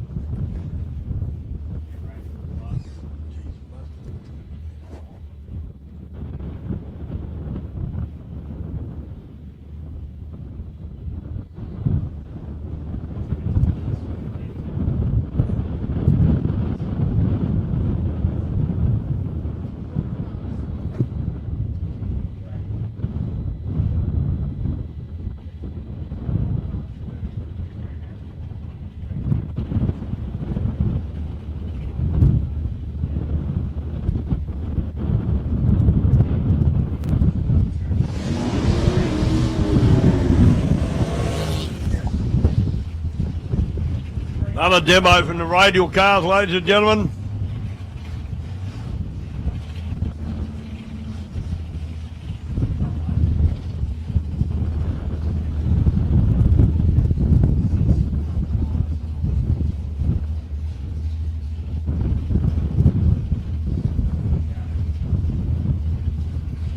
Yeah, Glenn Epsom over there in the Holden Ute, and Bradley Alexander in the Mustang, both Radial cars.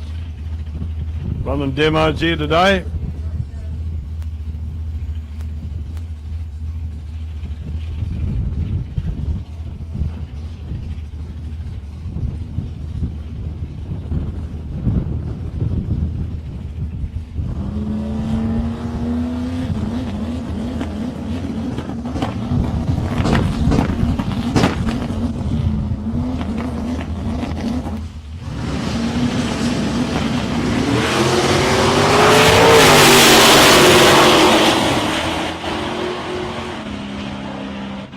Out comes the Washington on the Mustang, 108.76 mile an hour, 6.073 for the Mustang. For the Holden Ute runs 6.497 at 105.70.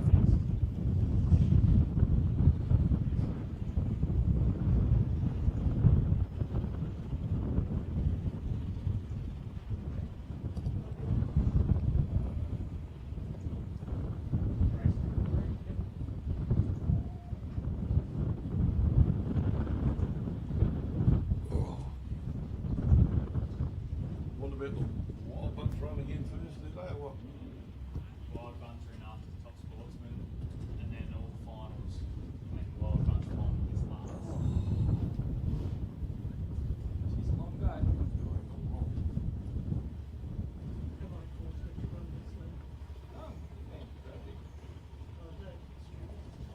No, but truly, it's been good. We're a lot less hold-ups than they normally is. These guys have got to run in there, and want to do other things as well. But then someone here to do this, you have stuff in there, you've got to be good and run pretty well today. Well, yeah, you're not wrong. I mean, but most Scott and Jordan might never drive the cars, right? You know? And that sometimes they've been able to drive that. You've been done with yourself, Scott, haven't you, mate? Some of those are 7 hours straight, no breaks. Both days.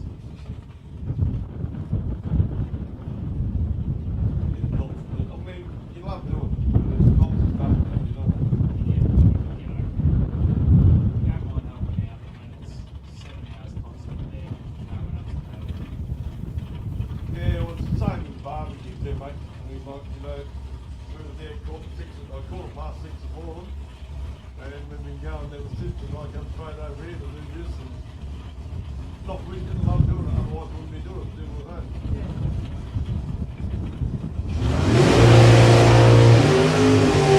home.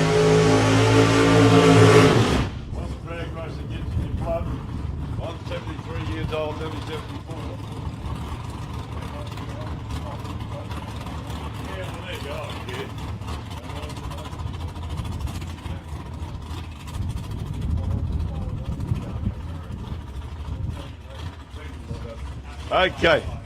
At work, last time I got a clear today. Yeah. Out Darts Road. Oh, really? You heard this, yeah? Oh, jeez. Okay, Nicole Theo in the 68 Chevy Camaro back on the start line.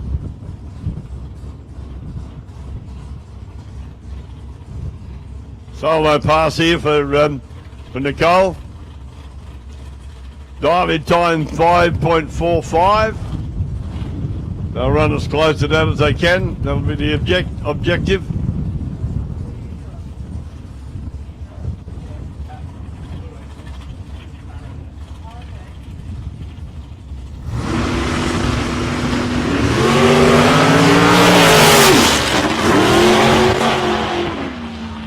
Good solid launch, buttoned off a little bit, good reaction time, 0.046 reaction time, 6.130. She runs to it at 91.76 mile an hour, coasted a little bit the way, you see buttoned off. How you going up there, Mark? You doing all right, buddy? Like all of us, Mark's absolutely snooker team. Been a big day for the club out here. Ladies and gentlemen, to those of you that are left,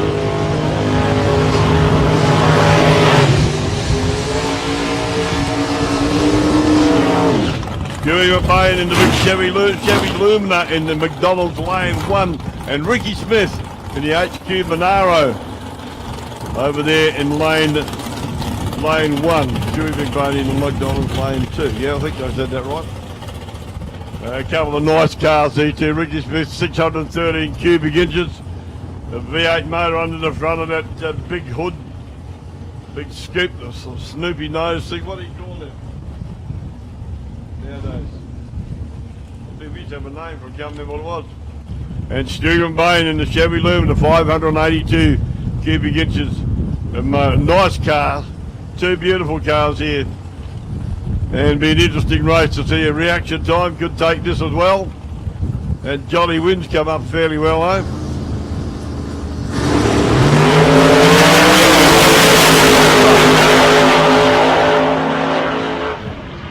And Ricky Smith takes the win.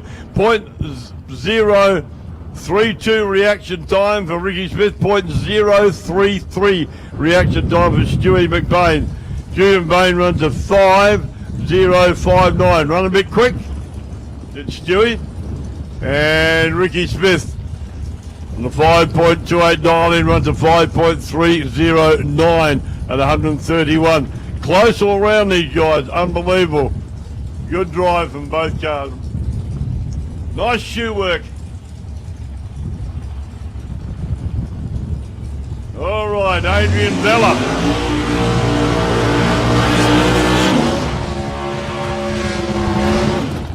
Adrian Vella over there in lane 1 in the Chevy Cobalt.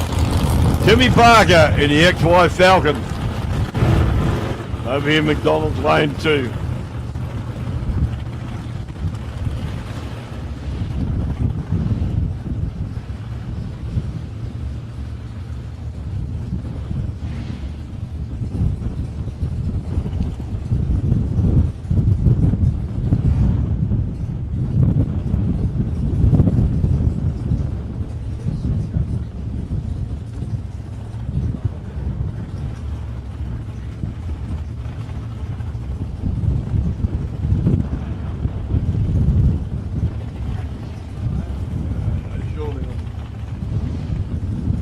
Okay, 5.25 for Adrian Bell and a 5.40. Up and away we go again. Adrian Bella does it one more time. Takes off and but leaves a red light on the tree. So the win goes to Timmy Parker. But what a wheel stand. Jive my socks, mate. That was absolutely beautiful. A couple of guys coming down here now. Benny Phillips and Dean Cleary.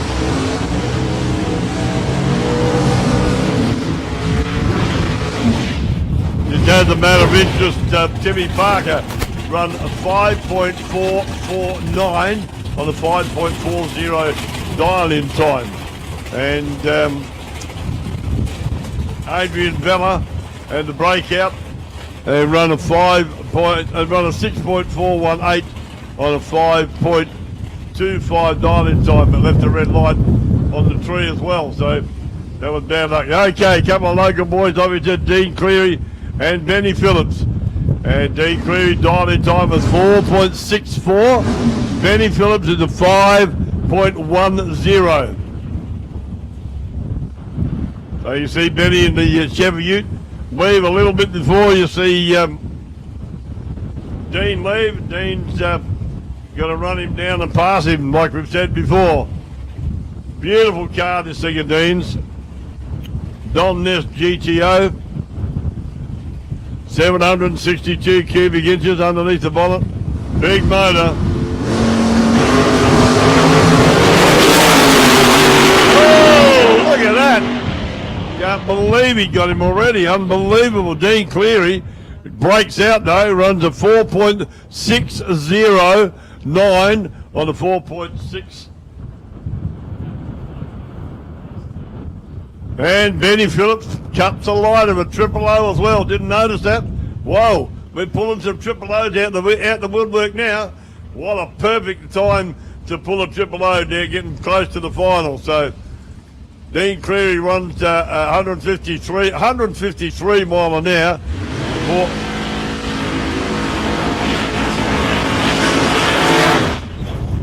4.609. Unbelievable. Fair dinkum.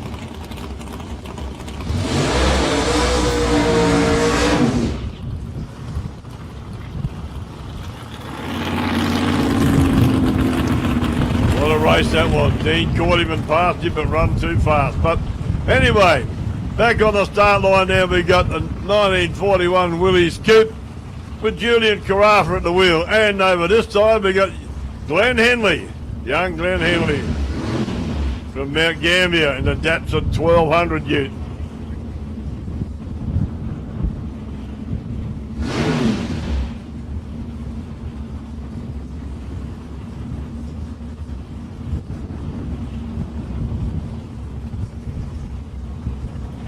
Okay, here we go. 5.12 for Julian Carafa, 5.23 for Glenn Henley. That's their dialing times. Glenn to get away a smick before, but only a smick. Watch this car take off.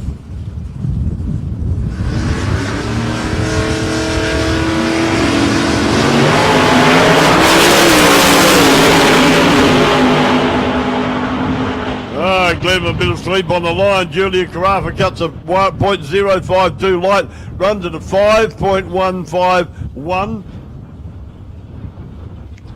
on a 5.12 dialing time, and Glenn Henley runs at 5.281 on a 5.23.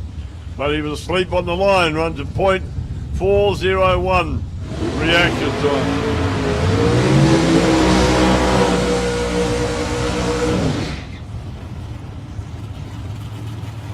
Jason Arbery over there in lane 1, and Graham Hargrave in the Firebird over here at McDonald's lane 2.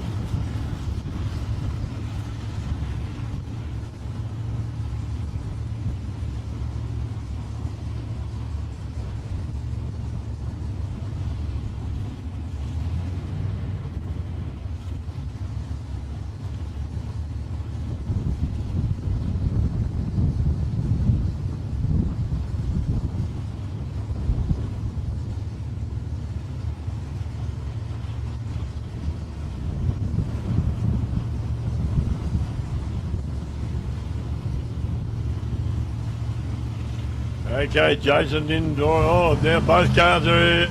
No, Jason got to move into fully stage.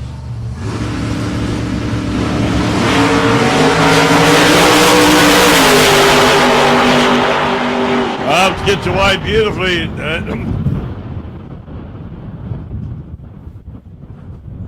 Arms gets away beautifully on a .021 light and takes a win, runs to the 5.313 on a 5.27 dialing time. Graham and Hargrave tried to run him down, got a bit twitchy on the way, but he was asleep on the line, as we say.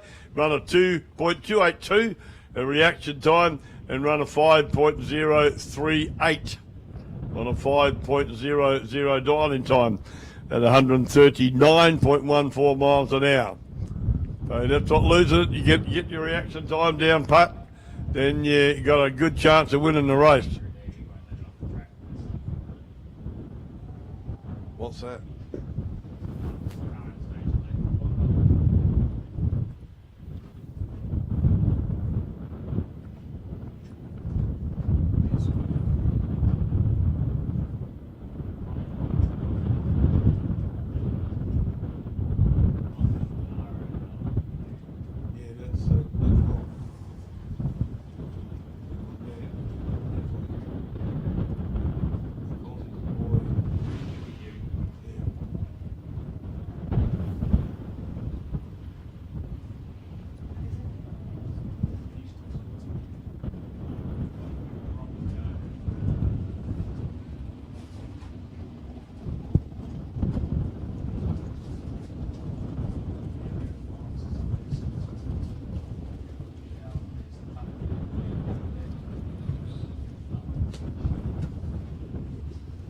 You won't be finished by 7 o'clock.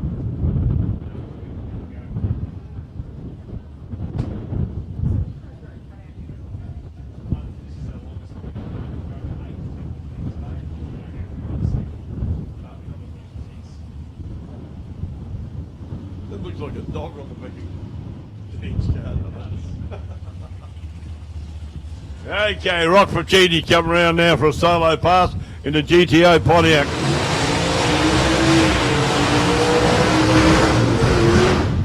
Bit of sideways action from Rock there as he goes through the burnout.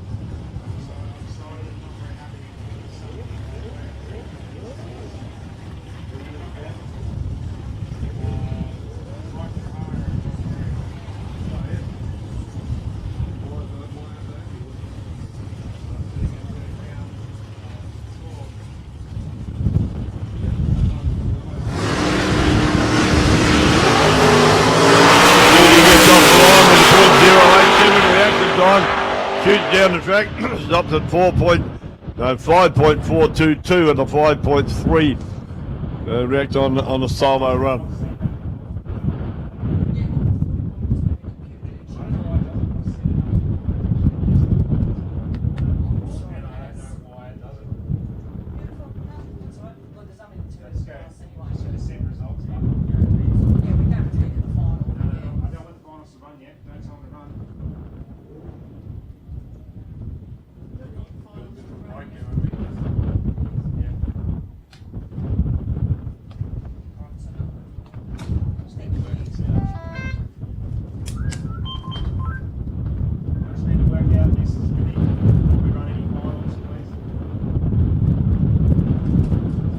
Okay, ladies and gentlemen, it's almost finals time. Got to work out a couple more things of seating before we do that. Who qualifies to get in there? So we will most certainly be underway fairly soon. Some of the vehicles are already ready for their finals. We've got to get the rest of it sorted out so we can run them there. Thank you very much for everybody who's been here today.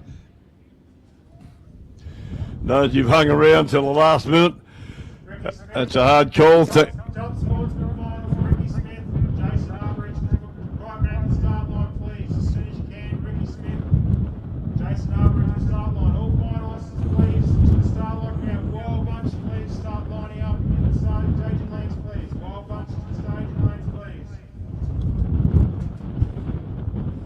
Ricky Smith, Jason Arbridge, the start line, as soon as possible, please.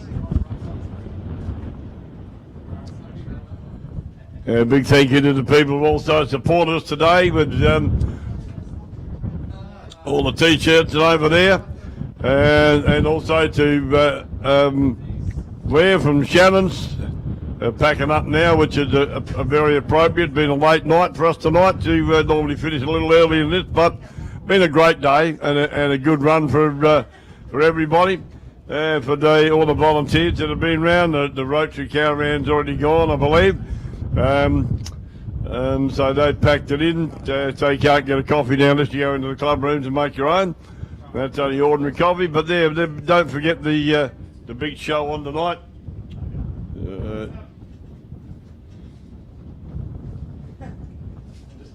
just got a call for the exact thing just then, 2 seconds. I forgot about these altogether. Kenny and Kenny against, hang on, the video you got showed me. Oh, I don't know, hang on. Yeah, he had a really scary shot in the third round.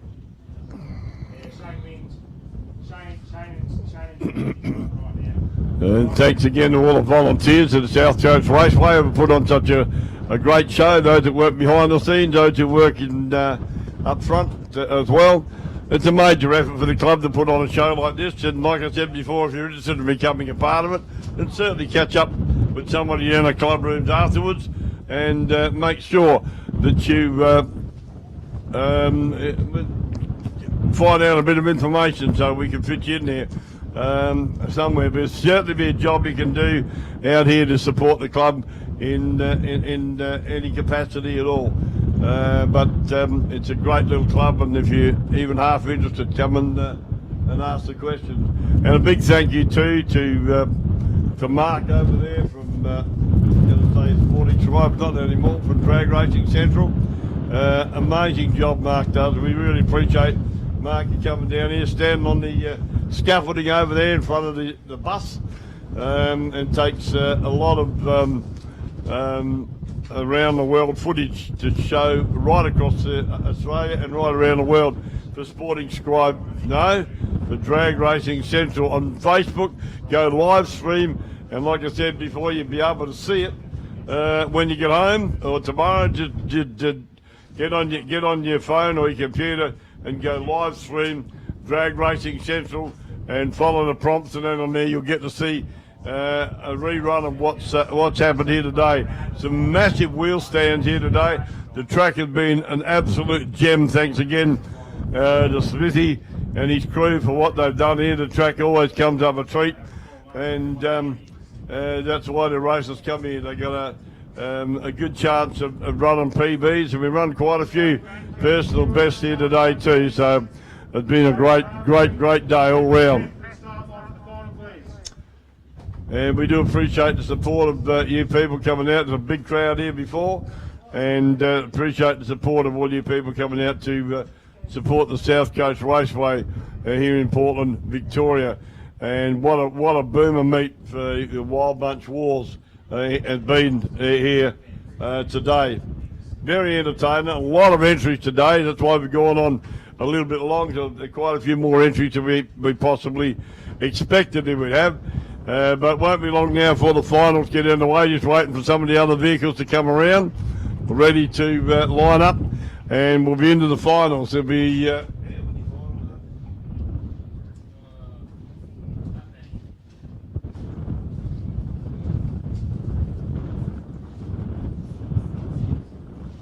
we got a half a dozen finals to go, and it'll be all over then. The cars are coming up into place now.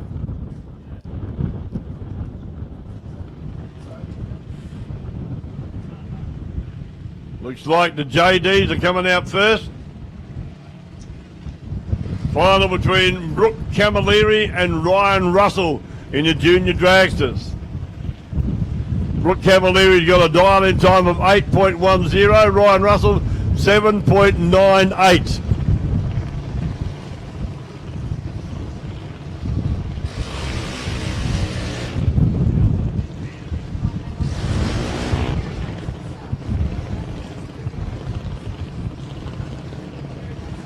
It's the last run of the day for the JDs, ladies and gentlemen.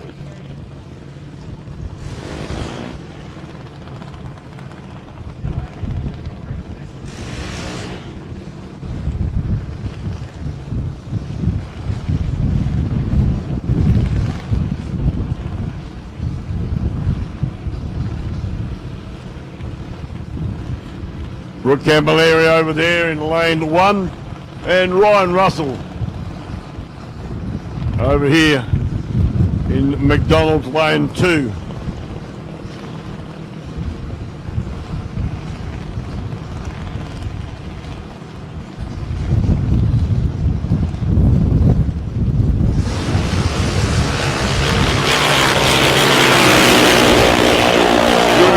Time from Brooke Camilleri, .097, and she goes through and takes a win.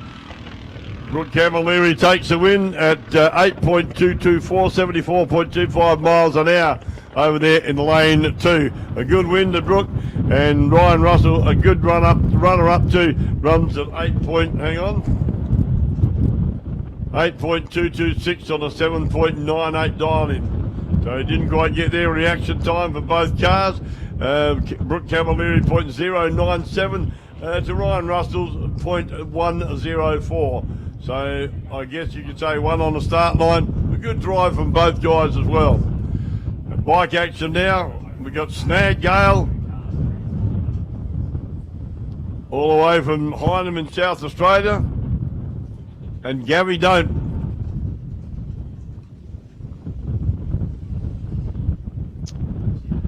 Coming in for their final fairly shortly.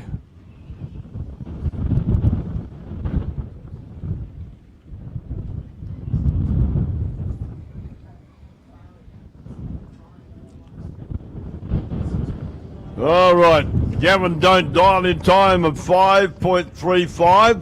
Snag Gale 6.90. So Gavin's going to have to wait a tad while Snag rides away from him. But again, reaction time's a crucial thing.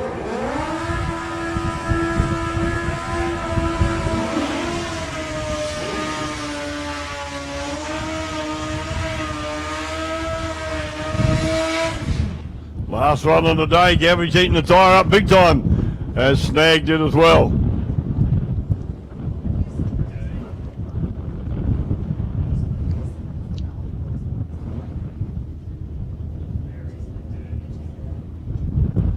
Snagged in pre-stage, waiting for Gavin to come up as well. Gavin getting himself set on the bike in the right seat. Here we go, going to be close here to going.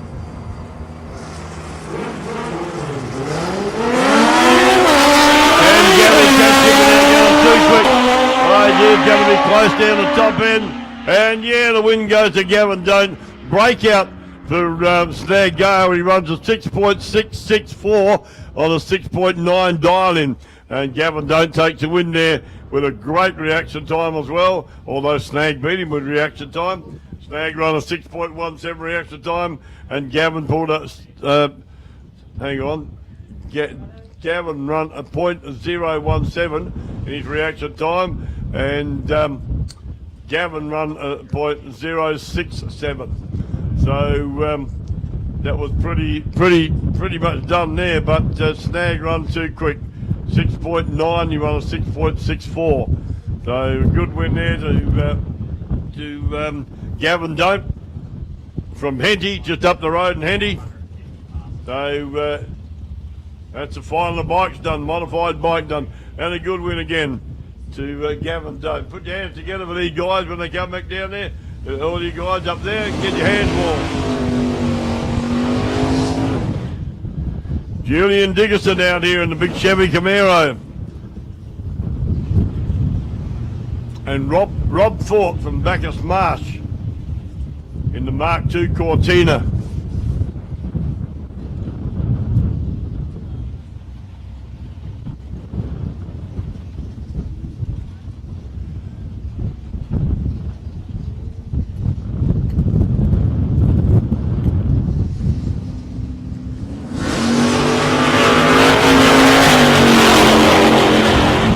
Julian Dixon goes through with a .060 reaction time, a really good reaction time for him, and he goes through and wins at a 6.672 on a 6.52 dial-in time. Robbie Fort run a 7.102 on a 7.20 dial-in time. So good win there to Julian.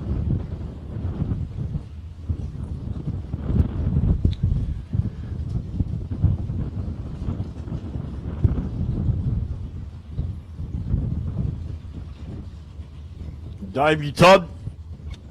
And the little Gemini coming around here shortly. And Chris Faruga. And that tough looking Tirana picks its wheels up. Can Toddy hold him off? Very close. Chris Faruga's got a 5.66 dial-in time. David Todd's 5.76.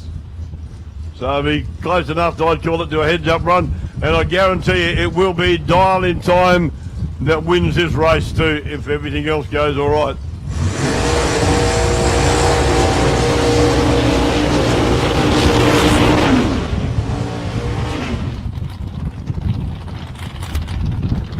Davey Todd. The Farrell Plumbing sponsored car.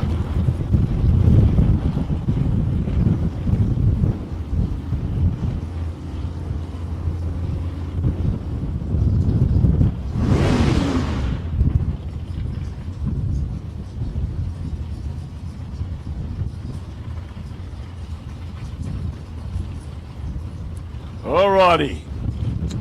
Business time in Super Sedan, Grand Final.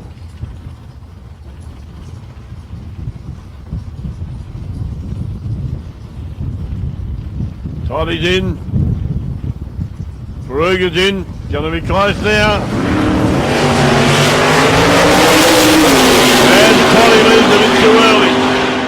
And to win over to Chris Faruga. Faruga runs through at a 5.665 on a 5.66 dial-in time. Unfortunately, Toddy left a red line on the tree, so that automatically puts him out. Time for a frothy, so that'll be it.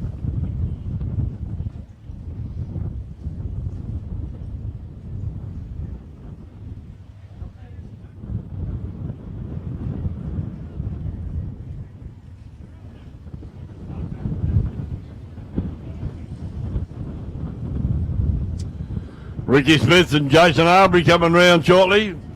Arbs will be in lane 1, closest to you guys, and Ricky Smith will be in the McDonald's lane 2. Well, we're going to be close to it. Jason Arbery dial-in time was 5.28. Ricky Smith dial-in time 5.29. Be an interesting run, be heads up run just about for these two blokes.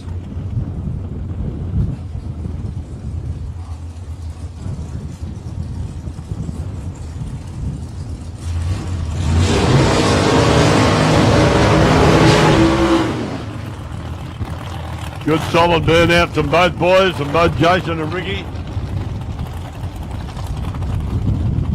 The final of Top Sportsman.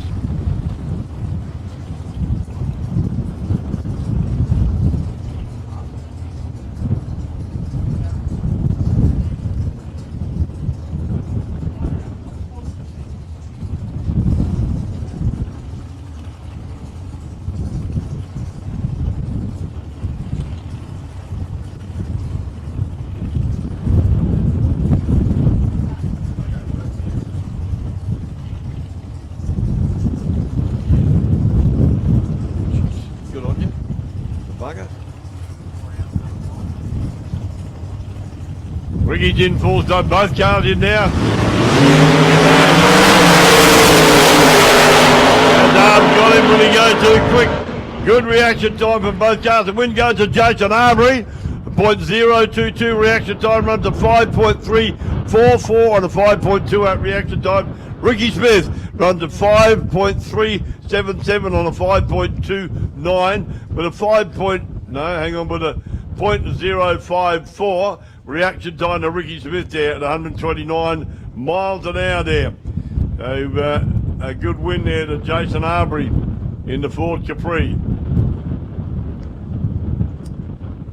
Couple more cars coming around there, as in the final in modified dragster. Shane Wynn in the dial before you dig dragster out there, and Kenny Stewart coming around as well.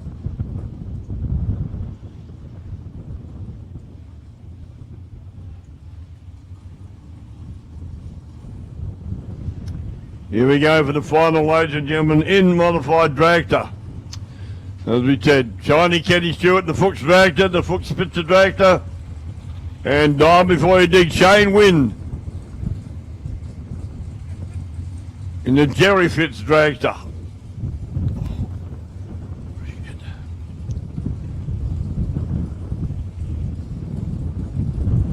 Be a good run this one, I believe.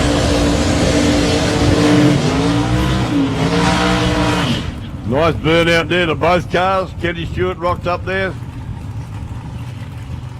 Troy Lady running up to guide him back. The lovely Amanda standing back there behind, waving him into the right way, into the right lines.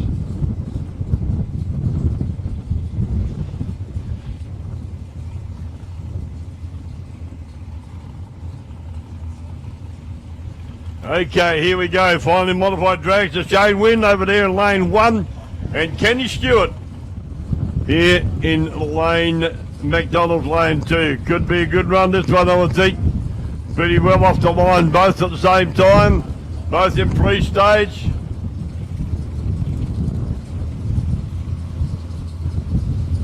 Both in full stage.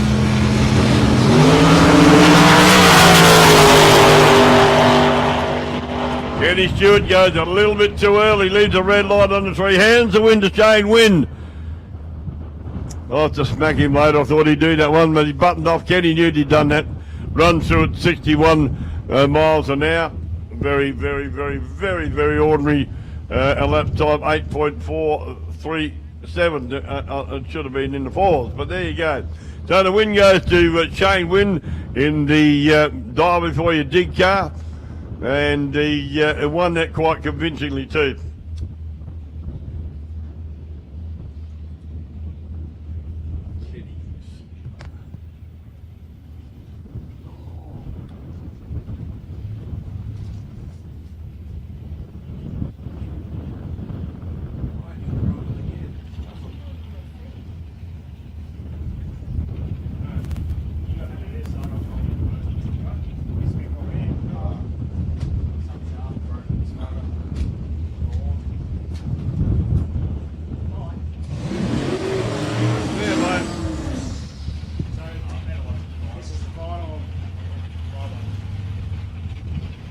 Over there, oh yeah, yeah. And the rest of the storm.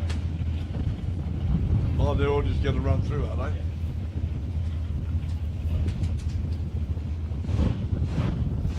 Bit of a bonus for you shortly, ladies and gentlemen. We've got the final of Wild Bunch coming up fairly shortly, but all the guys want to have another run, so we're going to give every one of them go through the final first. And then we've done on these two guys a demo runs for Radials.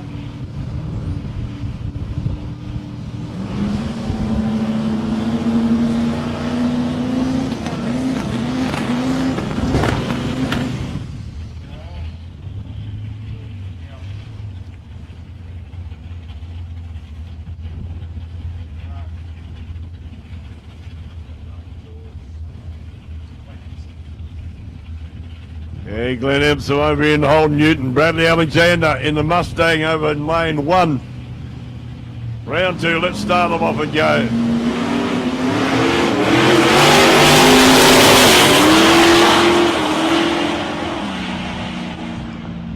Yeah, so Bradley Alexander in the Ford Mustang takes the win there. Very close, 6.911 to 6.975 to Glenn Empson.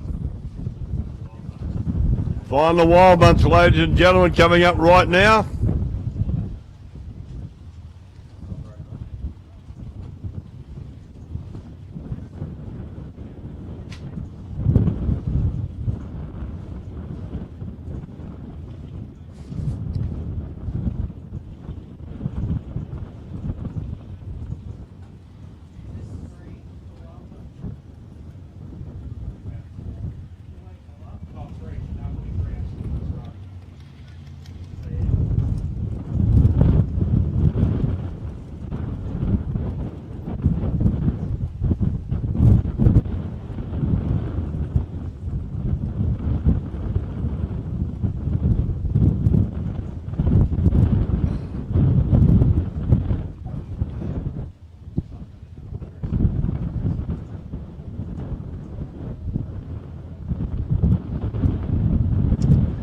Waiting for the car to get sorted. Mike Trahar and Bob Sherry.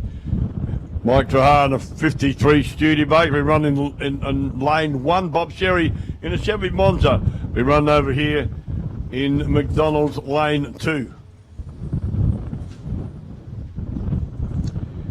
All the Wild Bunch cars are going to have a run behind them. But this first run is the final, ladies and gentlemen.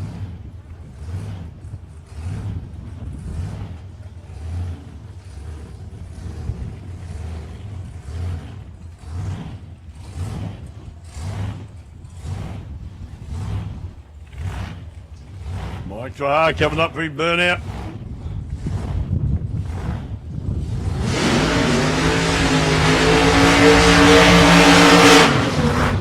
Yeah, the Wild Bunch Wars here at South Coast Raceway, sponsored by Sidchrome.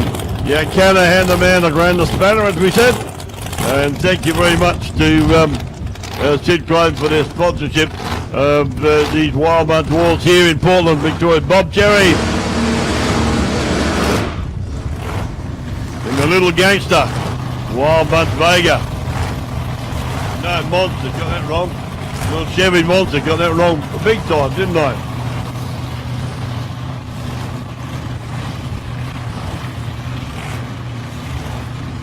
And Mike Trahar has multiple wins in Wild Bunch and could very well do it here too. We'll see how we go. You never know, Dave. 4.90 for Mike Trahar, the dial-in time. 5.35 is the dial-in time for Bob Sherry.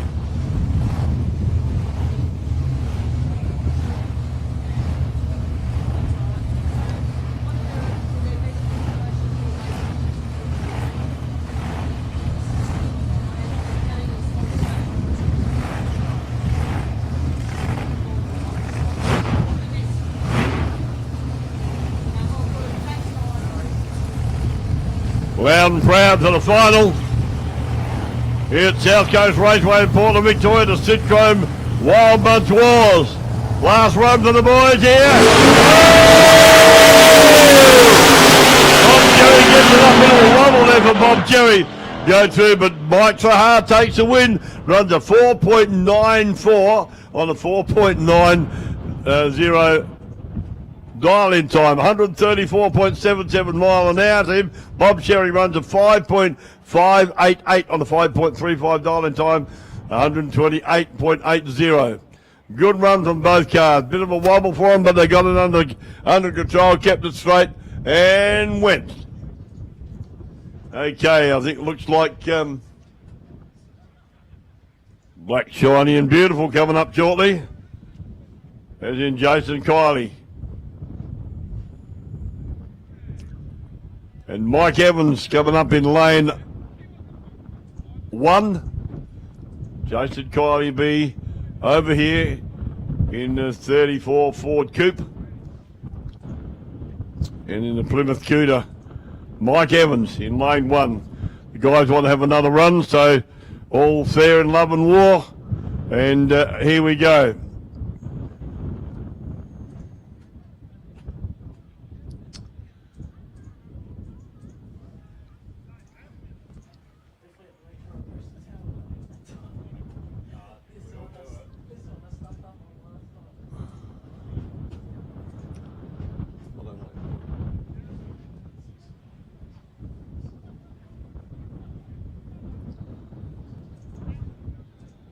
Okay, here we go, ladies and gentlemen. Everything's sorted now. The starter's given them start-up signal down there to call them in.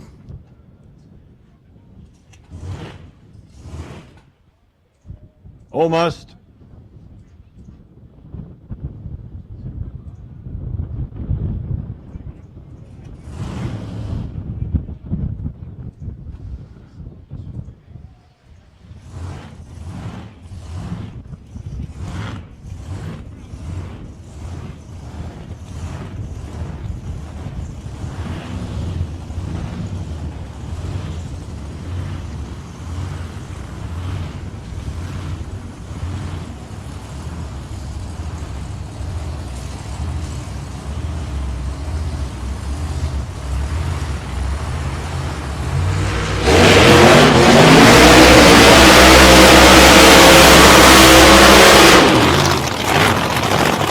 Jason keeping the slipper in, letting it go a bit sideways. Jason Kiley from West Melbourne in the 1934 Ford Coupe. Black, shiny and beautiful. Absolutely gorgeous car. And Mike Evans in the little scooter.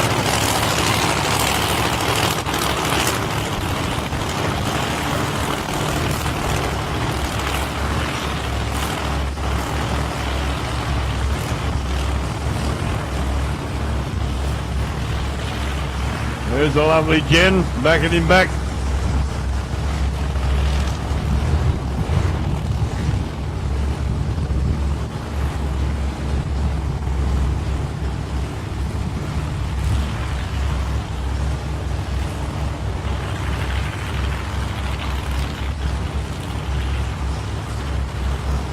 Bringing them both up in the staging area. Jason Kiley in the Ford Coupe and in the Plymouth Coupe, Mike Evans. Same dial-in time for both these guys now. Both in pre-stage.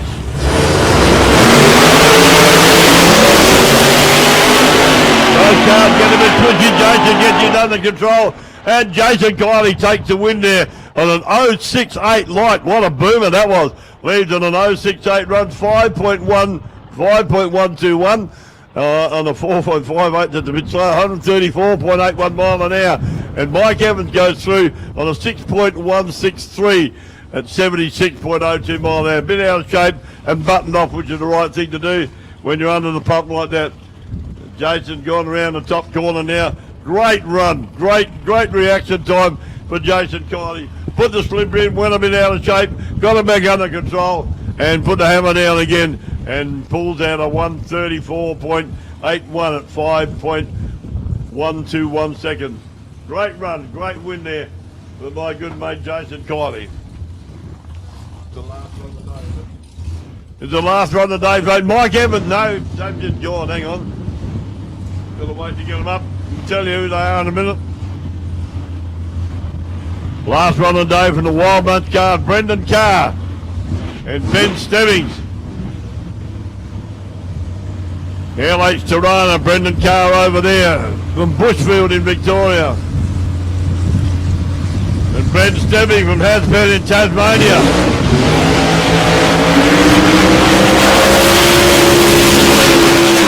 Have a look at that day, that last run of the day. What a burnout.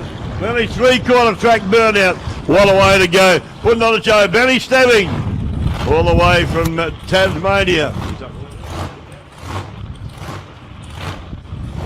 And a little old Tirana, but a 350 Chev, blown 350 Chev in there, and boy do they perform when you get them up to speed like this.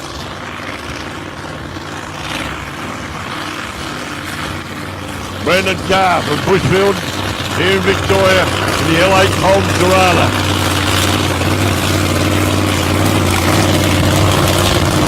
Put your hands together for you guys up there, for these guys that are run down there. Give them a cheer as they go far. Mike DeHar over there coming back. Won the day. Well done, Mike. Way to go, buddy. Somebody else there.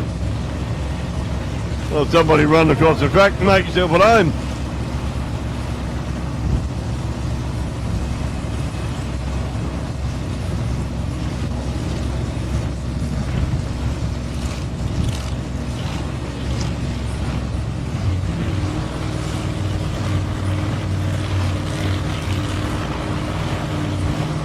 Last run of the day, folks. Benny Stebbings over here in McDonald's Lane 1 and Brendan Carr. And the little red LH Tirana. Early model Tirana gets the later model Tirana. Both cars in fully safe.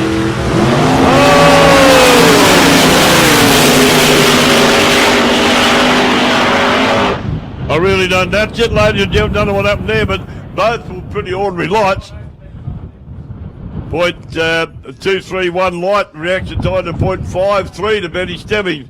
But a good run all round. Thank you very much for your attendance today, folks. Don't forget there's a big after party and a band on here. a little later on, you're welcome to hang around for that.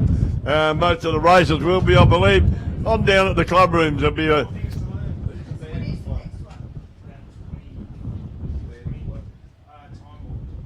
Time Warp is a band that's on tonight. If you're a fan of them, we'll be able to see Time Warp be playing tonight here at South Coast Raceway. They're in the K&S Freighters trailer over there. They'll be up and running. There we go. Bobby got the thumb down this time. Oh, bugger. Thanks, mate, for coming down. Good to see you, Bob. Bob Cherry, good entertainer and a nice.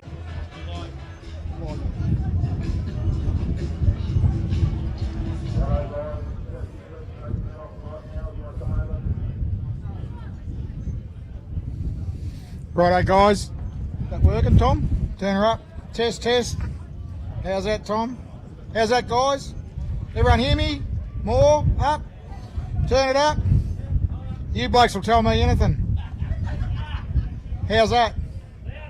Louder. Shut up. Righto, here we go. What a day. Firstly, we'll go through and thank everyone. The wind's getting me. You stand the other side of me. Oh, right. I'm nearly as big as you now. Yeah, we'll thank all our volunteers. As you know, the track was fantastic and the grounds. All the volunteers been out here all week setting up. You know, you guys, thanks very much. This place wouldn't rock without you guys, you know. Andrew, track, trying conditions today, mate. What's that? I was just going to... Try and hold the wind. Mark, thanks very much to Sport and Scribes sponsoring here today. Mark Hunt, fantastic for the Wild Bunch Wars. You guys put on a show for the crowd. It was fantastic. They stuck up there the best they could in the wind. We had quite a few social clubs here today, and I'm quite sure they enjoyed themselves immensely. So you guys, thanks very much. You all rocked this joint too. Simpson Fire Brigade came and give us a hand. Our normal fireys couldn't get a few numbers. Nothing. It's just bad, isn't it? Can't see you. Hey? Can't see me, sorry. Yeah, so cool. What's our next event, Smithy? Pardon? March, I think. Yeah, we've got one in March. Smithy can't remember, but keep an eye out for that. We're winding down for the year. We've got one more here. And that's about it. So, hey? And then Power Nats, which is always a great event. So, you guys rock on down here. That'll be fantastic. Smithy, done well, mate, all week. Again, you want to fire into this and keep things rolling? We've got food coming and a band to play. Yeah. Junior dragster. Righto, we'll roll straight into a junior dragster. Loser. Bill. Who's Russell. runner up? Russell. My crew members and Robert Ogie. Well done, mate. Congratulations. Well done, mate. Congratulations. B. Camilleri. I don't know the first name. B. Camilleri, winner of juniors. Well done, mate. Camilleri, sorry. And B stands for Brooke I Camilleri. haven't wrote the first Congratulations, names Brooke. down on the Well done. I just want to thank my mum, my sister, and my dad.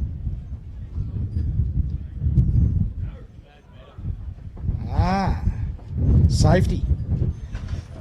Super Street. Runner up, R Fort.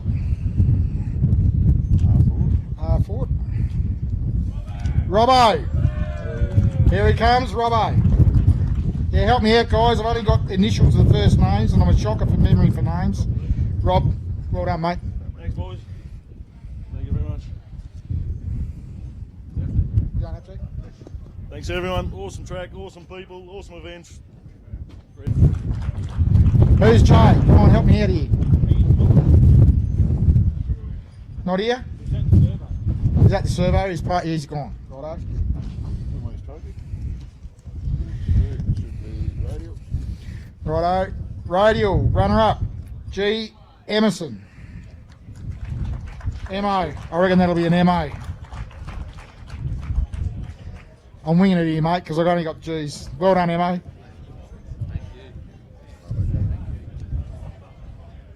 I'd just like to thank Portland for putting on a good show. The guys who I was racing there, they helped me all day. And McDonald Brothers, my sponsors, thanks. Well done, Bert. And we have got Cheers, Brad. Brad. Well done, Brad. Cheers, mate. Thank you. Nice speech. I got to thank my crew. If it wasn't for them, wouldn't be here.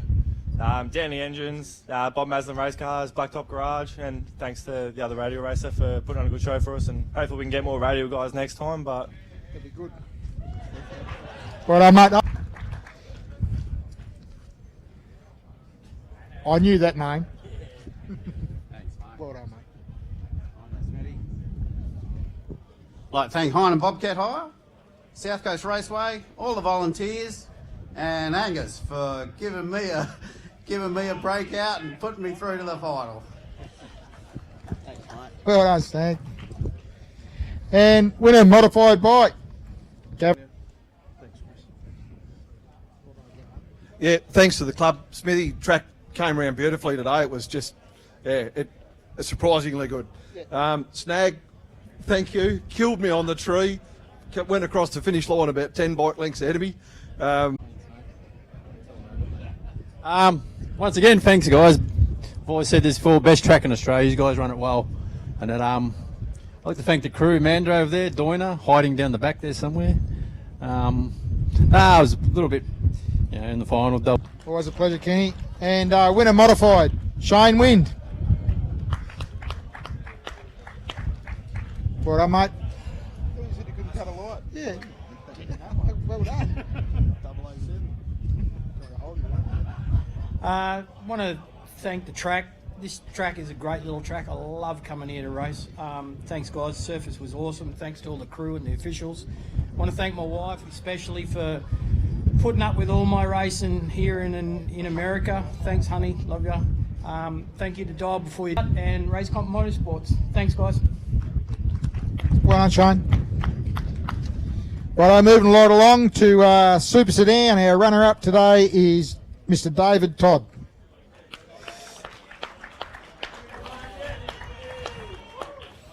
Cherry right. Everyone that puts these events together, there's a great crowd that even with the wind and everything, you can just see it. It's people want to be here. Wild bunch guys, another good year, better than last year obviously, but and me crew, they've all gone homes. I'll just party on without them. So thanks guys. Well done, Toddy. Winner, Super Sedan, Chris Ferrugi.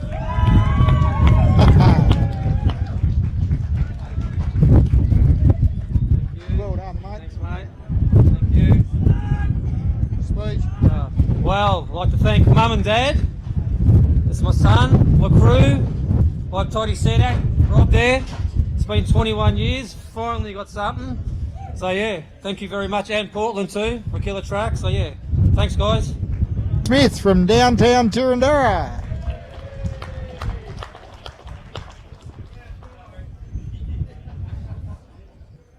Well done, mate.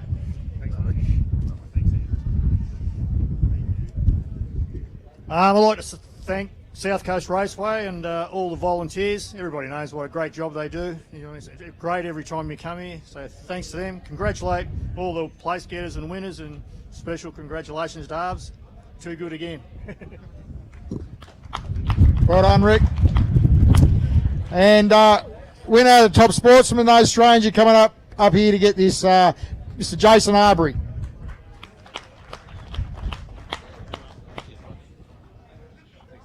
Well done, mate. Cheers, mate. Thanks to the boys for helping me out. Thanks, Rick, for a cool final. Cheers. How are we? I'm well. How are you? Well, good. They're yours. Yep. What's this for? Low ET and what is it? Low ET. Mile per hour. Low ET Top speed. and top speed. Grouse. Fantastic. Grouse.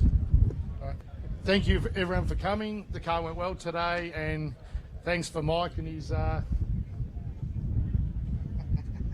driving Miss Daisy. No, thank you everyone. Cheers, mate. Well done.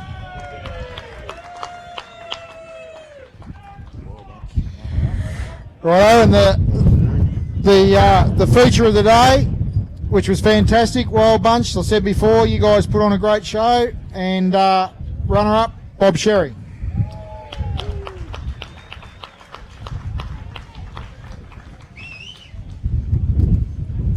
No stranger to the smoker either, are you? Thanks very much. Oh, wow, nice trophy there. I'd like to thank my daughter, my lovely daughter Lisa, her partner David Foster, and my grandson. They all put in the hard yards. Gee, you put a blower on your bloody car, you got to work hard, double the amount. Steve and Chris Perrin, they came over and helped. John and his wife Wendy, they really put in the hard yards. I mean, the whole lot worked. I was the idiot that made the mistake in the final. So it's I thought I was so bloody good. I didn't think, oh no, there's no pressure. Nah, easy. Bullshit. It's there all right.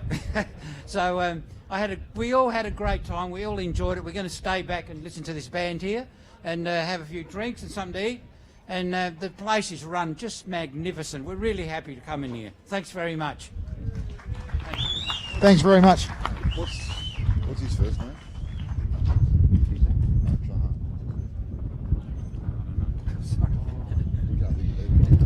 Well done, Bob. And winner, Wild Bunch. I'm going to take a punt here. Mark Trahar. Mike. Oh, jeez, it was close. Mike, well done, Mike. Thank you very much.